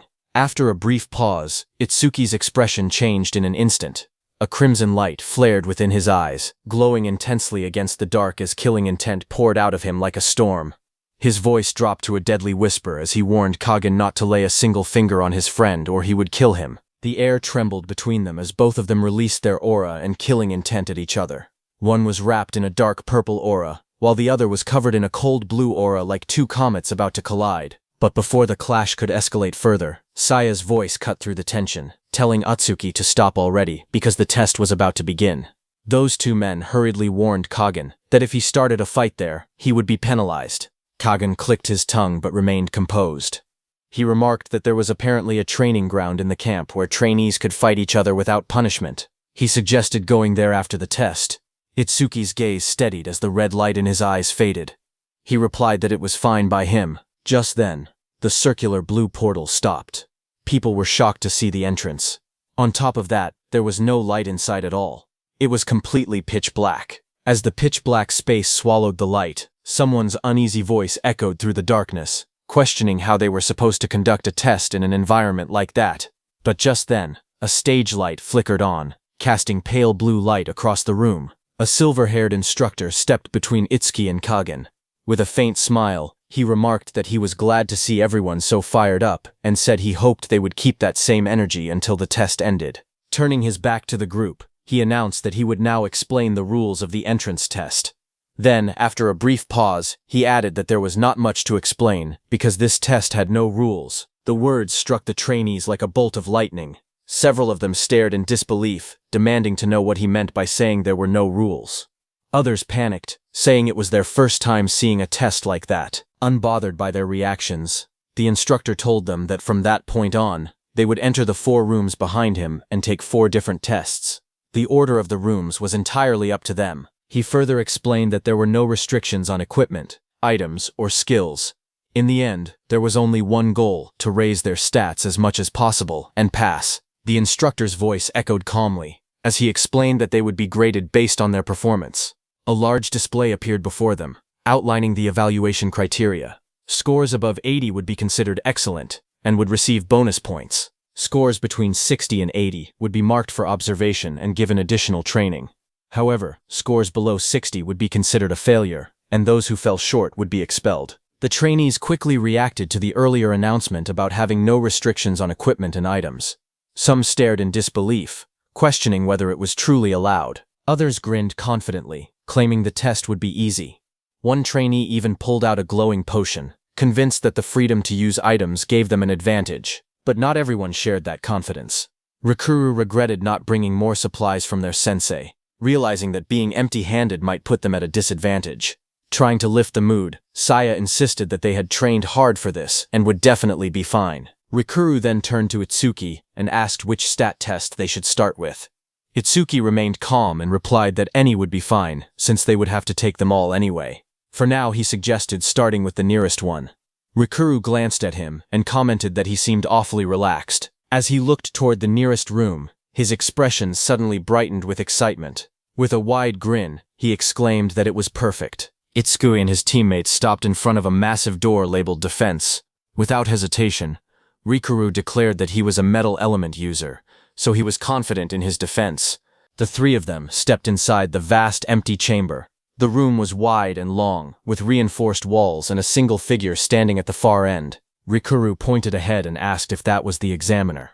As they drew closer, a powerful aura radiated from the man waiting inside. Saya muttered that he looked strong. The man introduced himself calmly, welcoming them and stating that he was the examiner for the defense test. A display identified him as a level 40 earth element user. Golden energy flickered around his body as he raised his hands and explained that from that moment on, he would attack them with 5 kinds of rocks, with difficulty levels ranging from 1 to 5. Chunks of stone began to rise into the air around him. He finished his instructions by saying that their job was simple: they had to block them. The examiner's voice echoed across the training hall as he ordered the trainees whose names were called to step forward. He began with the first name, announcing North Continent's Rikuru.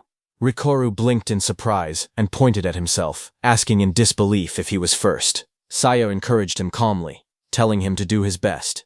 Itsuki stood beside her with his arms crossed, watching silently. Rikuru smirked confidently and told them to relax, saying he could easily withstand a few rocks. Across the hall, the examiner reminded him that the test would start soon, and that he could use his skills beforehand. Rikuru grinned and declared that he would go all out right away. A metallic sheen suddenly spread across his arms as he activated his ability. A system message appeared, identifying it as a C-rank skill, Metallization, increasing his defense by 50%. He clenched his fists, fully coated in shining metal, and shouted for the examiner to bring it on. A status display appeared, showing that his defense was at 258. The examiner calmly raised his hand, golden energy swirling around him as he announced the first attack, difficulty level 1. A small glowing rock formed above his palm, spinning slowly as flames of earth element energy wrapped around it. With a sharp motion of his fingers, he launched the rock forward. It shot across the hall at high speed and slammed directly into Rikiru. The impact echoed through the chamber, but Rikiru did not move an inch. His metal-coated arms blocked the strike effortlessly. He smirked and declared that it did not even hurt, asking if that was all. Then he looked toward the examiner and said that this was boring, telling him to skip straight to level 2. The examiner responded calmly, saying very well. Another rock formed in his palm, larger this time, spinning violently with compressed earth energy. With a swift flick of his hand, he sent it flying. The blazing projectile roared through the air, hurtling toward Rikiru at far greater speed and force than before. Rikiru stepped forward and thrust both metal-coated arms out to block it head-on. The glowing rock slammed into his guard with explosive force, sending shockwaves across the hall. For a moment the impact roared through the chamber, but Rikiru held his ground.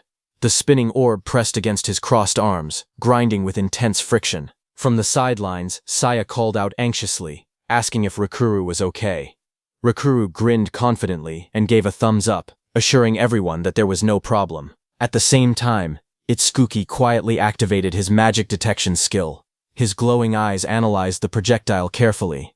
He realized that those were not ordinary rocks. They were magic rocks created directly from the examiner's own magic power. He further observed that their hardness was on a completely different level compared to normal stones, and the damage they could cause was enormous. Realizing all that, Itsuki looked at Rikuru's trembling metallic hand and worriedly wondered if he was really okay. A bead of sweat slid down Rikuru's face, despite his confident posture. Inside, he admitted that the rocks were stronger than he had expected. Even with his arms strengthened by metallization, they were starting to go numb from the impact. The examiner looked at him calmly and asked whether he would continue the challenge. Rikuru did not hesitate. He declared that of course he would continue, and boldly requested the next round to be set at difficulty level 3. As he braced himself, he tried to reassure himself that it was only one level higher and that he would be fine. In response, the examiner raised his hand once more. A much larger golden magic rock began to spin violently above his palm, radiating powerful energy. Facing the enlarged projectile, Rikuru clenched his fists and stepped forward.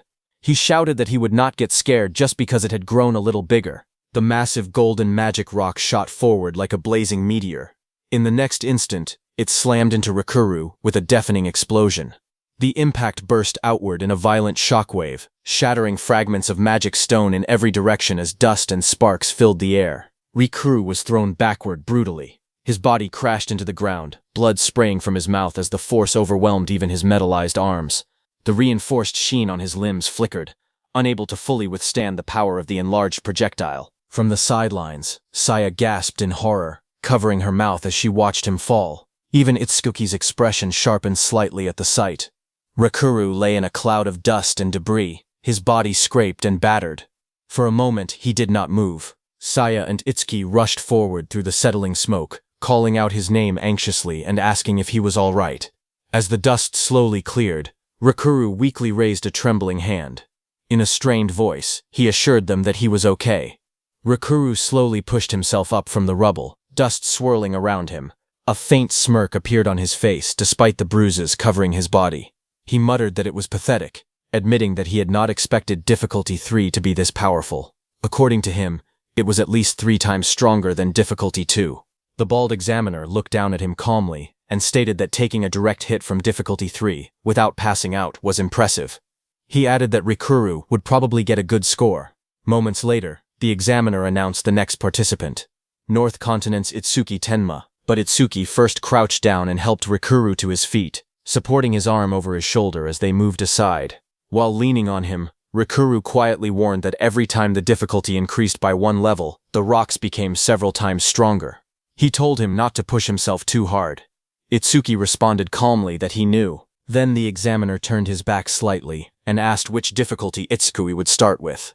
Itsuki stood quietly, his green eyes calm as he analyzed the situation. He calculated that even after metallization, Rikuru's defense should still be under 300. But thanks to the black water wall, his own defense had already reached 627. Seeing him not reply, the examiner narrowed his eyes slightly and assumed that Itsuki had grown frightened after watching Rikuru's struggle. He remarked that he could not blame him. Then he stated that if Itsuki did not choose a difficulty, they would begin from level 1. Without hesitation, Itsuki calmly replied with a single number, 5. The examiner froze for a moment, disbelief flashing across his face. He asked what Itsuki had just said. Itsuki raised his hand steadily and declared that he wanted to challenge difficulty 5.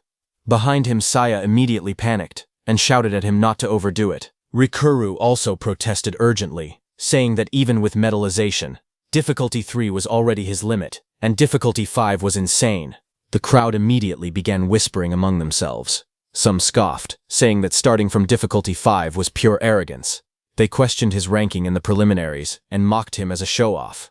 One of them recalled that the North Continent's first place was also the national first place, and thought his name had been Itsuki. They wondered if this calm-looking man could truly be that same person. Others dismissed the idea, insisting there was no way someone who looked so ordinary could hold the title of national first place. Without another word, the examiner raised his hand, and an enormous boulder formed above him, swirling with golden energy.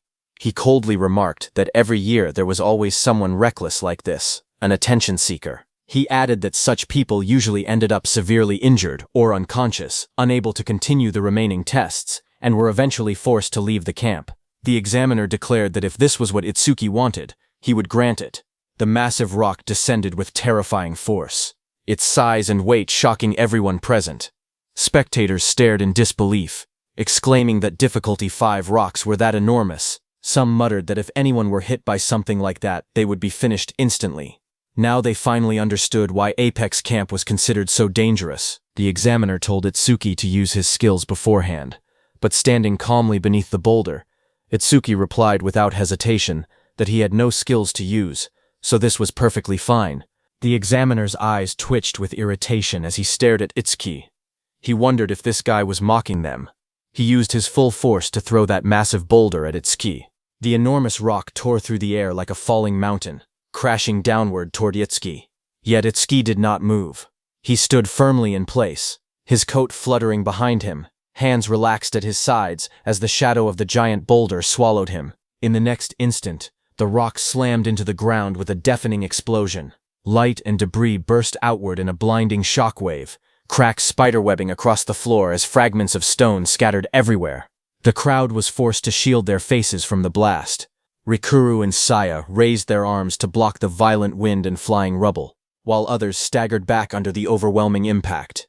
Dust and smoke surged across the hall, swallowing the scene in a cloud of chaos as the aftermath of difficulty 5 shook the entire arena. The spectators stared at the aftermath in horror. One of them trembled and said that the power behind that attack was basically a meteor. Sweat rolled down his face as he muttered that the guy was dead for sure. Near the edge of the arena, the examiner looked at the rising smoke and sighed, calling Itsuki an idiot. He immediately grabbed his radio and ordered the medical team to prepare for rescue, saying they had a seriously injured person. But before he could finish, someone pointed toward the center of the dust cloud, yelling that there was a silhouette. The examiner's eyes widened in disbelief as he stared into the smoke. Through the swirling dust, a dark figure slowly became visible, still standing upright. The examiner whispered in disbelief, wondering how that guy could still be standing after such an attack. Through the radio, the medical squad leader called out cautiously, asking if anyone could hear him, but the examiner was too shocked to say anything. From within the settling dust, Itsuki, who had taken the full force of the attack, stepped forward and brushed his shoulder lightly. He casually asked if that earlier strike had been difficulty 5. The examiner's eyes trembled in disbelief. Sweat slid down his face as he thought about his years of experience. He had been an examiner for 3 years, and had tested hundreds of trainees. Yet someone who endured a difficulty 5 magic rock without using any skills and without even a scratch was something he had never witnessed before. It was a first. Itsuki adjusted his coat and calmly excused himself, walking away as the crowd stared in stunned silence. Meanwhile, the examiner stood frozen, overwhelmed by what he had just seen. In his heart he acknowledged the truth. North Continent's Itsuki Tenma was a top-class monster, even among all past participants. After watching Itsuki, some of the trainees began whispering among themselves. A few wondered if Itsuki truly had been the national first-place winner in the preliminaries. Others noticed that his aura felt completely different from before, and urgently told everyone to back away. As people subtly distanced themselves, Itsuki looked around in confusion and quietly wondered why everyone seemed to be avoiding him. Soon, a cheerful voice called out to him. Saya rushed over with bright eyes and praised him, saying he was amazing. Beside her, Rikuru admitted that he had thought he could beat Itsuki in defense this time, but instead, the gap between them had only grown wider again. Itsuki smiled calmly and replied that there was no such thing as a perfect awakened. He added that he was sure there were still things Rikuru could surpass him in. Rikuru's expression immediately changed. He hesitated and asked what those things might be, only to quickly mutter that it was nothing and tell Itsuki to forget it, embarrassed. At that moment, the next name was announced. North Continent's Saya Kisaragi was called forward. Rikuru encouraged her to do her best, while Itsuki gently reminded her to be careful. Saya turned back confidently, assuring them not to worry. As she stepped into the center of the arena, the examiner informed her that she was allowed to use her skills. Saya stepped forward and immediately activated her skill. Water surged around her body in spiraling currents, forming a protective flow that shimmered under the arena lights. The ability she used was the B-rank skill, Flow Shift, Water Wall. Facing the examiner, she calmly requested difficulty 3. The examiner nodded, calling it a brave choice as he summoned the magic rock. A glowing, blazing mass formed in his hand before shooting forward at tremendous speed. The massive rock tore through the air, crackling with power as it hurtled toward her. Saya narrowed her eyes, sweat forming on her forehead as she focused. The swirling water condensed into a dense barrier, meeting the incoming rock head-on. With a thunderous impact, the fiery projectile slammed into the spinning wall of water. Steam and energy burst outward as the currents twisted and redirected the force. The water wall held firm, the raging flow absorbing and dispersing the impact while Saya stood at its center, unwavering and determined. The massive rock crashed down in front of her, grinding against the floor as steam and dust filled the air. Saya stood with her head lowered, breathing heavily. Small puffs of air escaped her lips as she steadied herself. Though sweat rolled down her face, she remained standing. The examiner looked at her and calmly said that her choice had been smart. Instead of forcefully blocking the attack, she had used the flow of water to redirect the rock's impact. By guiding the force away, rather than resisting it directly, she minimized the damage. He added that such adaptable battle sense was the most important quality for a savior. Saya turned toward him and politely thanked him. Itsuki remarked that her performance had been amazing. Just then the announcer called out that next up was East Continent's Manamagari. Hearing praise from Itsuki, Saya felt her heart lift.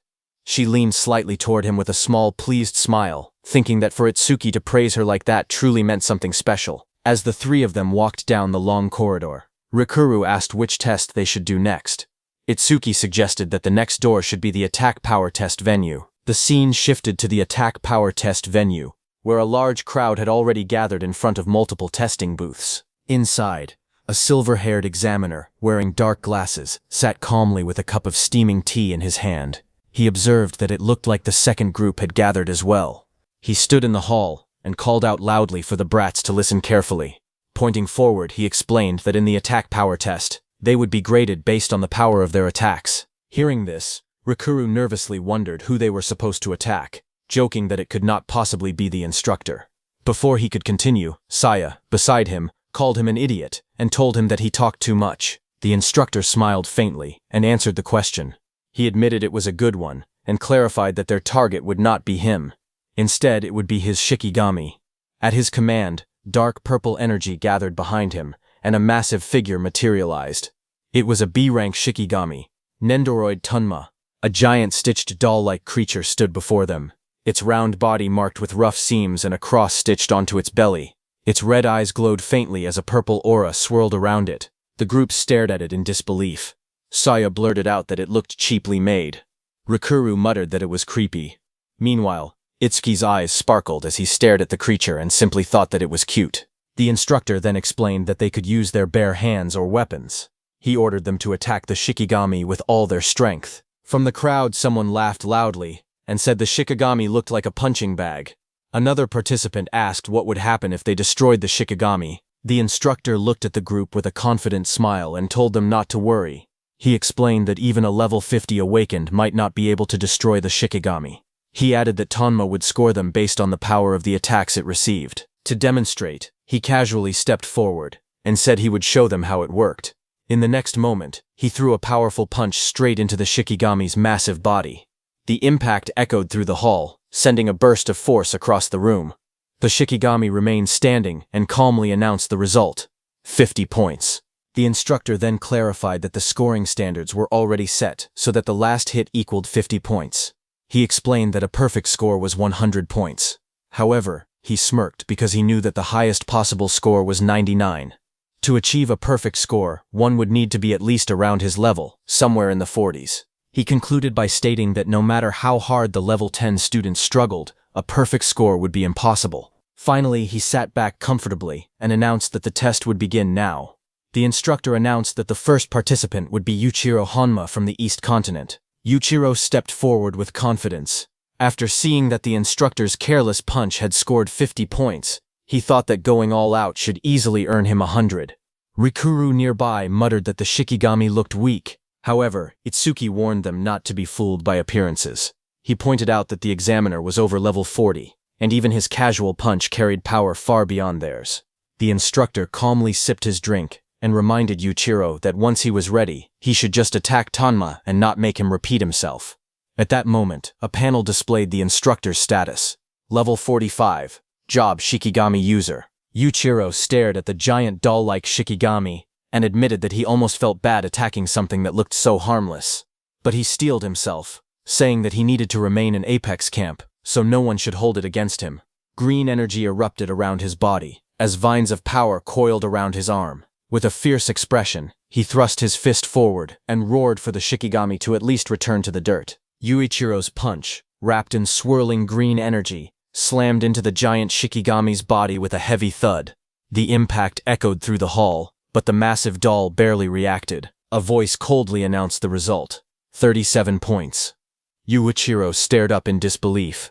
Even though he had enhanced his punch with a skill, the score was only 37. Frustration flashed across his face as he realized how far he still had to go. The examiner calmly sipped from his cup and told him to stop whining before calling for the next participant. One after another, others stepped forward. A fiery punch struck the Shikigami and earned 28 points. A swift, sweeping slash followed, scoring 49. Another powerful blow infused with blue energy landed harder than the rest and reached 77 points.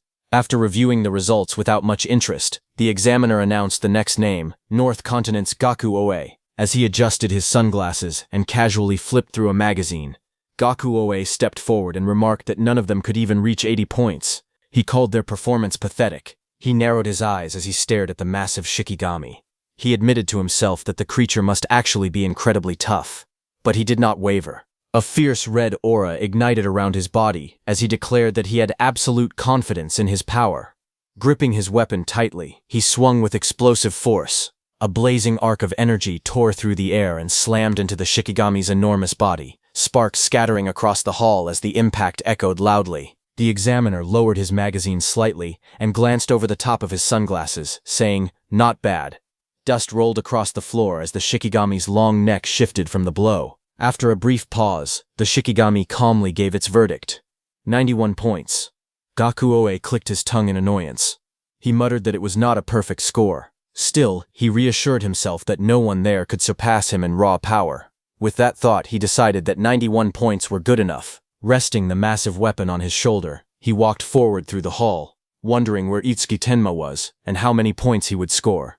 At the front, the examiner lowered his magazine and calmly announced that the next participant would be North Continent's Itsuki Tenma. Hearing that, Gaku stopped walking. His eyes sharpened as he realized that the person he had been waiting for was already there. A fierce grin spread across his face as he declared that now he would finally see Itsuki Tenma's strength with his own eyes.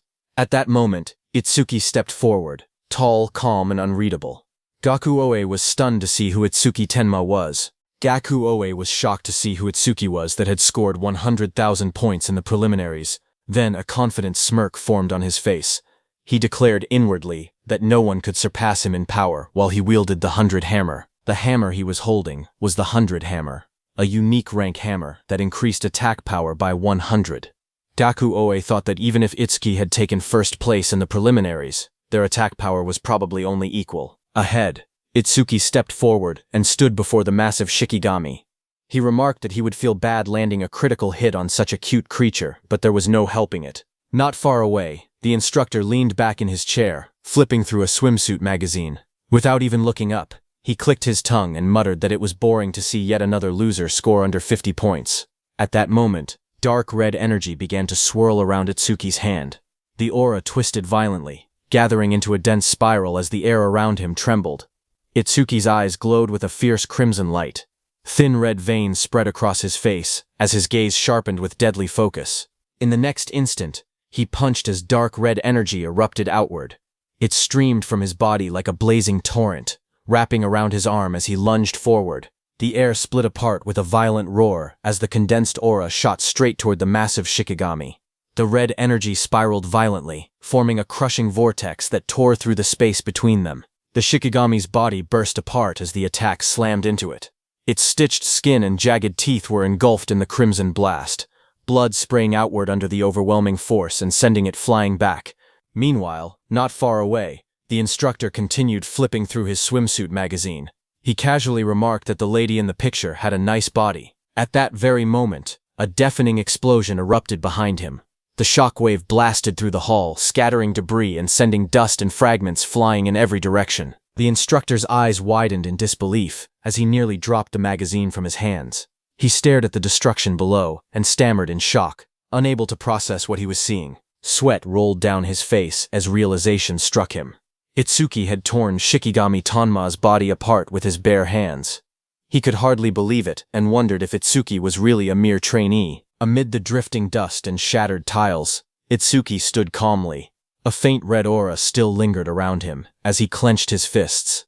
He quietly noted that the critical hit he had not used before had remained stored up after all. He then lifted his gaze toward the remains, and noticing movement, remarked that the creature was still alive. The grotesque Shikigami's severed head lay on the ground, its red eyes flickering faintly as dark fluid dripped onto the tiles. Itsuki stepped forward without hesitation and pressed his hand firmly against the monster's head. With a steady voice, he asked what his score was. After a brief pause, the Shikigami responded that it was 100 points. Hearing that, all the trainees stared in stunned silence. One of them blinked in disbelief and muttered that it was a perfect score. Another questioned how that was even possible, recalling that the Shikigami was supposed to be unbreakable, even for those above level 50. Someone else added that even bare-handed, he had scored 9 points higher than Gakuoe, who had used a hammer. Gakuoe, gripping the large hammer, stood frozen as sweat streamed down his face. He slowly shook his head, correcting them. It was not just a 9-point difference. He explained that Itsuki only received 100 points because the scoring system did not allow anything higher. That single casual punch had easily surpassed his own full-powered strike. Regret flickered across his face as he admitted to himself how arrogant he had been. He had boasted that he would not lose in power, but now he realized he had seriously overestimated himself. The instructor stepped closer to the shattered remains, adjusting his glasses with a steady hand. He revealed that he had set the test so that only someone with power above level 50 could achieve a perfect score. His gaze shifted toward Itsuki in the distance. A heavy thought formed in his mind.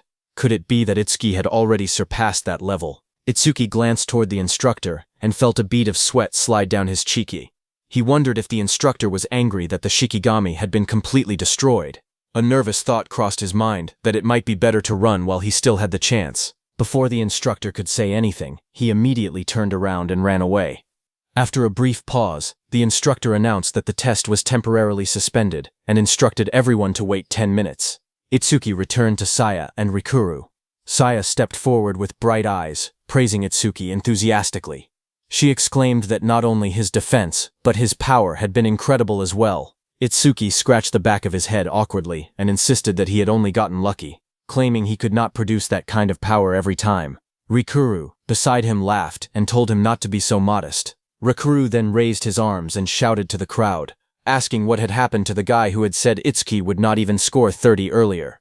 He pointed out that Itsuki had scored a perfect 100. Saya quickly scolded him, asking why he was acting proud when he was not the one who had scored it. As the noise settled, Itsuki calmly remarked that, at this rate, it would take a while before the test resumed. Saya then suggested that Itsuki should go take another test first, while they remained there. Itsuki gave a faint smile and agreed that they should meet at the plaza after finishing everything. Itsuki passed by Gaku Oe, who was looking at him with a stunned expression, but Itsuki did not even recognize him. He checked and saw that the next test was the magic power test. Soon, Itsuki arrived at the large door with the sign Magic Power written on it. Inside the magic power test venue, a wide circular platform stood at the center, surrounded by a dense crowd of examinees watching from all sides. A tall, red-haired instructor stepped forward confidently. She was level 42, and her job was crafter. After scanning the area, she announced that since everyone had gathered, she would now explain the contents of the test. Among the crowd, several young men stared at her with flushed faces and heart-filled eyes. One of them muttered that the instructor was unbelievably beautiful and that he wanted to date her. Another added dreamily that if he got a good score, maybe she would ask him out to dinner. Akagami Shion was also there. Looking at the boy's behavior, she crossed her arms and muttered that this was exactly how boys were. Her gaze suddenly sharpened as she noticed Itsuki in the crowd and was surprised that he had come too. From her perspective, Itsuki stood among the others, also looking toward the instructor. Seeing him stare in that direction, she thought to herself that he was looking at the instructor as well, and concluded that men really were all the same. The black cat beside her let out a soft meow in agreement. Meanwhile, Itsuki was observing the stage calmly. He noted that the object covered by a red cloth must be the test equipment. The red-haired instructor stepped forward and explained that the tool used to measure magic power had been made by her personally. With a swift motion, she pulled away the red cloth, revealing a glowing sphere mounted on a metallic base. A display identified it clearly. Rare gear, magic storage crystal. The red-haired instructor placed her hand lightly on the glowing crystal and explained that the measurement method was very simple.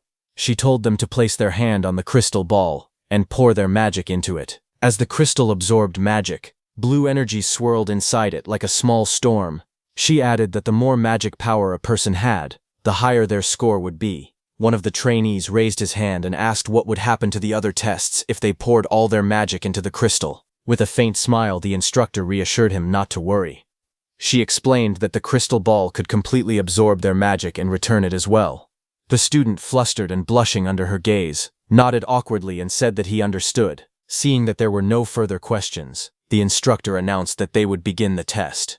She added that there was no set order, so anyone who wished to go first could step forward. That same young man eagerly raised his hand and shouted that he would go first. Watching him step forward so quickly, the red-haired instructor chuckled softly and remarked that proactive men were popular with girls. She leaned closer and told him that he could begin whenever he was ready. The student felt his heart race under her gaze. In his mind, he swore that he could not afford to embarrass himself in front of such a beautiful woman. Even if he had to empty all his magic power, he was determined to get a good score. He placed both hands firmly on the crystal ball and focused. With a surge of determination, he urged his magic to explode outward. Green energy flared violently around him as he poured everything he had into the crystal, but moments later, his confidence faltered. He stared in disbelief and muttered that there was no way. Even after pouring in all his magic power, the crystal was not even half full. Seeing his reaction, the instructor calmly told him to calm down, mentioning that she had forgotten to explain something. Her eyes glowed faintly red as she looked down at him. She revealed that this magic storage crystal had once absorbed the full magic power of an awakened individual in the level 40 range. She was clearly playing with the trainees. The other students stared at the crystal in shock. Someone asked if it was really true that even a level 40 awakened could not completely fill that crystal. Another muttered that if that was the case, then people in their level 10 range would not even be able to get it halfway full. The female instructor calmly told the young man to hold still, saying she would return his mana now. Blue energy flowed from the crystal back into him as she controlled it with ease. Leaning closer, she quietly told him that, just between the two of them, she could tell what kind of person someone was by the mana they poured into the crystal. She then remarked that he was surprisingly pure-hearted. The comment left him stunned and blushing, completely flustered under her gaze. Straightening up, she smiled and asked who wanted to go next, telling them to raise their hands. In the crowd, some students hesitated. One muttered that maybe he should just redo the defense test instead. Another joked nervously that he would rather get hit by rocks than be drained dry of mana. Someone else said he had just finished the agility test, and his mana had not recovered yet, so he would sit back and watch for now. Hearing them, Itsuki thought to himself that the crowd had certainly changed their tune.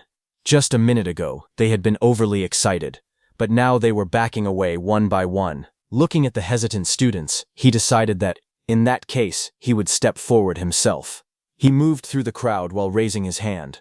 The red-haired instructor noticed the movement and smiled. She announced that it looked like they had challenger number 2, and told him to come on up. Hearing that, Itsuki blinked in surprise. He had only just begun raising his hand, yet he had already been called out. But before he could fully process it, another figure stepped forward from the side. A tall girl with teal hair and a calm expression raised her hand confidently. Her presence alone shifted the mood of the room. She was North Continent Prelims Rank 2, Hanyu Kana. The crowd immediately reacted. Someone exclaimed that they knew her, and that she was Hanyu Kana, the North Continent's Rank 2. Another gushed that, with top-tier looks and Rank 2 in the prelims, they were already in love. Hearing this, Itsuki finally understood why she had looked so familiar.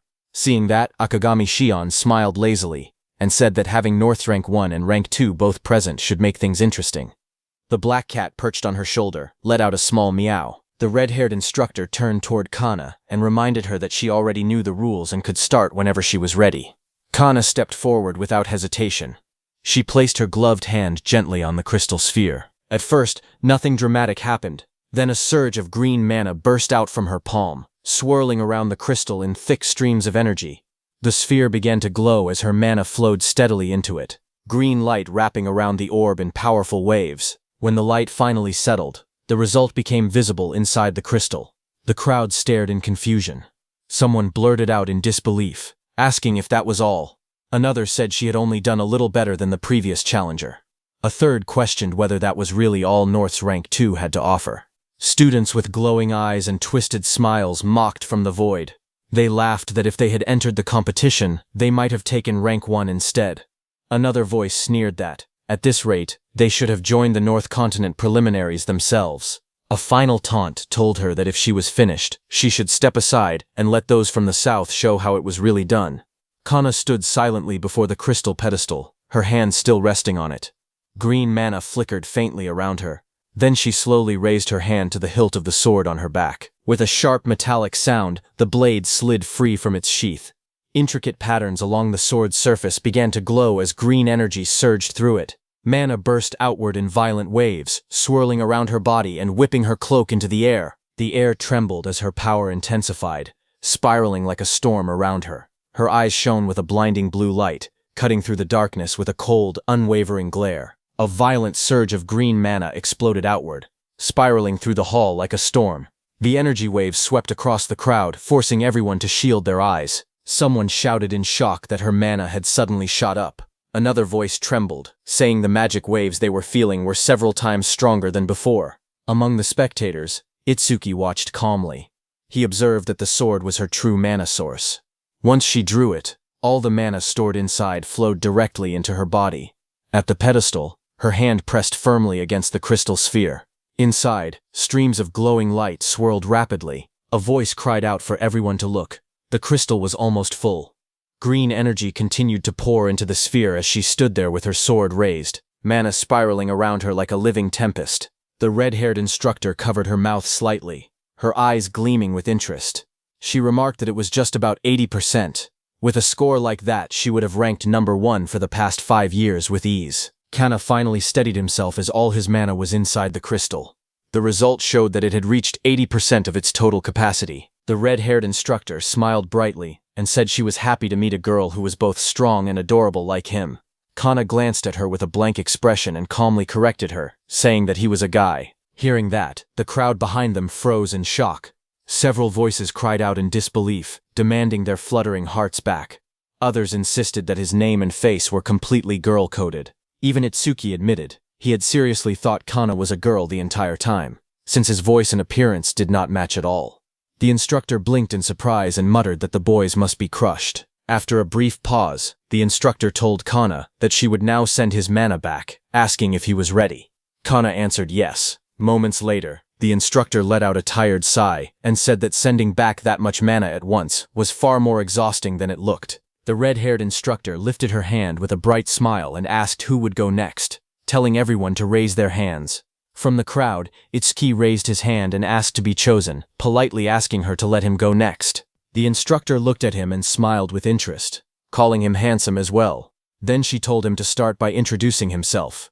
He stepped forward calmly and introduced himself as Tenma Itsuki from the North Continent. Whispers immediately spread through the crowd.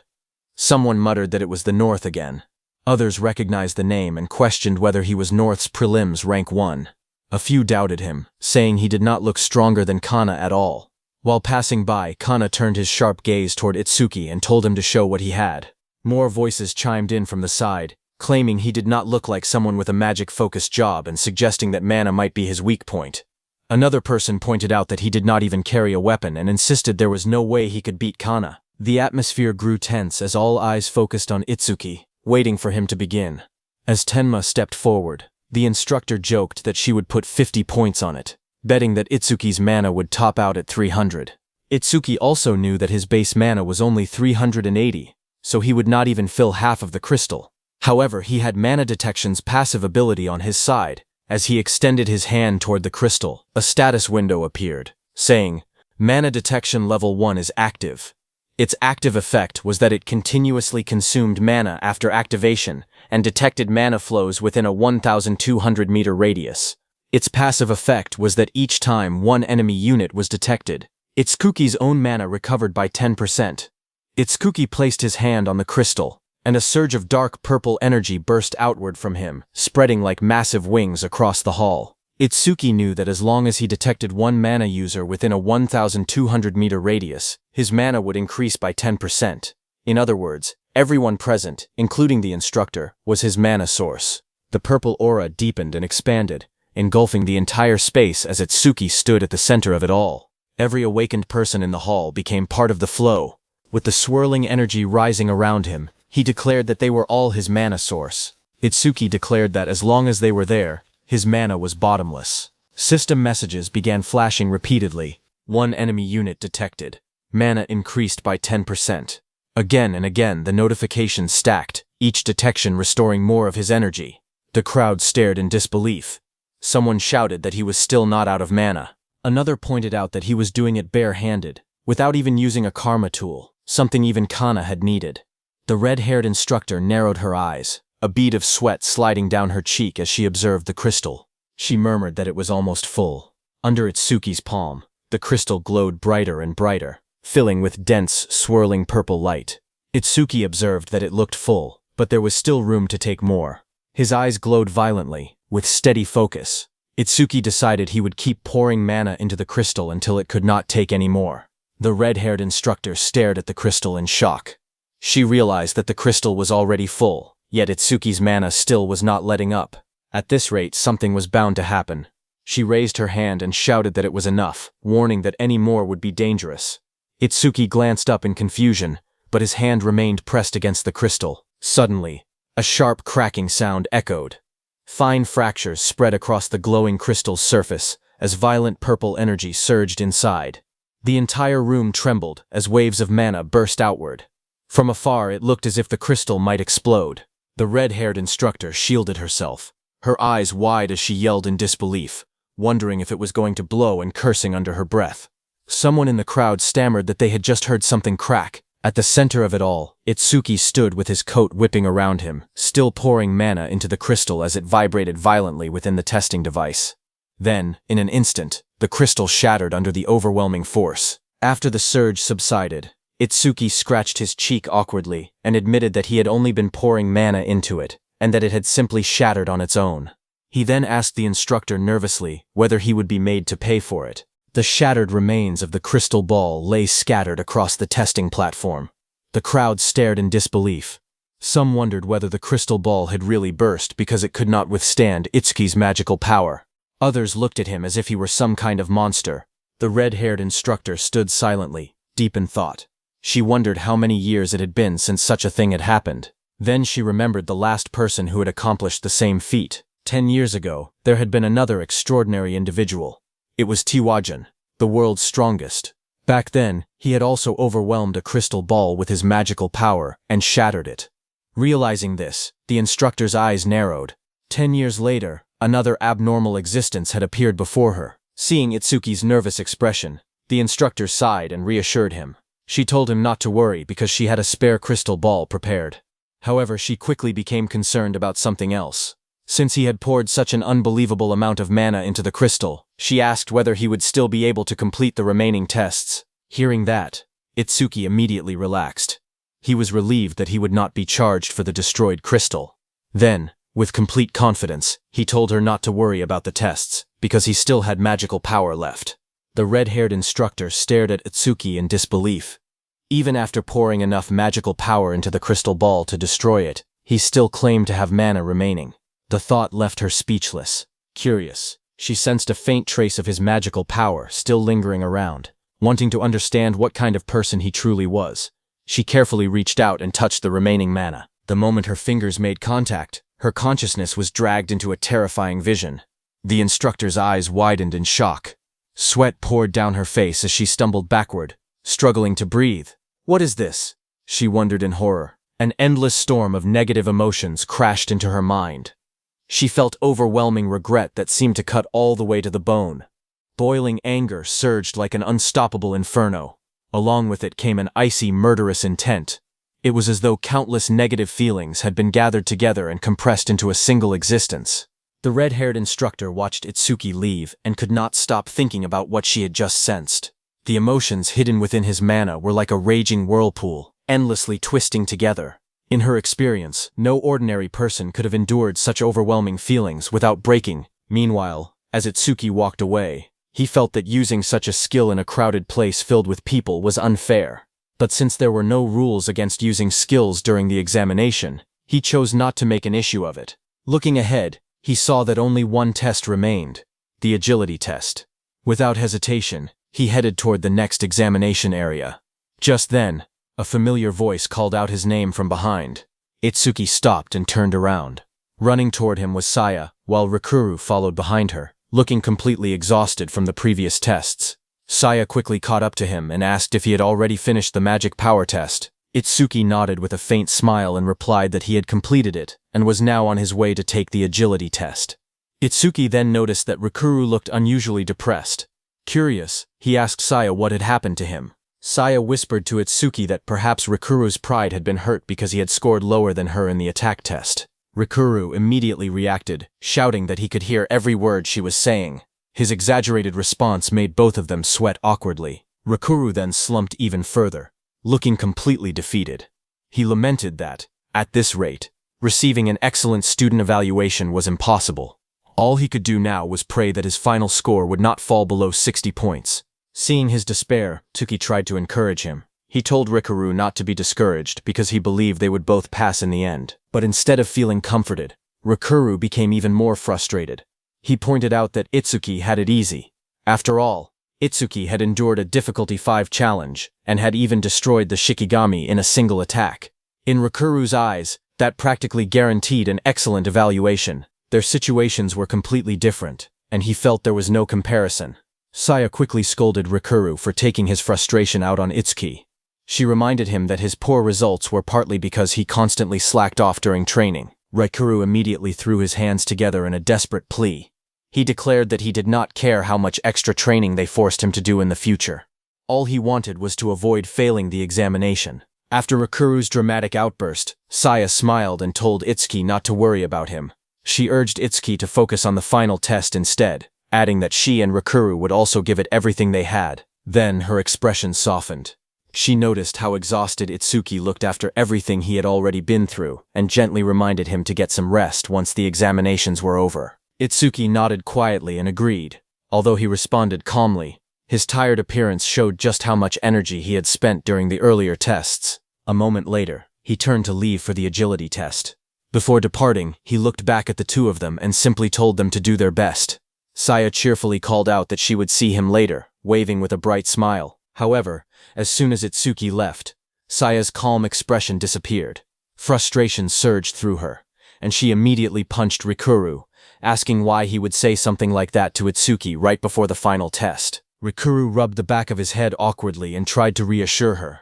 He pointed out that he and Itsuki had been friends for years, so he doubted Itsuki would take the comment to heart. However, Saya remained worried. She feared that Rikuru's words might influence Itsuki and cause him to intentionally lower his performance so he could join the observation group alongside them. Rikuru quickly dismissed the idea. He reasoned that Itsuki had already achieved excellent results in the previous tests. Even if he held back during the final examination, his overall score would probably remain above 80. In his opinion, there was no reason for Itsuki to give up the advantages of the excellent student group and choose the observation group, which required additional training and effort.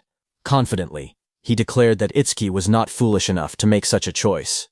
Saya quietly disagreed. She understood Itsuki better than Rikuru, and replied that he could not be so certain. Meanwhile, as Itsuki made his way toward the final examination area, he had already made up his mind. He decided that he would intentionally keep his final score below 80. He did not care about the bonus points that came with an excellent evaluation. Looking at the more than 100,000 points still remaining in his account, he concluded that those rewards were insignificant compared to what he truly wanted. For Itsuki, the most important thing was staying with his friends. If he joined the observation group, he would be able to continue working alongside Saya and the others, and it would also provide additional training opportunities. To him, that was far more valuable than receiving an excellent evaluation. Recalling the earlier examinations, Itsuki realized he had not paid much attention to his scores. Since he had cleared every test effortlessly, they were probably all perfect scores. Because of that, he concluded that the agility test would need to be his weakest performance. Ideally, he wanted to score as low as possible. 0 points would be perfect. Just as he reached the agility testing area, a voice suddenly called out to him. Itsuki turned and found a familiar group approaching. It was the South Continent team. At the front was the blonde man Itsuki had defeated earlier, accompanied by the silver-haired swordsman Kagen and that massive armored warrior. The blonde man pointed at him and complained that they had finally found him after searching everywhere. He accused Itsuki of avoiding them the entire time. Itsuki looked at them calmly. Then, with a faint smirk, he asked whether he wanted another round. The blonde man immediately stiffened upon hearing that. Before he could respond, Kagen stepped forward and asked Itsuki whether he was truly that eager for their duel. He said he was glad to hear it. It seemed that Itsuki had not forgotten the promise they had made to face each other in a proper duel. The atmosphere between Itsuki and Kagen grew very intense, but Kagen told Itsuki to relax, saying that once the tests were over, he promised he would have all the time he wanted for their duel. Kagen then turned away. The blonde man and the large armored warrior quickly followed him. As they left, the blonde man made a killing gesture toward Itsuki. Watching that, Itsuki could not help feeling confused. He wondered whether those people had somehow hit their heads during the tests. After all, they had been the ones who challenged him to a duel in the first place, yet now they were acting as though they were accommodating Itsuki instead. Shaking his head, Itsuki decided not to dwell on it any longer. For now, the only thing that mattered was the final examination. He turned his attention toward the large arena designated for the agility test. There, an instructor began explaining the rules. According to him, the agility test was essentially a game of cat and mouse. The instructor explained that, just like a cat chasing a mouse while the mouse tried to avoid being caught, the examination would follow the same principle. Smiling confidently, the instructor introduced himself as a level 40 order breaker and announced that he would play the role of the cat. All of the examinees, meanwhile, would be the mice. He then pointed toward the large red circle drawn on the ground and explained the rules. Every participant would be restricted to moving outside that circle. Their objective was simple: keep running, avoid capture, and survive for as long as possible. However, to prevent the test from taking too long, a time limit had been set. The instructor raised a finger and declared that the limit would be 1 minute. Any participant who managed to avoid being caught for the entire minute would receive a perfect score. The announcement immediately caused a stir among the examinees. Several of them laughed confidently and felt that the challenge was far too easy. They questioned whether the instructor was underestimating them. To them, surviving for a single minute sounded less like an examination and more like a bonus stage. Many were already convinced that a perfect score was practically guaranteed. The instructor smiled as he looked over the crowd before announcing the name of the first participant. The first mouse, he declared, would be Fumiya Futaki from the South Continent. Fumiya immediately stiffened when he heard his name, but before he could react further, Kagen placed a hand on his shoulder and told him not to disgrace their continent. Hearing those words, Fumiya quickly regained his confidence. Turning back with a grin, he assured everyone that there was nothing to worry about. He proudly claimed that speed was his specialty, especially since he was a lightning element user. As Fumiya stepped into the arena, the instructor casually added one more rule he had forgotten to mention. If he managed to touch a participant even once, that person would be eliminated immediately. After explaining the condition, he calmly asked whether Fumiya was ready. Fumiya answered confidently that he was. At the same time, purple lightning began crackling around his body as he activated his power. Smirking, he even warned the instructor to be careful not to get outmaneuvered by a mere mouse. The instructor merely smiled in response. A strange aura swirled around him as he flexed his fingers and looked directly at Fumiya. He remarked that whether the cat would be outmaneuvered depended entirely on the mouse. The moment the test began, the instructor disappeared from his place. Fumiya froze in shock seeing that. A chill ran down Fumiya's spine. Before he could react, a dark figure with glowing red eyes silently appeared behind him. His face instantly turned pale as fear gripped his heart. The next moment, a hand landed on top of his head. Fumiya's body stiffened. He slowly turned his head and found the instructor standing right behind him. In a cold voice, the instructor remarked that a noisy mouse with slow reactions like Fumiya made for perfect prey.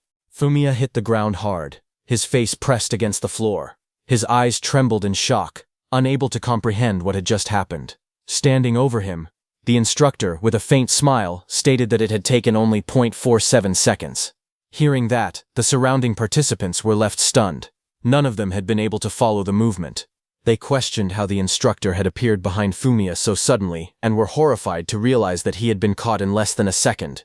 Some of them admitted they had not seen anything at all, as the entire exchange had happened far too quickly. Among the observers, only Itsukui and Kagen realized that rather than relying purely on natural speed, the instructor had likely used some kind of skill.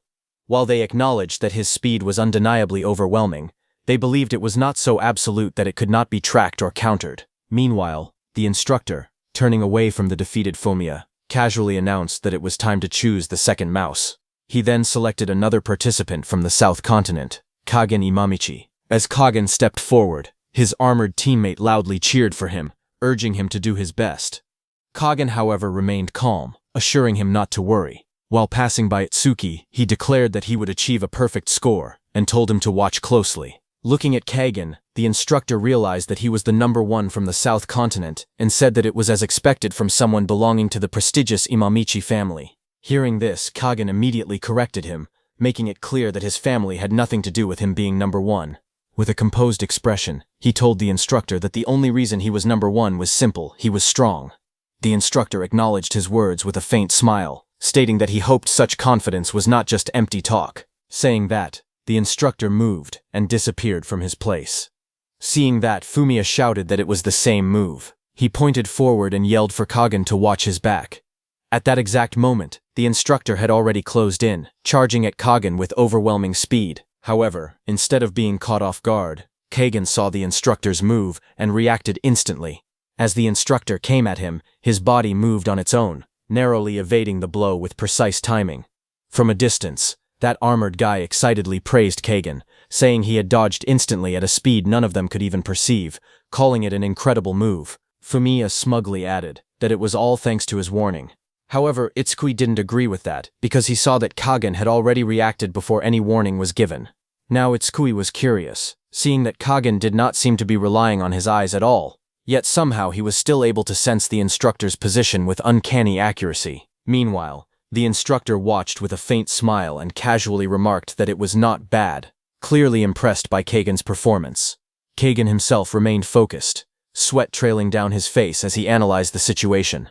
Though pressured, he reassured himself that while the opponent was difficult, it was not impossible to handle. But before he could fully process his next move, the instructor suddenly closed the distance again at overwhelming speed, telling Kagen if this was really the time to be thinking. Kagen dodged the instructor again. Realizing that the instructor was right, he understood that against an expert like him, he needed 100% concentration. Kagen turned and ran in different directions, but the instructor instantly turned and followed him, telling Kagen that there was no more time to rest. The battle intensified as Kagen and the instructor attacked and dodged at a speed that left most of the trainees completely stunned. To them, the clash was little more than a blur.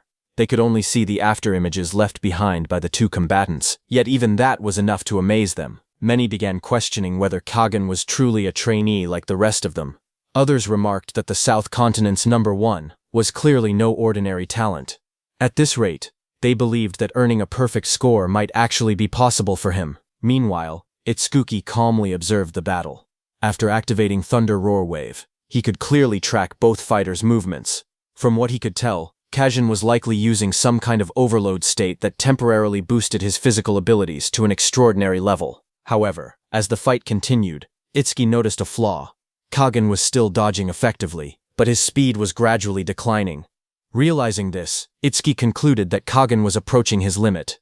If he could not increase his speed again, getting caught by the instructor would only be a matter of time. The instructor noticed the same thing. A sinister smile appeared beneath his mask as he accelerated forward and declared that the little mouse had finally shown its tail. Kagin immediately sensed the danger and attempted to flee, pushing his exhausted body to move even faster. Sweat streamed down his face. Inwardly, he compared himself to Tuojin, admitting that the legendary genius would undoubtedly have lasted longer in the same situation. However, since he had already decided to surpass Tuojin, he refused to give up. No matter what happened, he could not allow himself to be caught here. Realizing that pure speed would no longer be enough, Kagin used a skill. Wind energy gathered around his hand as he activated his C-rank skill, Air Cannon. The technique compressed the surrounding air to its limit before releasing it in an instant. Although the skill dealt almost no direct damage and produced a powerful recoil that many wind element users considered a drawback, Kagin saw an opportunity where others saw a weakness. At the critical moment, he unleashed Air Cannon and used the tremendous recoil to forcefully alter his body's trajectory. The sudden shift allowed him to slip away from the instructor's grasp at the last second. Observing the maneuver, the instructor quickly understood that Kagin had cleverly used the skill's recoil to evade the capture. The instructor admitted that it was pretty smart, but looking down at Kagin's awkward position after the evasive maneuver, he charged at him, asking how Kagin planned to dodge in that position. Knowing he had no other choice, Kagin immediately gathered even more wind energy into both hands and activated Air Cannon at full power. A massive burst of compressed wind erupted from his hands, blasting toward the instructor and sending him flying away. The instructor was stunned, seeing that Kagin had restricted his movement while creating distance to buy time and recover stamina. He admitted that it was a brilliant strategy. Kagin went flying and created a huge distance between himself and the instructor. The students watching were shocked. Just when they thought Kagin was about to be caught, he somehow widened the gap once again. One guy wondered what he had done, while another told him that Kagin had fired a skill directly at the instructor, saying that even a simple C-rank skill could become extraordinary when used creatively. The instructor smiled. He admired Kagin's ability to draw out the maximum potential of an ordinary skill during actual combat. In his eyes, Kagin truly was a genius. Despite the praise, the instructor could also see the truth. Kagin was breathing heavily, and the repeated use of Air Cannon had drained nearly all of his stamina. The instructor walked toward Kagin with a smile. A cat's projection appeared behind him as he looked at Kagin and told him that the game was over. Looking at Kagin, Itsukui admitted that the instructor was right. Kagin had almost no stamina left. If he could somehow gain just a few more seconds to recover, he might be able to continue a little longer. Unfortunately, that opportunity no longer existed. He had already been driven into a corner with nowhere left to retreat. Even so, Itsuki believed Imamichi still possessed one final escape route. The answer was simple: the air itself. At that exact moment, the instructor charged at Kagin at full speed, but before the instructor could touch him, Kagin launched himself into the air. Using the recoil and airflow generated by his abilities, he slipped through an unexpected angle and narrowly evaded the instructor's advance. Kagin revealed another one of his abilities, a C-rank skill called Skywalk. Using the wind element, he compressed and solidified the air beneath his feet, turning it into invisible footholds. With that, he began running through the sky itself. The spectators were left speechless. Some stared upward in disbelief, wondering if he was actually flying. Others quickly pointed out that he had not left the circle, meaning he technically wasn't breaking any rules. Fumiya proudly said that wind element users were among the rarest and highest potential elemental jobs, and Kagin was a once-in-10,000 genius awakened. He was completely different from ordinary element users. Watching Kagin, Itsuki realized that by solidifying the air beneath his feet and using it as stepping stones, he was able to move through the sky and evade the instructor's pursuit. Itsuki admitted that such a feat required an extraordinary understanding of his abilities, and Kagin's mastery and practical application of skills were truly exceptional. Judging from everything the instructor had shown so far, Itsuki thought that the instructor did not appear capable of flying or remaining airborne for extended periods. If that assumption was correct, then Kagan had finally created a gap that the instructor should not be able to close. But the next second, everything changed. The instructor suddenly appeared right in front of Kagan. His eyes widened in shock. A confident grin spread across the instructor's face as he reached out and seized Kagan, saying, "Got you." A massive shockwave erupted as the instructor slammed Kagan back to the ground. The impact sent dust and debris flying in every direction, shaking the entire arena. Imamishi struggled to rise, coughing heavily as exhaustion overwhelmed him. The instructor stood calmly above him, holding a small timer in his hand. He smiled and admitted that Kagan had come remarkably close to succeeding. Then he announced the final result. Kagan had survived for 1 minute and 2 seconds. The instructor congratulated him on his achievement and extended his hand. Hearing the result, Kagan smiled with satisfaction as sweat covered his face, and every muscle in his body screamed from exhaustion. As soon as the result was announced, the crowd erupted in excitement. The spectators cheered loudly, praising Kagan's performance. Many declared that the top-ranked participant from the preliminary rounds had proven that his reputation was well-deserved. Others admitted that the chase had been so intense that they felt their hearts might burst from the tension. Among the audience, Itsuki watched quietly. He acknowledged Kagan's remarkable talent. Kagan had carefully managed his stamina throughout the test and demonstrated an exceptional ability to draw out the full potential of every skill he possessed.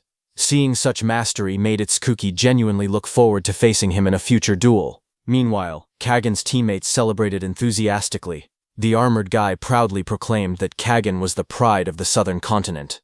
The instructor then approached Kagan and offered him a hand.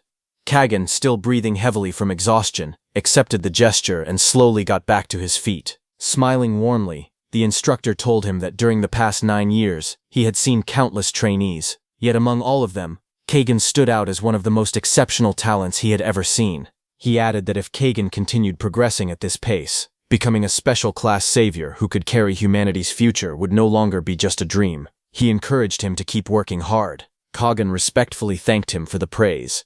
Although exhausted, he felt honored by the instructor's words.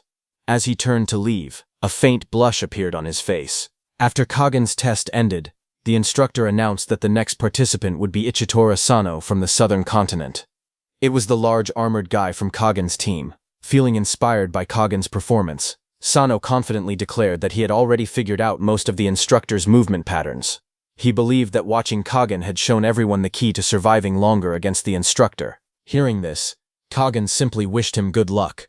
Kagan then approached Itsuki. Looking directly at him, Kagan stated that he would decide whether Itsuki was worth his attention after watching his performance in the next test. He warned Itsuki not to waste his time, but Itsuki remained calm and replied that Kagan might end up disappointed. Before Kagan could fully process the response, the next test's results were announced. Ichitora Sano's survival time was just more than 5 seconds. Sano lay frozen in shock. He could not understand what had happened. He had expected the instructor to attack from behind based on the patterns he had observed. However, the instructor told him that a cat never hunts using only one pattern. Standing nearby, Itsuki looked at Kagan with a faint smile and remarked that Kagan's demonstration had not been a very good example after all. Kagan immediately stiffened in embarrassment and frustration. Sano looked completely defeated. With a pained expression, he apologized to Kagan, saying that he had embarrassed him. Kagan immediately smacked the side of his head and told him that the one he had embarrassed was not him, but the entire southern continent. The instructor then announced that after the southern continent, it was time for the north continent's representative to take the test. He recalled that there was only one trainee from the north continent participating at this venue. He called Itsuki to step forward. When Itsuki's name was called, the crowd instantly became excited. Many trainees whispered among themselves, recognizing him as the #1 talent of the North Continent and the top-ranked trainee in the nation. After witnessing Kagan's performance, they felt fortunate that they would also get the chance to watch the national #1 compete. But as Itsuki walked toward the testing area, many people were skeptical. Some admitted that they could not sense the overwhelming presence that Kagan had displayed. To them, Itsuki did not look like someone capable of lasting even a full minute against the instructor. Itsuki listened to the comments without reacting. Originally, he had planned to stand still, get caught immediately, and intentionally score 0 points. However, After watching Kagan's test, his thoughts had changed. The performance had sparked his curiosity and made him interested in trying the challenge for real. On the other hand, Sano asked Kagan to leave, saying that they still had the magic power test left. Fumiya complained that if he had not wasted so much time during the attack power test, he would have already finished everything by now. He wondered who had been strong enough to destroy the Shikigami during the previous examination. Growing tired of the complaints, Kagan told them to shut up and watch Itsuki's test. Kagan watched Itsuki with sharp eyes. He wanted to see for himself how capable the national #1 really was. On the other hand, as Itsuki entered the red circle, the instructor recognized him as the person who had surpassed the record once set by the legendary Itsuki Tenma. He said that he had been looking forward to meeting him for a long time. Itsuki stretched his body, deciding to last 5 seconds against the instructor. With that thought, he told the instructor that he might end up disappointing those expectations. The instructor smiled, telling him there was no need to be so modest. Saying that, he launched himself forward at incredible speed. His figure became a blur as he rushed straight toward Itsuki. But Itsuki moved to his side and dodged. Seeing that, the instructor admitted that Itsuki was fast, just as expected from the nation's #1 trainee. Itsuki then turned and ran in the opposite direction at full speed. The instructor also moved at incredible speed, chasing after Itsuki while confidently asking where he thought he was going. Meanwhile, Itsuki remained calm. In his mind, he counted the passing seconds. 2 seconds had passed.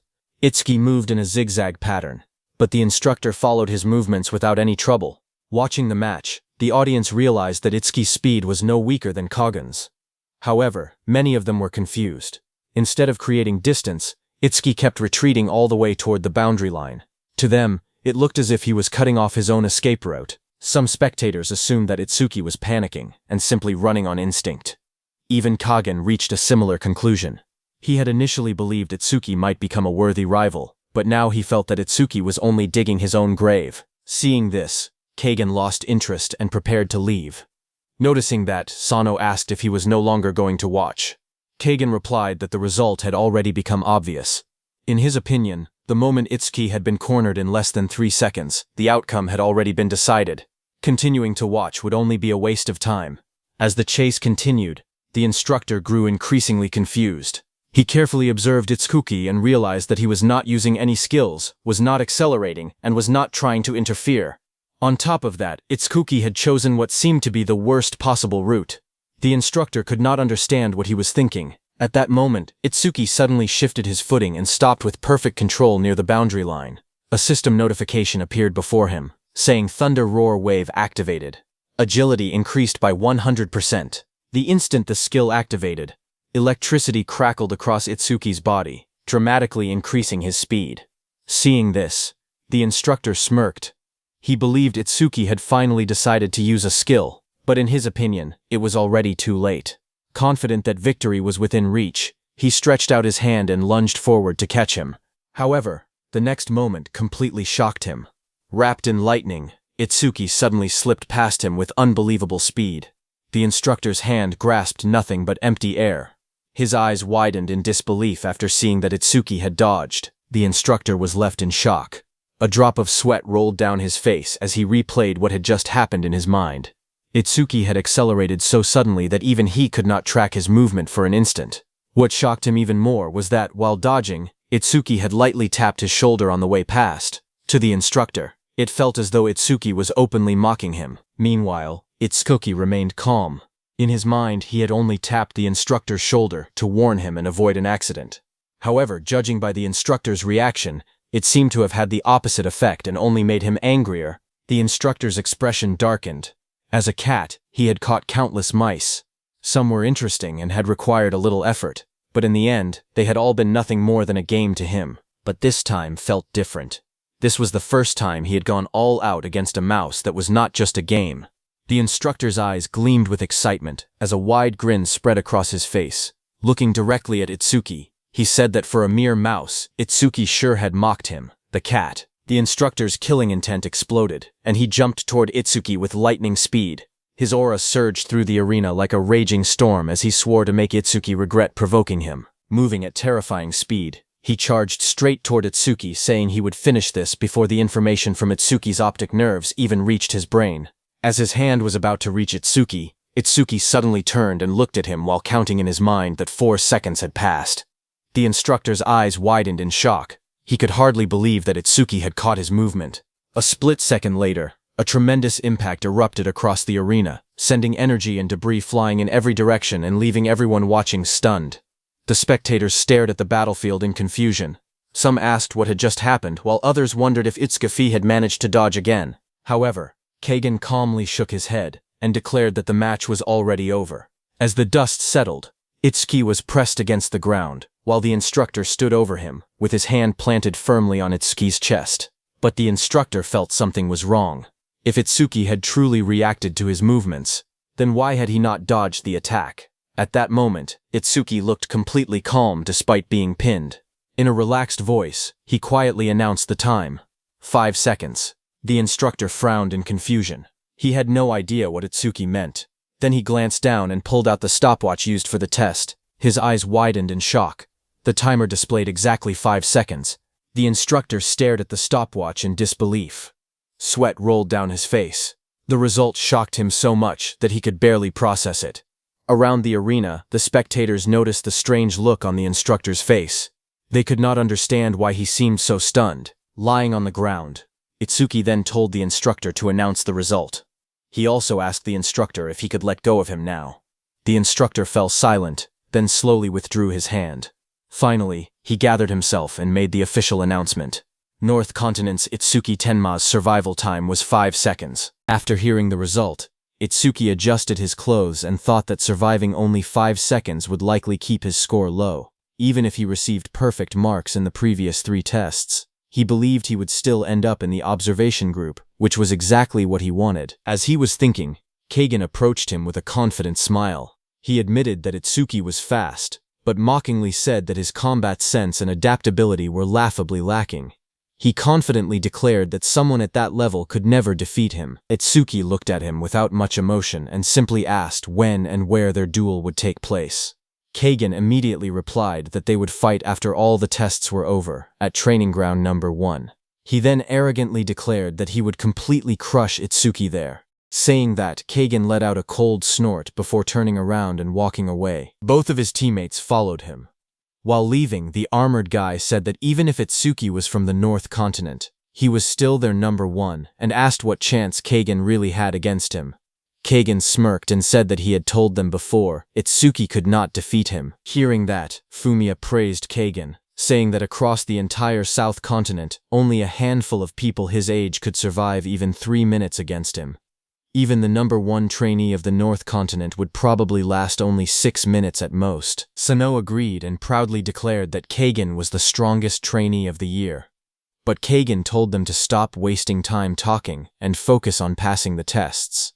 He warned that anyone who failed should not even call themselves a member of the South Continent. Fumiya and Sano responded nervously and hurried away. A short while later, they arrived at the magic test.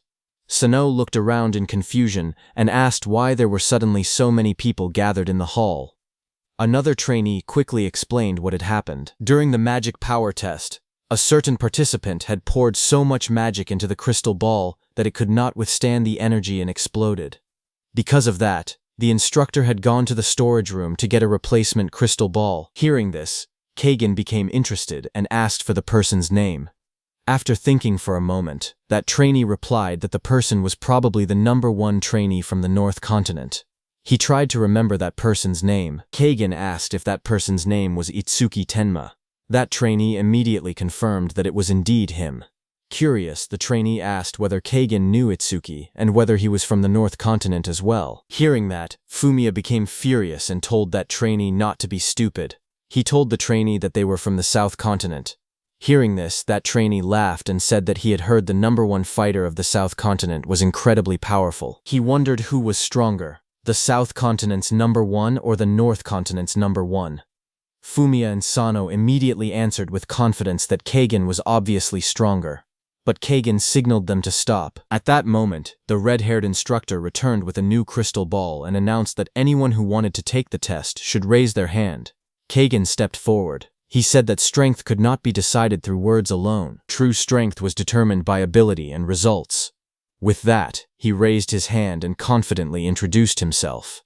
He declared that he was Keigen Imamichi from the South Continent. As Keigen stepped forward for the test, the red-haired instructor could not help but stare at him. She was surprised by his appearance, quietly noticing his silver hair and silver eyes.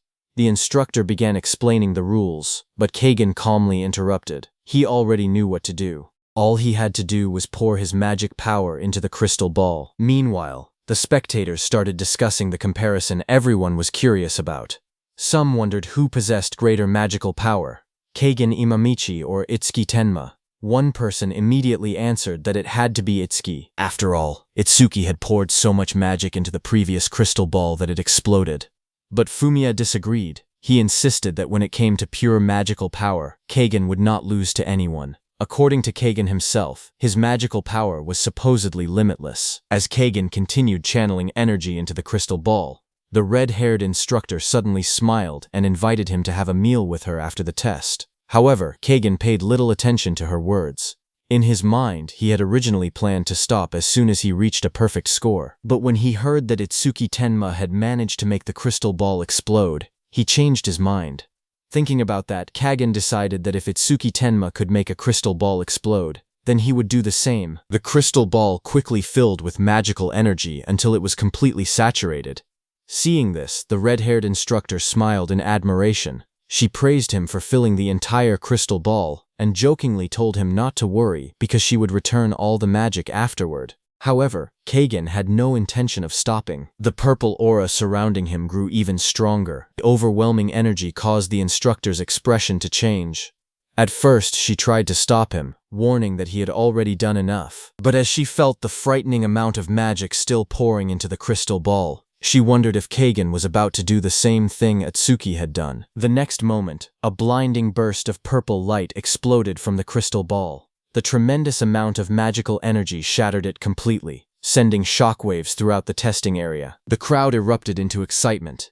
The spectators stared in disbelief and shouted that Keigen had blown up the crystal ball as well. Some called him a monster, unable to believe anyone possessed such terrifying magical power. Fumiya proudly declared that he always knew Keigen could accomplish it. After Keigen shattered the crystal ball, he calmly told the instructor that there was no need to return the magic power because he still had plenty of magic power left. Hearing this, the instructor could only stare at the destroyed crystal ball in disbelief and sadness. Sano could hardly believe that Keigen had destroyed a crystal ball capable of absorbing the magical power of a level 40 awakened. To him, such a feat was incredible. Fumiya immediately declared that first place in the test was already guaranteed to belong to Keigen. However, Keigen did not care about the ranking at all. In his eyes, earning first place in a low-level test like this was meaningless. There was only one thing that interested him now. Meanwhile, Rikuru was shocked to see that Itsuki had survived only 5 seconds in the agility test. Itsuki explained that the instructor's movement speed had been absurdly fast. He added that speed was not his specialty anyway. But Saya did not believe him and looked at him with suspicion. Itsuki noticed Saya's sharp stare and nervously wondered if she had realized that he had intentionally held back during the previous test. But then Rikuru proudly celebrated his result. Laughing loudly, he boasted that he had managed to last 8 whole seconds. He even joked that he had never expected there to be a test where he could outperform Itsuki. After all the entrance tests were completed, an announcement echoed through the examination hall. The participants were informed that the scores were being calculated, and that each person's results would be sent directly to their record bracelet within 1 minute. Hearing that, Seiya thought it was convenient that the results could be viewed directly on the bracelet. Meanwhile, Rikuru clasped his hands together and prayed desperately, hoping to score at least 60 points. A moment later, his bracelet lit up and displayed the results. Rikuru quickly checked his score and saw that he had earned 61 points. His breakdown was 11 points in attack, 15 in agility, 18 in magic power, and 17 in defense. The overall evaluation stated that observation was required. Seeing that, Rikuru immediately celebrated with excitement. He shouted happily that he could stay. However, Saya looked at him in disbelief and pointed out that he had only barely passed, yet he was acting as if he had achieved a perfect score. Soon after, Saya checked her own results. She had scored 62 points in total, with 12 points in attack, 16 in agility, 16 in magic power, and 18 in defense. Her evaluation also stated that observation was required. After seeing Seiya's result of 62 points, Rikuru immediately smiled and congratulated her. He joked that she had managed to score a whole point higher than him. Since both of them had been placed in the observation group, he cheerfully suggested that they get along from now on. Meanwhile, Itsuki silently calculated his own score. Since he saw in Rikuru's result that surviving for 8 seconds in the agility test was worth 15 points, he estimated that surviving for 5 seconds should still earn around 10 points. The realization made him uneasy. If his calculation was correct, he might end up in the excellent student group, which was exactly what he wanted to avoid. Thinking back, he regretted not simply standing still during the test. Curious, Saya asked Itsuki how many points he had received. Before he could answer, Rikuru confidently said there was no need to ask. In his opinion, Itsuki was obviously in the excellent student group. After all, Itsuki had achieved perfect scores in the other 3 tests, and even a small score in agility would be enough to push him into the top category. Itsuki simply smiled and agreed, making it seem as though he expected the same outcome. A moment later, all 3 of them looked at the result displayed on Itsuki's bracelet. The sight left them stunned. Rikuru and Saya stared in disbelief, wondering if Itsuki had somehow angered the instructor. Itsuki's results showed 25 points in attack, 25 points in magic power, and 25 points in defense. However, he had received only 5 points in agility, giving him a total score of exactly 80 points. His overall evaluation still read, "Observation required." Rikuru could hardly believe it. If Itsuki had earned just 1 more point in the agility test, he would have entered the excellent student group. Instead, he had missed it by the smallest possible margin. After learning that he had been placed in the observation group, Rikuru tried to comfort Itsuki. He said that although missing the excellent student group was frustrating, there was no reason to be too upset. Now the 3 of them could continue training together just like before. Itsuki nodded and agreed. On the surface, he calmly said that staying with everyone was not bad either. Inside, however, he was secretly delighted. Achieving exactly 80 points was the perfect result for him, and he quietly celebrated his success. At that moment, Kagan's group approached them. He looked at the trio with disdain and mocked them for being so excited about merely joining the observation group. He sarcastically wondered whether people from the northern continent had no ambition at all. Rikuru immediately became annoyed and asked why Kagan was acting so superior. If he looked down on them so much, then what score had he achieved himself? Immediately, Fumiya proudly stepped forward and announced the result. He boasted that Kagan had earned perfect scores in all 4 tests, giving him a flawless total score of 100 points. He wanted to continue bragging, but Kagan quickly stopped him. He said he had not come there to show off. Kagan then turned his attention to Itsuki and reminded him about the promise they had made earlier. Itsuki smiled and replied that there was no way he could forget. After all, Kagan had promised to teach him a lesson, and he was looking forward to it. As the 2 stared at each other, an instructor watched the scene with interest and remarked that this was exactly how young people should be. Hearing that voice, Itsuki and Kagan's group turned around to see who it was. It was a group of instructors that had suddenly approached them. Their arrival immediately caught everyone's attention. One of the instructors looked at Itsuki and Kagan and asked if he had heard correctly that they were planning to have a duel. Kagan calmly asked whether such a thing was not allowed. The instructor smiled and replied that it was actually the opposite. He welcomed it. However, he pointed out that a duel without spectators would be rather boring. A mischievous grin spread across the instructor's face as he looked around the arena. Then he loudly announced that, as an instructor, he was officially inviting everyone to come and watch. In a loud voice, he declared that at 8 o'clock that evening, a duel would take place at training ground number 1. The match would be between Itsuki Tenma, the strongest trainee from the North Continent, and Kagen Imamichi, the strongest trainee from the South Continent. He encouraged everyone not to miss the event. The news immediately caused a huge stir among the students. Excitement spread everywhere as people talked about the upcoming battle. Many could hardly believe they would get to witness a clash between the number 1 trainees of the 2 continents right after the entrance tests had ended. Some students eagerly discussed who would win, while others even started making bets on the outcome. Everyone was looking forward to seeing which of the 2 prodigies would come out on top. On one side stood Kagan. On the other stood Itsuki. Now this was a duel between the strongest. Seeing all that, Kagen told Itsuki that he had never intended to make such a big scene out of their duel. He said that if Itsuki wanted to blame someone, he should blame the overly curious instructor who had turned it into a public event. Itsuki smiled confidently and admitted that he was actually looking forward to the duel. Seeing that both sides had agreed, the instructor cheerfully ended the discussion.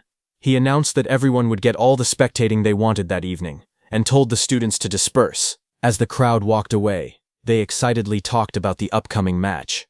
Some headed to the cafeteria because they had not eaten all day, while others planned to take a nap so they would have enough energy to grab a good viewing spot. Everyone eagerly counted down the hours until 8 o'clock. As the students began leaving, the instructor stopped Itsuki and asked if he had a minute to talk. Itsuki agreed. Sano then invited Kagen to join them for something to eat, but Kagen declined, saying they should go ahead because he wanted to take a short break. On the other hand, the instructor told Itsuki that he was the only person who truly understood how incredible Itsuki's performance in the agility test had been. Itsuki modestly replied that the instructor was giving him too much credit because he had only managed to last 5 seconds during the test. The instructor smiled and explained that, under normal circumstances, surviving 5 seconds in the agility test would have earned a much higher score. He then asked Itsuki if he knew why he had deliberately given him only 5 points. Itsuki replied that he had no idea, but he was perfectly satisfied with the score he had received. Hearing this, the instructor turned and said that although he did not know Itsuki's exact reason, he had realized that Itsuki was hiding his true strength.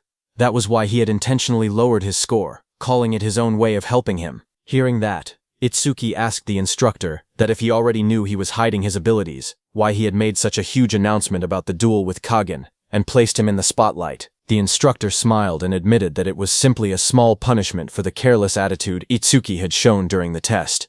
He warned Itsuki that if he truly wanted to keep his real strength hidden, he should be more careful and avoid fighting at his full power. Hearing that, Itsuki smiled confidently and asked whether the instructor really believed Kagen was capable of forcing him to fight seriously.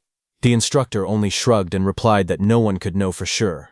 However, he warned Itsuki not to underestimate Kagen, reminding him that Kagen possessed a special class gift. With nothing more to say, the instructor ended the conversation. He told Itsuki that they had shared enough secrets for one day and advised him to return and get some rest.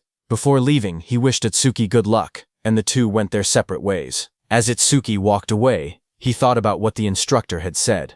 He realized that Kagen also possessed a special class gift, just like his own gift, Nirvana. He remembered his teacher once telling him that special class gifts had the power to change the very laws of the world. Itsuki recalled the abilities of his own gift. Nirvana permanently stayed at a fixed level, and every time he learned a new skill, all of his stats increased, every negative effect was removed, and all of his injuries were completely healed. Thinking about the upcoming battle, he realized that a duel between two users of special class gifts would be far more dangerous than an ordinary fight. He never expected to run into another special class gift user this soon. Thinking about his Z-rank skill, Over Mimus, which could analyze an enemy's attacks and learn the perfect counter skill, he felt curious. The ability had not activated for a long time, and Itsuki wondered if fighting Kagen would finally allow him to grow even stronger. Just then, Rukiru called out to him, asking why he had been staring into space. Saya asked him if he was okay, and whether that instructor had said anything to him. Itsuki smiled and replied that it was nothing serious. The instructor had only given him a few words of advice about the duel, since the long day had exhausted him. Itsuki suggested that they take a break at his place. Hearing that, Rikuru immediately asked if he had managed to get one of the luxury rooms with a living room large enough for all three of them. With a faint smile, Itsuki answered that his room was not that small. Hearing that, Rikuru stared at him in complete shock, unable to believe what he had just heard. When the three of them arrived at Itsuki's villa, Rikuru froze in disbelief. Staring at the luxurious building in front of him, he shouted in shock, asking if Itsuki had actually rented an entire villa. The moment they stepped inside, Rikuru became even more excited. He ran around the villa, amazed by everything he saw. He admired the soft sofa, the high-quality carpet, the spotless walls, and the sparkling clean windows. Looking around in amazement, he exclaimed that the place was huge and unbelievably luxurious. As they explored further, Rikuru discovered a fully equipped kitchen with high-end cooking appliances. Opening the refrigerator, he was surprised to find it stocked with fresh vegetables, meat, and plenty of rice. Saya looked around the spacious villa and commented that it was much larger than she had expected. Itsuki smiled and told them that this villa would serve as their base from now on. He invited them to come by whenever they wanted. After settling down, the conversation returned to the upcoming duel. Rikoru asked if Itsuki was really going to fight Kagen. He warned that Kagen looked extremely dangerous and suggested calling the duel off. Saya agreed, saying the fight was unnecessary and that getting injured would only interfere with Itsuki's future training. But Itsuki shook his head and explained that his gift and skills only grew stronger by fighting opponents who were powerful enough. He believed Kagen might be exactly the kind of opponent he needed. If he wanted to become stronger, he had to accept the challenge. Hearing that, Rikuru sighed and jokingly called Itsuki a battle maniac. Itsuki simply smiled and changed the subject. Saying he was hungry, he asked Rikuru to cook something for everyone.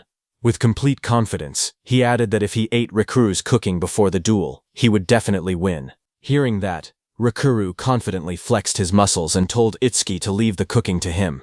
As he left, Itsuki noticed Saya's worried expression.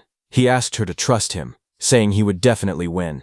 Hearing that, Saya reminded Itsuki that he had made the same promise before, back when the skeleton soldier attacked their school. Hearing those words, Itsuki suddenly froze. His thoughts drifted back to that day.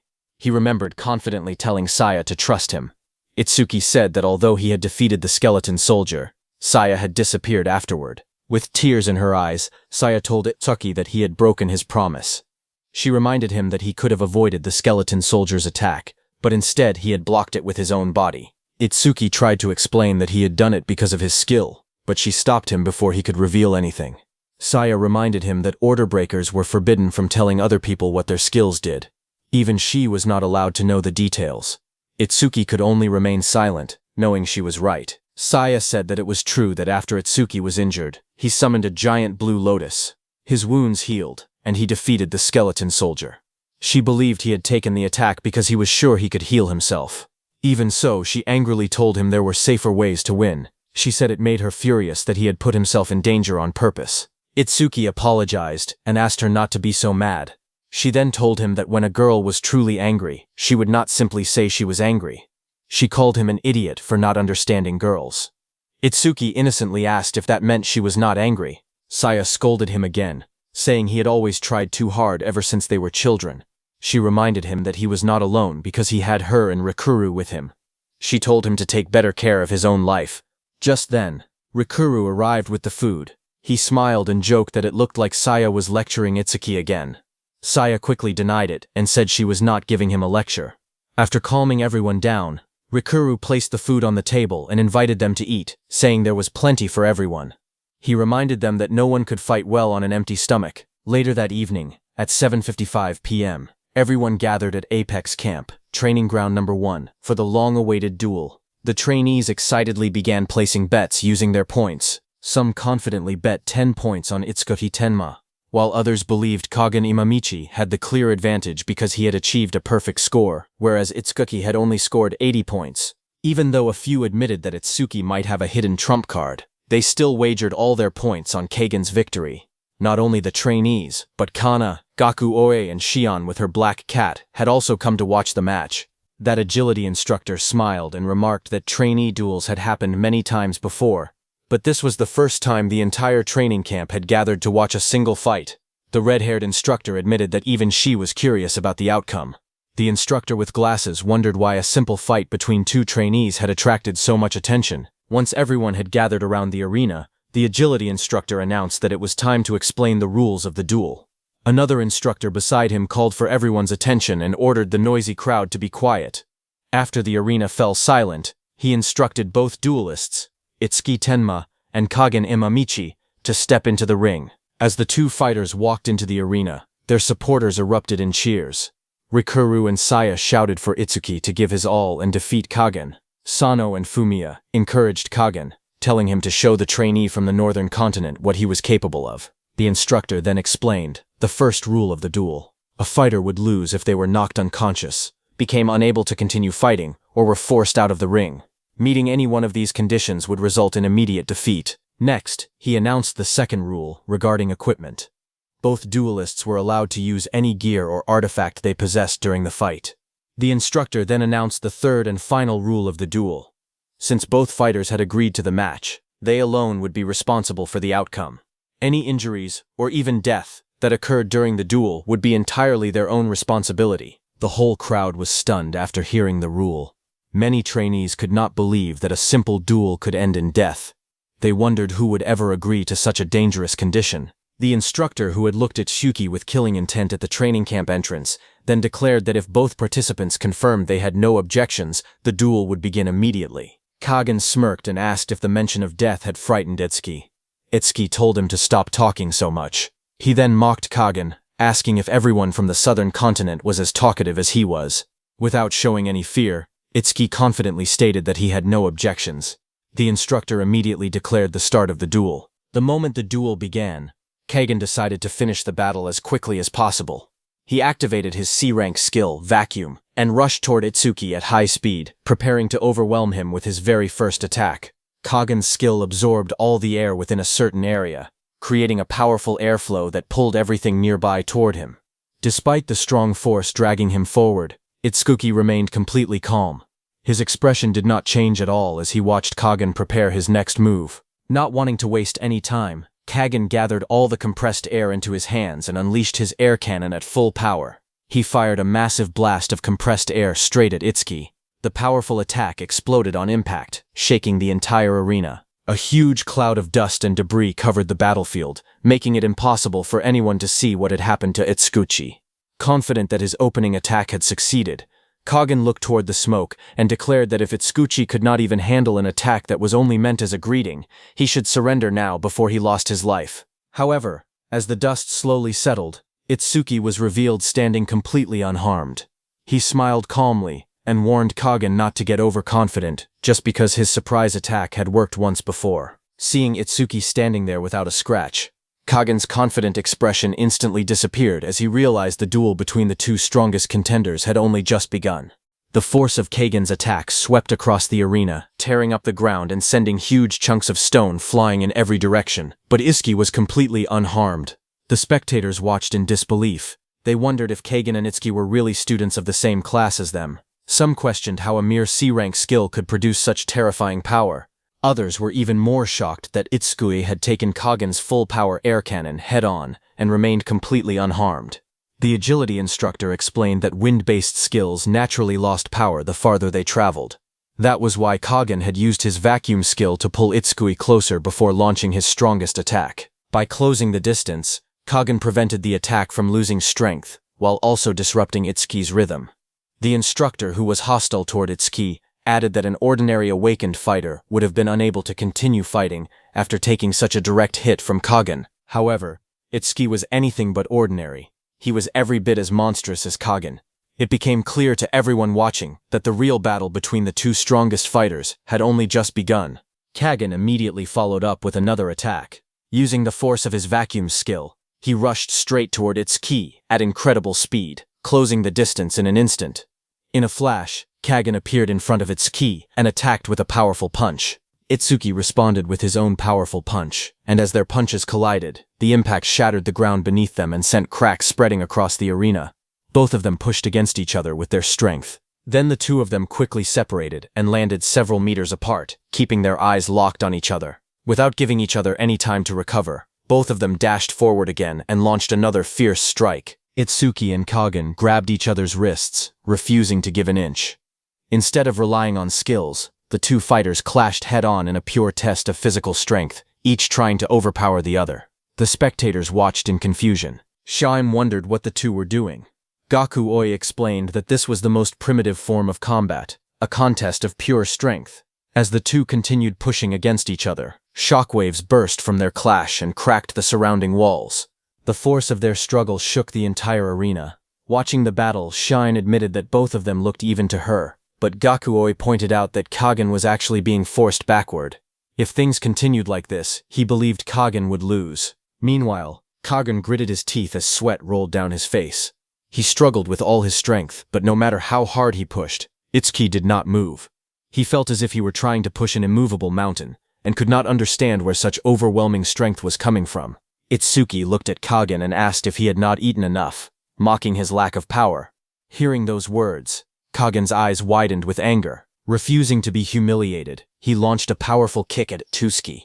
and when Itsuki used one hand to block the kick, Kagen used the opportunity to gather a huge amount of wind energy around his free hand and unleashed his air cannon at point-blank range. A massive pillar of compressed wind shot toward Itsuki with tremendous force.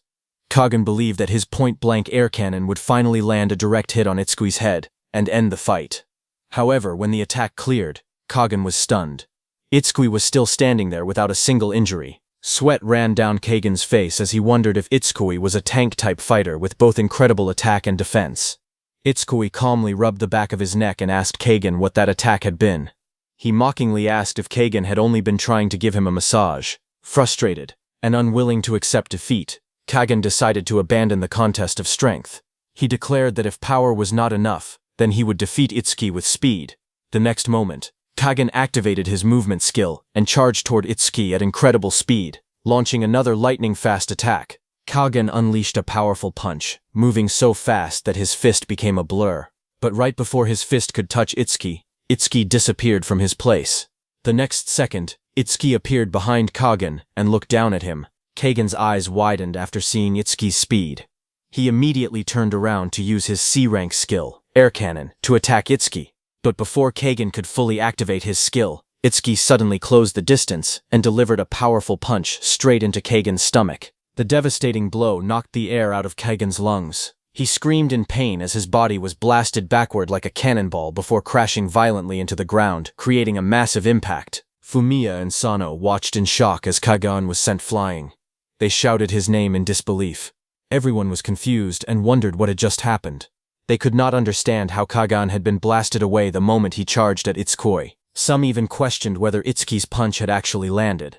Others were stunned that a single punch possessed the same destructive power as Kagen's full-powered air cannon.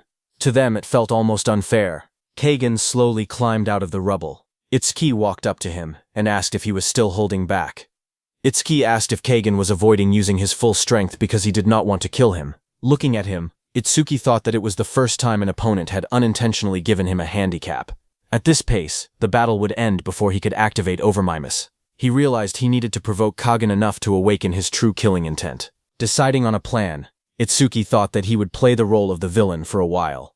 With a faint smirk, Itsuki looked down at Kagen and mockingly asked if, after acting so arrogantly, that was really all Kagen was capable of.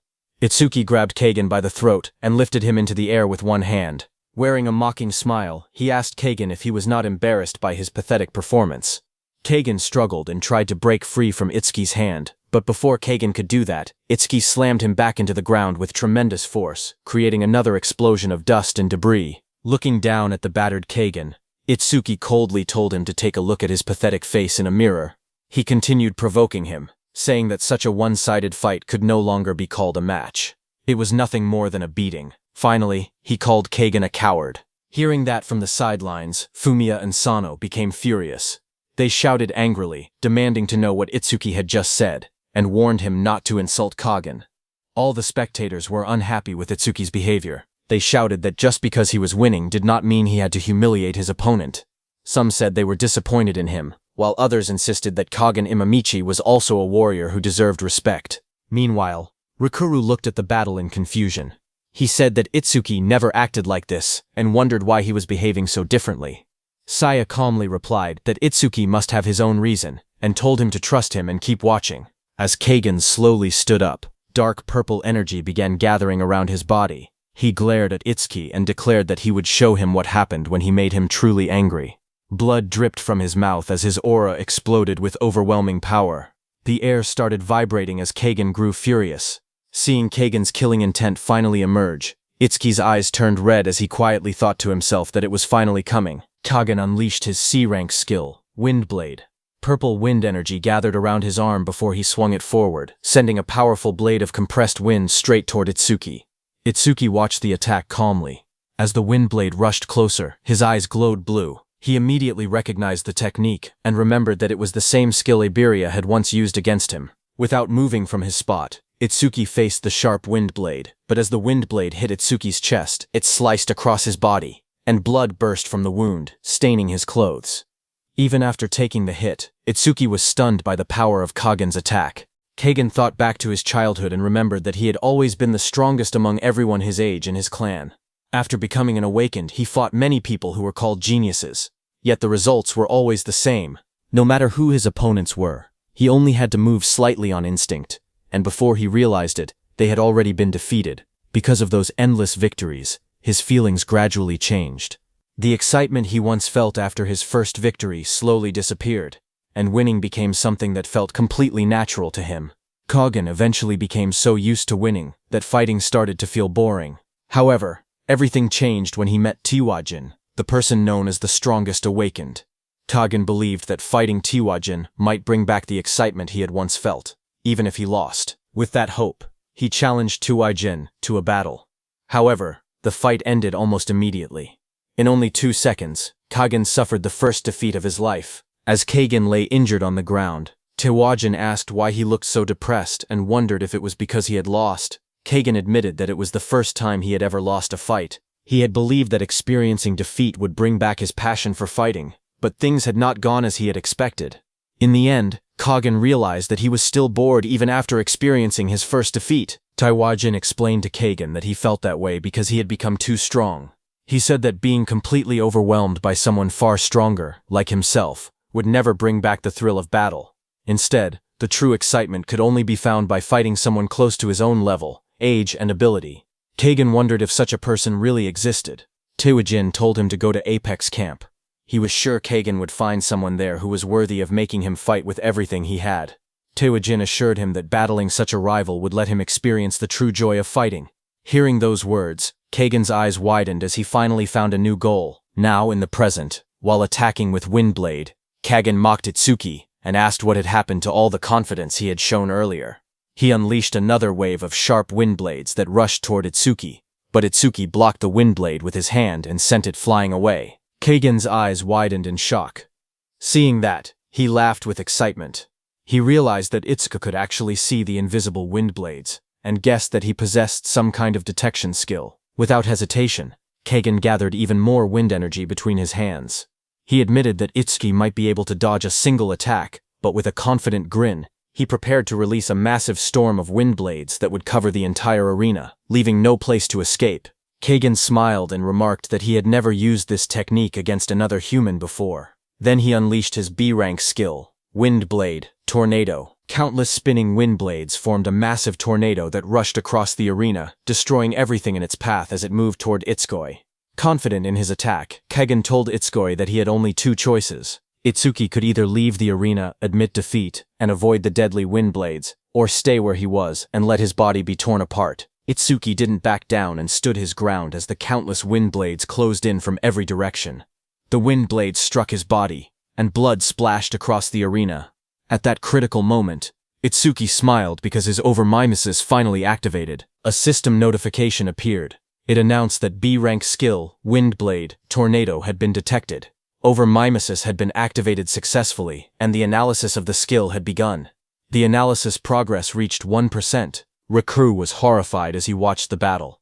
He shouted for Itsuki to stop, warning that he would die if this continued. He cried that this was no longer a duel but an execution, and begged him not to risk his life over a simple match. More people in the arena became anxious and kept urging Itsuki to surrender. They could not understand why he refused to give up, and feared that he would be killed if he continued fighting. Even Fumiya and Sano were shocked by Kaghan's actions. They admitted that Kaghan was usually ruthless, but they had never seen him go this far. Although they believed Itsuki had acted arrogantly, they felt Kaghan was taking the fight far beyond what was necessary. Some of the instructors wanted to stop the duel immediately because they believed Itsuki was in grave danger.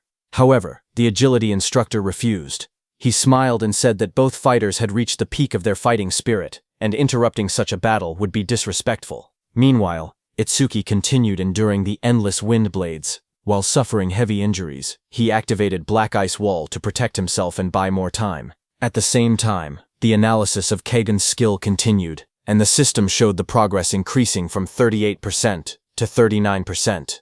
At the same time, the strength testing instructor was shocked to see Itsuki use Black Ice armor. He could not believe it because he thought Itsuki was a lightning element user. The magic testing instructor sitting beside him wondered how Itsuki could use a water element skill and admitted that she had never even heard of Black Ice before. However, even after seeing the armor, she remained worried and questioned whether it would really protect Itsuki if he were struck by the powerful wind attack again. They all feared that Itsuki would still be torn to pieces. At that moment, the skill analysis progress reached 50%. Bagan looked at Itsuki with a confident smile and pointed out that the black ice armor was designed to defend against fire element skills. He mocked Itsuki, saying that using it against a wind element attack like Wind Blade was a terrible choice. As the sharp wind blades continued slashing through the armor, cracks quickly spread across it, and blood began pouring from Itsuki's body. Despite the unbearable pain, Itsuki remained determined. He believed that if he could endure the attack until the analysis was complete, victory would be his. Itsuki's system continued analyzing Kagen's technique, while Kagen maintained the pressure with his B-rank skill, Wind Blade, Tornado. The system showed that the analysis progress had already reached 75%. But Itsuki continued to suffer as countless wind blades cut across his body. Blood covered him from head to toe, yet he refused to fall. Kagen looked at Itsuki and said that simply enduring attacks was no different from losing. He guessed that Itsuki was trying to outlast him until he ran out of magic power, but he then revealed that such a plan would never work. Kagen explained that his special class gift, Silver Eye, greatly reduced the magic cost of all his skills by 90%. On top of that, every bit of magic power he spent was restored immediately. The system confirmed his ability, identifying him as Kagen Amamichi, a level 18 wind element user whose Silver Eye gift reduced skill magic costs by 90% and instantly regenerated all consumed magic power. Kagen confidently declared that because of this ability, he did not need to increase his magic stat or rely on special items. As far as he was concerned, his magic power was practically limitless. His current status showed attack 250, defense 250, agility 400, magic power 20, overall 920. The spectators were stunned after learning the truth. They could not believe that someone with only 20 magic power could use skills endlessly, even with beginner-level magic. They realized that Kagen's special class gift completely broke the normal rules of magic. Seeing such an unbelievable ability, many concluded that Itsuki's defeat was now almost certain. Shihong could not understand why Itsuki kept fighting after learning that Kagen had virtually unlimited magic power. Gakuoi believed there was no point in continuing and thought Itsuki was only dragging out the duel to protect his pride. Meanwhile, as countless wind blades continued to rain down on Itsuki, the system showed that the analysis progress had reached 95%. Kana, watching closely, noticed something strange. She realized that Itsuki had not run out of magic power. Instead, he had removed his black ice armor himself. Rikuru and Saya looked at Itsuki with worry, knowing that he was completely defenseless. Shion and Gakuoi believed there was now only one possible outcome, his death. The wind blade struck Itsuki's unprotected body without mercy as the analysis progress increased to 98%. Blood flew through the air, but he continued to endure the attack. Then, at the very last moment, bright blue energy burst from his body as the analysis progress climbed to 99%. Itsuki looked up with a faint smile despite being covered in blood.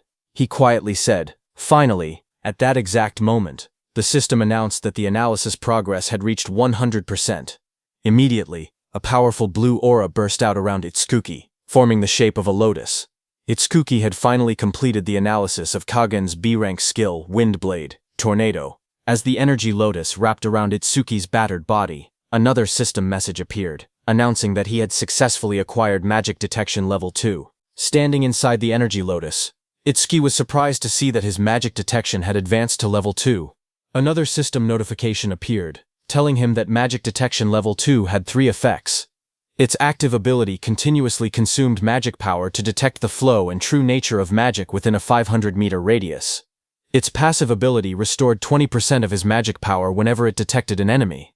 It also gained a special effect that automatically released magic power and launched a counterattack whenever it detected a B-rank or lower wind element skill. Itsuki quickly understood the automatic counterattack effect, but he was still curious about what the true nature of magic actually meant. Just then, another system notification appeared. It confirmed that he had acquired Magic Detection Level 2, increased all of his stats by 20 points, removed every negative status effect, and completely healed all of his injuries. Itsuki checked his status and saw that his attack, defense, agility, and magic power had all increased to 400, raising his overall stats to 1600. He calculated that normally each level raised one's stats by 50 points. This made him roughly as strong as a level 32 fighter under normal conditions. However, he knew that was only his base strength.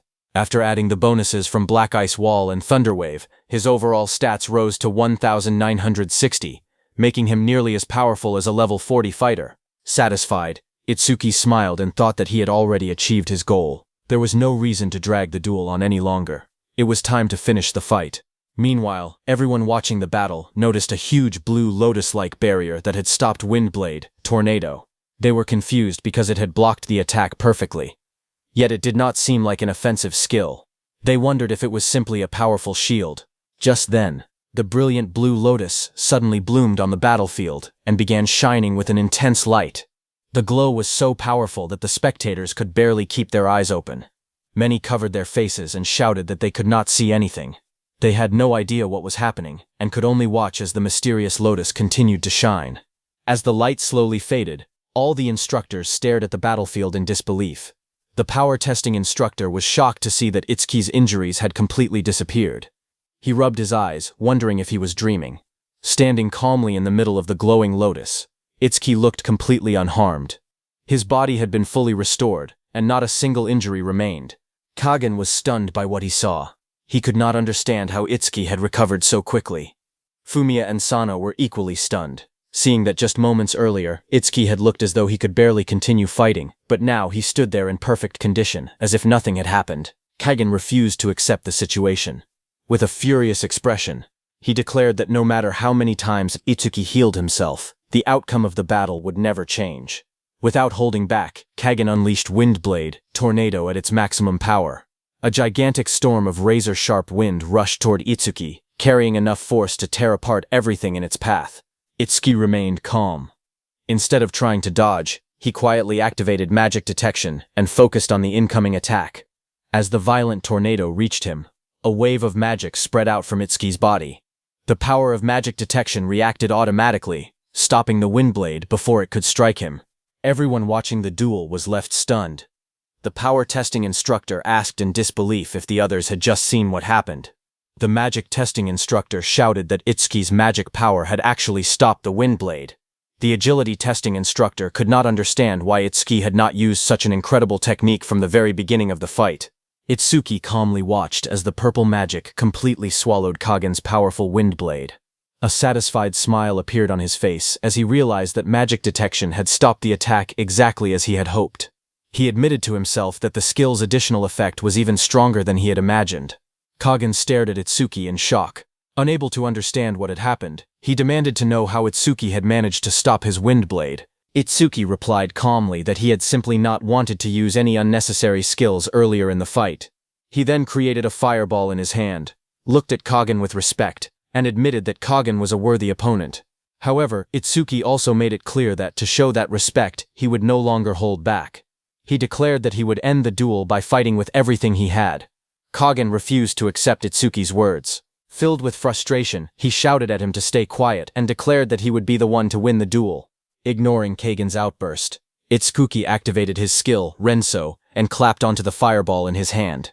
Instantly, a massive pillar of blazing fire shot into the sky and exploded with overwhelming force, shaking the entire battlefield. In that attack, the whole arena was completely destroyed. The spectators stared at the enormous explosion in disbelief. They could not understand how the fight had changed so suddenly. Some of them were certain that Kagen had no chance of surviving such a devastating attack. When the flames finally settled, Kagen lay on the ground, badly injured and unable to continue fighting. Even in defeat, he admitted that if Itsuki had used that powerful skill from the very beginning, the battle would have ended much sooner. Kagen smiled bitterly and said that he had truly believed he had finally found someone who could fight him as an equal. As the smoke slowly cleared, Itsuki noticed that Kagen was still conscious. He praised him sincerely, saying that he was one of the strongest awakened fighters he had ever faced. Itsuki admitted that he had only managed to win by using all of his strength. He told Kagen that the battle had been so intense that he had nearly lost his own life as well. Kagen looked at Itsuki and weakly called him a liar. He pointed out that Itsuki did not even have a single scratch on his body. Watching the scene, the agility instructor smiled and announced that the match was over. He asked the announcer to officially declare the result. The instructor, with killing intent toward Itsuki, announced that the match had been decided. The winner of the duel was Itsuki Tenma from the North Continent. As Kagen heard the announcement, he remembered the world's strongest, Taiwa-san. Kagan admitted that he had met an incredible fighter at the Apex camp. Even after giving everything he had, he still could not defeat that person.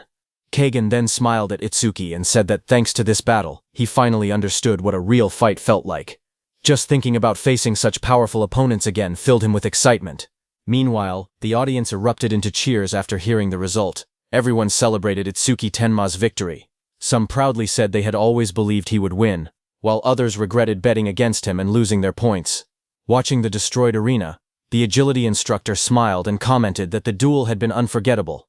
He said the fight would stay in his memory for a long time. While leaving with the other instructors, the agility instructor said that he would begin preparing the observation group's training plan and asked the instructor with killing intent toward Itsuki to take Kagen for treatment.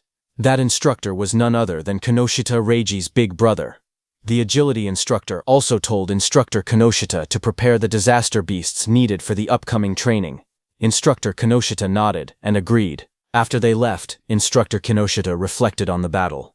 He carefully analyzed Itsuki's abilities. He noted that Itsuki possessed a lightning skill that greatly increased his speed and agility, an ice skill specialized for defense, a mysterious lotus flower capable of healing even fatal wounds, and an incredibly destructive explosive attack.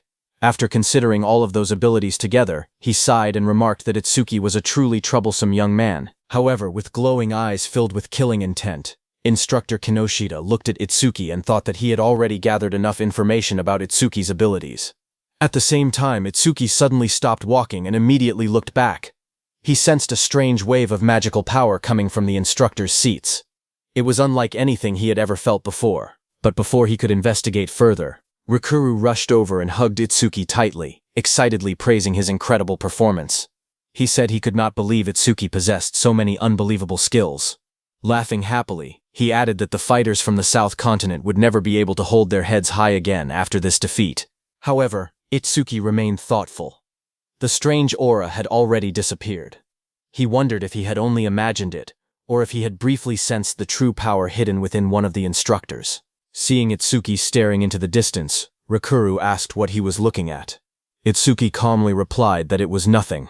Rikuru then told him to stop looking so serious, because he had won the match. Sunaya encouraged him to relax and enjoy his victory.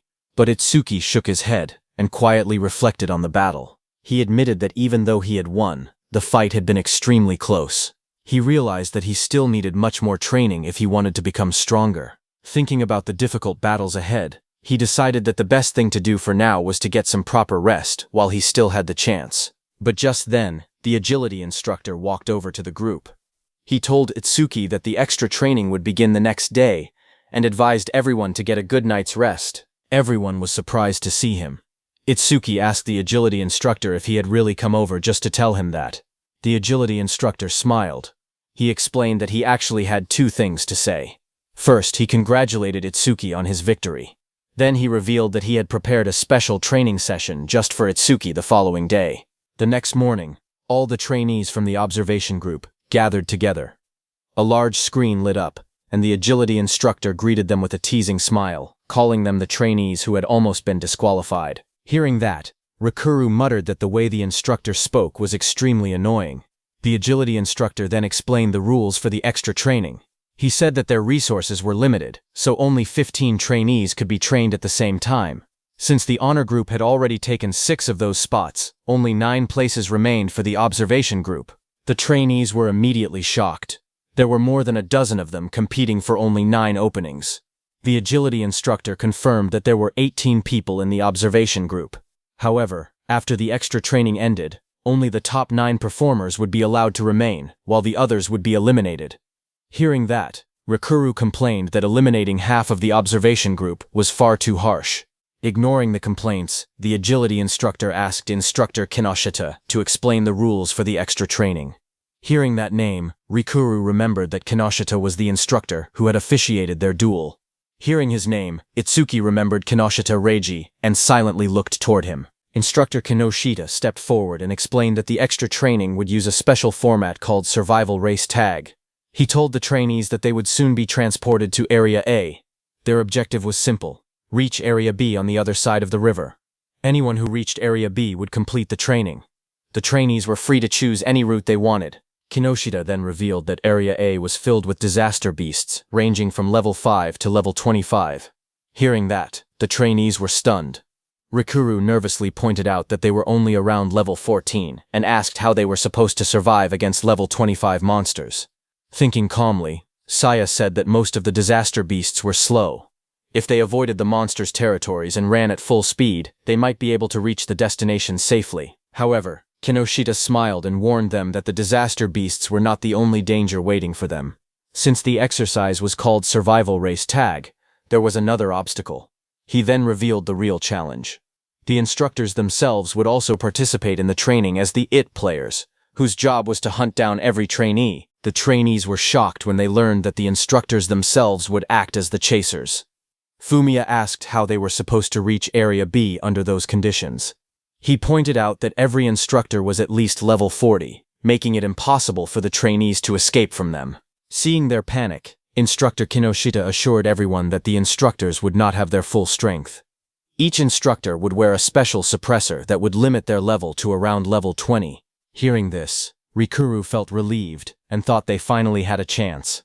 However, Saya immediately warned them not to relax. She explained that although the instructors' levels would be reduced, their combat experience, instincts, and mastery of their skills would remain unchanged.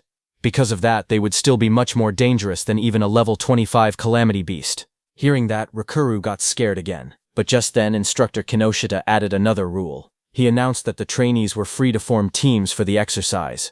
Hearing that, Rikuru immediately became excited and suggested that they team up with Itsuki. He confidently said that as long as Itsuki was with them, they would have nothing to fear from either the calamity beasts or the instructors. Saya sighed, saying that he was already relying on Itsuki again, and asked if he had no pride. Finally, Instructor Kinoshita explained the elimination rules. Any trainee who was caught by an instructor or defeated by a calamity beast would be disqualified immediately. Only the first 9 trainees to reach Area B would be allowed to remain at Apex Camp. After Instructor Kinoshita finished explaining all the rules, the agility instructor announced that the exercise would begin in 5 minutes. He instructed everyone to gather at the warp gate. As the camera was off, he turned to the other instructors and told them, "Let's go," saying that they should start getting ready too. Meanwhile, in the viewing room, all the honor group trainees were gathered.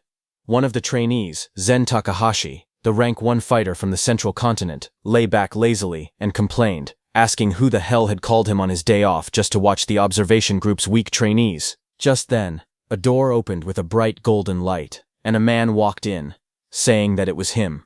Hearing that, Zen immediately sat up in surprise and asked who had arrived.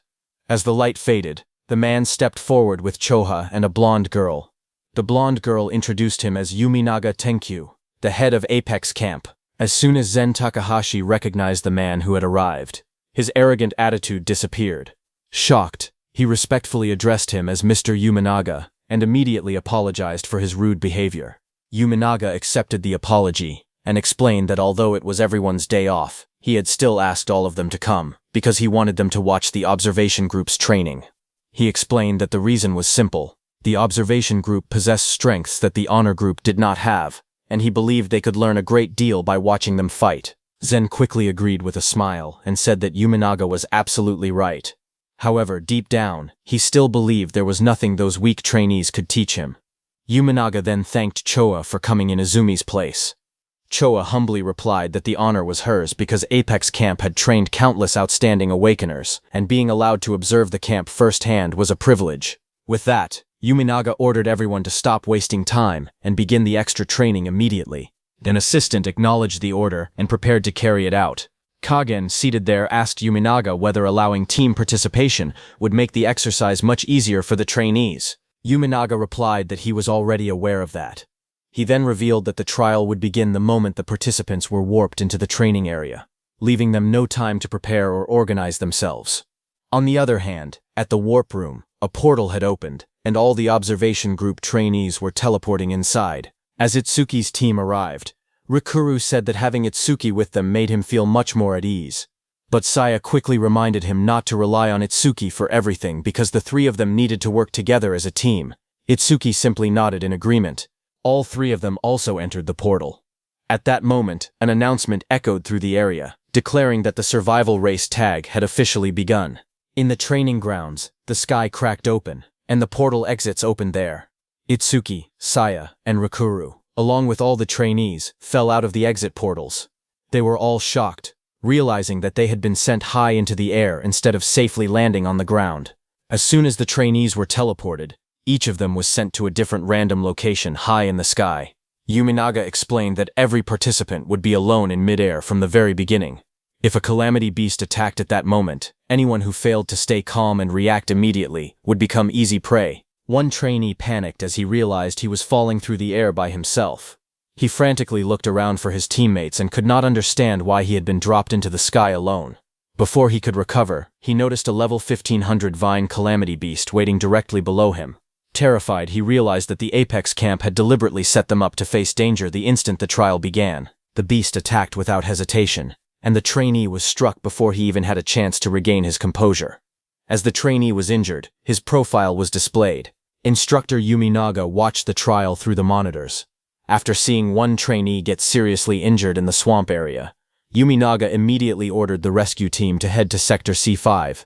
His assistant acknowledged the order and quickly dispatched the rescue team. Watching the situation unfold, Zen was shocked that a trainee had already been eliminated. He admitted that he was glad he belonged to the elite group, because even he would not have escaped that situation without getting hurt.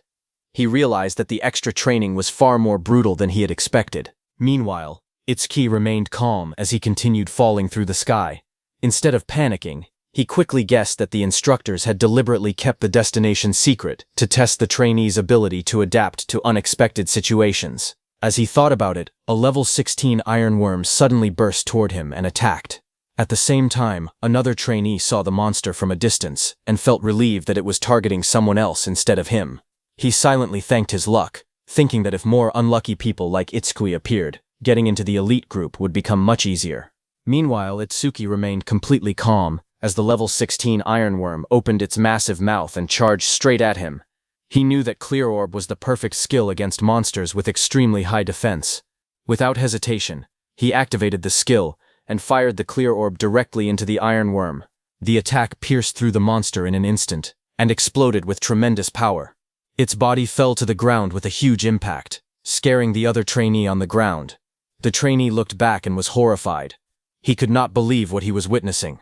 After killing the ironworm, Itsuki landed safely on the ground. A system notification appeared, announcing that the level 16 ironworm had been defeated.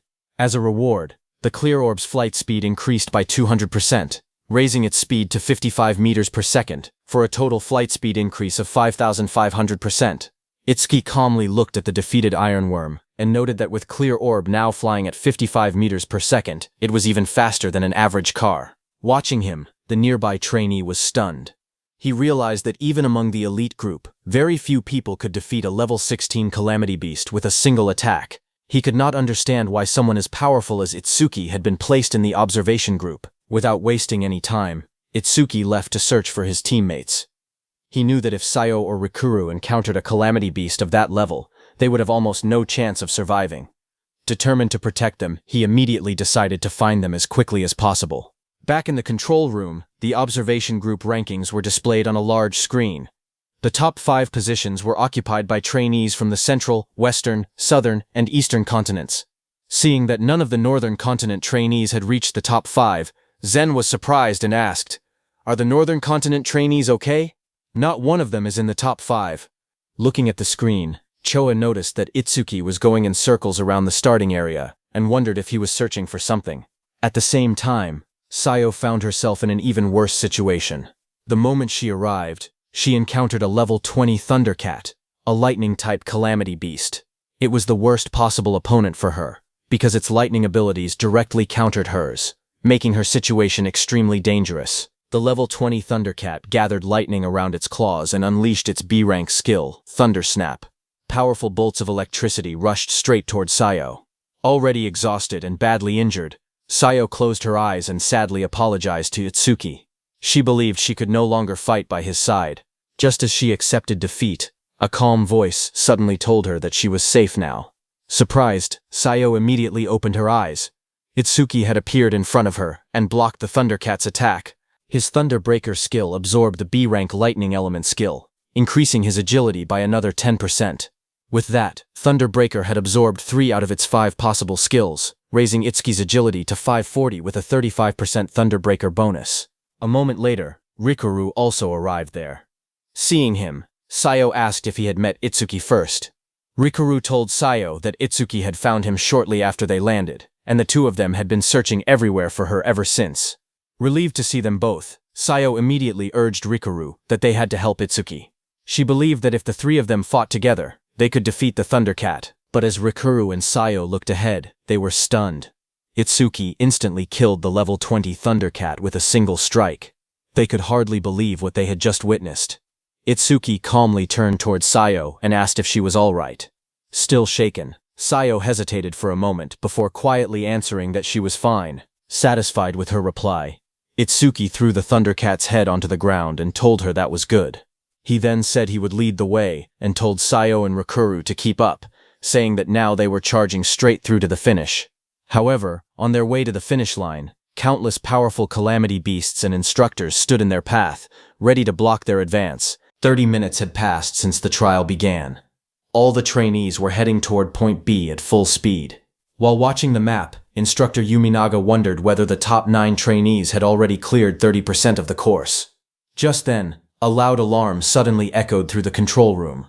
Surprised, Yuminaga immediately looked up and wondered why the speeding alarm had been activated. Chosa, beside him, asked what this meant. Yuminaga then explained that because of the difficult terrain and the constant threat of calamity beasts, an average awakener below level 20 should only be able to move at a maximum speed of 50 meters per second. The speeding alarm would only activate if someone exceeded that limit. Realizing what that meant, Chosa was shocked. Yuminaga concluded that someone inside the training area was moving faster than 50 meters per second. As they stared at the display, they watched a single marker race across the map at incredible speed, leaving everyone speechless. Seeing that, Yuminaga said that unless they're making a beeline through the course without a single beast getting in their way, that kind of speed is impossible. But Choha quickly dismissed the idea that someone had simply sprinted through the course without fighting. With so many calamity beasts scattered throughout the training area, it was impossible to run straight through without encountering a single one. That left only one explanation. Whoever was moving at that incredible speed was so powerful that the beasts in that area could not even slow them down. Yuminaga immediately ordered his staff to pull up the security footage so he could see who it was. The staff member responded at once and brought up the video feed. As the footage appeared, the instructors were shocked to discover that the person racing across the battlefield was Itsuki Tenma from the northern continent. Seeing that, Choha smiled confidently, because she knew it was him. However, Yuminaga was confused because Itsuki had seemed like nothing more than an ordinary trainee. He wondered how he was moving so fast and questioned whether he had simply been lucky enough to avoid every calamity beast. Just then, the blonde staff member checked the map and reported that Itsuki was about to encounter a level 19 calamity beast. Hearing that, Yuminaga nodded with interest. He said this would reveal the truth. If Itsuki defeated the beast, then his speed was the result of genuine skill. Otherwise, they would know it had only been luck.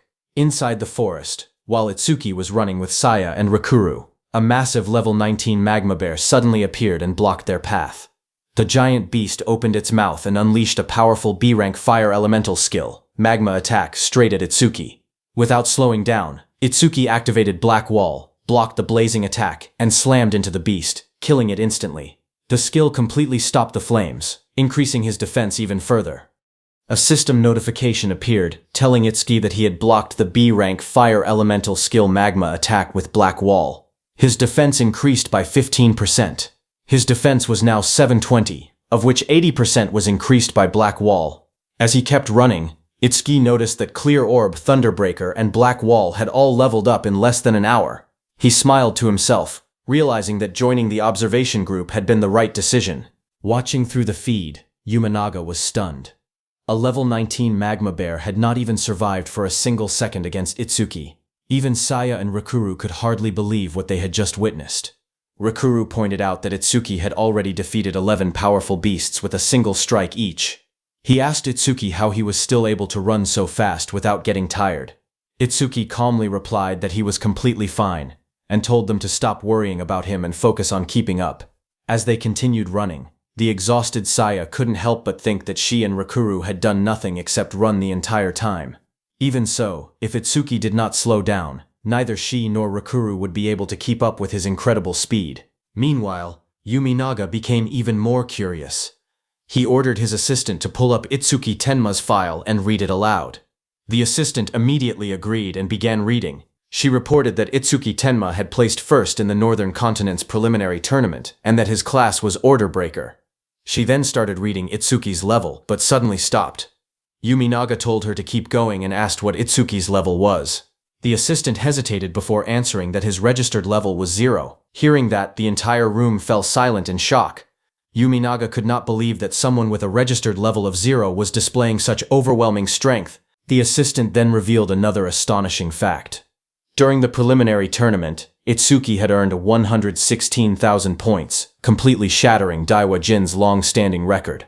Other trainees were stunned after hearing that Itsuki had earned over 110,000 points. One of them pointed out that the final stage of the preliminary tournament required contestants to fight a level 15 Purgatory Giant. Another trainee asked just how many of them Itsuki had killed to get 116,000 points. After checking the records, the assistant revealed the unbelievable answer. Itsuki had defeated 21 Purgatory Giants. Hearing that, the whole room immediately fell silent. Zen Takahashi jumped up from his seat in shock. He had finished first in the Central Continent's preliminaries, but had only managed to defeat 2 Purgatory Giants. Yuminaga started sweating as he had barely defeated 6, while even the legendary Daiwa Jin, known as the Light of Humanity, had defeated only 10.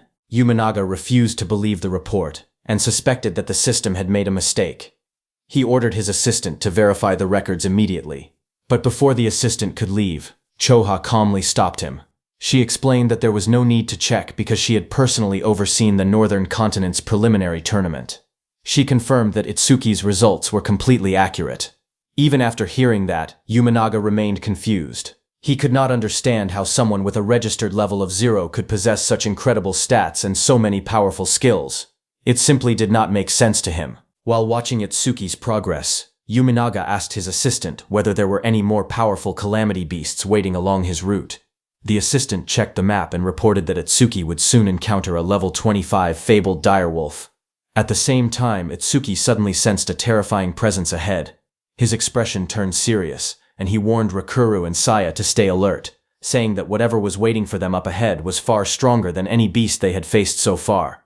As they moved closer, they saw a strange figure standing in the distance, releasing a dense killing aura. Seeing that, Rikuru was confused and questioned whether it was really a calamity beast because it looked like an old man to him. Itsuki shook his head and told him not to be fooled by its appearance. He could clearly feel an overwhelming amount of mana radiating from it. Even among calamity beasts, this creature was exceptionally dangerous. Just then, the calamity beast revealed its true form. It transformed into a massive level 25 fabled direwolf with glowing red eyes and looked back. Seeing that, Itsuki told the others that it had spotted them. Rikuru was horrified as he stared at the terrifying creature and asked what kind of monster it was. Seeing the overwhelming aura of the fabled direwolf, Saya panicked. She admitted that she and Rikuru were already struggling to keep up with Itsuki's pace, and did not have enough strength left to fight such a powerful enemy. Itsuki told the two of them to keep moving at their current pace while he dealt with the direwolf alone. Hearing that, Saya immediately protested and shouted for him to wait, but Itsuki had already rushed toward the monster. Watching the scene from the control room, Choha was shocked. She questioned why a level 25 calamity beast had been placed in a training exercise designed for level 10 trainees. Yuminaga explained that the direwolf was a monster no single trainee could ever hope to defeat. That's exactly why they put it there, to force them to work together. Hearing that, Choa turned and asked Yuminaga if he knew about that beast. Yuminaga explained that the fabled direwolf had been used in these training exercises ever since the camp was established more than 10 years ago. He then recalled that when he was still a rookie, he had encountered the same monster during one of his own team training trials. Yuminaga remembered how terrifying the fabled direwolf truly was.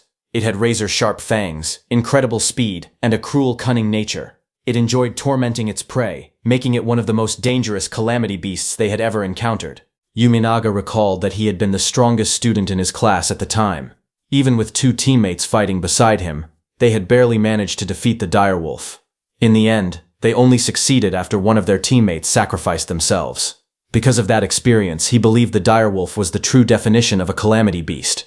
Because of that, He thought this beast would be the perfect chance to see what Itsuki Tenma was really capable of. As the direwolf roared, it fixed its eyes on Itsuki and declared that it would devour him.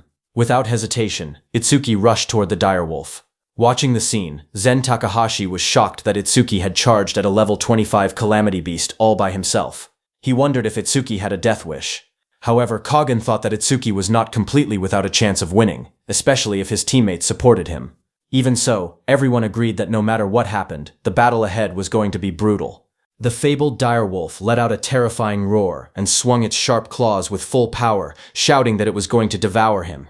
Without showing any fear, Itsuki immediately activated Thunderbreaker and Black Wall.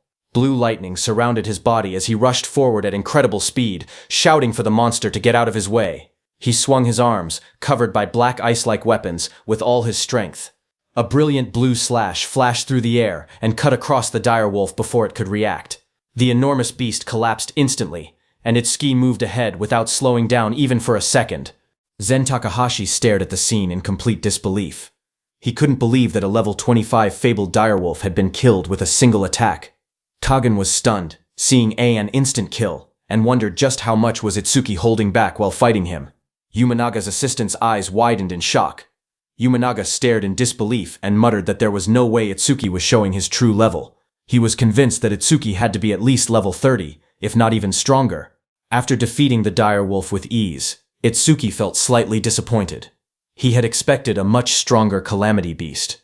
Remembering the Red Flame Demon King and the White Oni, he felt that this direwolf was so weak it didn't even compare to the ones he had fought before.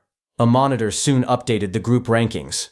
Itsuki Tenma's team from the Northern Division had climbed into first place, followed by Saya and Rakuru. The blonde assistant noticed that and told Yuminaga that Itsuki's team had just taken the lead. However, Yuminaga remained calm and told his assistant not to worry. He revealed that he had prepared an extra challenge to prevent anyone from winning through speed alone. He explained that if the team that triggered the speeding alarm reached 70% completion, the hidden mechanism would activate automatically. At that moment, Itsuki's system detected 4 enemy units ahead and restored 80% of his mana. Itsuki immediately stopped and told Saya and Rakuru that someone was up ahead. When Rakuru and Saya looked ahead, they were shocked. They shouted in disbelief, asking what was happening. Standing in front of them were all 4 testing instructors for agility, magic, power, and defense. They looked at Itsuki's team with smiles on their faces. Itsuki, Saya, and Rakuru suddenly found themselves surrounded by 4 instructors who were waiting to ambush them. Seeing this, Apex Group students watching from the control room were shocked. They commented that even students from the honors class did not receive such a difficult welcome. Although there were 4 instructors, Itsuki's group had 3 members. Since the instructors' stats were only around level 20, someone believed they still had a chance to break through if they worked together. Choha, watching from the control room, wondered whether Itsuki Tenma would be able to safely overcome this obstacle. However, Itsuki did not seem worried at all. Looking calmly at the 4 instructors standing in his way, he asked the agility instructor if this was the special treatment he had mentioned earlier. The agility instructor stepped forward with glowing red eyes and confirmed it, telling Itsuki not to take it personally. At that moment, Rakuru and Saya came forward and prepared themselves for battle. Rakuru said that there were 3 of them, so they had to give everything they had. Saya agreed, believing that if all 3 of them worked together, they could break through the instructor's formation.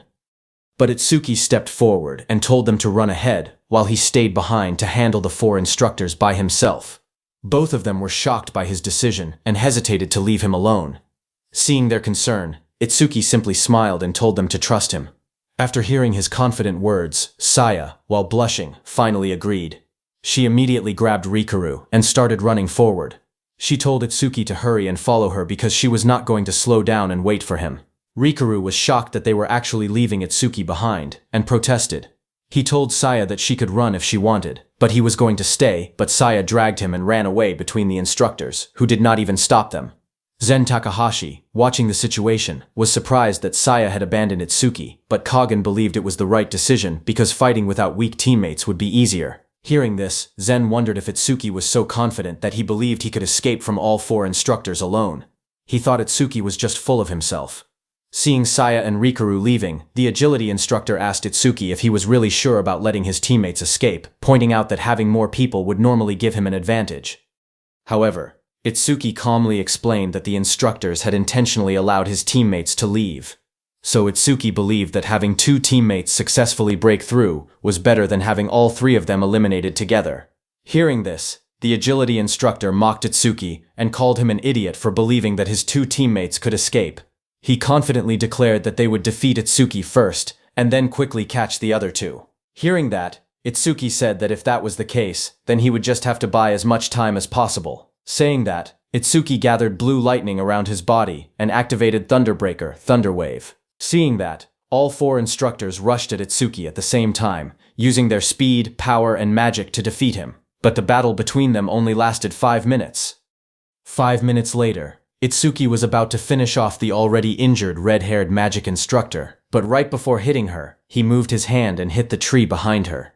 Instead of continuing, he calmly told her that he would stop there because he was not in the habit of hitting women.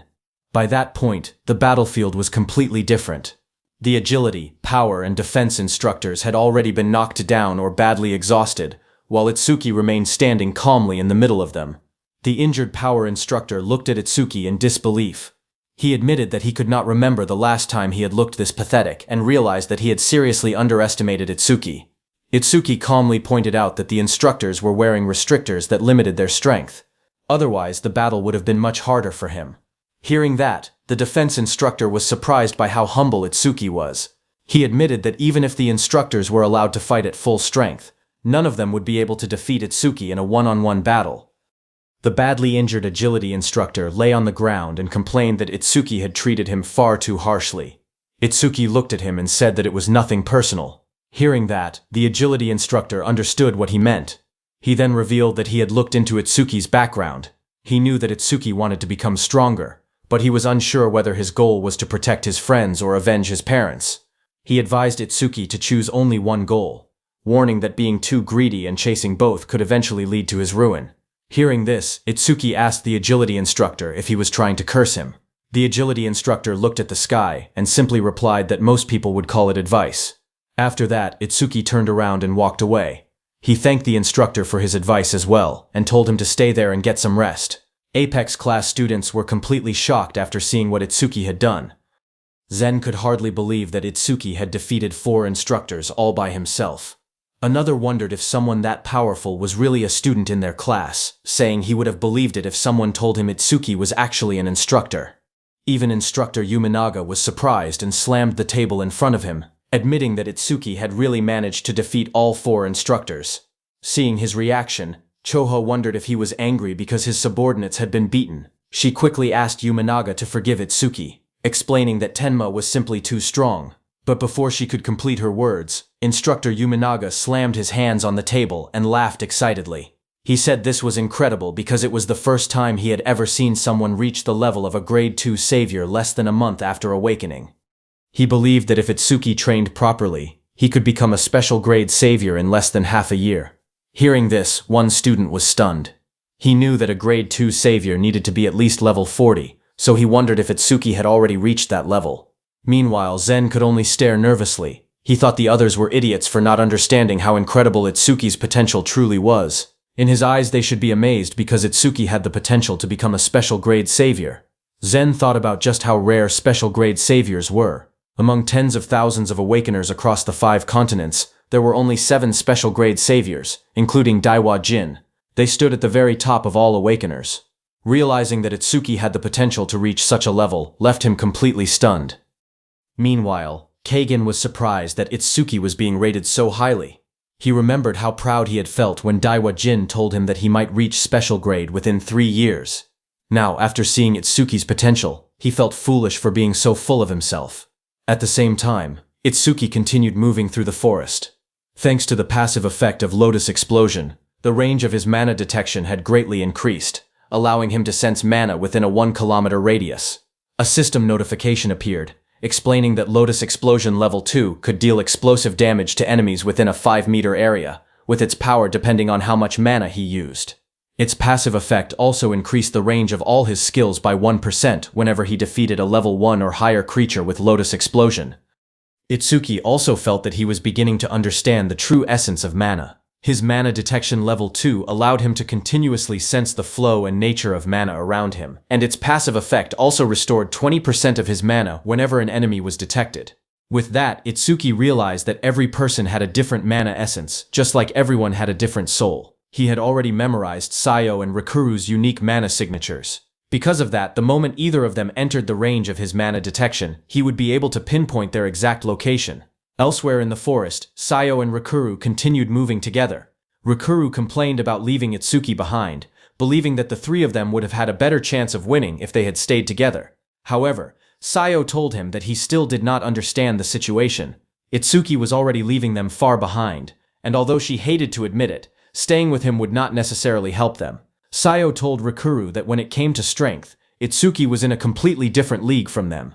If they had stayed behind with him, they would have only become dead weight. Hearing this, Rikuru nervously wondered whether the difference between them and Itsuki was really that huge. After thinking about the powerful calamity beasts they had encountered, Rikuru realized that Sayo was right. Itsuki could instantly kill monsters that the two of them could not defeat, even if they risked their lives together. However, instead of becoming discouraged, Sayo became even more determined. She hated the idea of simply following Itsuki around as dead weight. She decided that she needed to become much stronger so that she could fight alongside Itsuki. Even if she had to work hundreds of times harder, she was willing to do it. Rikuru agreed with her determination and said that he did not care, even if such training shortened his life by 10 years. Just then, Itsuki suddenly appeared in front of them and casually greeted them. He noticed how fired up they were and asked what they had been talking about. Sayo and Rikuru were completely shocked that Itsuki had already caught up with them. They immediately became concerned about him and asked whether he had suffered any injuries. Itsuki calmly told them to relax. He showed them that he did not have even a single scratch on his body. However, Rikuru knew that Itsuki liked to act tough, so he insisted that they should properly check him to make sure he was really fine. Rikuru and Sayo carefully checked Itsuki and were shocked to see that he did not have even a single scratch. They could not understand how he had managed to escape without getting injured. However, Sayo quickly told everyone to forget about it and hurry because the instructors might catch up with them. Itsuki awkwardly replied that he did not think the instructors would be following them for a while. Still, he warned Rikuru and Sayo not to lower their guard. Their goal was just across the river, so they needed to keep moving quickly. But before crossing the river, Itsuki suddenly said that he needed to deal with a nuisance first. He looked toward the river and called out to someone hiding there, telling them to come out because staying in the water could not be comfortable. Rikuru and Sayo were confused and asked Itsuki who he was talking to. At that moment, the water suddenly exploded upward, as a hidden figure launched himself out of the river and attacked. It was Instructor Kinoshita, Reggie Kinoshita's big brother. He landed nearby and admitted that he had planned to ambush Itsuki while he was crossing the river. However, he had never expected Itsuki's senses to be sharp enough to discover him before the ambush even began. Rikuru and Sayo were shocked when they recognized the attacker. He was the same instructor who had explained the rules before the test began. They could hardly believe that an instructor had been hiding in the river and waiting to ambush them. Itsuki asked Instructor Kinoshita whether all the instructors shared information with each other. If they did, then he should already know that a single instructor was not enough to stop him. Instructor Kinoshita agreed, saying that would normally be true as long as he kept his restrictor on. However, he explained that instructors had the authority to release their restrictors whenever necessary, saying that he removed the restrictor from his arm. Rikuru and Sayo were shocked to see him releasing his restrictions and became alarmed. The moment the restrictor was released, a terrifying red aura erupted around the instructor. He summoned a powerful rank A Shikigami known as Kuchisake Onna of the underworld, which was level 40. A frightening woman with long white hair appeared behind him, surrounded by overwhelming red energy. Seeing the powerful level 40 Shikigami, Rikuru and Sayo were completely stunned and could hardly believe what they were facing.